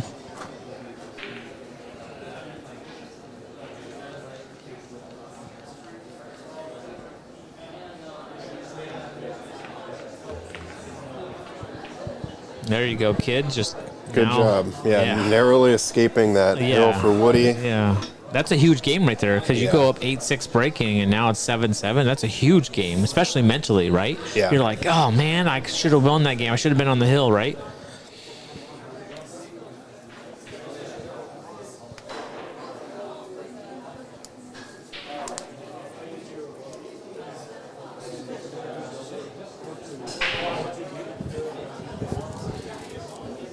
Yeah, I can watch Tony Chohan 1 pocket, Alex Pagaline 1 pocket, Shane Van Boening 1 pocket, Federer 1 pocket, and Scott Frost 1 pocket. But I can't watch like people just moving balls around and not doing anything. I know that's what the game is. I get it, but I'm just saying, like, I like to see the crazy stuff. You think you have somebody in a jam and they come out of nowhere, you're like, what? Just how'd you think about that? Yeah, I love seeing the creative play in pool. I mean, of course, in 1 pocket you get it more than anything, But it's so boring to watch overall. Like when they're like Josh Roberts, he plays really good 1 pocket. But I'm just saying, like, just when you're just pushing balls around, or you're pushing balls down table, it's horrible.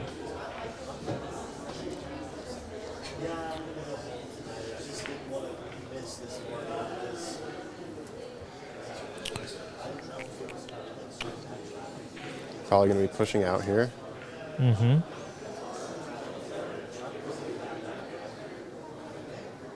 Oh, Daniel and Stan? That should be a really good match.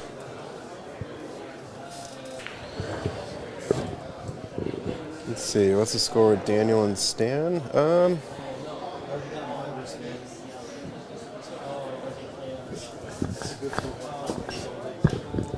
If you guys go to my page, I just posted an old picture of Nick Varner and Mike Siegel in like an expedition match or whatnot.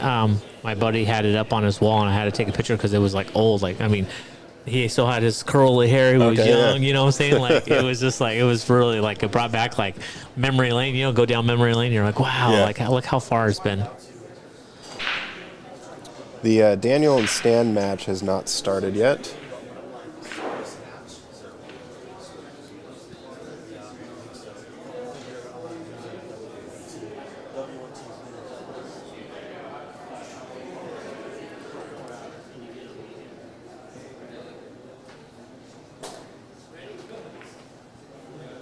Okay, looks like he's pushing into a potential jump situation. Well, no, that's too far for a jump, so I think it's just going to be a kick.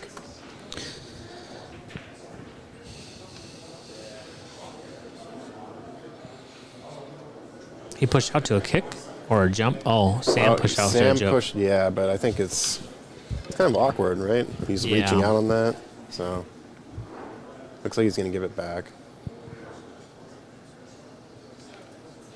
Interested to see if Sam will go for the jump here. Yes, the match for Daniel and Stan, it did say 7 p.m. We are a little bit behind, as usual with most tournaments. Slowing down play and whatnot. But we'll definitely keep you posted as more matches start. Oh, that's unfortunate. So, guys, here's a tip for you. I have videos coming out every Monday on my page, and right now I'm in a jump series. If he would have got higher elevation on the ball, the cue ball would have landed sooner on the table and would have lost energy by the time it hit the cue ball. But since he jumped it to it, all that energy had nowhere to go but off the table. So by just elevating a little higher, will get you over that ball or hitting the felt sooner a couple times before you hit the two ball, so the two ball or the cue ball doesn't fly off the table. So the cue ball sort of hops more than it does. Correct. So moving like forward. it'll land sooner, right? Where he's jumping almost to the two ball, right? Yep. And that has all that energy. So what's the two ball? The two ball. I mean, the cue ball doesn't have anywhere to go other than I see. off the table. But if you're elevating higher, well, the two ball will land sooner, like after the 9 ball, and then the cue ball loses energy.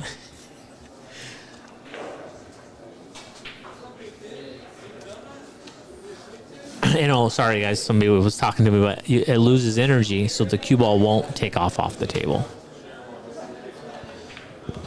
But I'm in that jump series right now because I was teaching my wife how to jump a while back, and I was like, hey, I think this would be good to go through because a lot of people are like, hey, why is my ball flying off the table? And why does it do this?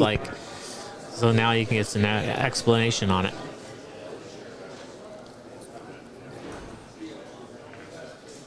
Everybody plays at a certain speed, guys. Everybody plays slower. Some people play really fast. Everybody plays different. I think the fastest I've seen, at least recently, is Muhammad Sufi. Have you seen him shoot? Yeah. He's a quick shooter. It is, but do you see the top 10 players in the world? Sure. You know what I'm saying? Yeah. It's great to watch, just like Johan said, right? On the stream. It's great to watch him play because just like it's nothing like it out there, right? But also, by being that quick, Yeah. You lose execution, you lose ball pocketing, shape, all that stuff. Yeah. Yeah, I think another player that keeps at least moderately quick pace and is still executing well is Josh Filler. Oh, for sure, because he's just on a totally different level. Yeah. I think personally I fall somewhere in between. I definitely like taking my time, but, I also like to get into a rhythm and, just kind of feel the shot. So Yeah. No, I get it, but I used to be a quick player, and I slowed down a lot, and it just shows a big improvement of everything. Yeah, Catherine, the commentators in this booth right now, my name is Zach Ross. I'm a local player here in the Seattle area. We also have Nick DeLeon, who is, where are you from, Nick? Arizona. Arizona, okay. And he is currently on the World 9-Ball Tour, ranked player.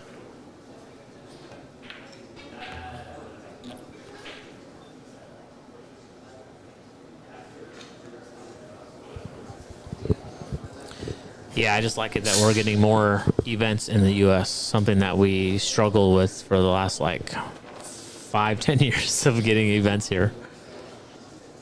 Did you go to the Texas Open?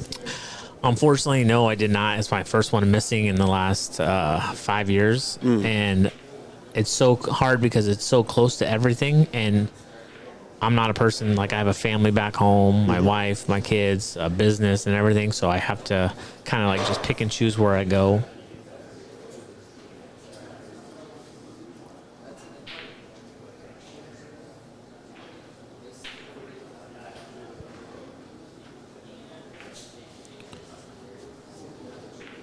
You can do top right here, or you can do top left, depending on what you want to do with the cue ball. I like this option better.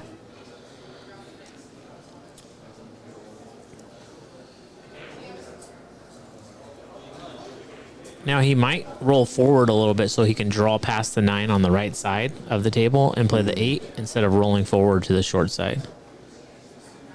Chris Melling is very fast, and that blows my mind how great he plays when he plays that fast. Like, it's just a different talent.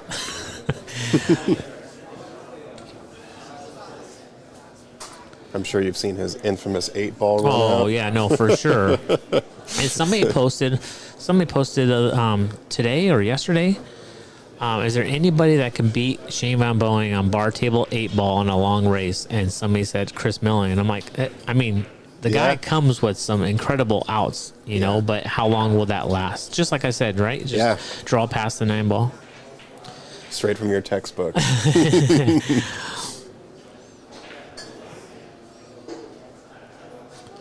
I think the whole United States needs to get rid of bar tables. Get rid of bar tables and ever these big tables, then USA for the next 10, 15 years has a really good chance of doing a lot better in big events and all over the world. Yeah. Because 80% of our tournaments are bar tables. And when in each state, when you get past a certain rating, you have two options: to not play, right, or to travel, because you got better in your state and they penalize you for it.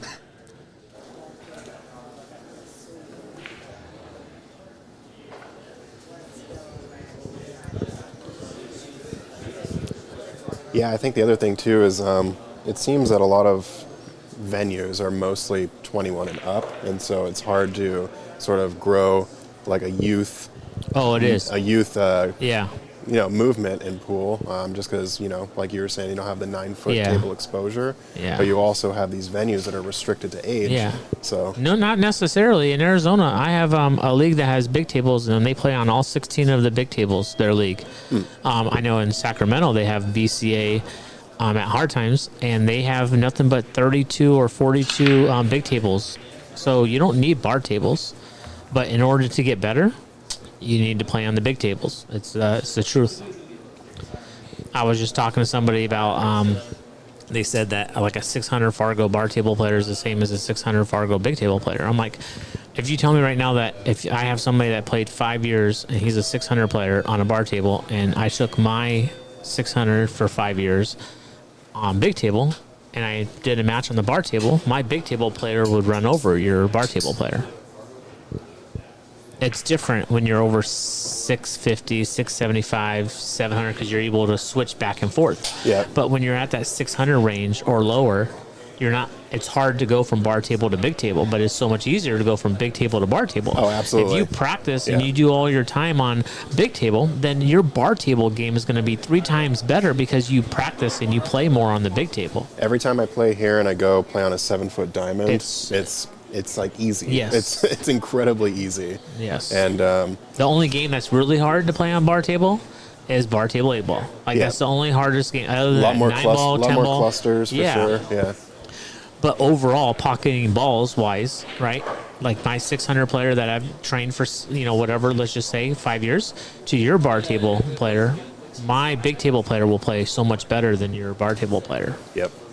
Because your 7-foot shot is nothing to us when it comes to a 7-foot shot, because we're normally shooting 9 feet. Yep. Yeah. Yeah. Besides BCA or these sorts of tournaments, when I'm playing an APA, and so we have they say the algorithm has some sort of when you designate a table as a 9-footer versus a 7-foot, it's supposed to affect your skill level. But I swear every time that 9-foot players go and play a tournament on a 7-footer in APA, Oh, they skyrocket. yeah, they move them skyrocket, up skill. 100%. After like 2 matches, you're moved to a new skill level. Yeah, no. So yeah, It's I'm telling you, like, if there's nothing you guys get from this commentating, but practice on a big table, you will hate it for a little bit because you're not used to it. But when you go to that bar table, you're going to be like, oh my God, this shot is so easy. Like, and it's just everything is totally different. We might have a hill match here.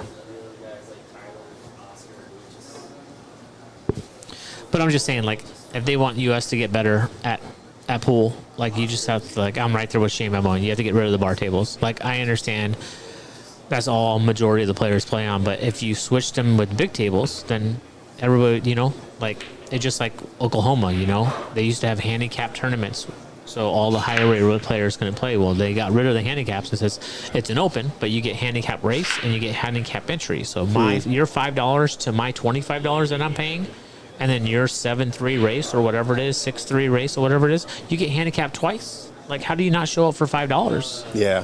Or $10 to his 25 or 30? I mean, I remember when I was playing, when I was younger, I had every tournament to play in. When I got raised from a 6 to a 7, I had nothing but 7s and 8s and unders and 9 and unders to play in. And when I was a 9, I had nothing but 9s and opens to play in. And now it's like you could barely find an open to play in my town.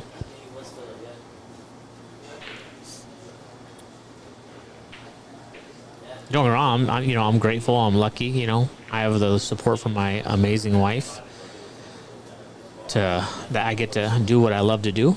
Ooh, this is tough angle. Do not draw this ball back. No. This is the wrong shot if you draw this ball back. I think he's just going to overpower the draw and then draw straight into this back right pocket. That's possible. That's the fear. I like to cut this ball to the inside of the pocket, the corner pocket, with a little bit of running English. Okay. And stroking is going to come out 2 rails in the middle of the table.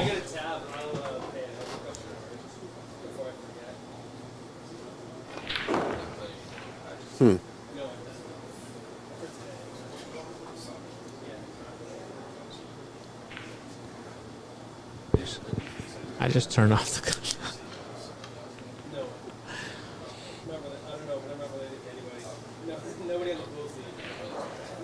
All right, well, it seems like Woody might be able to get a piece of this 6. It looks like he can see it. Yeah. He can cut it. This is where experience goes, right? Like, you can cut this ball in with a lot of outside English, like top with a little bit of outside, and come around 4 rails for the 7 ball in the top. Now it's top left corner pocket, but it would be top right if you're from the head of the table. Oh. But it looks like he's playing safe. Oh, he tried it. Sam has an opportunity here. Yeah, Blake's playing good.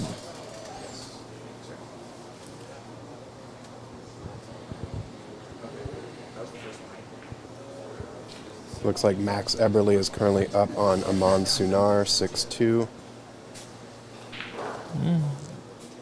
He has a chance.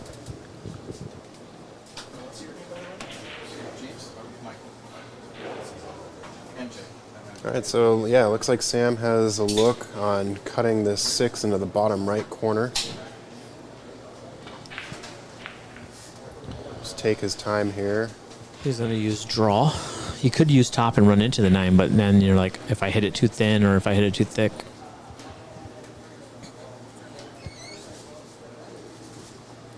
I think he's using draw. Oh, he went forward. Good shot. Yeah, really good outcome with that bump on the 7. Yeah, really good shots. Sam, the Rhino. This should be a game over.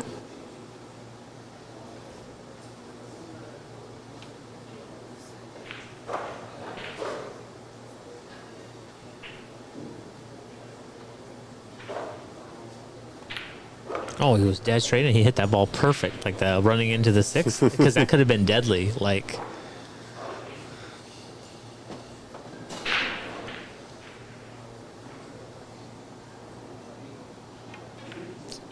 well, I'm glad I jumped in here, guys. It was great chatting with you all.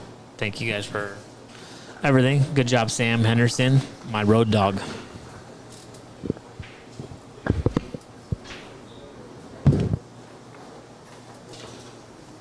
I know I'm going to be up here shortly. So I appreciate it.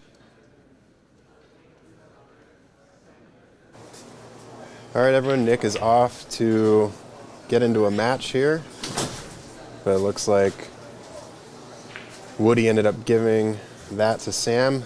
Really hard-fought match there. Sam proving victorious.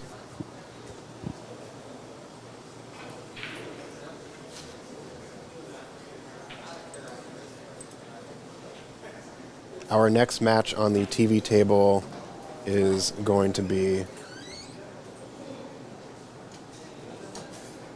Yonas Sauto versus Dominic Orejudos. Dominic is a local player here in the Pacific Northwest.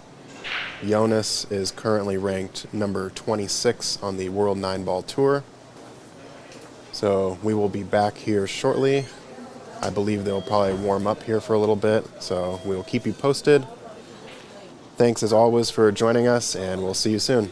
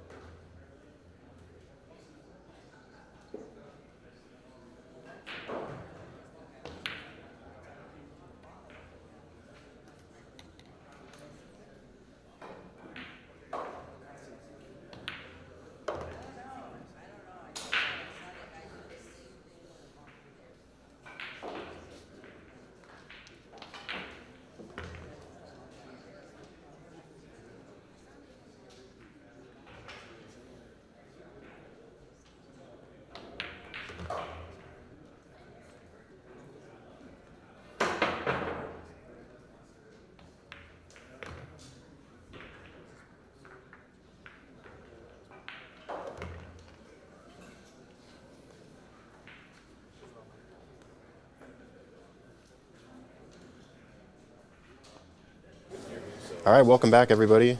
We have another match here for you. It's Yonas Salto versus Dominic Orejudos. And in the booth with me is local pool player and DJ phenom, DJ Hyro, a.k.a. Lyric Salonga. What's up, Lyric? How you doing, Zach? I'm doing good. Glad you could join us. Come on down to sweat some action. Yeah, this is exciting. Having something like this here in Seattle, finally. Did you ever dream of this day happening in Seattle?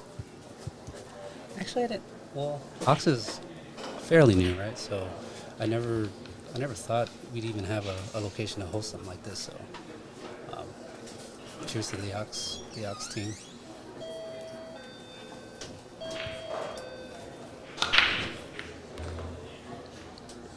All right, Yonas breaks this off pretty much to perfection. This is the type of spread that you definitely want from this this box break, as they call it. Break box. The break box. I've been streaming for 8 hours and I still don't know what it's called. Yeah, you've been here a while. I am also on door duty, so I apologize for that. But let's get settled in here. It's a nice layout to have for the first rack. Yeah, and as he just discovered there, this table is running a bit fast. A lot of players have sort of been overrunning their positions by about 3 to 5 inches, it seems. Yeah, I think that's right.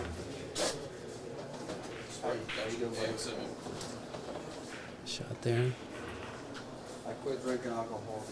Yeah, I was really excited to watch Yonas play. I've sort of seen him on the up and up recently. He is currently ranked number 26 on the World Nineball Tour list, which is pretty significant. There's more than 128 players that participate in the World Nineball Tour.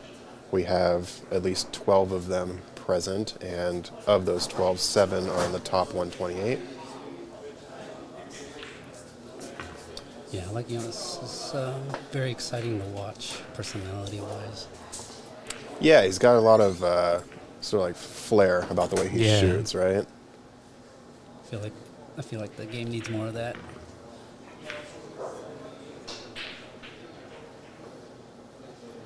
Yeah, we were talking about styles earlier in the booth, and obviously everyone's style is a little different. I feel a lot of people are sort of adopting Fedor Gorst's sort of rigid approach to shot making, but obviously, it works wonders for Fedor.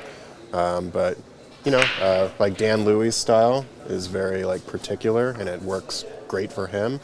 And I think you as a player should do whatever is comfortable for you, as long as your fundamentals are good. All right, so Yonas making quick work of that, going into 1-0 here.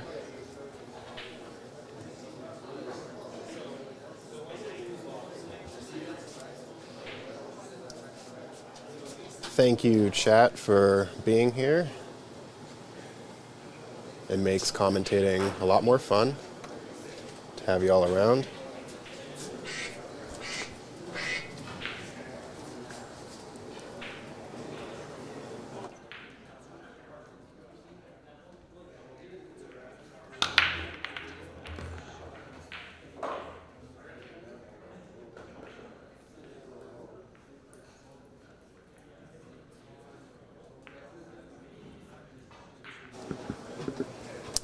Yeah, so Yonas is sponsored by McDermott. I also have a McDermott cue, but I have a Jacoby Black shaft. I had the prior Defy shaft, and there was something about the finish on it that I didn't really care for. It had sort of like a glossy finish on it, instead of this matte black finish that a lot of the carbon fiber cues have, and it would just pick up grime. Yeah. So I'm like constantly cleaning it.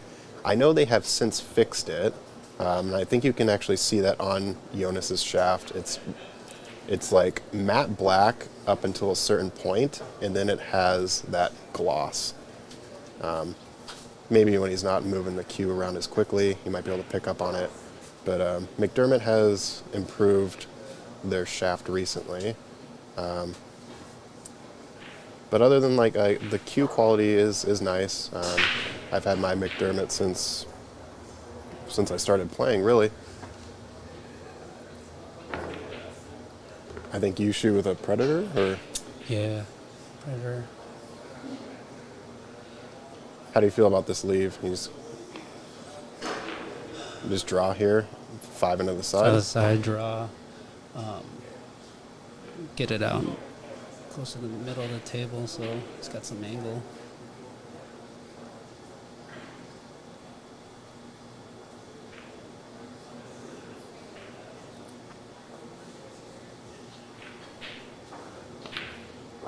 Oh, decided to go for the corner. Okay. That's yeah. Yeah, I think it's less risky that way. Kind of lets it stroke out.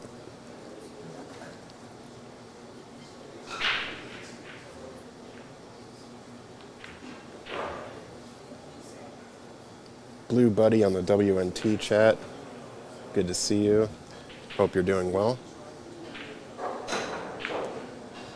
So Zach, you've been here pretty much most of the day. How do you feel like these players have adjusted to the table conditions?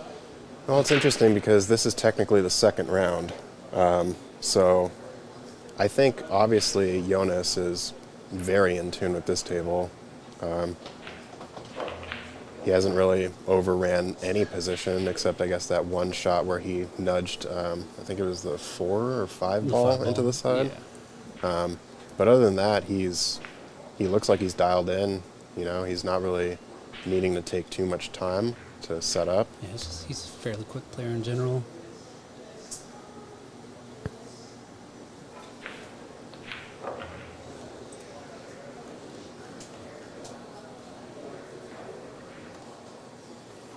All right, quick sponsor shout out. We have Q-Tech sponsoring this event, along with Matchroom, of course, as we are streaming through the World Nineball Tour Matchroom page.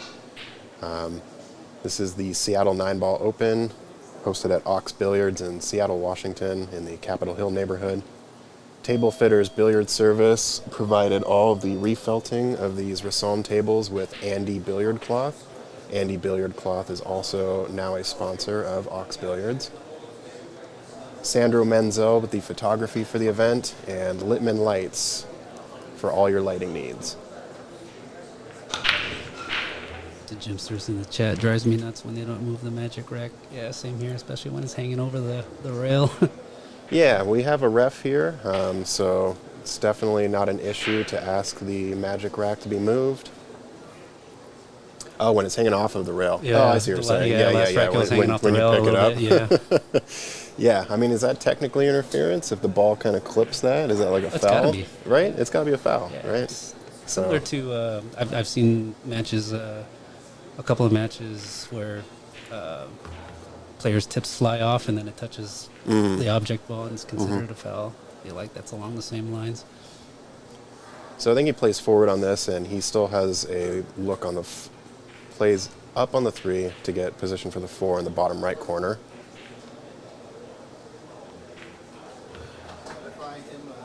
Let's get on the right side of it so you can just draw back and play the 5 in the same pocket. I don't know if he got there. That last rack was also a break and run, right? I don't think we saw a Dom at the table. Yeah, I believe you're right.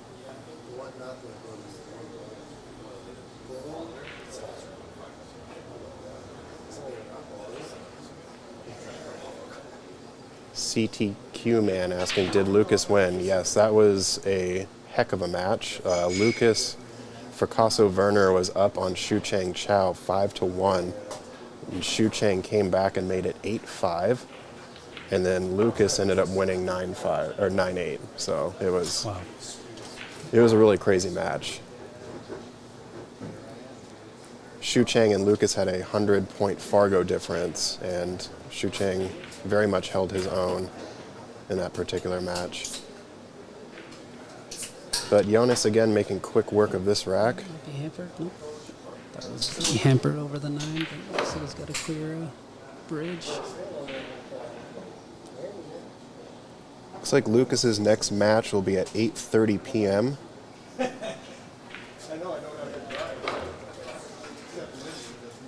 Just making quick work of this rack. Oh yeah. I mean, his break is so good that there's no problems, you know. It's just connecting the dots at this point.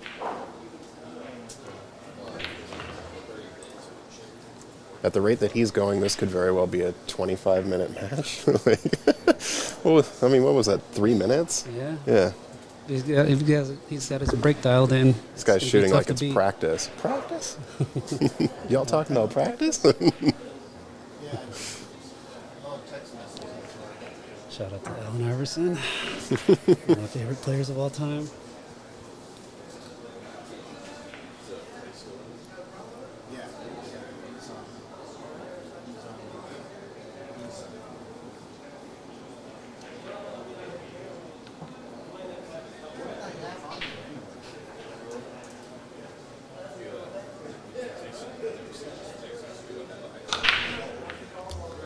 Do you know what kind of shaft Lucas uses? Lucas, I know he is sponsored by McDermott, so it might be one of their maple shafts.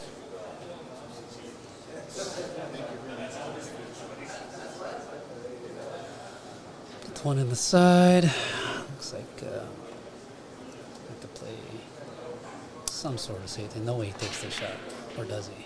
I don't know. Yeah, I mean, I think taking the cut on this is a bit aggressive. I think he can actually just send the 2 sort of up behind the 7 while giving distance on the cue ball because he's got this pile. He's got a wall of balls here to Yeah. hide behind. Oh, he the went bank. for it. And, ooh. Well, this is going to be Dom's, I guess, real first opportunity. Had a look here. Yeah. He's got a clear look at it, so.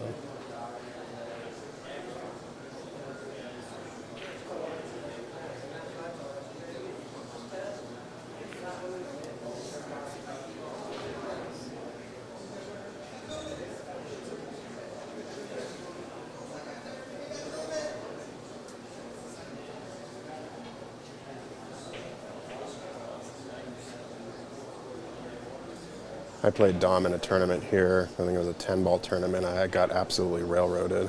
It's a nice shot right here. Yeah, he's a good shooter.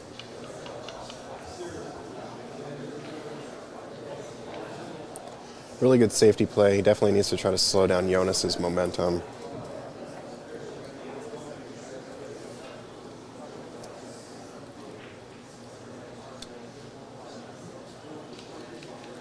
A-ball's covering the 1 rail kick. We have to do a jump kick here. Yeah, that's you're what it's right. looking like. Jump kick. Hi. Hiya. I'll call that a Jean-Claude Van Damme. A Jean-Claude Van Damme. Yeah, he Van Dammed that. What a hit.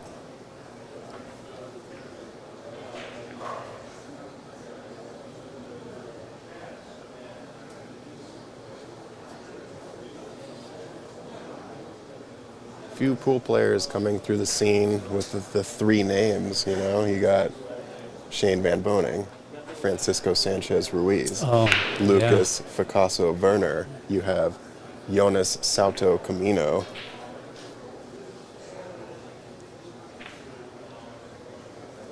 Zachary Tyler Ross. Is that you? That's what? No, that's not me. What?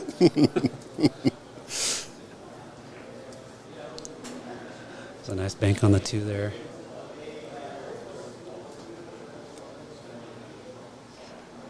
So is he playing for the side here? So he can roll it up and play the 4 in the bottom left? No, I think he's playing bottom 3 in the bottom corner.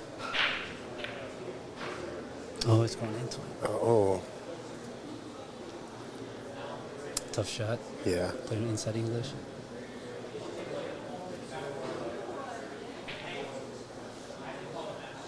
Doesn't really look like the 5 goes. Maybe it does past the 8 in that side, that top side pocket. Looks like it. So I think he'll probably just draw back a little bit here. Yeah. get stun out.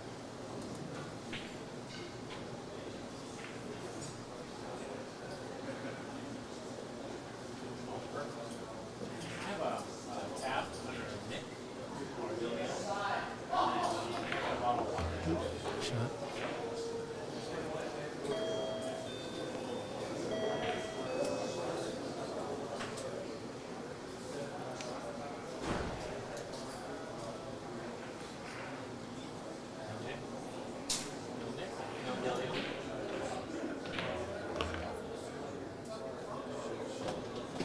Man, I like how this guy just attacks these shots. You know, he just sees the sight line, just like, you know, what, goes into it, immediately executes. It's from the don't think too hard school there. You know what they sometimes say, think long, think wrong. Yeah. Well, this, he overran this one, so Gotta go around you the know, world here. Maybe. Yeah, he's still fine though. The back cut into this corner is pretty straightforward. Definitely go 3 rails to get in position for the 8.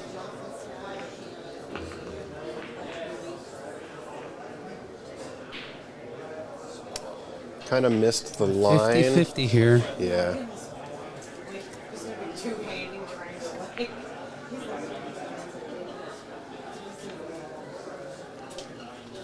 Just enough angle though where he'll just end up on the left side of the 9 ball. Problem. Yeah. Okay, decided to stun. This is why he gets paid the big bucks.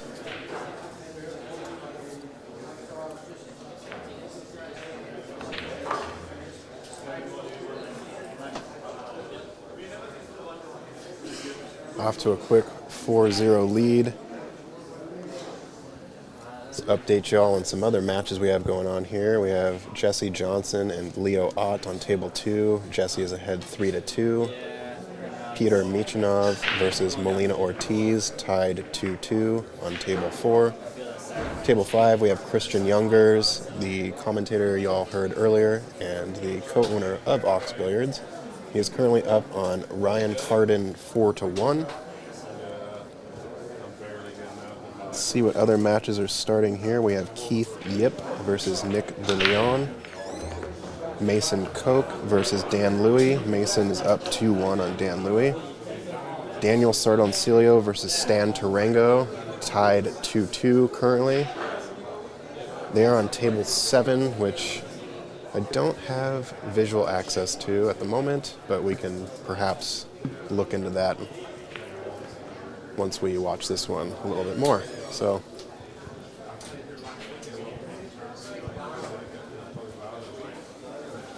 Dominic here with a good chance to get on the board here. so it looks like he scratched on the break. Yeah.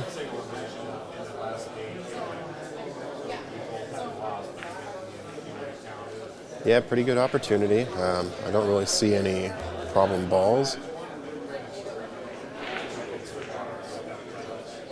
He fell a little straight on this 4, but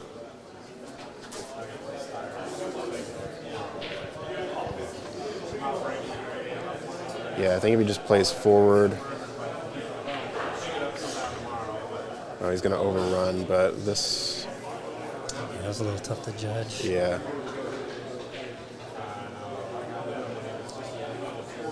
I don't necessarily like it, but I think I take the 5 in the bottom right corner here and just kind of roll up in position for the 6. Stun over, play the 6 in the same pocket.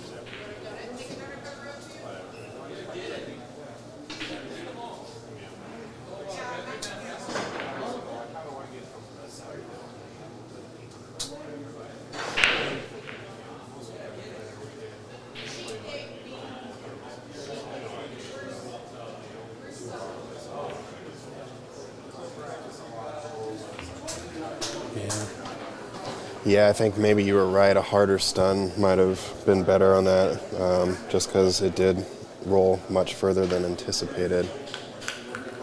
He's looking at the shot. He's looking at the shot here. It definitely cuts, but then, you know, you have basically no position for the 8.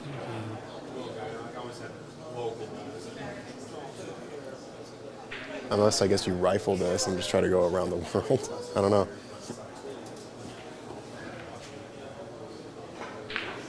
Safe.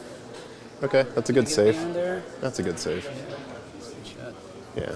Yonas acknowledges the save with a tap on the table. Double kick and stick here.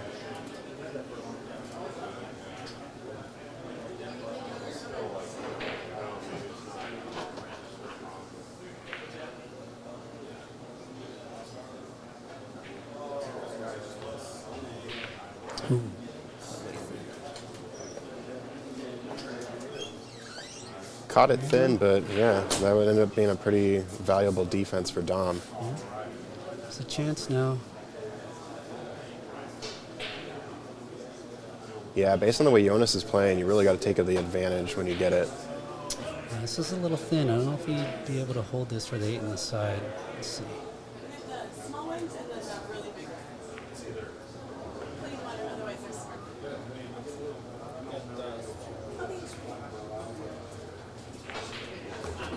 Got it. Used all the pocket on that one. Wiped its feet.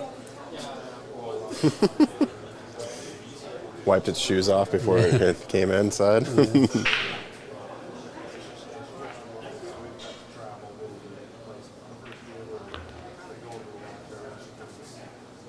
All right, Dominic should be getting on the board here.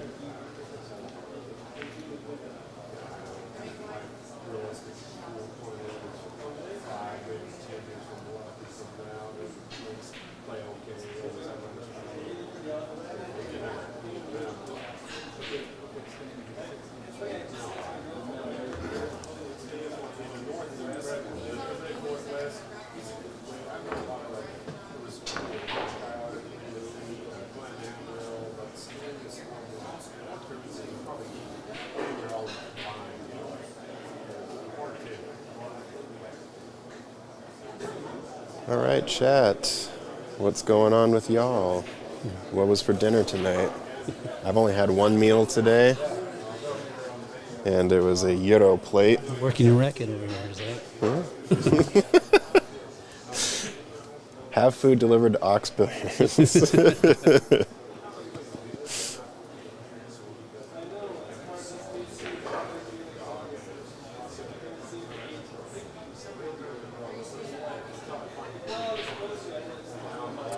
All right, we only had one close match on the TV table all day today, and that was the Sam Henderson Woody Nielsen match that just finished.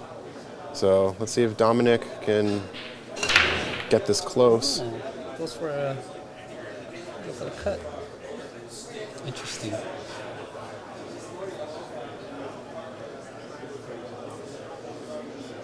Blue Buddy says Thai coconut chicken curry. That sounds pretty fire. Faceman had Chipotle. I was going to get Chipotle, but garlic crush was right there, so I decided to switch it up a little bit. That emoji is making me hungry.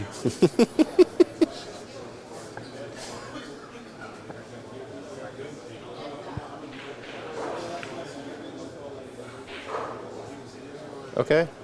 I like the safety. Yeah. It's really smart.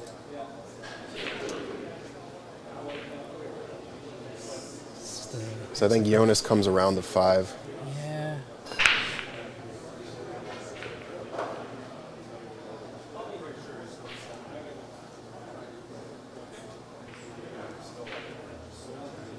Oh, Faceman. Yeah, you're talking about 8-ounce burger. 8-ounce burger, Yes, yeah, that 8-ounce place is really burger good. is indeed fire.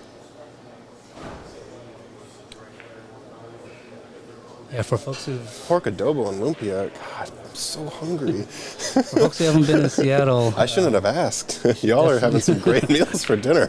yeah, for folks who haven't been to Seattle, you should definitely come out to Ox Billiards here. It's a great club. Mike and Christian done a great job. This place, and it's in this area of Seattle called Capitol Hill. There's a lot of great food options around here as well. And there's a club called Havana.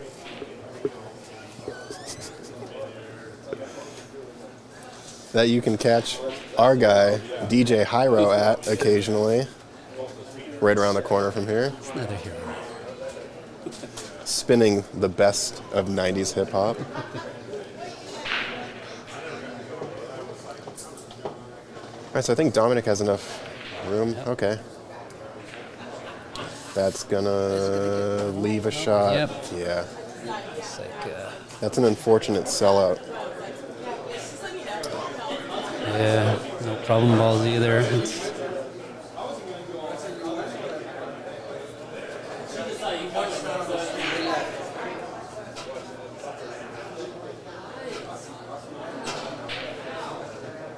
He just draws back a little bit here.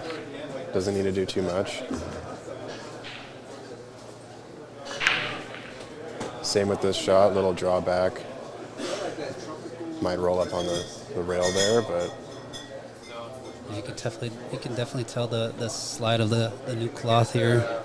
It's the object balls hitting. favorite Almost place like in two- Seattle for me is Salumi Sandwich Shop. Yes, Oh, that's, absolutely. Down in Pioneer Square. That's owned by Mario Batali Yes. Or it's his mom? or brother. Oh. It's in the family. It's in the family. Yeah, the place is amazing. We're not big on specifics here. Yeah. We're just generalizing.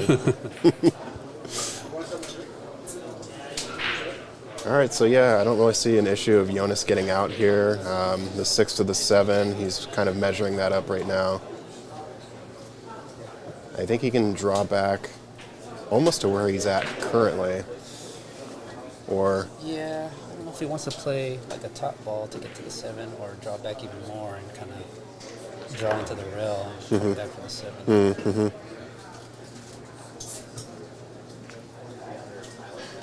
That's what it's looking like here.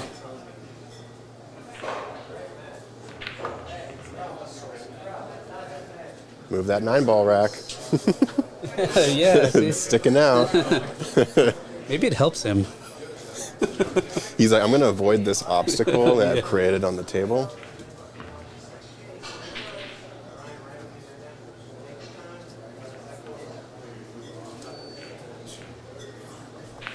Yes, Tacos Chuki's is a good spot too. A lot of good places around here. Yeah, I like to hit up Tacos Chuki's on my way home, like from Temple, if it's the right time. If I'm leaving early, I'm like, oh, 10:30. Yeah, it's like one of the only places that's open that late. Yeah. All right, so Yonas capitalizes on Dominic's mistake, making this a 5-1 match. Out of the players I've seen so far today, it's definitely Tyler Steyer, Yonas Salto, and Oscar Dominguez have really been playing very strong. Obviously, I haven't been able to watch every match since I am behind the booth, but just those specific matches.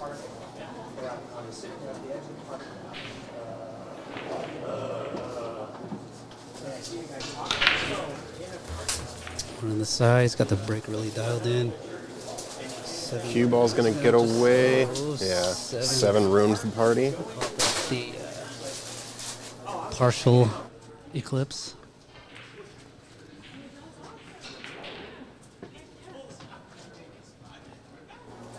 Yeah, Blake Baker. Let's see, what was Blake Baker's matches earlier?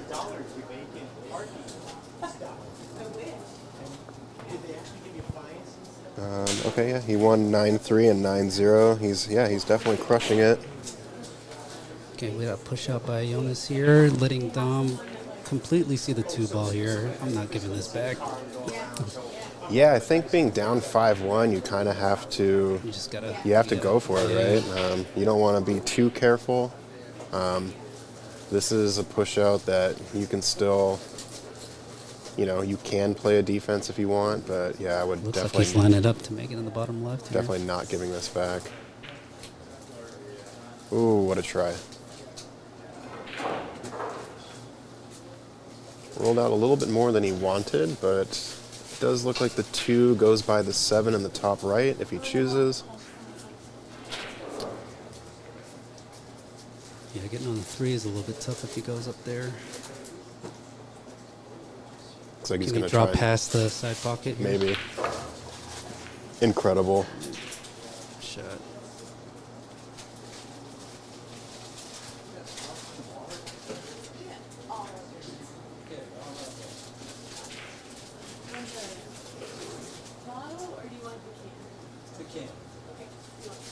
And safety, it looks like. Yep. Barely got it.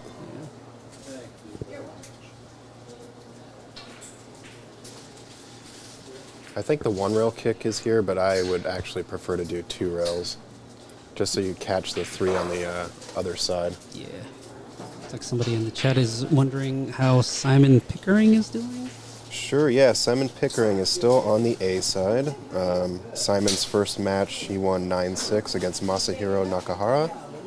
And then he defeated Robert Niemeyer 9-4. And his next scheduled match is against Georgi Georgiev of Bulgaria. Georgi is also a World Nineball Tour ranked player, and he's currently ranked 79.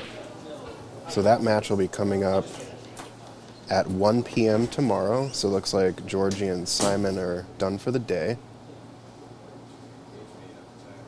Dom made a nice hit on the 3 here. Got Tyler a little- Steyer and James DeVee are actually going to be playing at 1 p.m. tomorrow as well. That'll probably be streamed. Seems like it would be a great match to watch. Looks like Yonas from Airborne. It's a good chance here for Dom to get another game on the board here.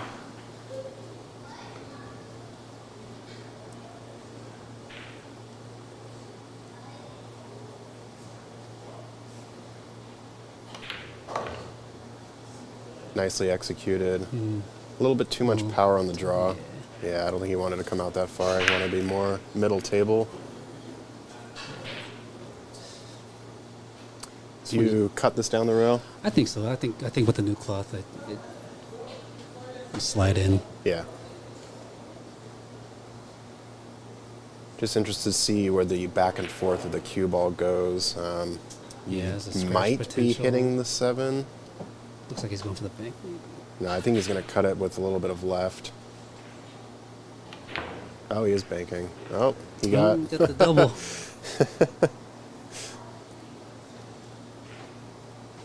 If not once, try again. Yeah. First bank was close, so he went across the street. He's here all night, folks.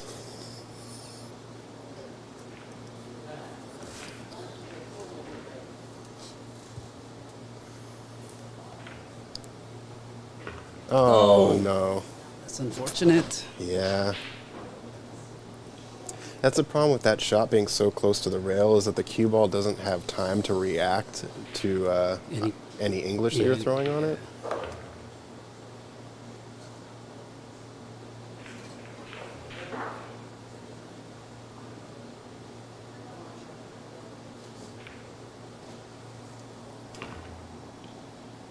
All right, it's going to be a quick 1, 2, 3 from Yonas.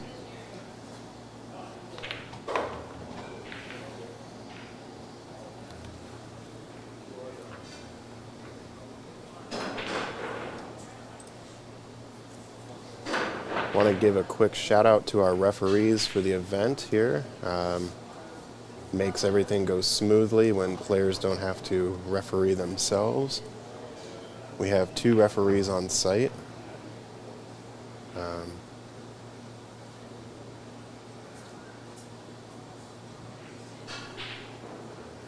Sam Rabito is one of the refs, and I actually need to...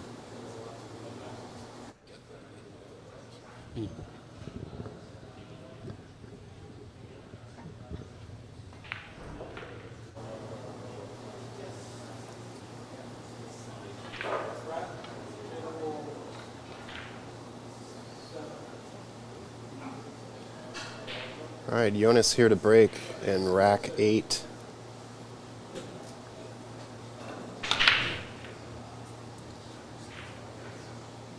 This is the first dry break. Yeah, didn't get the one in the side that time.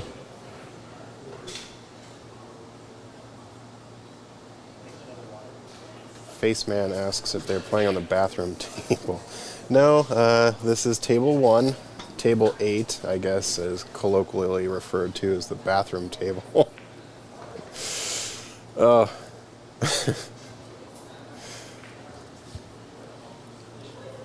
Hello, Dane the Main Mounts. Welcome to the stream.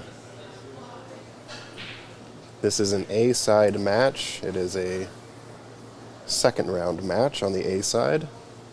Looks like Dom is going to decide to push here.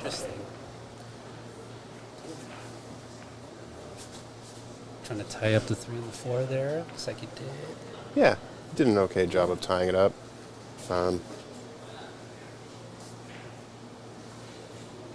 Oh, in general. Haha. Yes, we are using all 8 tables today. In fact, we'll be using all 8 tables until Sunday. There will be a final 16 starting on Sunday, and I'm sure after the first match we'll be down to 8 players, so we'll only need 4 tables. So I suspect we'll probably just use tables 1, 2, 4, and 5. I think he sees this 2 on the side. I don't think the 6 got him here. Oh, maybe not. Yeah, 6 got him. Just trying to get him behind the 3, 4 here. Shot. Oh, what a great defense. Let's take a look at that replay. Yeah, it looks like he checks it with right spin. Mm-hmm.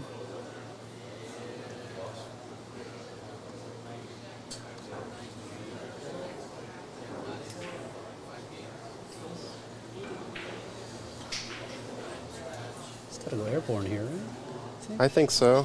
It looks like there's a lefty though, so it's a being bit on more that. awkward. Yeah, being on that side of the table, it might be a little bit more awkward.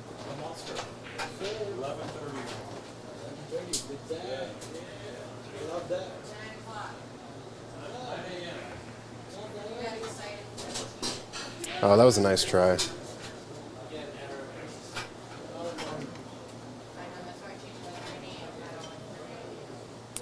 Yeah, Yonas isn't ranked number 26 in the world for no reason. This guy is really incredible.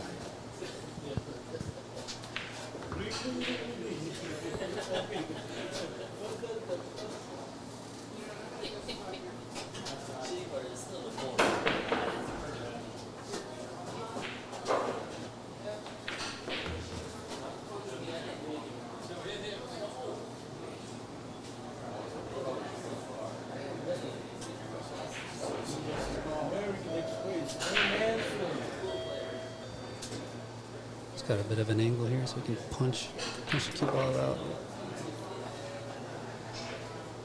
Ooh, getting a little too close to that 9. Yeah. Yeah. I think he's going to have to kick at this. No, he's jumping.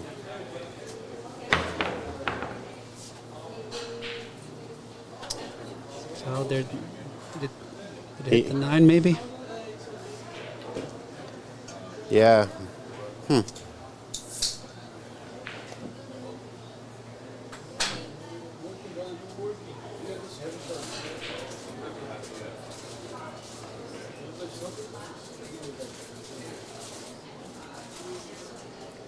right, so if I was Dominic, I think I would try to at least maybe attempt a 3 foul here.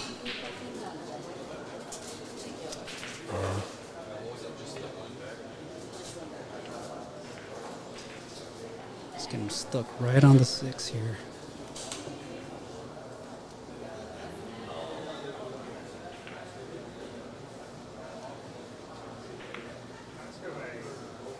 I don't think he's going to be happy with that.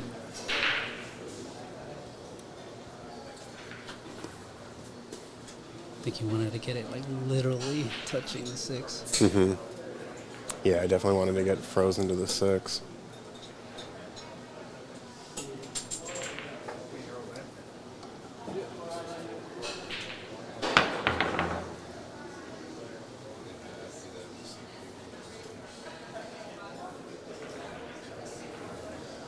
It's not a terrible outcome. I think he Chance is for able to pot it.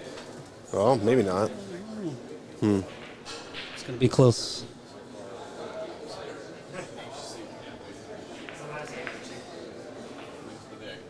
Maybe you could throw it in with a little bit more left English. Yes, Dane says, isn't Yonas from Spain? And the American flag is next to his name. Yes, I guess on this day he's American.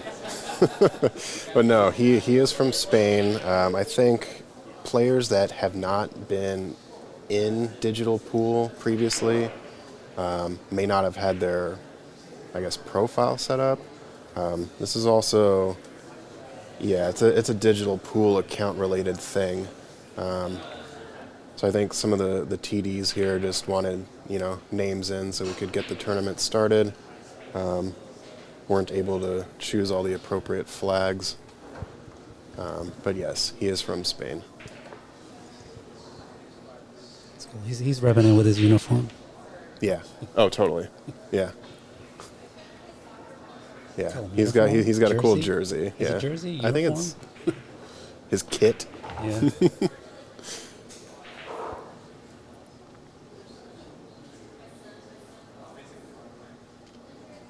It's a good chance, another good chance here for Dom to get a game in.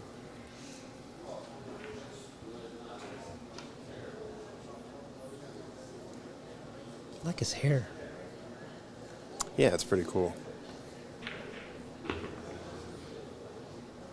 Shot checked it up, I think, with a little inside.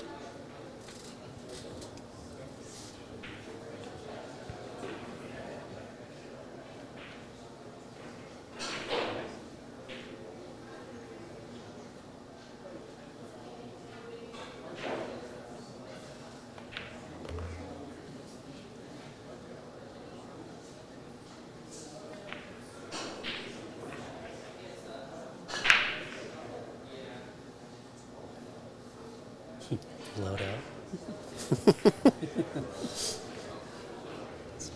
Some Call of Duty fans up here in the chat. Mm-hmm.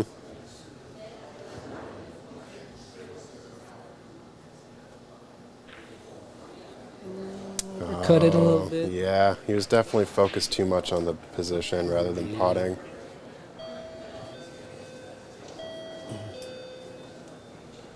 Looked at the cut here. Yep, I think he cuts this. Shot. Overran. The yard line again here. Yeah, Should be this is too much of a problem pretty here, straightforward yeah. for these WNT guys. This is,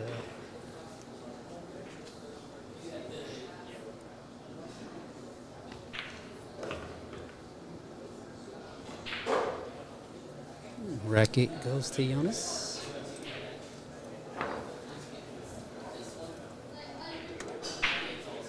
Quick sponsor shout out. We've got Q-Tech as the major sponsor here for this event. Matchroom, of course, with the Seattle Nineball Open Tour rankings event here.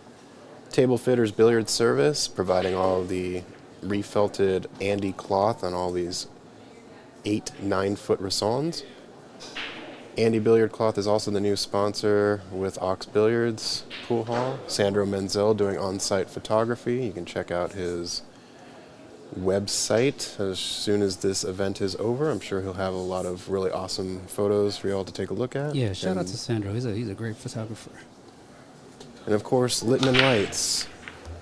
The thing I like about the Littman lights is if you happen to look up at them, you're not blinded by light because the light is sort of diffused, So every time I roll my eyes at the table, good for vampires then? Yeah. Like All right, another great break from Yonas.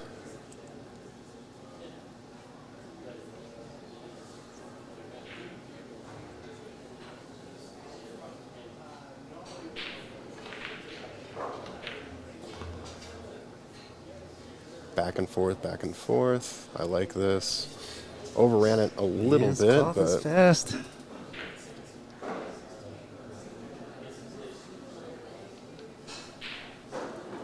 think he goes at this 3, might bump into the 7 a little bit. He's gonna get behind it,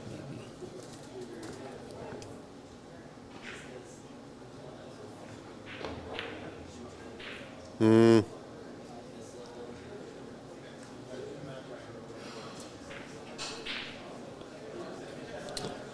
All right, he's giving Dominic another chance here.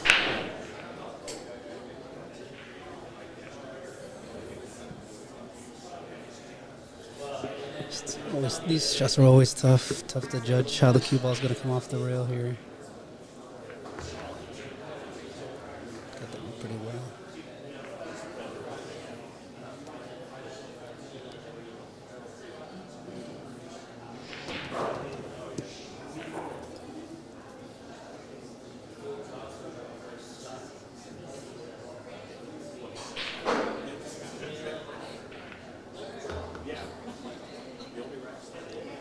I think he was trying to hold it for the side, maybe. I think so. Yeah, table speed still in effect for a lot of these players. Yeah, when did they refelt these tables? Do you know that? They refelt it, I believe, about 2 weeks ago. Oh, wow. It's still Yeah, playing so this fast? yeah. Andy Cloth. Yeah. So it's not very humid in here, so. Nick DeLeon was in the booth earlier, and he was informing us that the Andy Cloth is actually really good for humid locations because there's something about the way like the cloth is worsted that it like maybe prevents. it's like more airy. Yeah, something Yeah. like that. So it doesn't get as like muggy. Yeah.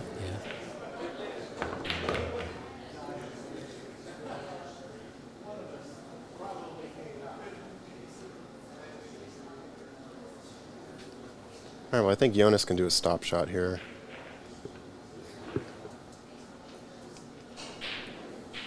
Or at least that's what my 5:30 brain would say. Oh, hooray. I was kind of right.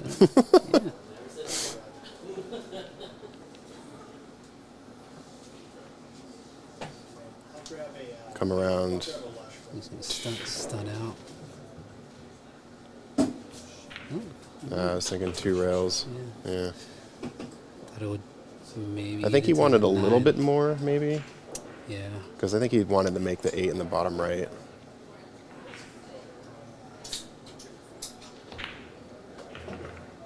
It's a Nice little bump sort there. of friendly, unfriendly bump. I think he's got this, though. Yeah.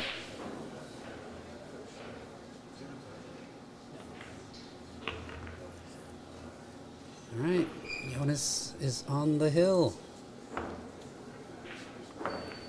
At least it's not a donut for Dom. Was able to get 1 rack on Yonas earlier. This is the last match on this. We do have more matches coming up. Oscar Dominguez is scheduled for 8:30 p.m. tonight versus Rick Glenn. We have Raymond Linares versus Jeremy Long. Sean Lewis versus Jack Kiske. And Daniel Lieback versus Lucas Fracasso-Werner. I believe this will be my last match of the night commentating, since I do need to take off and be well rested to be back here tomorrow. But I'm sure we'll have someone to take over the booth here in a bit. But thank you all for joining.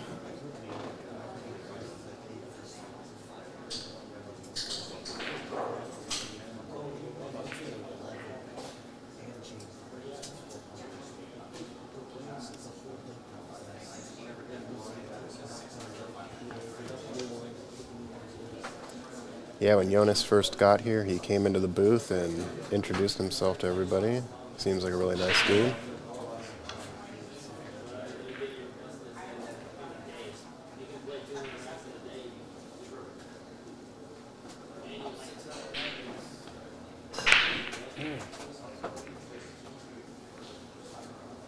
He might get lucky with the sleeve. No. Wow. Call that Zach, we call that a fillet. So thin.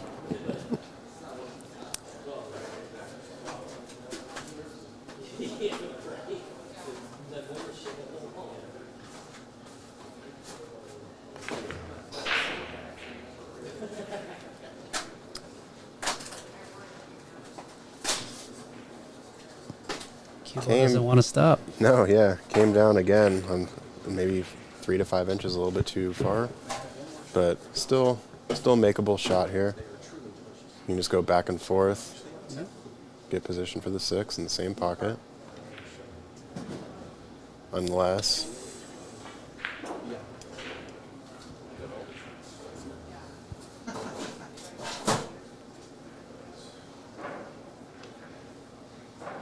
This pocket's about halfway deep into the shelf, Yeah, but might be all she wrote. yeah, I don't think he's going to let Dominic back to the table. Just gonna go ahead and just leave the magic rack around here. Yeah. Magic rag? What magic rag? Get that thing out.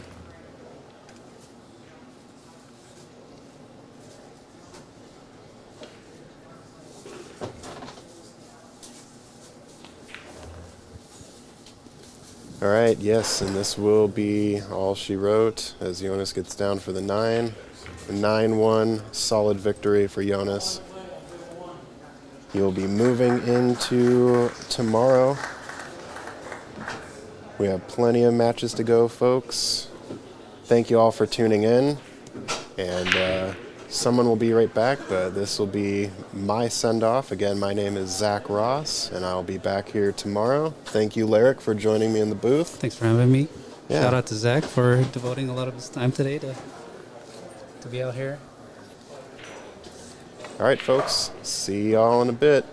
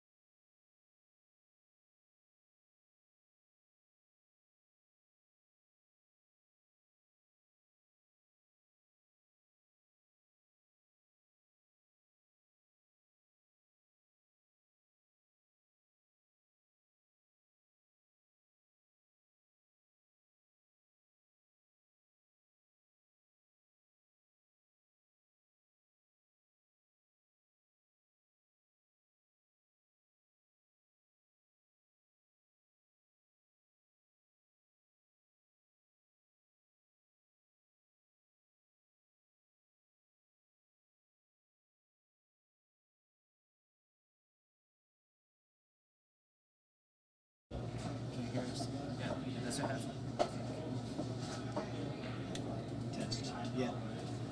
I can hear, but I can't hear myself. So cool. That's interesting. Yeah.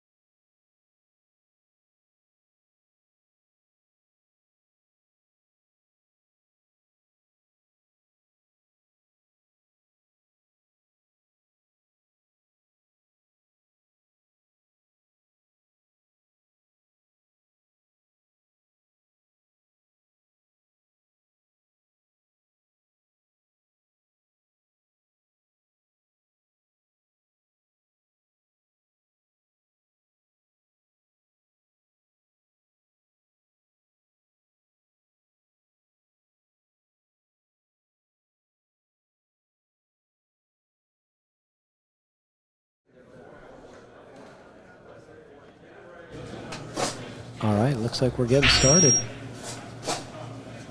Got some new commentators in. This is Patrick Nix and Shucheng Chow. Getting his microphone ready. Is that? Oh, What's up? What's up? there you go. Glad to have our PNW, one of the best commentators in the area. No. I need you for the knowledge, Shucheng. No, you're good. I like your commentatings. Thank you. This is all about these players, though. Colin Sue from Evo Sports getting to step up and play Clay Belvoir. It's going to be a big challenge for him. I know he's excited to be here. That's Joe. Hey, Joe. Oh, Joe Tawny. Oh, yeah. Joe Town, yeah. How you doing, Joe? So, what we're playing is a B-side match. Unfortunately, both players lost their first round from the A-side. So this is a B-side match raised to 7 instead of 9.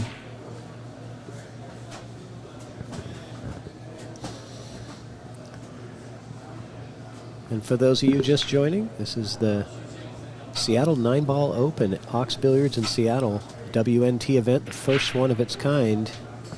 Matchroom sponsored event in Seattle.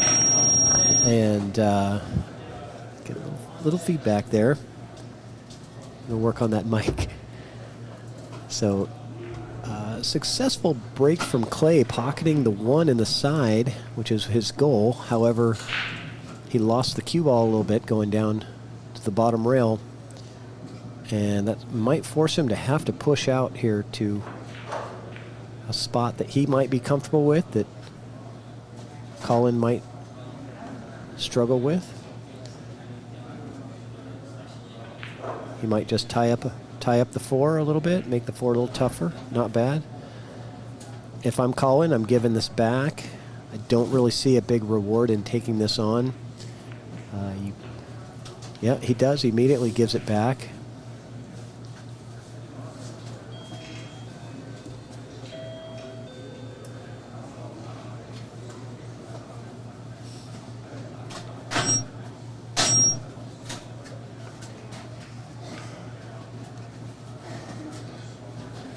Almost scratches.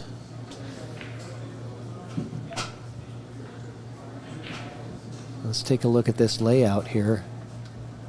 Love the overhead view that we've got going here.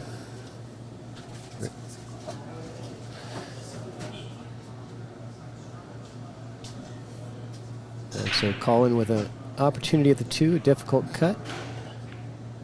Back cuts it right into the side, goes 3 rails with the cue ball, and that's pretty darn good.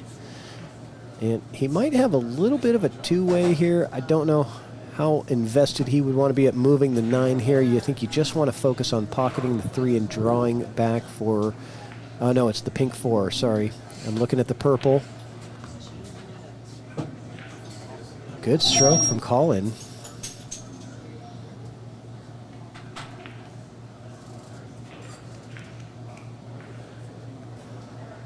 And Colin Sue, about a 500 Fargo. right around 500. Really stepping up and testing himself in this tournament.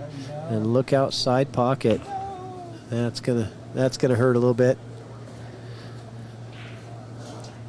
And this should be a pretty straightforward 5-ball run out with ball in hand for Clay.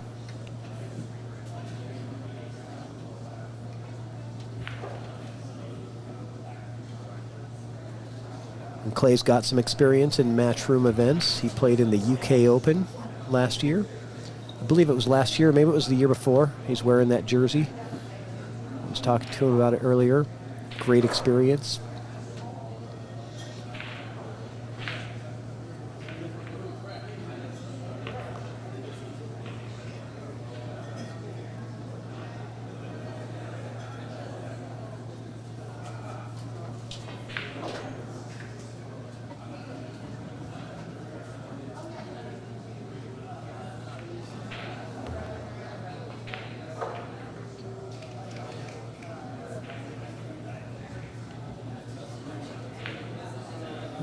That's not the best one. That's not the right one. Sorry, guys. Still getting used to the camera angles. It's perfect. That's pretty good. He likes being on top of it rather than being down a little lower. Makes it a little easier to see the pocket.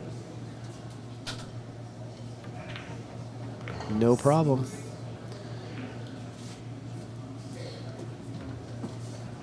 And are we keeping score? Unless they are doing it. Let's see if Colin does it. Because I saw Colin show him the live score, so Okay. maybe he will do. Maybe they will do. Do you have your mic on? No, it's okay.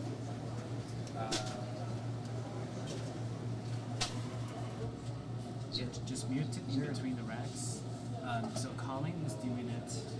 I think Colin has it on his phone. So let's see if they do it. If they don't, then we'll keep the score here. Okay. What about your microphone? Yeah, because I'm about to play soon, so. I see. Yeah, you can unmute me for the next track. Okay. This one? Sponsor?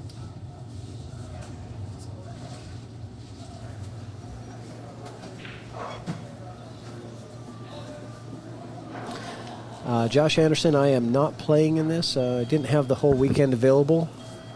So I just came down to support friends and watch the action.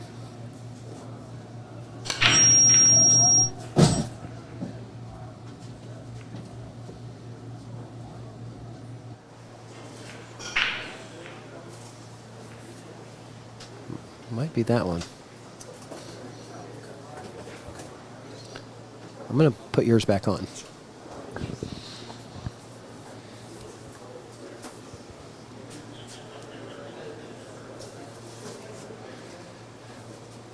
So dry break from Clay gives Colin a slight angle look at the one. Yeah, he can cut it, but position is hard. Ooh. Yeah, the shot wasn't easy either. No. Well, the position is going to be a little difficult for Clay as well. He's going to have to come rail first into this one.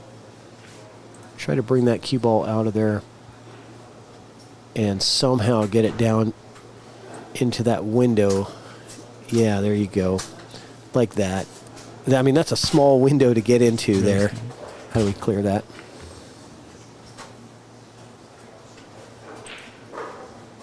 Okay.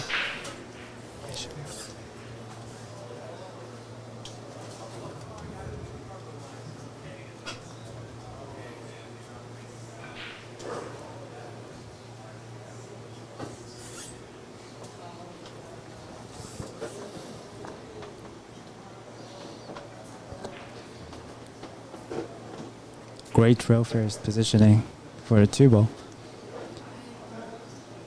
Now, still not easy. Probably hold it downstairs. I mean, downside for the three ball in the side pocket. Use the 5, kick it twice.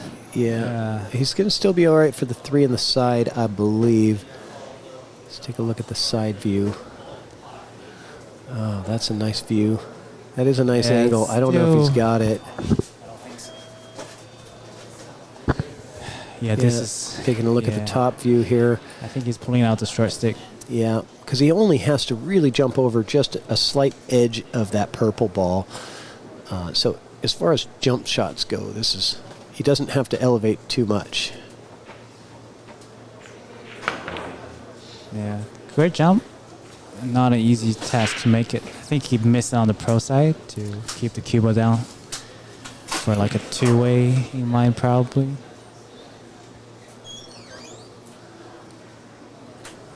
So Colin, I think, should be able to see an edge of the 3. On the left, from the left side? Yeah, on the left edge of it, I think.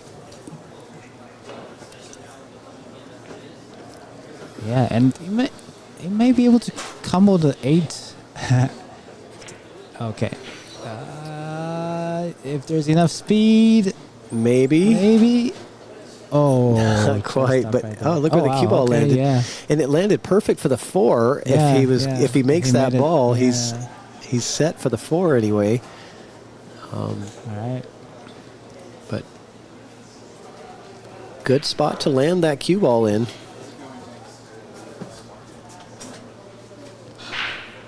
Yeah, it was more than an edge that he had. Nice kick. Yeah, I like how he kicked at the edge of the ball, too. That was very precise. I kind of thought he was going to try to come into the side rail first before the 3, but then he would have kind of ran into that traffic over exactly. there. But that's pretty precise to kick that much distance and hit the side of the ball like that. Oh.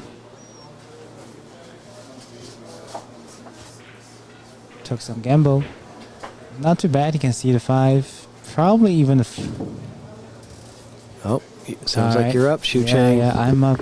Good luck in your match. Thank you, Patrick. All right, see if you can go get a win.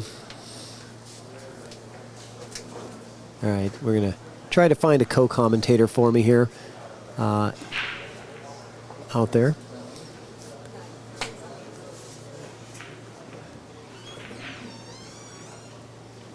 And really nice safety there from Clay, getting that table to just roll in perfectly. We're seeing a lot of players just having a struggle getting used to the little slick conditions, being that it's fairly new cloth. But that one he rolled right into the perfect spot. No problem. Colin going to go kick 2 rails at this purple 5. Excellent shot. Look at that. Great hit from Colin Sue.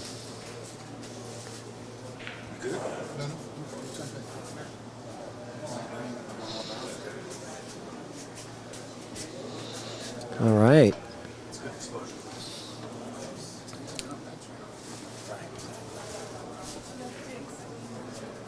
I got my buddy Mike D coming in here to help out. What's up, Mr. Evo Sports? How you doing, Patrick Nix? Mr. Mike D. Thanks for coming and joining me in the booth. Of course. We got Clay Bavlar and Colin Sue. Yeah, so right, Colin 0-0. Colin Sue, the CTO of Evo Sports. Oh, that's cool. Yeah, what's the Fargo?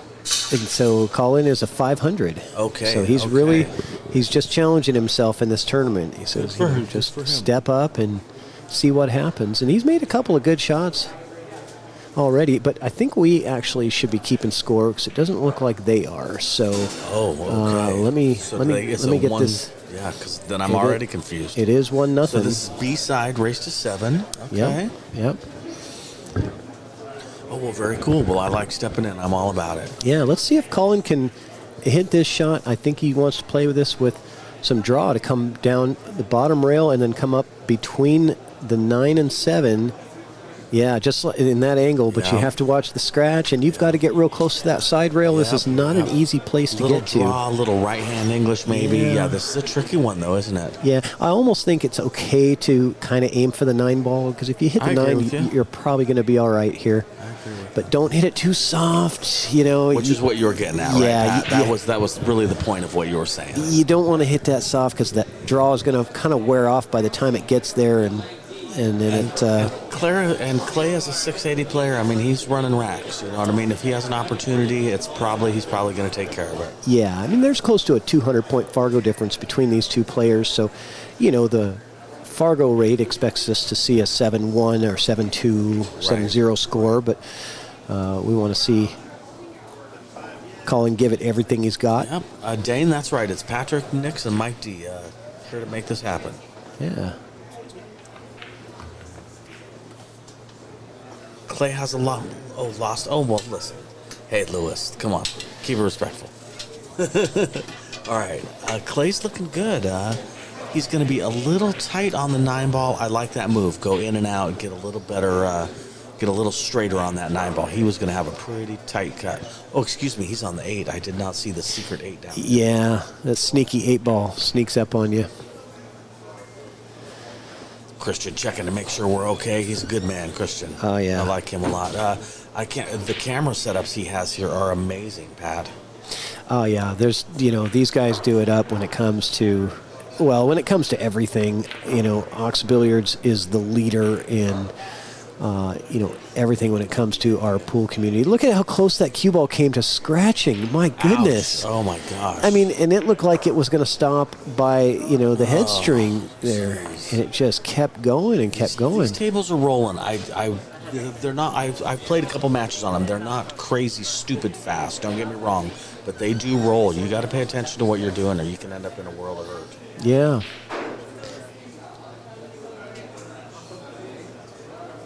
They're talking about I think they're talking about the speed of I'm the sure table. They are. And I've seen player after player, even some of the top players in this room, 780, 790 Fargos, and they're struggling to hold the cue ball when they're rolling shots in.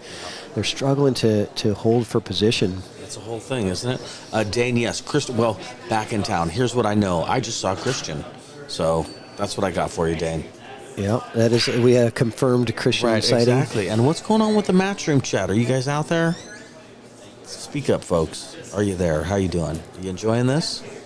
Like and subscribe. So we've got two different chats going here. Okay, now I see what's going on. Thank you. Yes, of course. This is my first time commentating a Matchroom event. Oh yeah, right. What an honor, isn't it? I mean, I see the chat, but this is all from the Ox Billiards stream. My peripheral vision is on both here. of those streams, waiting for them to click. So when people say stuff, we had a bunch of Matchroom people watching earlier, so that's always an honor, obviously. Yeah, Clay lost that cue ball on his last break as well, so he's trying to get it to go through the rack again, right? But he's getting a little low is basically what's happening, correct? Yeah, exactly. Usually that means you're cutting it just a hair too thin, right? You need to hit that one just a touch fuller and get that cue ball to come really 100%. Straight back through the rack again. Where the rack I 100% is. agree. Yeah. Yes, exactly. And, the Matchroom break, it's not hard to figure out, but it's hard to execute consistently. Yes. Nice shot from Colin to get started. That was a great shot. I just played Greg. No, oh God.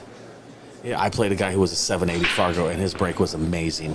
He broke and ran, I think, 6 on me. Oh, he played so good.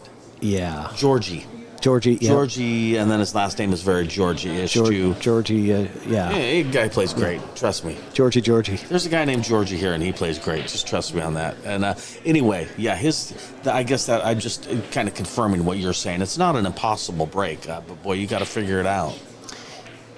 Yeah. Just so that people know it's 9 on the spot. Yeah. And you got to break cue ball from the break box.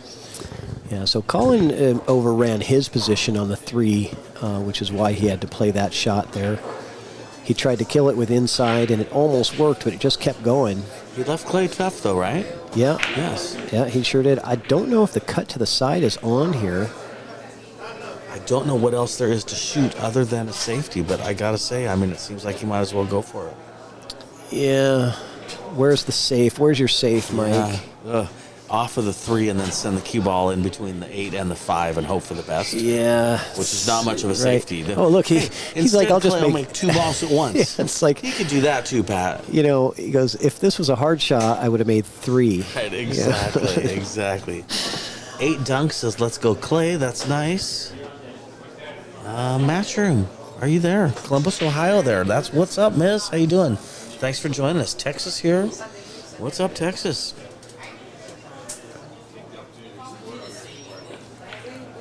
Oh, the Fargo's showing and other people's don't. I don't know. That's more of a something to do with digital pool, yeah. and the people don't have an account, so digital pool doesn't know what their Fargo is.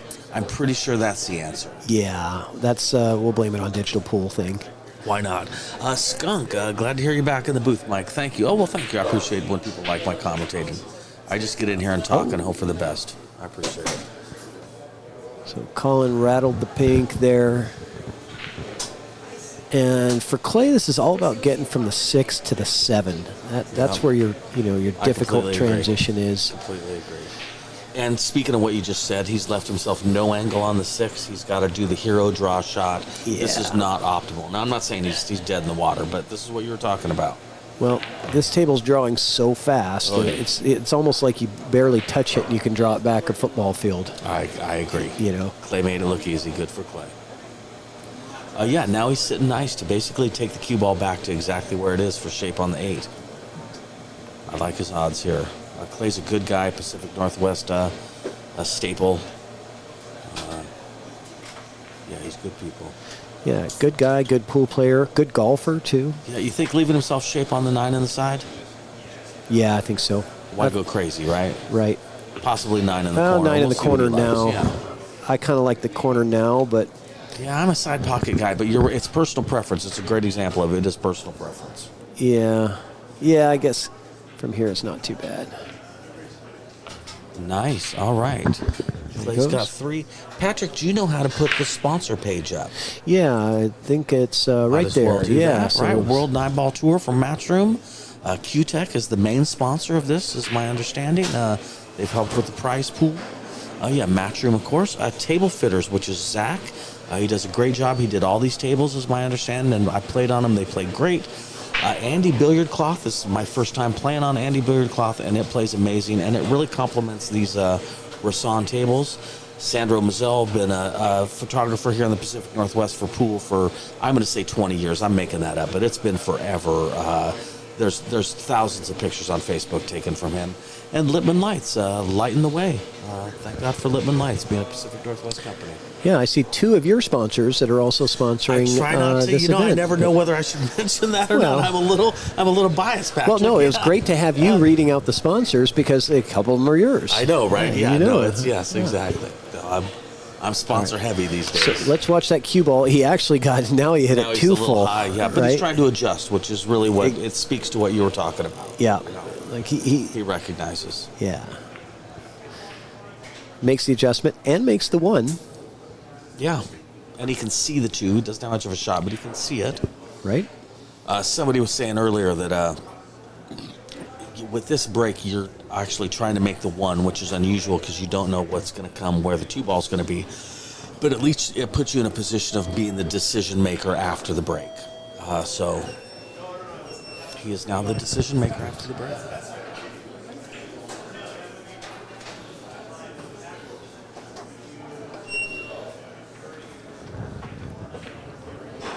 Yeah, and making the most out of it. Almost actually boy, slid he it in almost there. got a nice safety. Let's see if Colin can get something going here. Maybe cut that 2 in.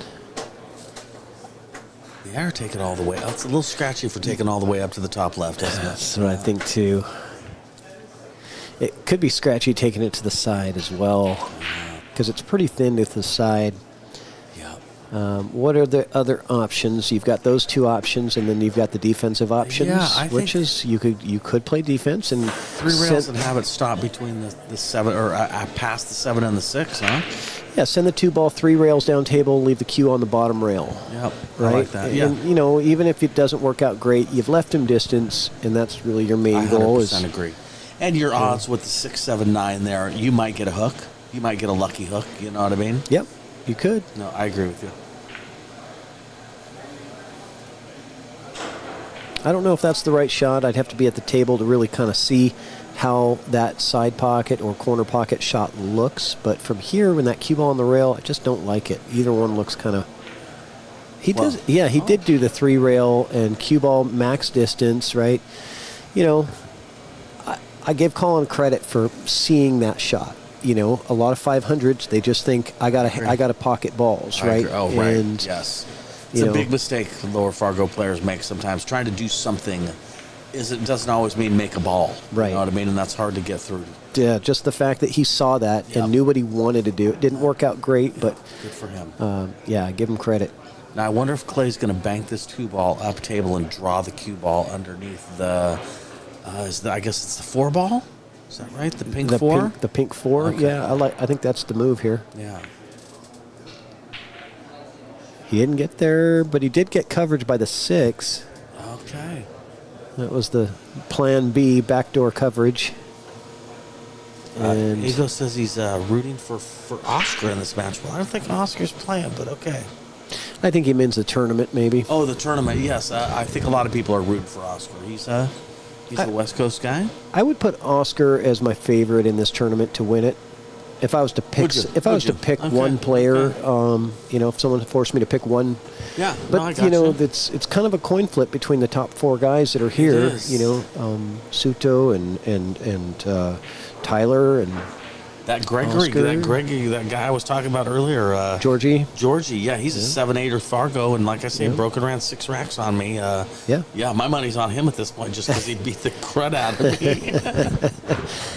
So any one of those agree. guys can pop this off. Believe it.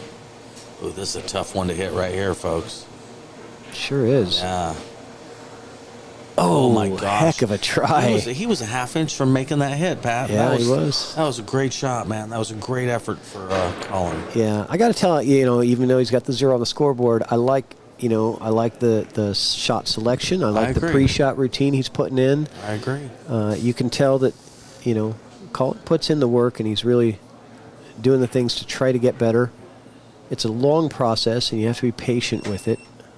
You're a new player. And there's some painful moments. There's times where you end up on the live stream at the World Nineball Tour Matchroom event when you might be over your head a little bit, but you do the rest, and that's how you get seasoning.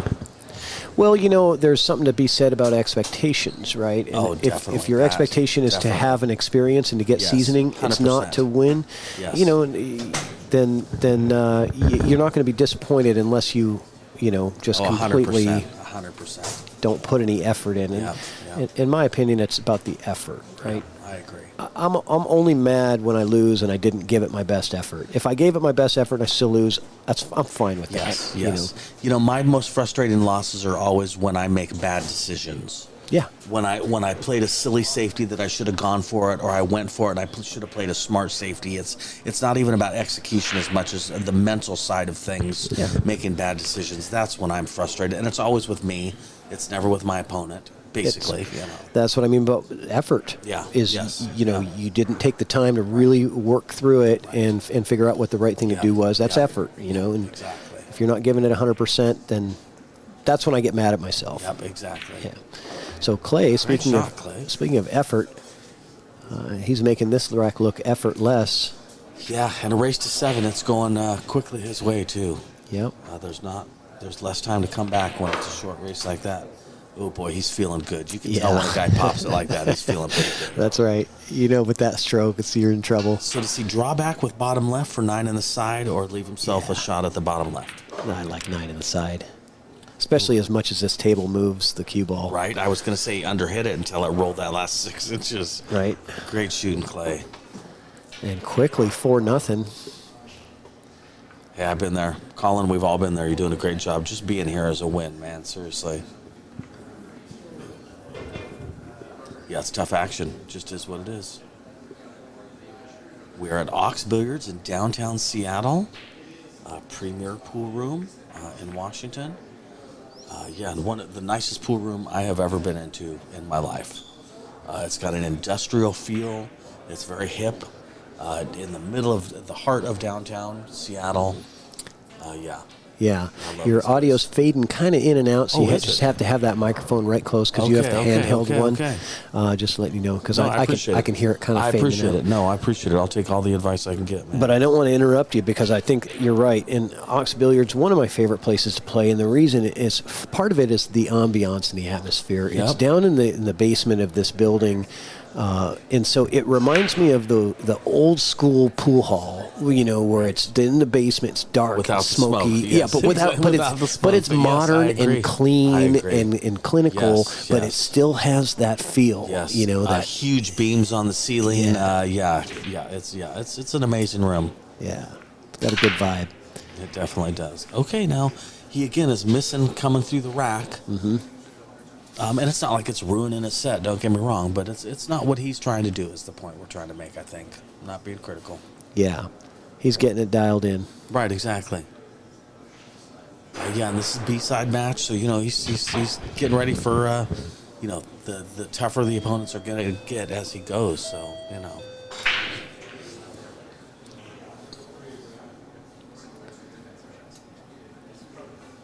Okay, safety there.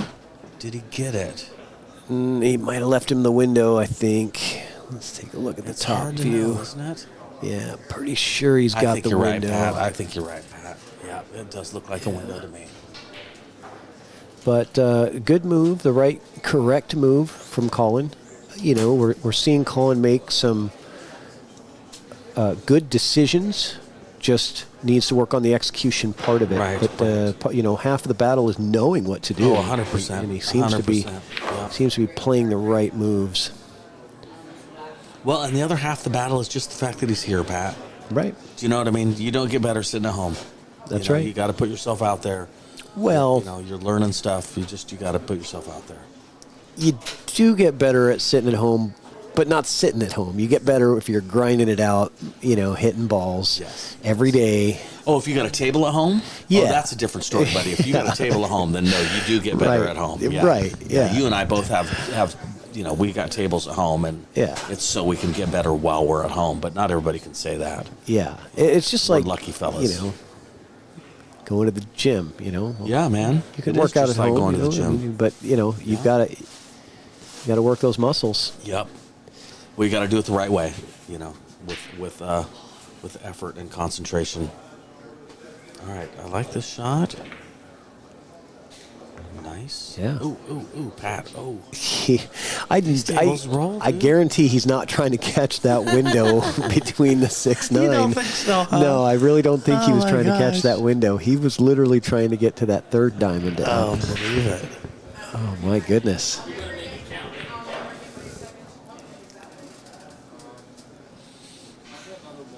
Nice. Coming back for 4, on the bottom left-hand corner pocket, or 5, bottom left-hand corner pocket. Joe says could use some carpeting. Well, yeah, it wouldn't have that industrial feel, though, if it had carpet. It would totally change this room if there was carpet. I don't know. As soon as you get carpet, it gets ugly, dirty, stained, and then the next thing that happens is it starts getting frayed and worn and stringy. Carpet's tough action. Yeah. Oh, there's- wow. Come on, Colin. Let's see it happen. Here we go. Get on the board right here.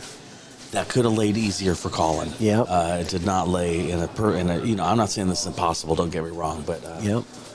So Colin going to be stretched out here. Yes. Probably yes. might even put the extension I on was going to the say, end of his does he cue. have an extension? He does, I'm pretty sure, because he has a 9-foot Rawson at home. Oh, does he really? Yeah. That might make it. That might have enough to Oh, my go. gosh. Wait for it. Oh, Colin. So close. Oh, my gosh. Gosh, on the Dude, camera, on the overhead, doesn't it camera, look right? like... Oh, 100%. Doesn't it look like it's like it looks 90% it's- over yes, the pocket? It definitely looks like it's over 50%, that's for sure. Oh, and he got good on the 7, too. This is a tough position for Clay to be in. He's got to dig it He's got out. to dig it out of there and then come around 2 rails, I think, for the 7. Oh, he went. Okay, Rail so he first. went rail first on that. So I've noticed on the Rawson table, it doesn't seem to be as deep of a shelf, as like our diamond tables are. I think we just haven't saw proof measured of it. that too, right? I've seen it a couple of times tonight. Yeah. I'm seeing players not have to get their shovel and draw those out of there. They can go rail first, whereas on a diamond, you wouldn't really take that rail first because you might miss the ball for one. Right. And for 2, you might, Yep, that come was a into great play. 7-ball shot for Clay, pulling it back like that. This shot can rattle a little bit because you got to pop it so hard. That was a great shot. Boy, he's looking at heading for 5, Pat. Yeah, it's going to be a quick one. Colin had an opportunity there. If he pockets that 6, he might have gotten on the It board was close too, wasn't it? there. Uh-oh. Okay. So I thought that was going to swing over to the side. Glenn, I agree. I'm a fan of epoxy flooring. That's beautiful. What they've been able to do these last 10 years or so with epoxy flooring is pretty classy, pretty nice. Yeah, I mean, there are some pros and cons, right, to, I think, the concrete. I think one of the things is the loudness of it, right? Yes, yes. But yeah.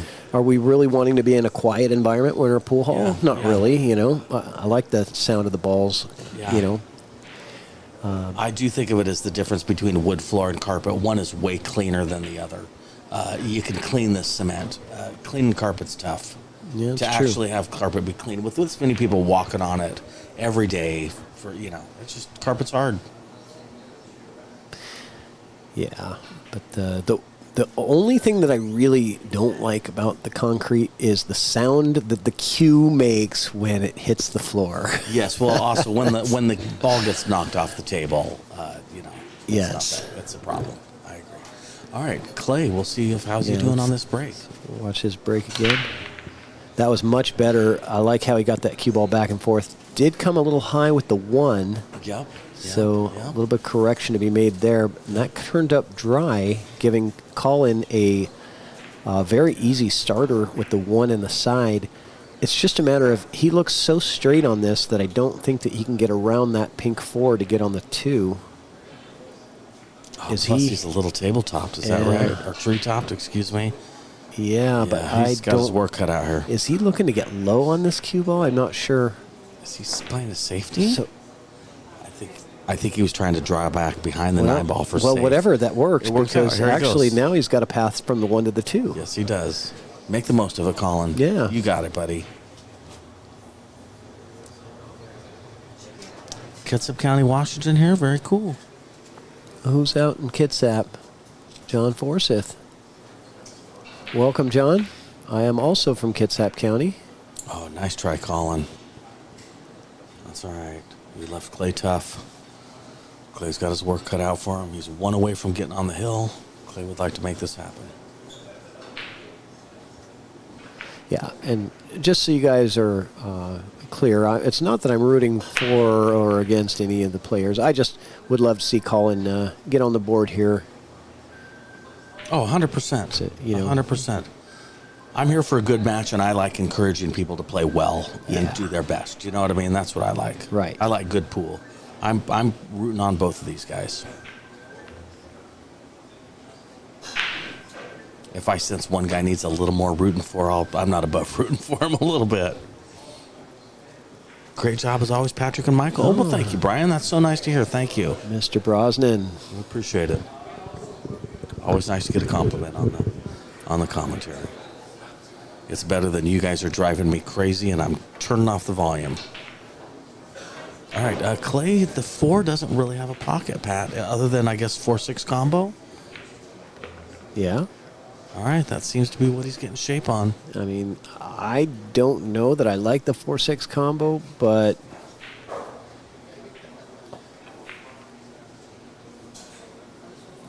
I don't either, but Clay's a 680 Fargo. Maybe he likes it. Right? Just what I said too, Patrick. At 680, he does like the combo. Well done. Well done there, Clay. Yeah, Clay wants on the hill. He's ready to win this. He'd like to win this match and go home for the night. Come back tomorrow. Kenny Brown, what's up? Kenny, you've turned into one of my favorite players, man. You're a good people. I'm a Kenny Brown fan. And you go on cool trips, man. I like well-rounded pool players. That's been me since I was even 15, 16 years old. I have the most respect for well-rounded pool players. Now, Kenny, you're playing in this tournament, aren't you? I thought he was here. I haven't seen him. But if he is, good for him. I hope he does good. Yeah, of course, Kenny. Seriously. You're the one that makes it happen, man. Well-rounded, family-oriented. Pretty sure I like saw it. Kenny's name on the. Kenny no? is not in the tournament. Oh, maybe it's Kenny Patrick is making up rumors about maybe it's you. a different Kenny. I don't know, man. Okay, Clay. Clay making short work of this. It's been a good match. He's about to be on the hill. Nice. All right. There we are. Can we do the sponsor thing one more time? Oh, yeah, of course. Let's shout out to the WNT, Matchroom, Q-Tech is the main sponsor here. Andy Billiard Cloth. Just got these tables redone with brand new Andy Premier Cloth. Got the table fitters. They're the ones that actually refelted all the tables. Yes, sir. And Sandro Manzel, one of the greatest photographers in the business. Always the best at capturing. I call him the sniper photographer, pool photographer. I like it. He captures the moments, and you don't even know he's there. He's behind the scenes. And then, of course, the man Mike Littman, with Littman Lights. He's done a lot for pool in the Pacific Northwest. Absolutely. Yeah, I'm a huge fan of Mike Littman. He's a good dude. Yeah, he sponsors a lot of stuff. He sure does. PNW pool Yeah. scene. Yeah. And Kenny Brown is mentioning that Clay waxed him 7-1 at the Spokane in Spokane. He's been playing good. that's where it was that I was watching Kenny play. It was the Spokane Open. Okay. Yeah. I got my tournaments mixed up, Kenny. I was watching you play. At least saw you on the bracket. All right, so he has a ball in from the break box. Interesting. That's interesting placement. Oh, boy, and the cue ball went right through the rack like he's been trying to do. Yeah. I'm going to remember that. Yeah, the one didn't go, but he did pocket a ball, so all good there. He does have a shot on this one ball. And the 2's already down, so his next ball is the red 3. Definitely. Whoever mentioned that you can hear the table, so probably no music. Yeah, music. The world's gotten so complicated. Yeah, when there's music playing, YouTube kicks off the video. Sometimes 2 years later, YouTube kicks off the video, so it's just easier to not have it. Hopefully, someday that will be figured out. So this hampers his queuing position being tied up to the 7. He's super tree-topped, isn't he? Yeah, and he's got the wrong angle on top of that, right? So he's going away from the pink 4, and the corner is not available for the 4, at least the bottom left corner. So there's a lot of things working against him with that. If it just rolls another inch more, he's golden. What do you think the safeties are here? I think I'm just not sure. Okay, I like it. Distance basically is the safety. Yeah, that worked out. Yeah. I was thinking that he might have taken on that bank, but tough shot no matter what, just because being queuing over at the top of that 7. Nobody likes those. I know Si Cheng was commenting with you before I stepped in. Did he talk about the match where he went hill with the amazing player here? Did he talk about that at all? No. Okay. I didn't want to bring it up. Did you give him a hug? We all went out to dinner, so we talked about it a little bit. Okay. Well, he played great. Nothing to be embarrassed about. Nothing to be ashamed about. That's how you get better. All right, yeah, not a lot of shots here. Colin has not had a lot of opportunities, Patrick. All right. No, and usually you don't get a lot of opportunities when you're playing against Clay. Right. But the balls haven't landed. Sometimes the balls land in a way where you got a little bit of something to do. He has not had a lot of opportunities. Yeah, he's had a couple, but not many. I just want to give Colin that respect and call that out there and say, It certainly makes it tougher. You can feel like you're playing better when you get more opportunities. It feels like you're playing better, even though it's because you got a lot of opportunities. He hasn't had any 3-ball outs that were easy that he fumbled. No. You know what I'm saying? He just, everything's been kind of tough.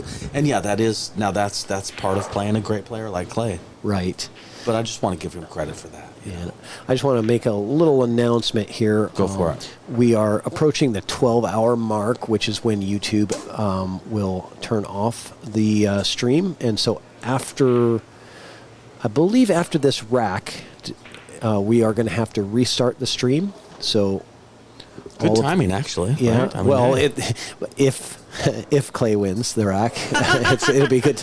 Oh, If God, not, I can't believe I it'll. didn't I mean, pick up on that. You're right, Pat. It'll only be a second. Yeah. But everybody's going to have to find the new stream and jump on. But Yep, if you're on the Ox Billiards YouTube channel, Ox Billiards Facebook, it streams to both the Facebook and the YouTube, and I believe also the Twitch as well. No, okay, just Facebook and YouTube. So keep an eye out for that, guys. Should be refresh the screen. That's it. Oh, it should be just refresh the screen, and should be good. So we're going to do that after this rack. Public service announcement. Sometimes somebody says something that makes you feel old. When you just said Twitch, I just turned into a 94-year-old man. All right, Clay, straight in on the 9. Here we go I for like the it. match. Oh, great Clay match, Belvoir Clay. defeats Colin Sue, and that ends Colin's tournament, unfortunately, with a goose egg on that one. But good effort from Colin. I love to see the spirit. I love the competitiveness of just jumping in to the fire. Definitely. And, he did play smart. Like, he Right, played the did. right shots. Yep, Just exactly. needs that execution. Exactly. Thanks to all our sponsors for everything they're doing. We sure appreciate it, man. Andy Cloth, Littman Lights, Sandro Mazel, Table Fitters, Matchroom for doing the World Nineball Tour, and Q-Tech, our main sponsor. They've really helped out with the prize pool. We sure appreciate it. And we do have another match coming up. Excellent. Well, So- check it out. Refresh your screen, guys. That was Mike D and Patrick Nix. All right. See you Ox guys. Billiards. See you soon.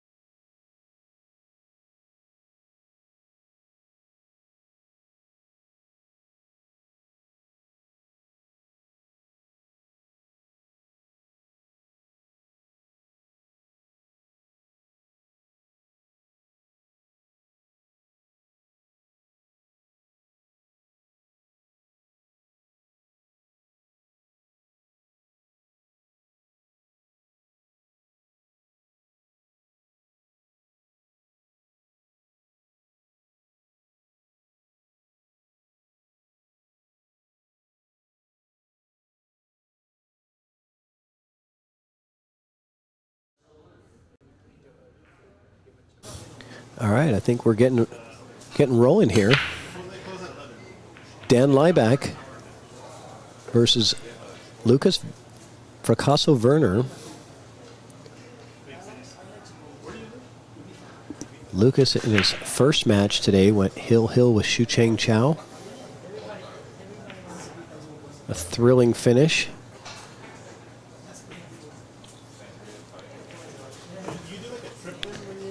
And to be honest, I'm not sure if this is a practice rack or if they're already getting going, but I think they're getting going. Nope. Yep. It is. I'm pretty sure it's a practice rack, actually. We'll find out.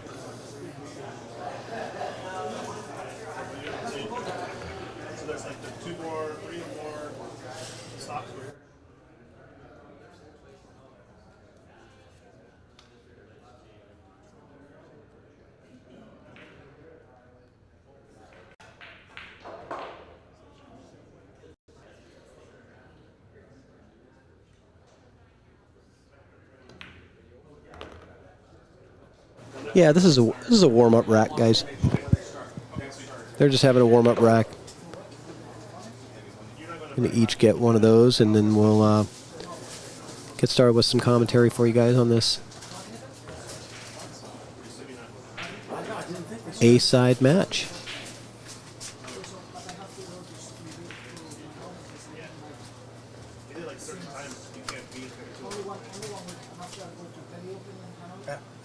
I thought they were warming up, man. I think they are. Yeah, okay.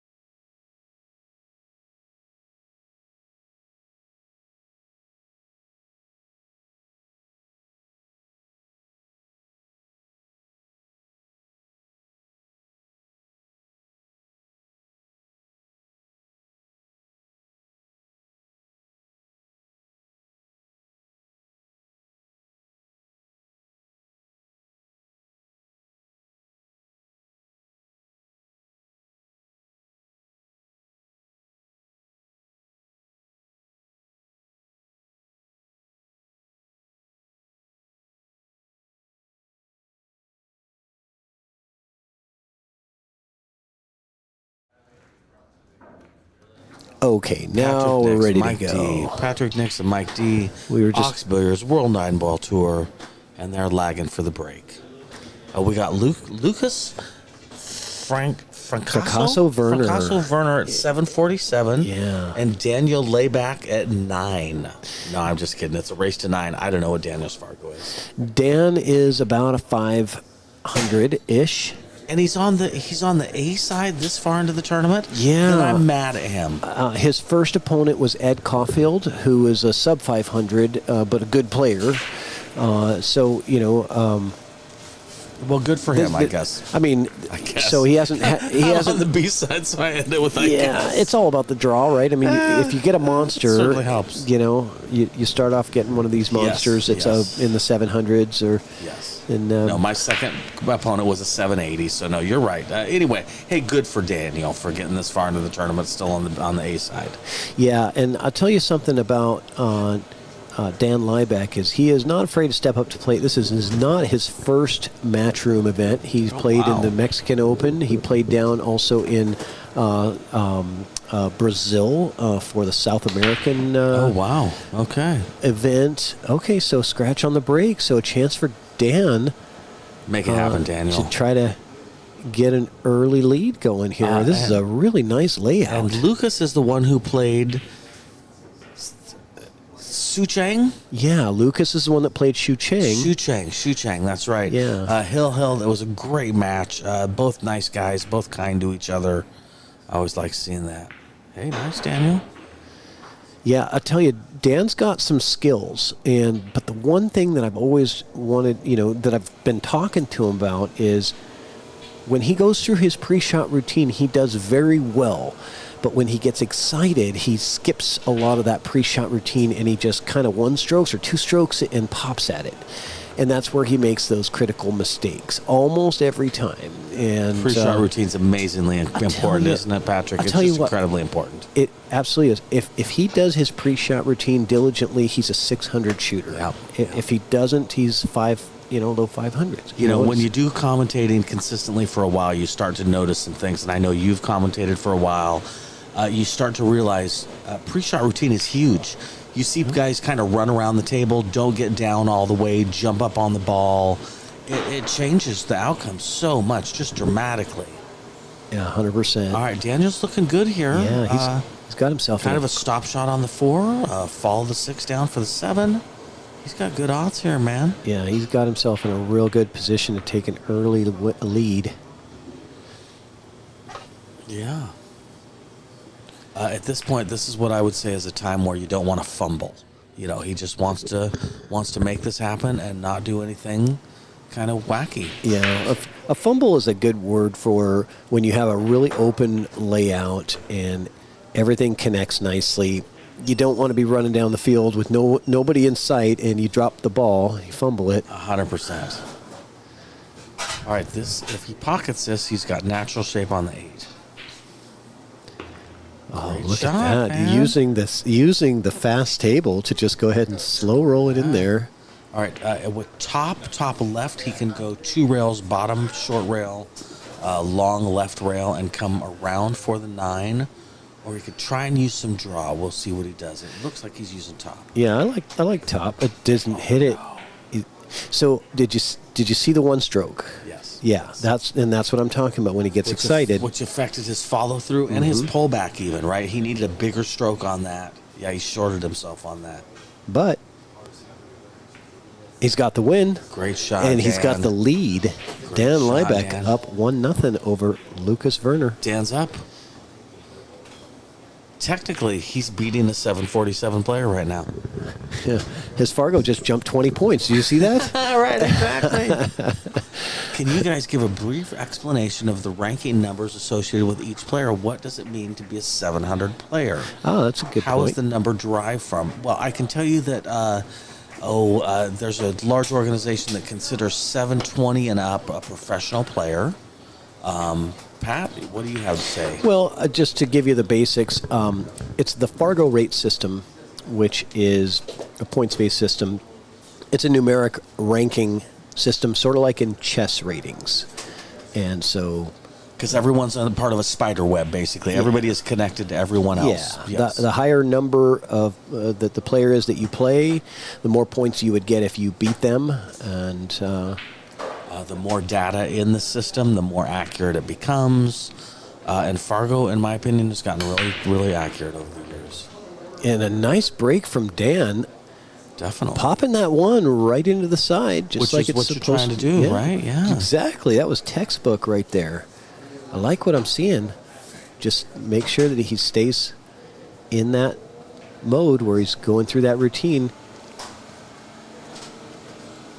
He's going for the top left corner. I like it because the 8 ball is going to help him get some position on the better angle for the 4. However, I do think he's going to have a long 4 ball. I think so too. And yes, of course, Rev, thanks for asking, because there's other people, just like in school when the teacher used to tell you, there's other people that want to know that too. They're just afraid to ask. So yeah, you asking is providing the answer for a lot of people that were probably wondering the same thing. All right, $1 says Dan's not going to see the ball on his next shot. You think this is coming into a hook situation, huh? My dollar says Dan is going to be hooked. Yeah, I think you might be right. Now, I kind of thought he would bank the 3-ball up table. That was a smooth way to do it. Just kiss that 3-ball over and send the cue ball back up. Yeah, I think the angle that he had on the 3 would have been hard to kind of hold the cue ball inside the 6 or anything like that. So yes, this was good, very effective. Lucas, your buddy Hector is on the the stream, and he's hoping for. Oh, he got the window. I lost $1, and he's rooting for you, Hector. I lost $1 on that, Mike, because I said $1 says he doesn't see it, and he could see it right through that window. You lost a ghost dollar. And look what Dan did. Gets the hit. Hooked him. And hooks him. Dan's having a good day. Yeah, what a turnaround there. Is that Jesse Johnson on the mic, Jill? No, this is Mike D. Jesse Johnson, I'm not sure if he was on the mic earlier or not, but he's here. He's one of my good friends. I love that guy. Clifford thinks we should clean some of the balls. Yeah. That's what I got so far. Good try from Lucas. Gets the 2-rail hit, but no love. Let's see what Dan can pull off with a safety here. Now, do you like taking the cue ball up table or taking the 3 up table? I like banking the 3 on the side for natural shape on the 4 with more of a stop shot. But anyway, yeah, I like that he tried for the bank. I think that was a bankable shot. Yeah, this might be trouble. Maybe. Yeah, I think Lucas can see the 3-ball to pocket it, but I'm not sure. We shall find out.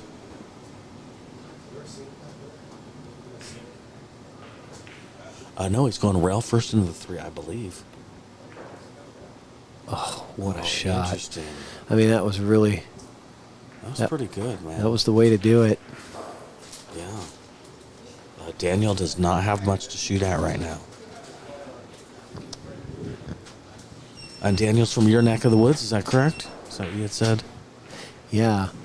Dan lives in Kitsap County, Washington. Okay. Oh man, those are always tough. Ouch! And you're trying Seriously, he's trying to slow roll and just catch barely a thin piece of it. That's I mean, that's so hard. That's a lot to ask. So hard, seriously. All right, Lucas has a chance to get on the board now. I would say I think he's a player at his caliber where this is a run-out situation. We shall see, I guess. Jeremy, yeah, we're proud to be a part of this stream. It's a great stream, good production. Yeah, and Pat and I like to talk, so it works out great. Coming around, did he get there? He needs help. Yeah, he needed help from that 8 because I think he would have overran and hooked himself and been behind the 9. Yeah, I think he's okay actually. I do too. Holding up for the 6-ball is going to be an issue, but I do believe he can make the 4-ball. Well, what do you think about banking the 4? It's the purple 5. Sorry, I keep calling it the 4. It's the 5 that looks like a 4. The purple. Grimace. Yeah, the purple. I like banking it. To answer your question, I like banking it. And he does too, because it gives you the natural position. Yeah, seriously, man. Well done. Yeah. No, I agree. That was a great shot from Lucas. Very professional style. Somebody on the chat said Lucas is out, and I would say you're being proven correct, sir.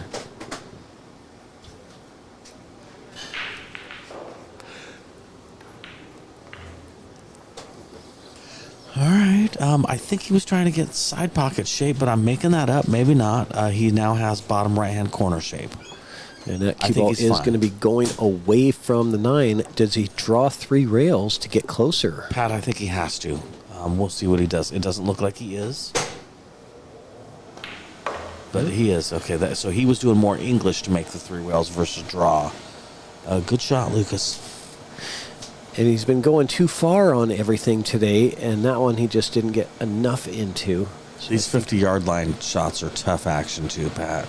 Especially on a 9-foot, Yeah, but the 9 is on the spot, and if you're a one pocket player or a straight pull player, that's where you want it, right? That's I mean, true. you're used to that angle of just spot shot. Nice right? shot. Nice shot.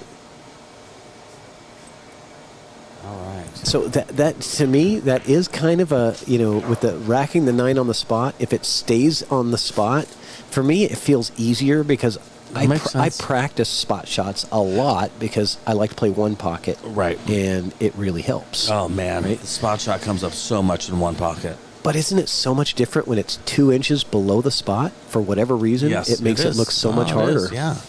No, I agree. Just having it be that much higher up on the table. Yeah. All right, so Lucas break 1-1, race to 9. No, what is that? No conceding racks, I'm guessing. That's right. No conceding racks and matchroom rules. KS asks, what's the size of the pockets? These are 4.5-inch pockets on 9-foot Rossen tables with Andy Premier cloth. Sling says he's watched him play a lot in New York. He definitely made it harder than it needed to be and took the tough way out on that rack. Yeah, I agree with you. But he does play good, man. I've seen him play a couple sets so far, and he plays pretty strong. 2, 4, 6, 7, 8, 9, nothing. Nothing, but not an easy rack because of the 6-9. I agree completely. Even the 3's tough action. Yeah. I think you're going to, when you get down from the 1 to the 2, you're going to get the 2, and then you're going to play safety position on the 3 to bump into the 9. You know what I'm saying? I do know what you're saying. Play that safe and loosen up. That's what I'm already looking for. In a perfect world, yeah. I'm looking at how am I going to play the safety with the 3 ball to loosen up the 9-6. I mean, unless you just get the perfect breakout shot, that's the idea. He's not really where he wants to be. He's going to have to go now 3 rails around the 7. Coming out towards the 3 ball. Yeah. No, I agree. And he hit the heck out of it, Pat. Yeah. And it came right into the 7. And again, speaking to what you were mentioning earlier, he went at that pretty fast. I know this player. I've been playing with him for many years. So now he does have an opportunity to bank that 3 right back at him, send the cue ball to the rail. Okay, I'm talking about doing it a little differently, but anyway. Yeah. So he spent a lot of time thinking about it, but once he got down, it was 1 or 2 strokes and pop. Yep, and we're definitely not trying to be critical of him, but these could be learning experiences for both him and other people watching, and that's how you get better. Yep. All right, the 6 goes at this point, right? So now he's making the purple 5. Yeah, he's leave perfect. himself 6 in that same pocket. He's perfect as long as he doesn't overrun. Yeah. Good point. We've seen so many of these just keep going and keep going. And then you're hooked by the 8 ball all of a sudden. Yep. No, good point, Pat. Nice. He's got a good feel for the speed of the tables at this point. It seems like he's got some matches under his belt. That's what it takes. Once, these players at this level, they adjust, right? They know how to make the adjustments. Nice.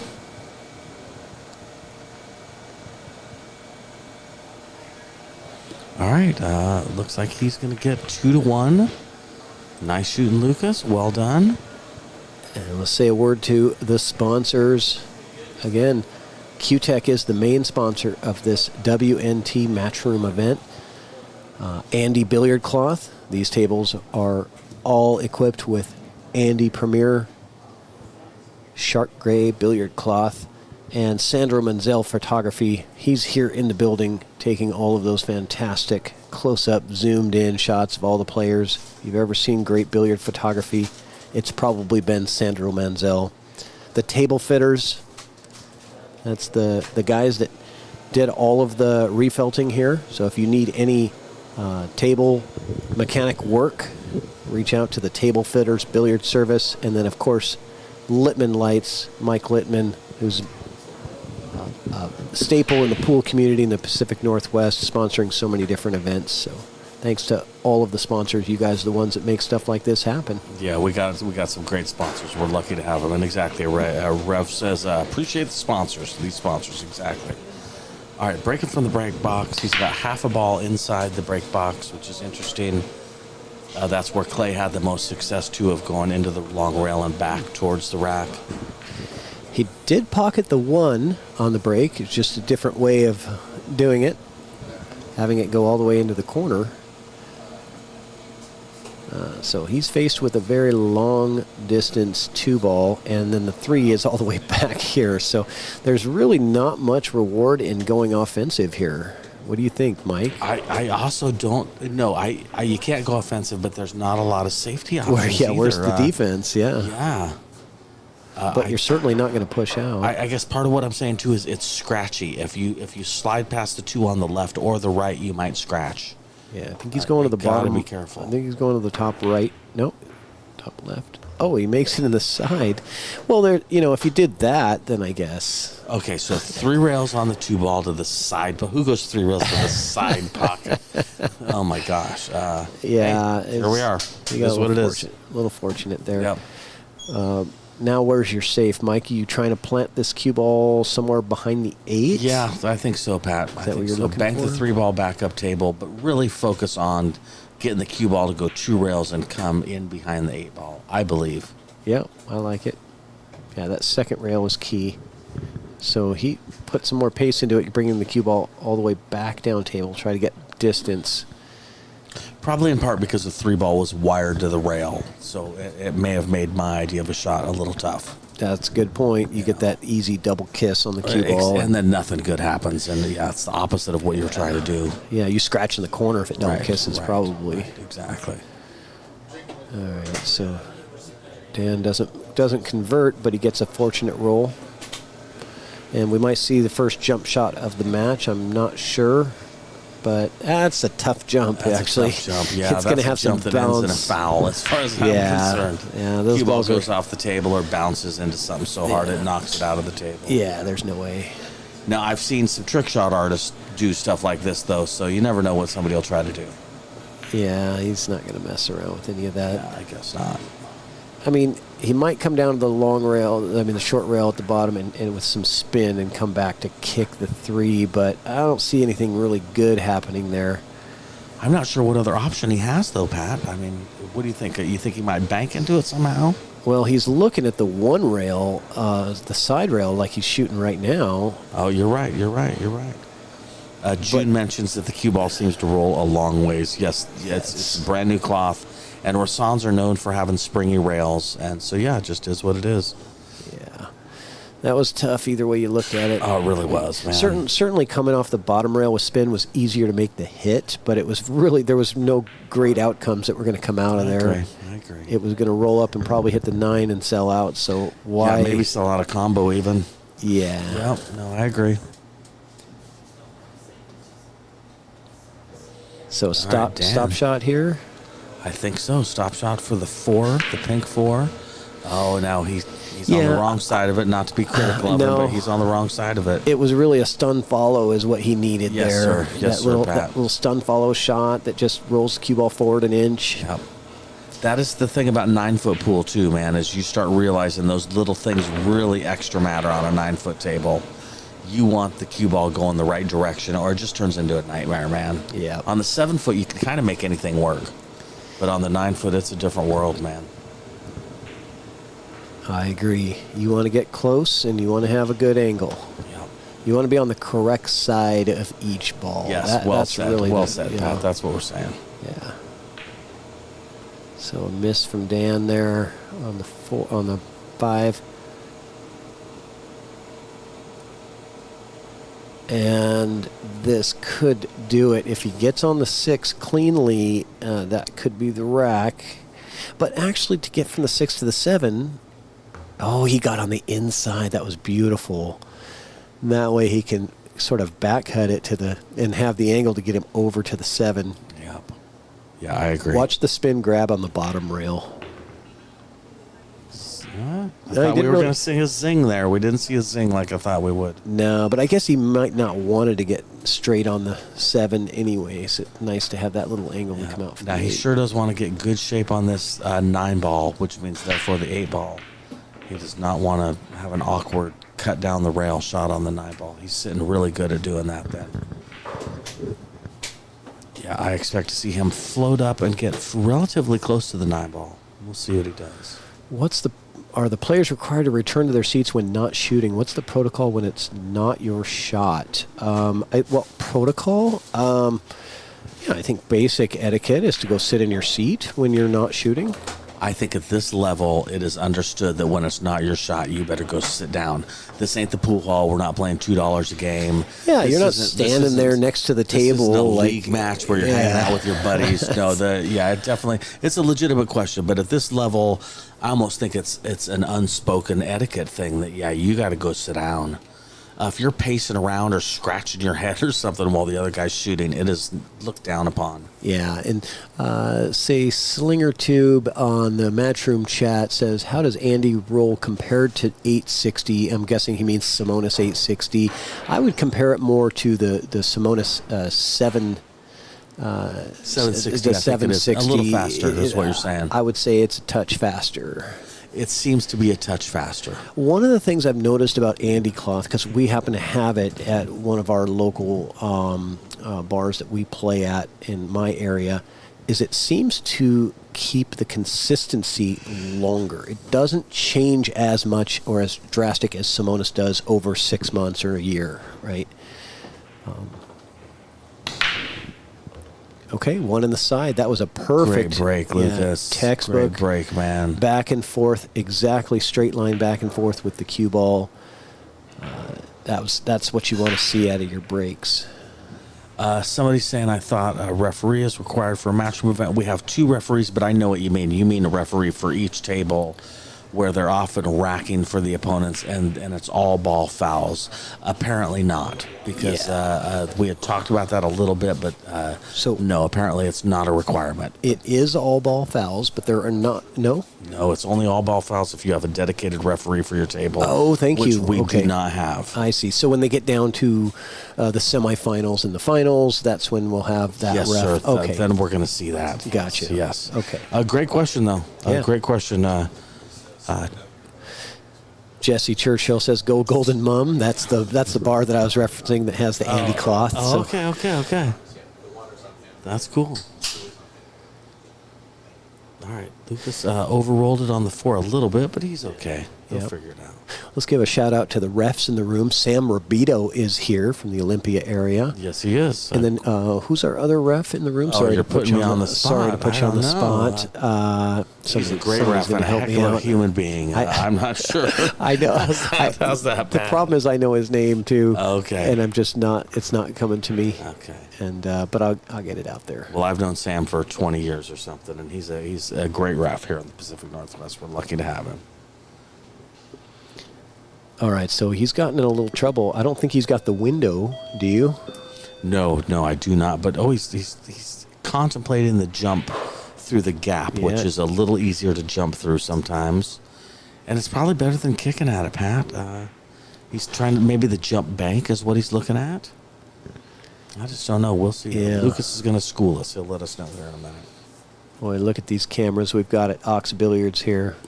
Sling tube, yeah, of course. Anything we can do, man. Yeah, that'd help. We appreciate you guys watching.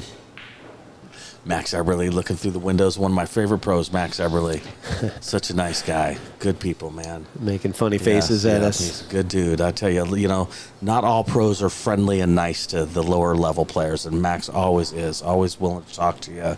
Yeah, the sport's lucky to have Max Eberly. That's real talk. All right, let's see what Lucas can do here. You like the jump bank, Mike? I think the jump bank is what we're looking at, Pat. All right. And like might be a strong word. I like it better than anything else. Of course, because it's going to give you the 7. Yes, The exactly. jump cut to the side doesn't really give you the 7. Right. Here's another nice benefit of that. Right. Maybe you bank it wrong, but it ends up sitting like this. Yeah. Exactly. Good Good point. So does Dan try to get tucked behind the 7? That's a real difficult spot to get to. Or do you tuck the 6 behind the 7, move the cue ball back down table? I think I bank the 6 to the left-hand side of the table to try and get underneath the 8 and the 9, and also try and get the cue ball to bump into the 7 and get behind it a little bit. So it stalls the cue ball. And on the chat, we're shouting out to everybody from New York City. That is Alberto Arena. I like it. I think you're right. Let's see what Dan. We'll see what decides to Dan do. likes. Yeah, he's taking his time on this. I like that. Yeah, I would say don't hit it too soft, right? Because hitting it soft is not going to get your distance. Patrick, that could have went better. Yeah, he was trying to be real delicate with it. Yeah, and I agree. I like your shot of just sending that 6 to the other side of the table and using the 7 to stop the cue ball. Just right? cross your fingers. Yeah, and just, you it just might do the not best work you out, can, but yeah, if it doesn't work out, you're leaving him long. exactly, Pat, exactly. Oh. Using the table speed to his advantage. I'd like to see that. Well done, Lucas. Yeah, that looked like it was going to be a mile short, Patrick, and he came up just fine. Yep. Sitting just fine on this. Well done. Making it look easy. Right, he is. This will put him up 4-1 if he can pull this off. Nice shot, man. Nice shot. Hey, have a good one, Max. We'll see you later. See you tomorrow, buddy. See you, Max. Yeah, he's one of my favorites, man. Such a good guy. Yeah. Max Eberly in the building. Just won the Spokane Open last weekend. Oh, I didn't realize that, Patrick. Yeah. I didn't realize that. Did he win it? Good Yeah, for him. he defeated Stan Toronto in the finals. Okay. Yes, Slinger has mentioned that Lucas seems to have the speed down, and he definitely does, man. North Carolina. Alberto says North Carolina. I don't know what he means by that, but he's shouting out North Carolina. There you go. I like it.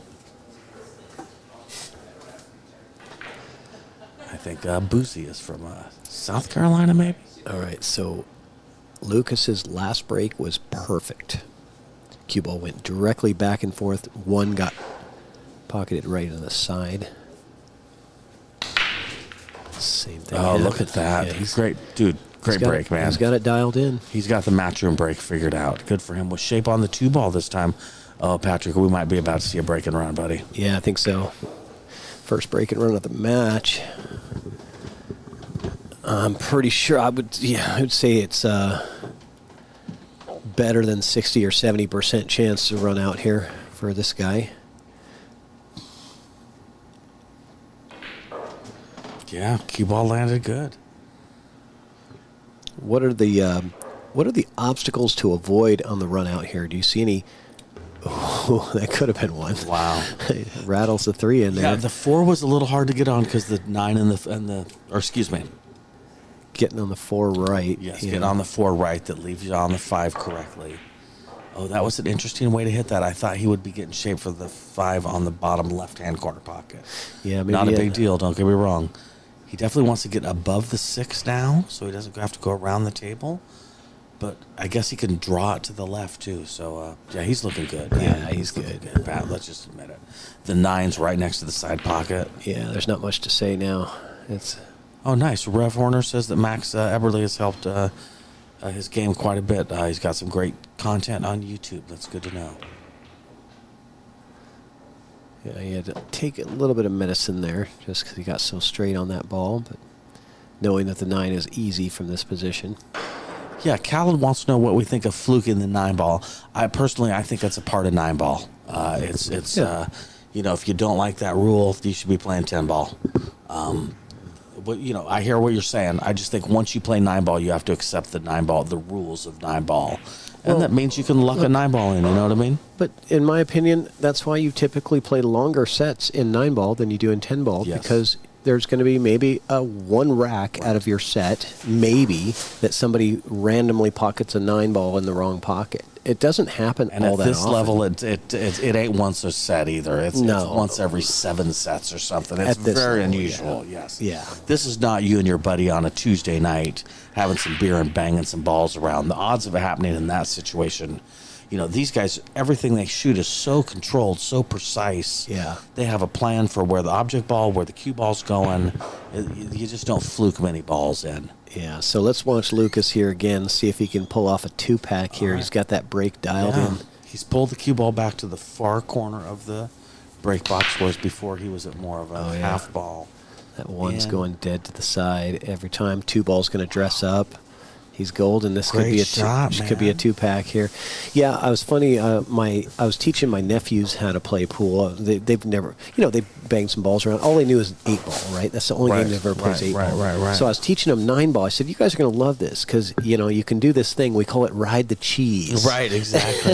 exactly. I said, you don't have to be good to win. You could just ride the cheese. Just Right. go ahead. Exactly. And they loved it, and they always having fun. There's Middle Eastern writing, and I can't pronounce it. I'm so sorry. Damn, those are buckets. They're 4.5. So I hear what you're saying, but I mean 4.5. They're not valley buckets, pockets. Next guy says 4.5-inch pockets. Yes, sir. Khaled says, yeah, but 10-ball has different break, and there are no early 10s.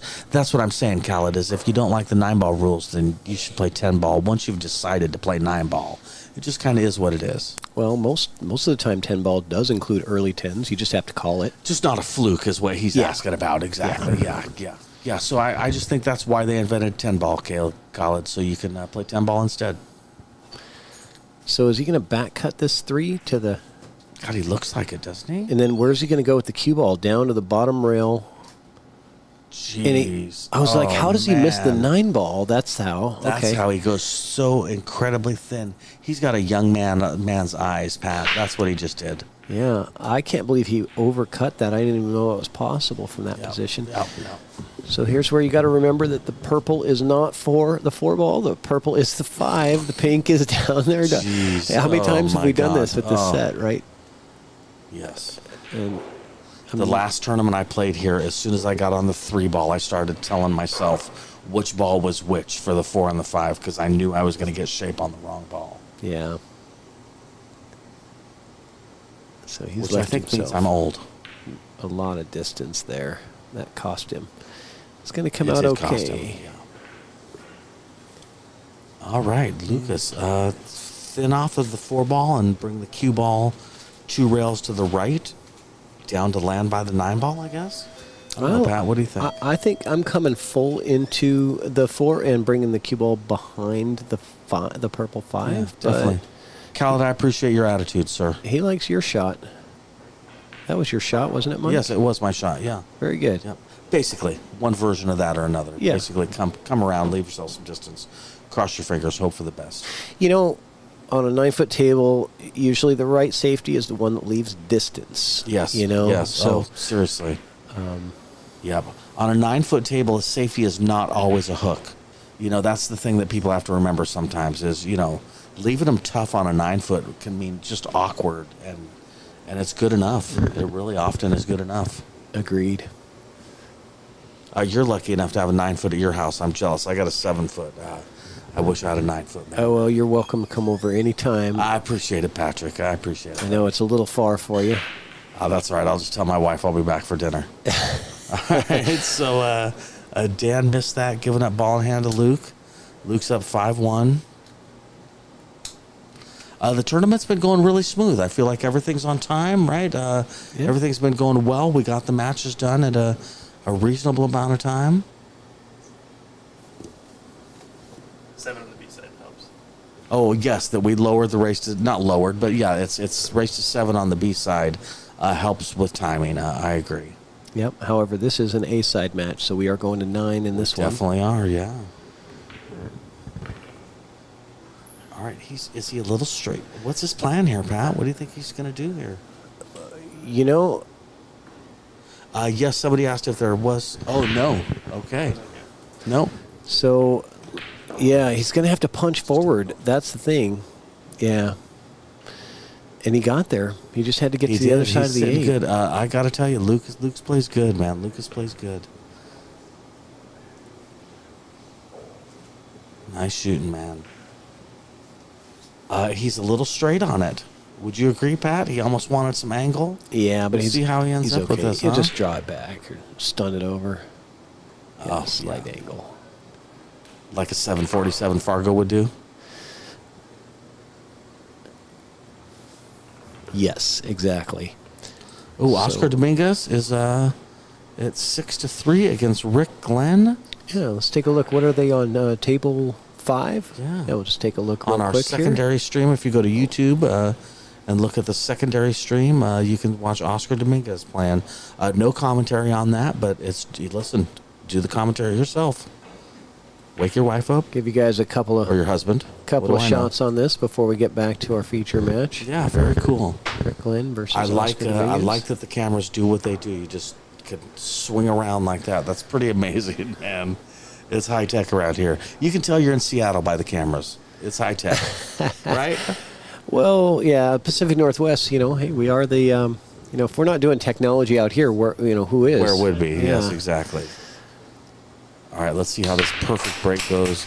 Oh, yeah, not quite as perfect as he had been. No, that one All right, ball. That's all right. The cue ball followed it right in. Came off that rail a little high. Yep. Yeah, that is cool camera action, isn't it, Rev? Seriously, it's a big deal, man. Yes, Sling, he'll stun it past. Yes, that's exactly what he did. Well done. The Wizard, one nice thing about 9 balls that you can go for 2 different balls in the same shot. That's exactly right. I like both games. And I think you just have to accept the rules of both games for what they are. And enjoy them for what they are. And I agree, it's nice to go for a few different balls at one time, try a few different things versus 10 ball. But I also appreciate the rules of 10 ball sometimes. All right, I think he's kicking into this. No, okay, excuse me.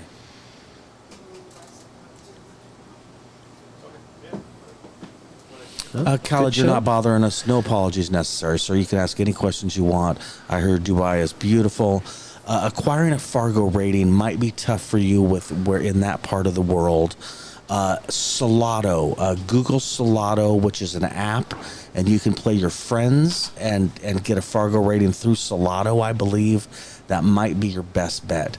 Typically here in the United States, we would find a tournament that reported the data to Fargo, the match data to Fargo, and you would go play in those tournaments. You'd get a profile in the Fargo data system. Yeah, in Dubai, that's going to be tough action. I try the Solado app, and they might be able to do something for you. I'm not sure, and you do not have to apologize for asking questions. I think it's so neat that this stream is worldwide, so that's awesome. I'm glad you're watching from there. Somebody says they should call him Eagle Eye. Yeah, it is pretty cool. That's real talk. All right. Luke trying to get to 7 here. Jeff Martin, yeah, I think this will be the last match of the night, the live stream on this table. There are 4 other tables that are being live streamed. So if you go to the Ox Billiards YouTube channel, you'll see another live stream on the channel that has quadrants on the screen, so you can see the other 4 tables. Those do not have commentary on them, but you can certainly watch that action. We got Jack Kiske and Sean Lewis are tied at 4-4. That's a good match. 5-1 over Raymond Linares. Jeremy Long, Raymond Linares, 5-1. Yes, Khaled, if you're still watching, SlingTube just put the name of the Solado app, SALOTTO app. So if you look on the chat, that's how to spell it. That's what you should look in the App Store or Google and try it that way. That's, again, probably your best bet, sir.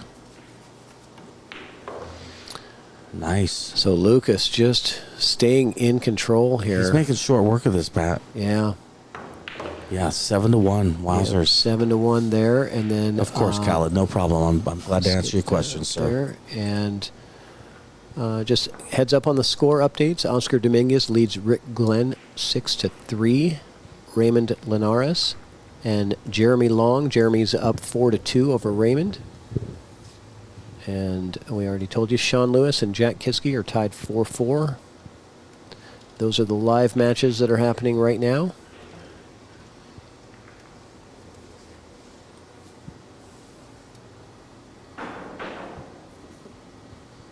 Lucas, yes. Ty, you're asking. Lucas was way down last set. He won, question mark. Yes, sir. He came back. That was a great set.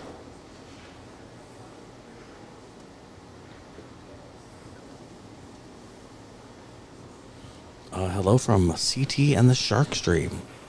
Very cool, Brian.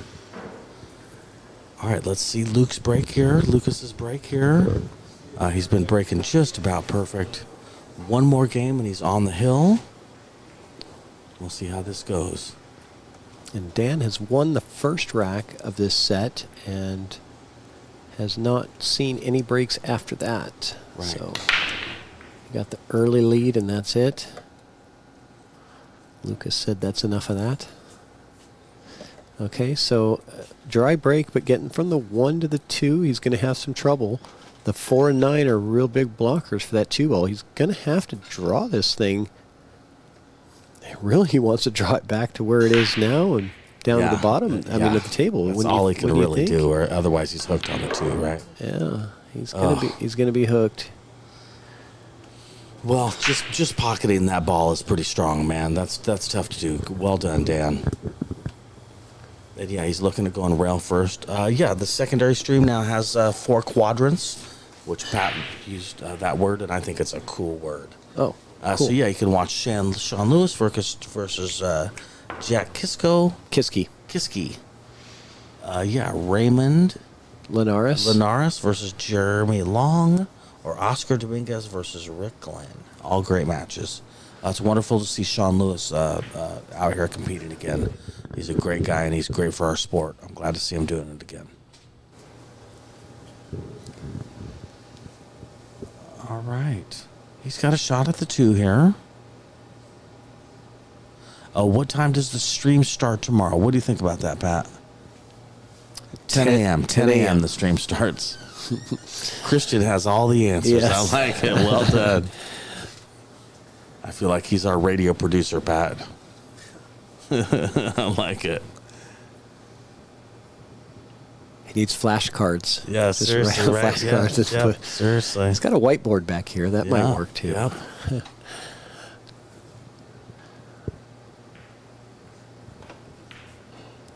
Nice shot, Lucas. Left himself on the 3 very nicely. The pink is the 4 ball. So just if you're watching at home and there's any confusion. I'm going to stand with you as well. I'm a stander myself. I stand when I do commentary. People often think that's kind of odd, but I'm just better off standing. Well, it's good to stretch the legs and back. Seriously. Okay, off of the 6, that's going to cause a problem with the shape on the 4. Definitely. But at least he didn't hook himself. He's got options now. I bet you at his Fargo and at this score of this match, he tries to bank this into the side. We shall see. Yeah, I was correct. You are correct. I was correct, yeah. And Dan's going to have a thin cut to the corner if he likes it. Yep. He might have the bank also, but I don't like that as much. I think the 8 ball might be in the way of that bank. Yes. Brian, thanks for liking the stream, and yeah, liking and share sure helps. Sek Wong is checking it out. Secret. Secret. That's secret. And Jeremy Tucker says Raymond and Jeremy are 2 under the radar beasts. Either of those guys could go deep. I got to agree with you. He banks it. Great shot, Dan. Yeah. Well done, buddy. He's got the purple 5 to the side, and then he's going to have to be looking at the 6-8 combo afterwards. I don't really see any other way this is going to happen. What's he looking at here? Is he looking at going for the cheese? He kind of looks like it, doesn't he? Is he going to take a flyer at the cheese by cutting the 5 into the 9 and try to bank the 9? I can respect that decision when it's 1-7 and a race to 9. Why not fly at it? Well, and it's also because the 6 has to be comboed into the... Oh, and he makes the 8. Pop the 8 in and the shape on the 4? The 5? Excuse me? Yeah, Oh, no, I Jesus. think he does. I think it might play to the bottom left corner, possibly. We'll see. But he solved the 6-8 problem, Yes. didn't he? Yes, his body language says the 4 does not go, but he definitely did solve that problem. And yeah, Alberta, what about a bank? Oh, that's awesome. Thank you, Brian. I appreciate it. Yeah. Fellow streamers and commentators know No, what's up? Brian from Connecticut. So isn't that where Lucas is from? Interesting. I think. I'm pretty sure Lucas is from Connecticut. Oh, hey, that's nice, Ruff. Thank you. Yeah, and of course, we're here to answer questions, man. This is for all levels of play. Yeah, so I'm glad you're liking it. Thank you. We're proud to do it, man. Proud to be a part of it, quite honestly. All right, so Lucas looking to go back and forth. This is the shot to win the rack. And Pat, you're so right. Is that You're so smooth right. or Seriously. what? Yeah. I mean, like butter. That was so smooth. Yep, and James says yes, he is from that part of the country. So that's cool. You're tuning in. Thanks for checking out and supporting your friend. That's awesome. Do you think pull back or lead or go forward for 7 in the side? Pull back. Pull back is what he did. Now he's got to punch, slide this cue ball a little bit, I think. Yeah, as long as he didn't go back too far, he's golden. Right? Yeah, because he just literally just slide it right over. Yeah, punch, slide. Done. Nice shot, Lucas. This will put him on the hill, man. Yeah, already. Holy cow. Right? Oh, right? So they go quick, Dude, don't they? Seriously.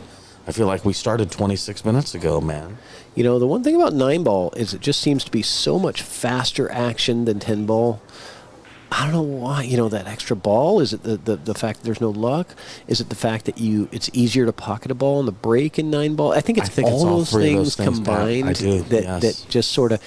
And you see maybe a little less safety and a little more offense in 9-ball because you do have the opportunity to two-way something in, I agree. right? And so agree. you tend to see more offensive play in 9-ball. It's just a different style. I like the faster pace of it to watch, I think. I do too. I do too. I know from helping to plan tournaments, the difference between 9-ball and 10-ball is huge. And as soon as you don't respect the fact that the time is different, you got a problem on your hand. You know what I mean? If you think 10-ball is just as fast as 9-ball, you're going to have a tournament that goes over. You know, you have to change the races if you're going to do 10-ball. It just is what it is. All right, Lucas, let's see what his great break looks like again. Yeah, lots of great players from the Connecticut area. Looks like we've got a lot of... Secret Wong, who says 1 rack closer to going home. That is who is running this tournament. If you had any doubt. Yes. Secret's doing a great job. She always does a great job. She's a great person. Yeah, I'm a fan. Secret Wong. Shout out to Secret, one of the best tournament directors in the Pacific Northwest. Yep.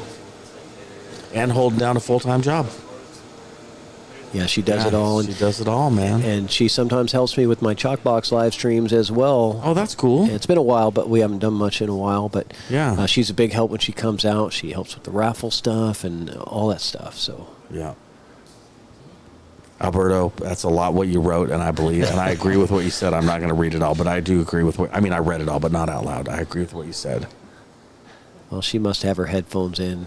She's hearing us. Oh, yes. She just told us to shh. All right. Come on, Dan. Let's see number 2 here. He can't see that 1, so he's pushing out. What's he going to push to? No, that's not going to work. You're getting that back, Dan. Get your jump cue. Get your jump cue and stay at the table. That's funny, Pat. He's getting it back right away. It's funny when you know you're talking to the Dan in the future who's watching this at home, right? You know at some point this guy's going to be watching this. I do that all the time where I try to encourage people or give them little tips. Because you know they're watching this later, you know? And yeah, it's a cool thing to talk to someone in the future. That's funny. You know what I mean? Yeah. Future Dan. Future Dan. Let's talk for a minute about that choice you just made. Yeah. Well, I know what he was trying to do. He was just trying to get to that little gap right there. And I've been future Mike D watching myself on the stream and commentators say stuff, and I'm like, yeah, you're right, man. I did not. Yeah, that was not my best move. I've seen you commentate your own matches after they were recorded and go back in and commentate them. Now that's really something. Yeah. Talking to yourself in the past. True narcissism, isn't it, Pat? True narcissism, yeah. Yes, you overcut that drastically. I was lucky enough to beat Pajoris playing one pocket at Derby City Classic, and I commentated that match later on. Partly because I was just so proud. That was Pius Labutus. Yes. Yeah, who's an amazing player. And I beat him playing one pocket. Now, to be fair, he had not had a ton of experience playing one pocket at the time. Oh, don't say that, Mike. Well, listen. It's Pius Labutus. You beat him. That happened. That happened. That guy's amazing. And, I know. Now he's a well-known name now, Yeah, but back yeah. in 3 years ago, nobody He's from really. Lithuania. They don't play a lot of one pocket there, and he, quite frankly, took the wrong shot sometimes, and I recognized that and made it happen. Anyway, that's the one on YouTube that I commentated the match. I've just given you a hard time. Oh no, I listen. I think it's funny, man. I like it. That totally happened. Yeah, yeah. I beat him, and then You didn't know. You didn't know. I knew that, though. 6 Did you? months later, I'm telling Rick Jones as I'm in Texas, "Hey, pull that match up. I want to commentate while you guys load up the tables, man." Right. Yeah. No, that totally That's what. happened. Okay, that's what was going on. That's what you're hearing in the Yeah, background. okay. That's the Yeah. forklift taking up the tables. Yeah. I see. And that's why Rick. I That's did why watch Rick that. also stops in every once in a while and says something because he's busy doing stuff. Yeah. But then he checks on me and makes sure. Rick's a wonderfully nice guy. Look at this shot from Lucas. Oh, that's a good. That shot, is man. tough to do, man. That's a good shot, Lucas. Now he's going to have a hard time getting on the 3-ball here. There's a window if he gets the cue ball where it is now. Yeah. But he's looking at coming. I think he's going 3 3 rails. with top left, a lot of left. Yeah. And bringing that cue ball basically to where he's standing right And look now. at where he has to get. Look at how small that position window is. You could put a saucer there. Oh, seriously. I mean, Now, he may be thinking, though, that if he just brings the cue ball over that ish area, maybe he runs into the 6, maybe runs into the 7, maybe something good happens, I guess is what I'm saying. and even if you don't get the shot, the leave for the shot, you'll have a leave for a safety. He caught this window, though. Oh, my gosh. A nudge there, Oh my and gosh, look great at shot. that. Win Wow. Manduk, I see your comment. This is not a Vietnam billiards club. It's just a regular old billiard club here in Seattle, Washington. Sophia Tran in the chat. How you doing, Sophia? Good to see you. Hi, Sophia. Wish you were here. Yeah, I love Rick and the Bad Boys. Yeah, I wish more people knew what a sweetheart Rick was. He's such a sweet guy. He was so easy on us, Sophia. Wasn't he nice to us when we were working for him? And Sophia, to answer your question, no, there will not be another round after this. This is the last round of the night. We'll be coming back at 10 a.m. tomorrow morning. Well, the players will be. Yes. I will not. Sophia, how was the bachelorette party? Was it a night of fun experiences?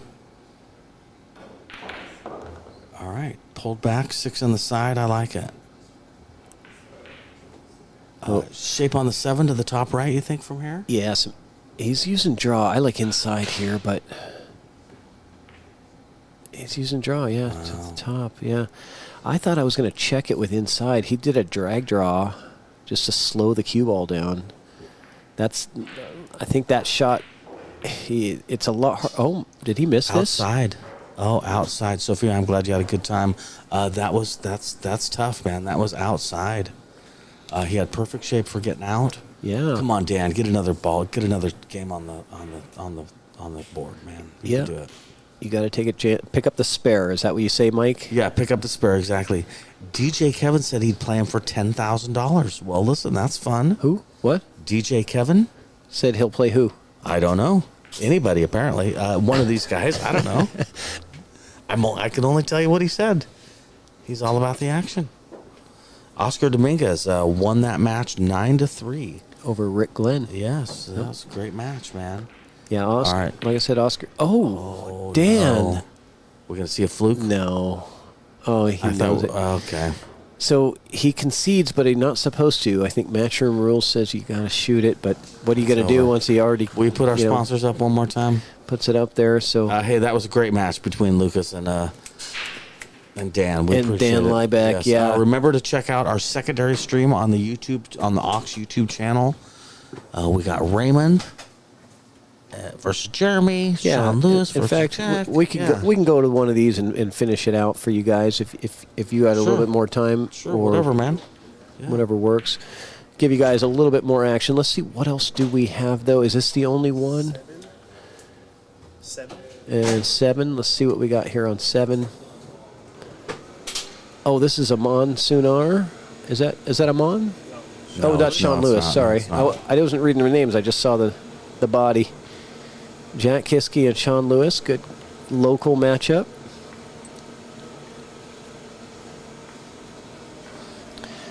Okay. This is the only camera angle that we have for this table, so it's not the feature table. We're catching Yeah, one of the yes. alternate action tables. Oh, Lucas is a friend, guys. I see what you're saying, DJ. Yeah, so DJ's just funning around. Yeah, Lucas is a great player, man. Oscar Dominguez just won his last match, 9-3 9-3. So he's doing good. Jack Kiske updates. Just got one with the Ray Lamontang concert. Okay. Just got done.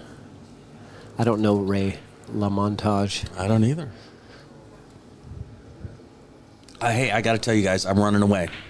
I'm going to go home and sleep and come back here tomorrow. All right. Patrick, it's been great commentating with you. Yeah, absolutely. I'm always proud to do this. Anything I can do for Ox Beards, honestly, they've been so good to me as sponsors. So glad to help, man. Well, thanks to Ox for giving us the opportunity. It's been fun, guys. So Exactly. I'll probably do the same. Let you guys just watch the rest of this match here. Yes. Jack Kiske and Sean Lewis. But thanks, everybody, and have a great night. We'll talk to you guys later. Thanks for tuning in. Check us out tomorrow, 10 a.m.